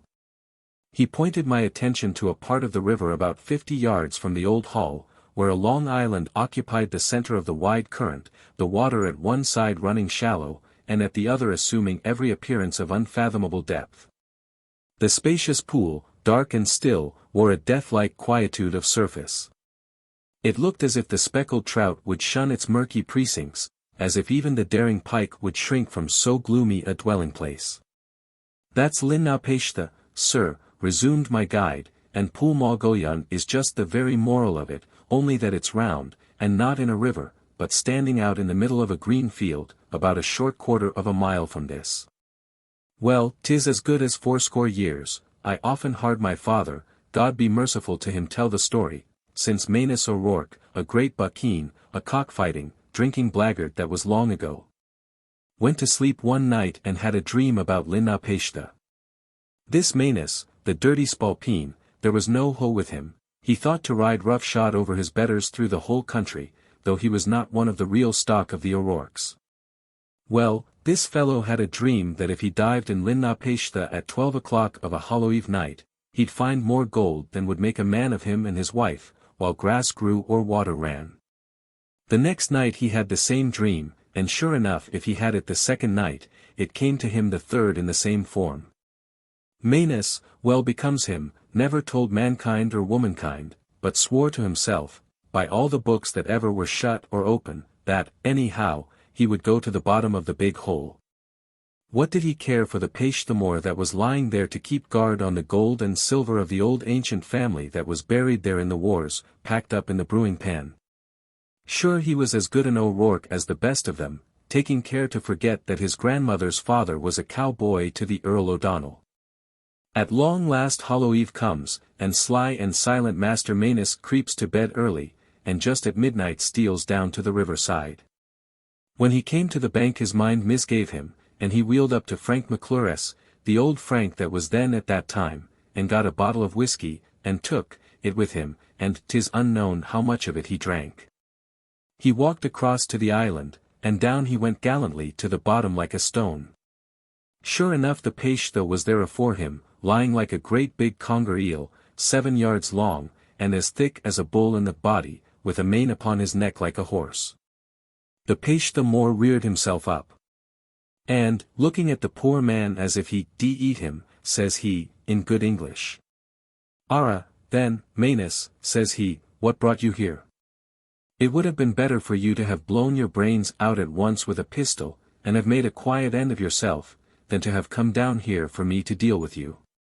"Oh, plaise your honour," says Manus, "I beg my life," and there he stood shaking like a dog in a wet sack. "Well, as you have some blood of the O'Rourkes in you, I forgive you this once. But, by this and by that, if ever I see you, or anyone belonging to you, coming about this place again, I'll hang a quarter of you on every tree in the wood." "Go home," says the Payshtha, "go home, Manus," says he. "And if you can't make better use of your time, get drunk, but don't come here, bothering me. Yet, stop. Since you are here, and have ventured to come, I'll show you something that you'll remember till you go to your grave, and ever after, while you live."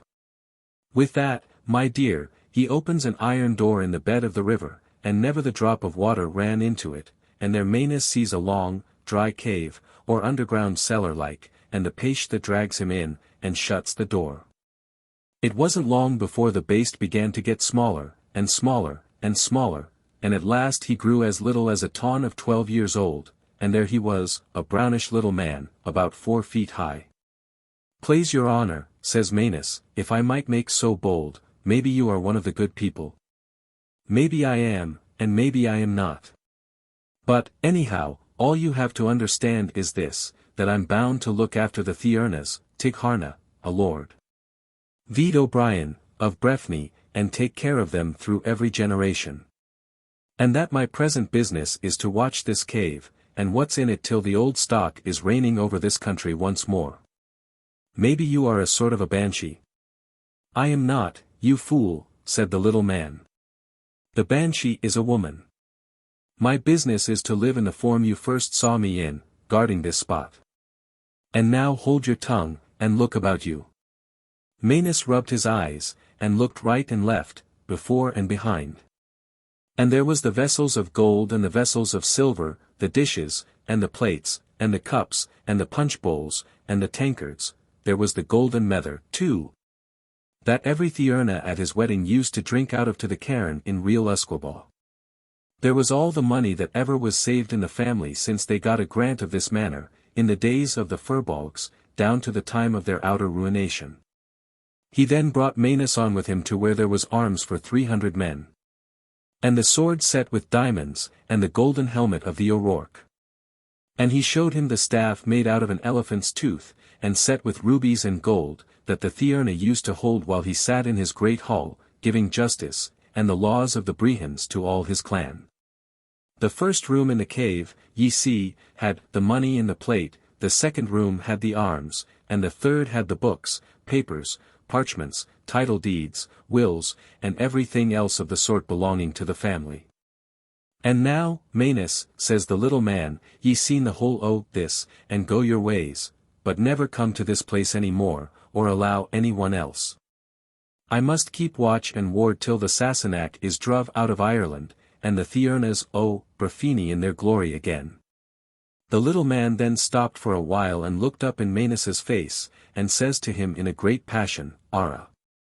Bad luck to ye, Manus, why don't ye go about your business?" "How can I?" "Sure you must show me the way out," says Manus, making answer. The little man then pointed forward with his finger. "Can't we go out the way we came?" says Manus. "No, you must go out at the other end, that's the rule o' this place. Ye came in at Linn-Na-Payshtha, and ye must go out at Pulmogoyan. Ye came down like a stone to the bottom of one hole, and ye must spring up like a cork to the top of the other." With that the little man gave him one hoise, and all that Manus remembers was the roar of the water in his ears. And sure enough he was found the next morning, high and dry, fast asleep, with the empty bottle beside him, but far enough from the place he thought he landed, for it was just below yonder on the island that his wife found him. My father, God be merciful to him, heard Maenus swear to every word of the story. The Legend of Thierna. From the town of Fermoy, famous for the excellence of its bottled ale, you may plainly see the mountain of Thierna. It is crowned with a great heap of stones, which, as the country people remark, never came there without a crooked thought and a cross job. Strange it is, that any work of the good old times should be considered one of labor. For round towers then sprung up like mushrooms in one night, and people played marbles with pieces of rock that can now no more be moved than the hills themselves. This great pile on the top of Thierna was caused by the words of an old woman, whose bed still remains, Labacley, the hag's bed, not far from the village of Glanworth. She was certainly far wiser than any woman, either old or young, of my immediate acquaintance. Jove defend me, however, from making an envious comparison between ladies, but facts are stubborn things, and the legend will prove my assertion. O'Keefe was lord of Fermoy before the Roaches came into that part of the country, and he had an only son, never was there seen a finer child. His young face filled with innocent joy was enough to make any heart glad, yet his father looked on his smiles with sorrow, for an old hag had foretold that this boy should be drowned before he grew up to manhood. Now, although the prophecies of Pastorini were a failure, it is no reason why prophecies should altogether be despised. The art in modern times may be lost, as well as that of making beer out of the mountain heath which the Danes did to great perfection. But I take it, the malt of Tom Walker is no bad substitute for the one. And if evil prophecies were to come to pass, like the old woman's, in my opinion we are far more comfortable without such knowledge. Infant heir of proud Fermoy, fear not fields of slaughter. Storm and fire fear not, my boy, but shun the fatal water. These were the warning words which caused the chief of Fermoy so much unhappiness. His infant son was carefully prevented all approach to the river, and anxious watch was kept over every playful movement. The child grew up in strength and in beauty, and every day became more dear to his father, who, hoping to avert his doom, which, however, was inevitable, prepared to build a castle far removed from the dreaded element. The top of Thierna was the place chosen, and the lord's vassals were assembled and employed in collecting materials for the purpose. Hither came the fated boy. With delight he viewed the laborious work of raising mighty stones from the base to the summit of the mountain, until the vast heap which now forms its rugged crest was accumulated. The workmen were about to commence the building, and the boy, who was considered in safety when on the mountain, was allowed to rove about at will. In his case, how true are the words of the great dramatist. Put but a little water in a spoon, and it shall be, as all the ocean, enough to stifle such a being up. A vessel which contained a small supply of water, brought there for the use of the workmen, attracted the attention of the child. He saw, with wonder, the glitter of the sunbeams within it. He approached more near to gaze, when a form resembling his own arose before him. He gave a cry of joy and astonishment, and drew back, the image drew back also, and vanished. Again he approached. Again the form appeared, expressing in every feature delight corresponding with his own. Eager to welcome the young stranger, he bent over the vessel to press his lips, and losing his balance, the fatal prophecy was accomplished. The father in despair abandoned the commenced building, and the materials remain a proof of the folly of attempting to avert the course of fate. The Rock of the Candle. A few miles west of Limerick stands the once formidable castle of Carrigagunnel. Its riven tower and broken archway remain in mournful evidence of the sieges sustained by that city. Time, however, the great soother of all things, has destroyed the painful effect which the view of recent violence produces on the mind. The ivy creeps around the riven tower, concealing its injuries, and upholding it by a tough swathing of stalks. The archway is again united by the long-armed briar which grows across the rent, and the shattered buttresses are decorated with wild flowers, which gaily spring from their crevices and broken places. Boldly situated on a rock, the ruined walls of Carrigagunnel now form only a romantic feature in the peaceful landscape. Beneath them, on one side, lies the flat, marshy ground called Corcus Land, which borders the noble river Shannon. On the other side is seen the neat parish church of Kilkeedy, with its glebe house and surrounding improvements, and at a short distance, appear the irregular mud cabins of the little village of Ballybrown, with the venerable trees of Treville. On the rock of Carrigagunnel, before the castle was built, or Brian Burrow born to build it, dwelt a hag named Grena, who made desolate the surrounding country. She was gigantic in size and frightful in appearance. Her eyebrows grew into each other with a grim curve, and beneath their matted bristles, deeply sunk in her head, two small grey eyes darted forth baneful looks of evil. From her deeply wrinkled forehead issued forth a hooked beak, dividing two shriveled cheeks. Her skinny lips curled with a cruel and malignant expression, and her prominent chin was studded with bunches of grisly hair. Death was her sport. Like the angler with his rod, the bag Grena would toil and watch, nor think it labor, so that the death of a victim rewarded her vigils. Every evening did she light an enchanted candle upon the rock, and whoever looked upon it died before the next morning's sun arose. Numberless were the victims over whom Grena rejoiced. One after the other had seen the light, and their death was the consequence. Hence came the country round to be desolate, and Carrigagunnel, the rock of the candle, by its dreaded name. These were fearful times to live in. But the Finii of Erin were the avengers of the oppressed. Their fame had gone forth to distant shores, and their deeds were sung by 100 bards. To them the name of danger was as an invitation to a rich banquet. The web of enchantment stopped their course as little as the swords of an enemy. Many a mother of a son, many a wife of a husband, many a sister of a brother had the valor of the Finian heroes bereft. Dismembered limbs quivered, and heads bounded on the ground before their progress in battle.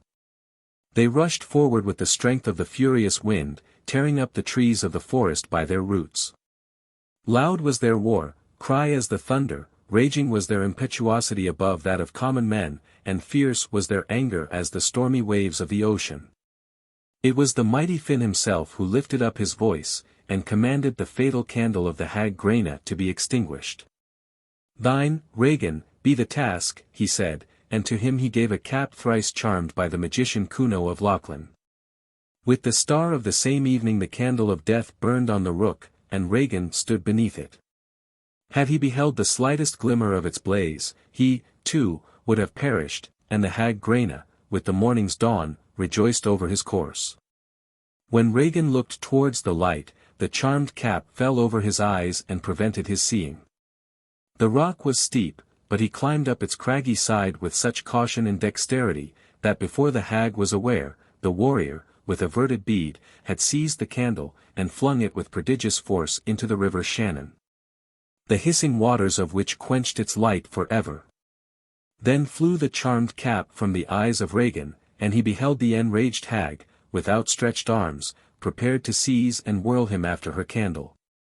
Regan instantly bounded westward from the rock just 2 miles, with a wild and wondrous spring. Grena looked for a moment at the leap, and then tearing up a huge fragment of the rock, flung it after Regan with such tremendous force, that her crooked hands trembled and her broad chest heaved with heavy puffs, like a smith's laboring bellows. From the exertion, the ponderous stone fell harmless to the ground, for the leap of Regan far exceeded the strength of the furious hag. In triumph be returned to Finn, the hero valiant, renowned and learned, white-toothed, graceful, magnanimous, and active. The hag Grena was never heard of more, but the stone remains, and, deeply imprinted in it, is still to be seen the mark of the hag's fingers. That stone is far taller than the tallest man, and the power of 40 men would fail to move it from the spot where it fell. The grass may wither around it, the spade and plough destroy dull heaps of earth, the walls of castles fall and perish, but the fame of the Finii of Erin endures with the rocks themselves. And Clough is a monument fitting to preserve the memory of the deed. Clough Na Cuddy. Above all the islands in the lakes of Killarney give me Inniafallen, sweet Innisfallen, as the melodious Moor calls it. It is, in truth, a fairy isle, although I have no fairy story to tell you about it. And if I had, these are such unbelieving times, and people of late have grown so skeptical, that they only smile at my stories and doubt them. However, none will doubt that a monastery once stood upon Innisfallen Island, for its ruins may still be seen, neither, that within its walls dwelt certain pious and learned persons called monks. A very pleasant set of fellows they were, I make not the smallest doubt. And I am sure of this, that they had a very pleasant spot to enjoy themselves in after dinner, the proper time, believe me, and I am no bad judge of such matters, for the enjoyment of a fine prospect. Out of all the monks you could not pick a better fellow nor a merrier soul than Father Cuddy. He sung a good song, he told a good story, and had a jolly, comfortable-looking paunch of his own, that was a credit to any refectory table. He was distinguished above all the rest by the name of the Fat Father. Now, there are many that will take huff at a name, but Father Cuddy had no nonsense of that kind about him. He laughed at it, and well able he was to laugh, for his mouth nearly reached from one ear to the other, his might, in truth, be called an open countenance. As his paunch was no disgrace to his food, neither was his nose to his drink. 'Tis a doubt to me if there were not more carbuncles upon it than ever were seen at the bottom of the lake, which is said to be full of them. His eyes had a right merry twinkle in them, like moonshine dancing on the water. And his cheeks had the roundness and crimson glow of ripe arbutus berries. He ate, and drank, and prayed, and slept. What then? He ate, and drank, and prayed, and slept again. Such was the tenor of his simple life. But when he prayed, a certain drowsiness would come upon him, which it must be confessed, never occurred when a well-filled black jack stood before him. Hence his prayers were short and his draughts were long. The world loved him, and he saw no good reason why he should not in return love its venison and its usquebaugh. But as times went, he must have been a pious man, or else what befell him never would have happened. Spiritual affairs, for it was respecting the importation of a tun of wine into the island monastery, demanded the presence of one of the brotherhood of Innisfallen at the Abbey of Airlac, now called Mucross. The superintendence of this important matter was committed to Father Cuddy, who felt too deeply interested in the future welfare of any community of which he was a member, to neglect or delay such mission. With the morning's light he was seen guiding his shallop across the crimson waters of the lake towards the peninsula of Mucross. And having moored his little bark in safety beneath the shelter of a wave-worn rock, he advanced with becoming dignity towards the abbey. The stillness of the bright and balmy hour was broken by the heavy footsteps of the zealous father. At the sound the startled deer, shaking the dew from their sides, sprung up from their lair, and as they bounded off, "Ha!" exclaimed Cuddy, "what a noble haunch goes there! How delicious I would look smoking upon a goodly platter!" As he proceeded, the mountain bee hummed his tune of gladness around the holy man, save when buried in the foxglove bell, or revelling upon a fragrant bunch of thyme. And even then, the little voice murmured out happiness in low and broken tones of voluptuous delight. Father Cuddy derived no small comfort from the sound, for it presaged a good metheglin season, and metheglin he regarded, if well manufactured, to be no bad liquor, particularly when there was no stint of usquebaugh in the brewing. Arrived within the Abbey garth, he was received with due respect by the brethren of Airlac, and arrangements for the embarkation of the wine were completed to his entire satisfaction. "Welcome, Father Cuddy," said the prior, "grace be on you." "Grace before meat then," said Cuddy, "for a long walk always makes me hungry, and I am certain I have not walked less than half a mile this morning, to say nothing of crossing the water." A pasty of choice flavor felt the truth of this assertion as regarded Father Cuddy's appetite. After such consoling repast, it would have been a reflection on monastic hospitality to depart without partaking of the grace cup. Moreover, Father Cuddy had a particular respect for the antiquity of that custom. He liked the taste of the grace cup well, be tried another, it was no less excellent. And when he had swallowed the third, he found his heart expand and put forth its fibers, willing to embrace all mankind. Surely, then, there is Christian love and charity in wine. I said he sung a good song.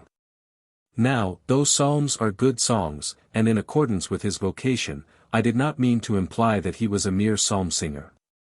It was well known to the brethren, that wherever Father Cuddy was, mirth and melody were with him, mirth in his eye and melody on his tongue, and these, from experience, are equally well known to be thirsty commodities. But he took good care never to let them run dry. To please the brotherhood, whose excellent wine pleased him, he sung, and as in vino veritas, his song will well become this veritable history. The Friar's Song. My vows I can never fulfill, until I have breakfasted, one way or other, and I freely protest that I can never rest till I borrow or beg an egg, unless I can come at the ould hen, its mother. But Maggie, my dear, while you're here, I don't fear to want eggs that have just been laid newly, for och. You're a pearl of a girl, and you're called so in Latin most truly. There is most to my mind something that is still upper than supper, though, it must be admitted I feel no way thinner after dinner. But soon as I hear the cock crow in the morning, that eggs you are bringing full surely I know, by that warning, while your buttermilk helps me to float down my throat those sweet cakes made of oat. I don't envy an earl, sweet girl, och. 'Tis you are a beautiful pearl. Such was his song. Father Cuddy smacked his lips at the recollection of Marjorie's delicious fried eggs, which always imparted a peculiar relish to his liquor. The very idea provoked Caddy to raise the cup to his mouth, and with one hearty pull thereat he finished its contents. This is, and ever was, a censorious world, often construing what is only a fair allowance into an excess. But I scorn to reckon up any man's drink, like an unrelenting host, therefore, I cannot tell how many brimming draughts of wine, bedecked with the venerable bead, Father Cuddy emptied into his soul case, so he figuratively termed the body. His respect for the goodly company of the monks of Irlac detained him until their adjournment to vespers, when he set forward on his return to Innisfallen. Whether his mind was occupied in philosophic contemplation, or wrapped in pious musings, I cannot declare, but the honest father wandered on in a different direction from that in which his shallop lay. Far be it from me to insinuate that the good liquor which he had so commended caused him to forget his road, or that his track was irregular and unsteady. Oh, no. He carried his drink bravely, as became a decent man and a good Christian. Yet, somehow, he thought he could distinguish two moons. Bless my eyes, said Father Cuddy, everything is changing nowadays. The very stars are not in the same places they used to be. I think Machta, the plough, is driving on at a rate I never saw it before tonight, but I suppose the driver is drunk, for there are blackguards everywhere.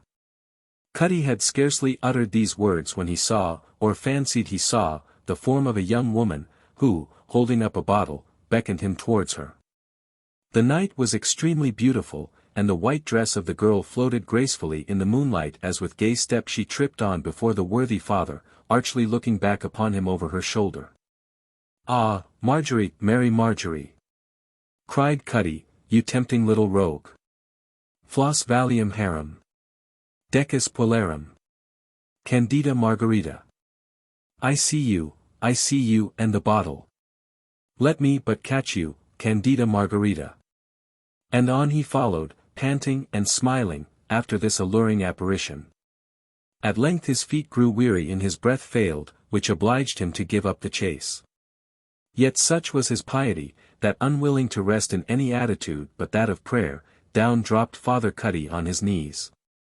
Sleep, as usual, stole upon his devotions.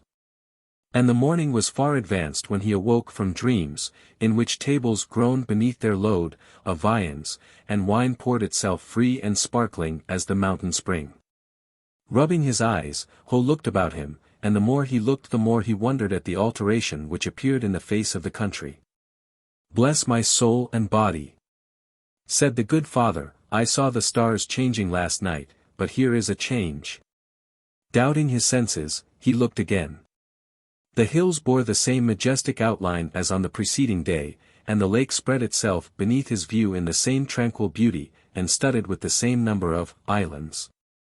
But every smaller feature in the landscape was strangely altered. What had been naked rocks, were now clothed with holly and arbutus. Whole woods had disappeared, and waste places had become cultivated fields. And to complete the work of enchantment, the very season itself seemed changed. In the rosy dawn of a summer's morning he had left the monastery of Inusfallen, and he now felt in every sight and sound the dreariness of winter. The hard ground was covered with withered leaves, icicles depended from leafless branches, he beard the sweet, low note of the robin, who familiarly approached him, and he felt his fingers numbed from the nipping frost.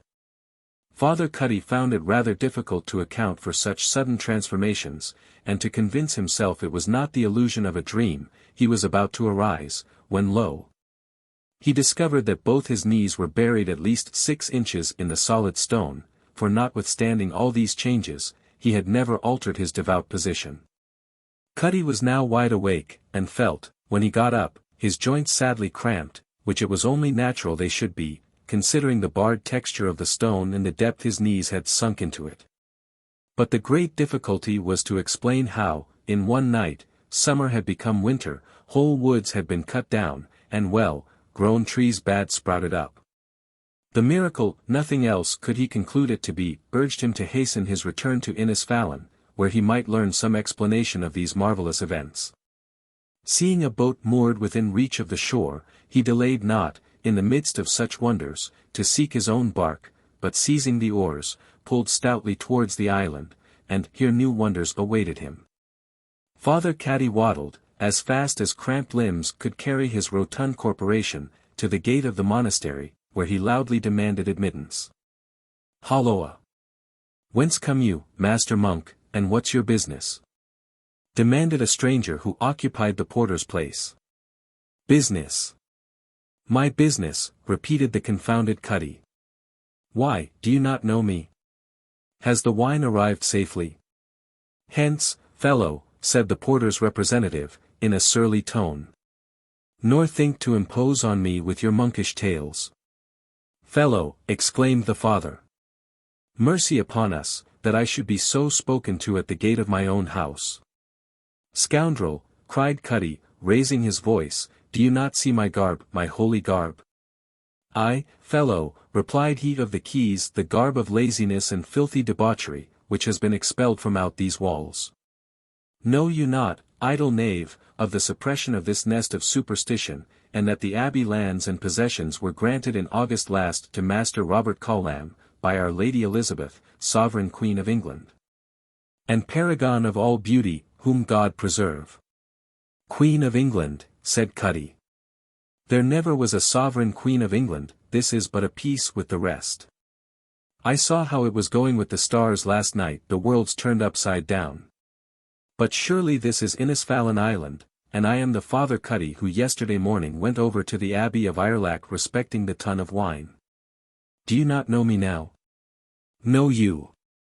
How should I know you?" said the keeper of the abbey. "Yet, true it is, that I have beard my grandmother, whose mother remembered the man, often speak of the fat Father Cuddy of Innisfallen, who made a profane and godless ballad in praise of fresh eggs, of which he and his vile crew knew more than they did of the word of God. And who, being drunk, it is said, tumbled into the lake one night and was drowned, but that must have been 100, aye, more than 100 years since. 'Twas I who composed that song in praise of Marjorie's fresh eggs, which is no profane and godless ballad. No other Father Cuddy than myself ever belonged to Innisfallen," earnestly exclaimed the holy man. 100 years. What was your great-grandmother's name?"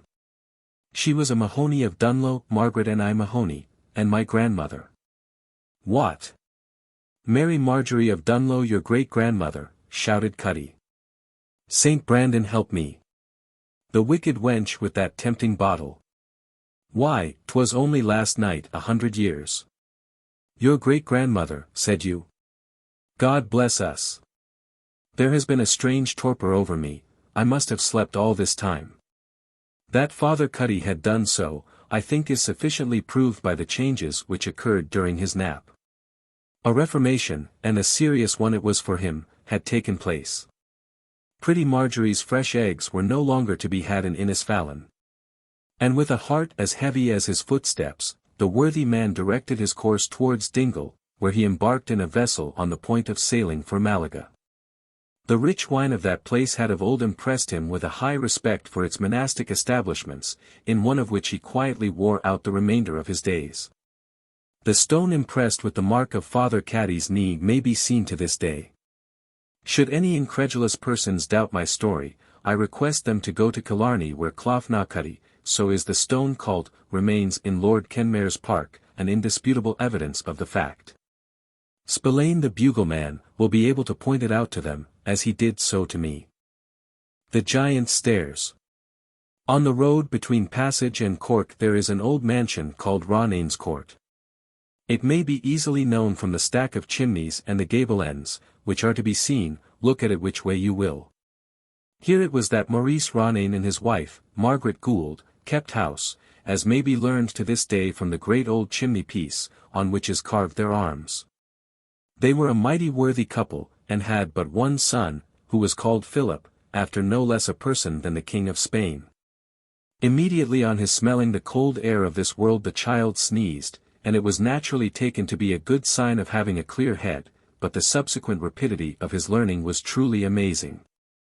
For on the very first day a primer was put into his hand, he tore out the A, B, C page, and destroyed it, as a thing quite beneath his notice.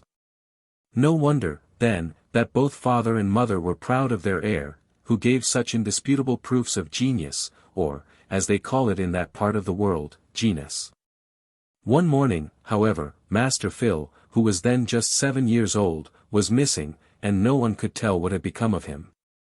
Servants were sent in all directions to seek for him, on horseback and on foot, but they returned without any tidings of the boy, whose disappearance altogether was most unaccountable. A large reward was offered, but it produced them no intelligence, and years rolled away without Mr. and Mrs. Ronane having obtained any satisfactory account of the fate of their lost child. There lived, at this time, near Carrigaline, one Robert Kelly, a blacksmith by trade. He was what is termed a handy man, and his abilities were held in much estimation by the lads and the lasses of the neighborhood. For, independent of shoeing horses, which he did to great perfection, and making plough irons, he interpreted dreams for the young women, sung Arthur Aubrey at their weddings. And was so good-natured a fellow at a christening that he was gossip to half the country round. Now it happened that Robin had a dream himself, and young Philip Ronane appeared to him in it at the dead hour of the night. Robin thought he saw the boy mounted upon a beautiful white horse, and that he told him how he was made a page to the giant Mahone MacMahon, who bad carried him off, and who held his court in the hard heart of the rock. The 7 years, my time of service, are clean out, Robin, said he, and if you release me this night, I will be the making of you for ever after. And how will I know, said Robin, cunning enough, even in his sleep, but this is all a dream. Take that, said the boy, for a token, and at the word the white horse struck out with one of his bind legs, and gave poor Robin such a kick in the forehead that, thinking he was a dead man, he roared as loud as he could after his brains. And woke up calling 1,000 murders. He found himself in bed, but he had the mark of the blow, the regular print of a horseshoe upon his forehead as red as blood. And Robin Kelly, who never before found himself puzzled at the dream of any other person, did not know what to think of his own.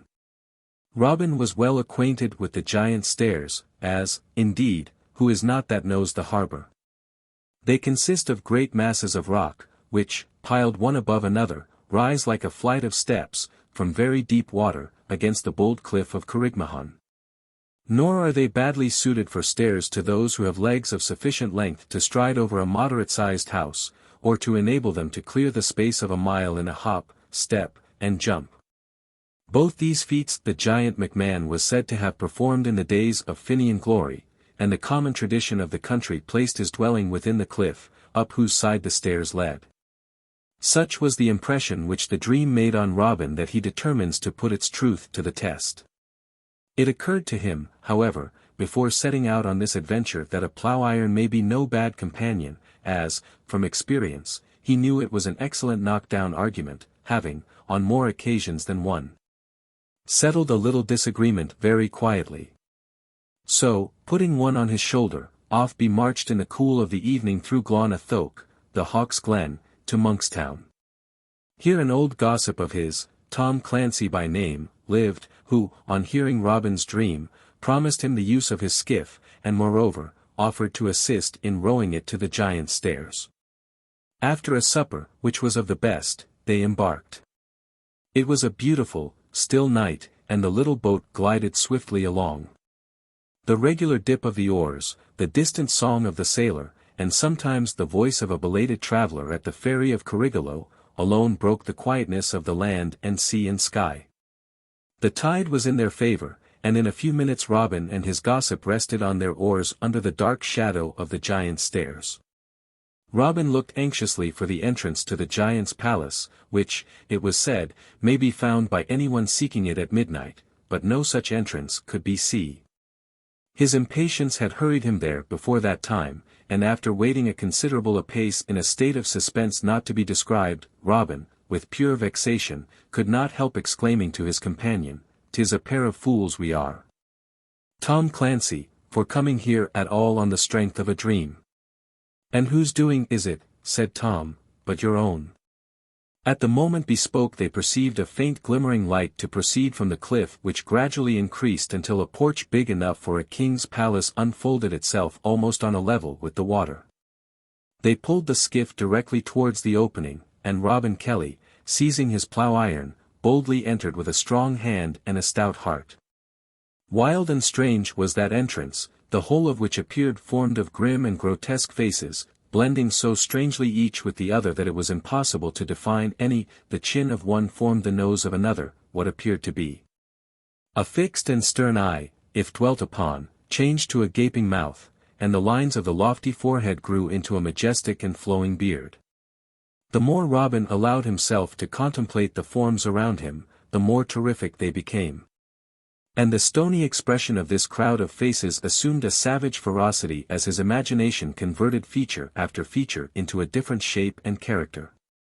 Losing the twilight, in which these indefinite forms were visible, he advanced through a dark and devious passage, whilst a deep and rumbling noise sounded as if the rock was about to close upon him and swallow him up alive for ever. Now, indeed, poor Robin felt afraid. "Robin, Robin," said he, "if you were a fool for coming here, what in the name of fortune are you now?" But as before, he had scarcely spoken when he saw a small light twinkling through the darkness of the distance, like a star in the midnight sky.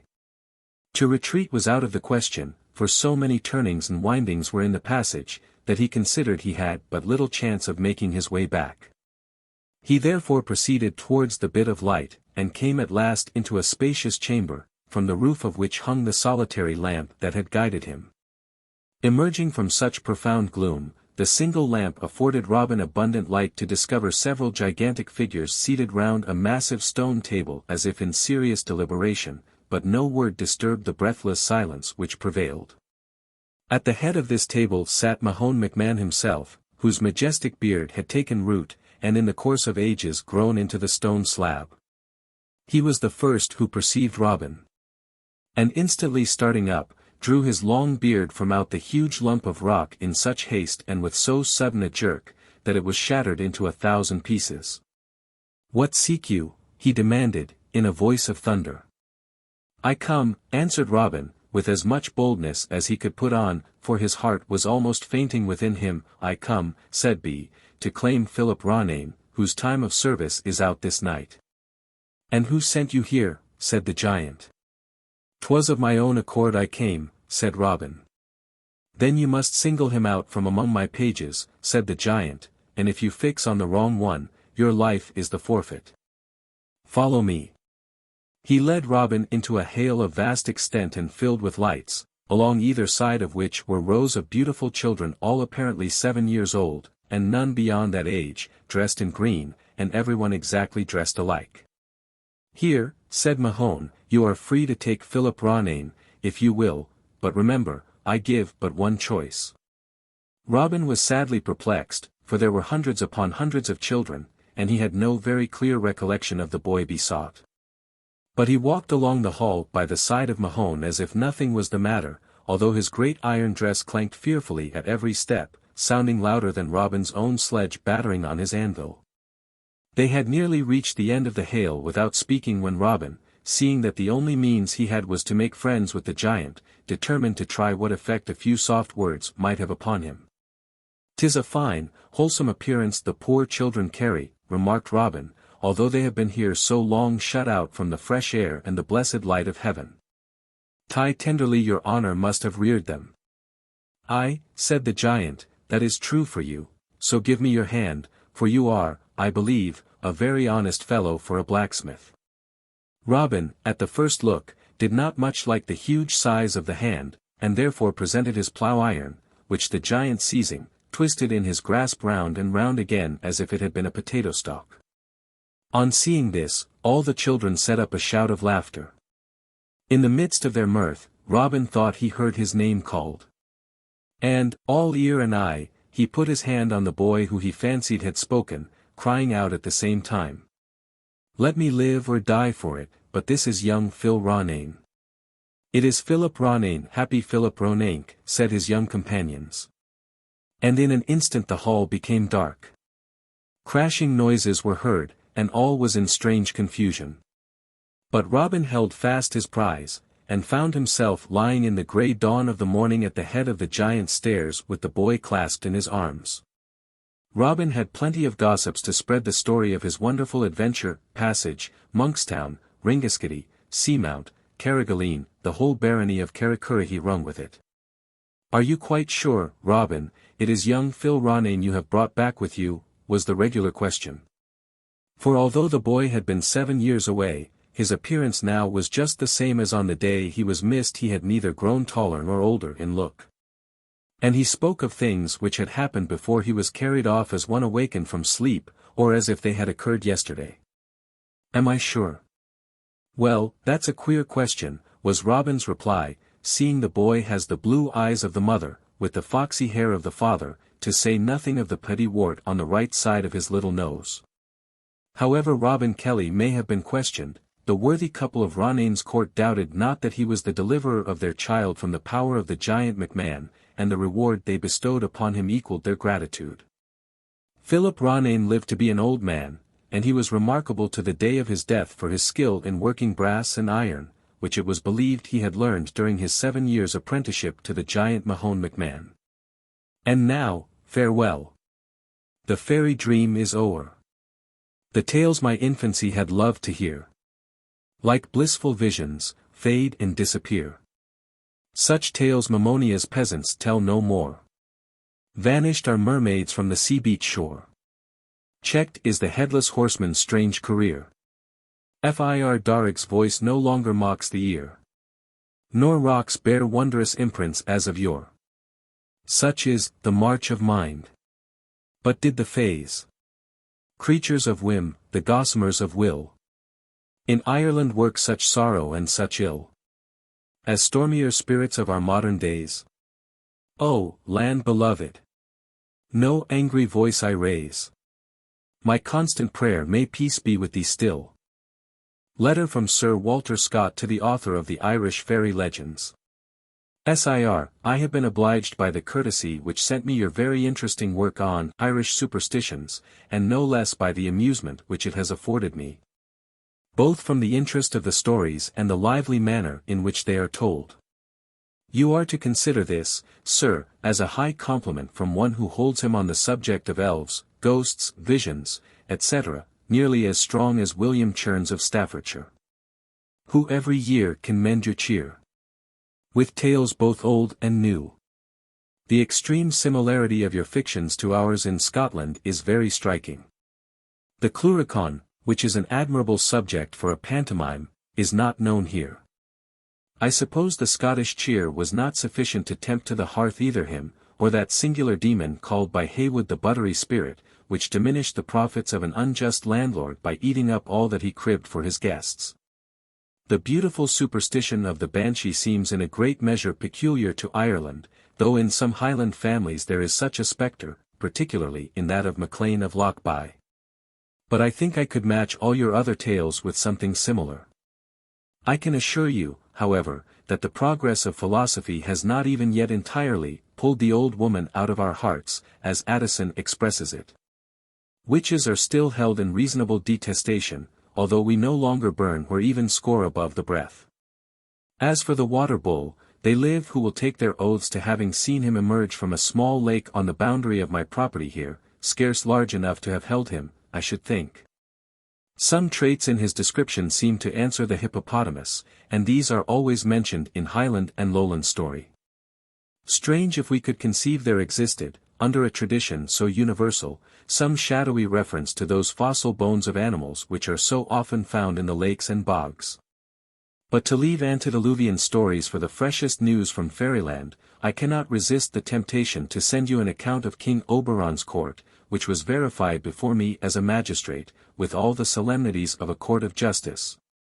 Within this fortnight past, a young shepherd, a lad of about 18 years of age, well brought up and of good capacity, and, that I may be perfectly accurate, in the service of a friend, a most respectable farmer at Oakwood, on the estate of Hugh Scott, Esq.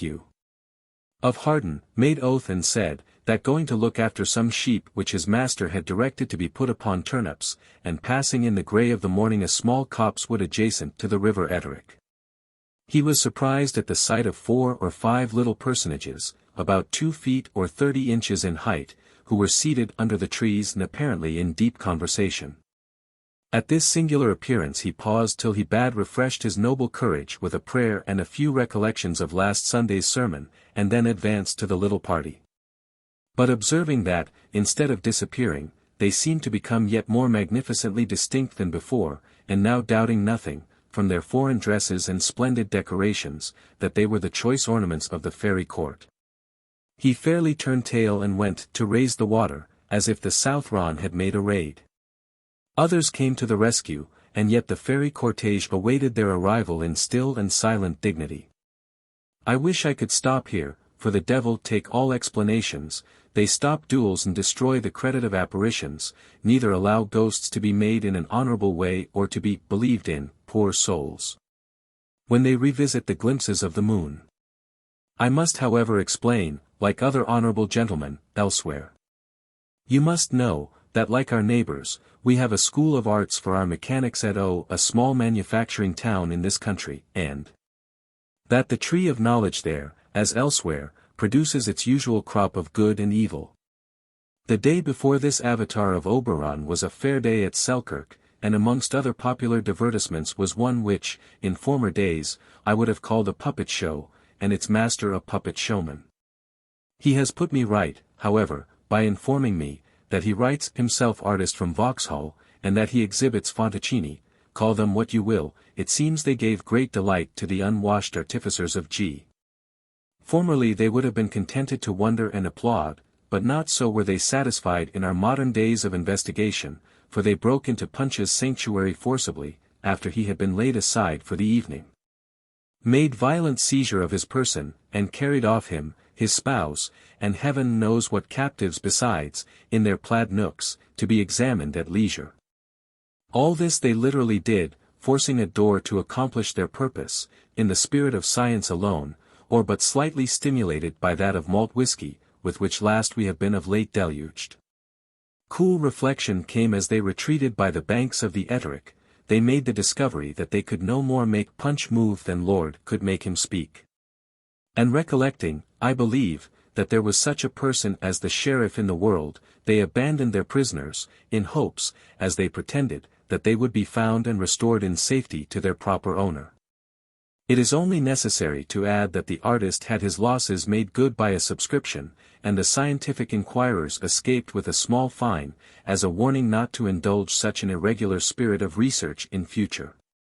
As this somewhat tedious story contains the very last news from Fairyland, I hope you will give it acceptance, and beg you to believe me very much, your obliged and thankful servant, Walter Seottabbbotsford, Melrose, April 27, 1825.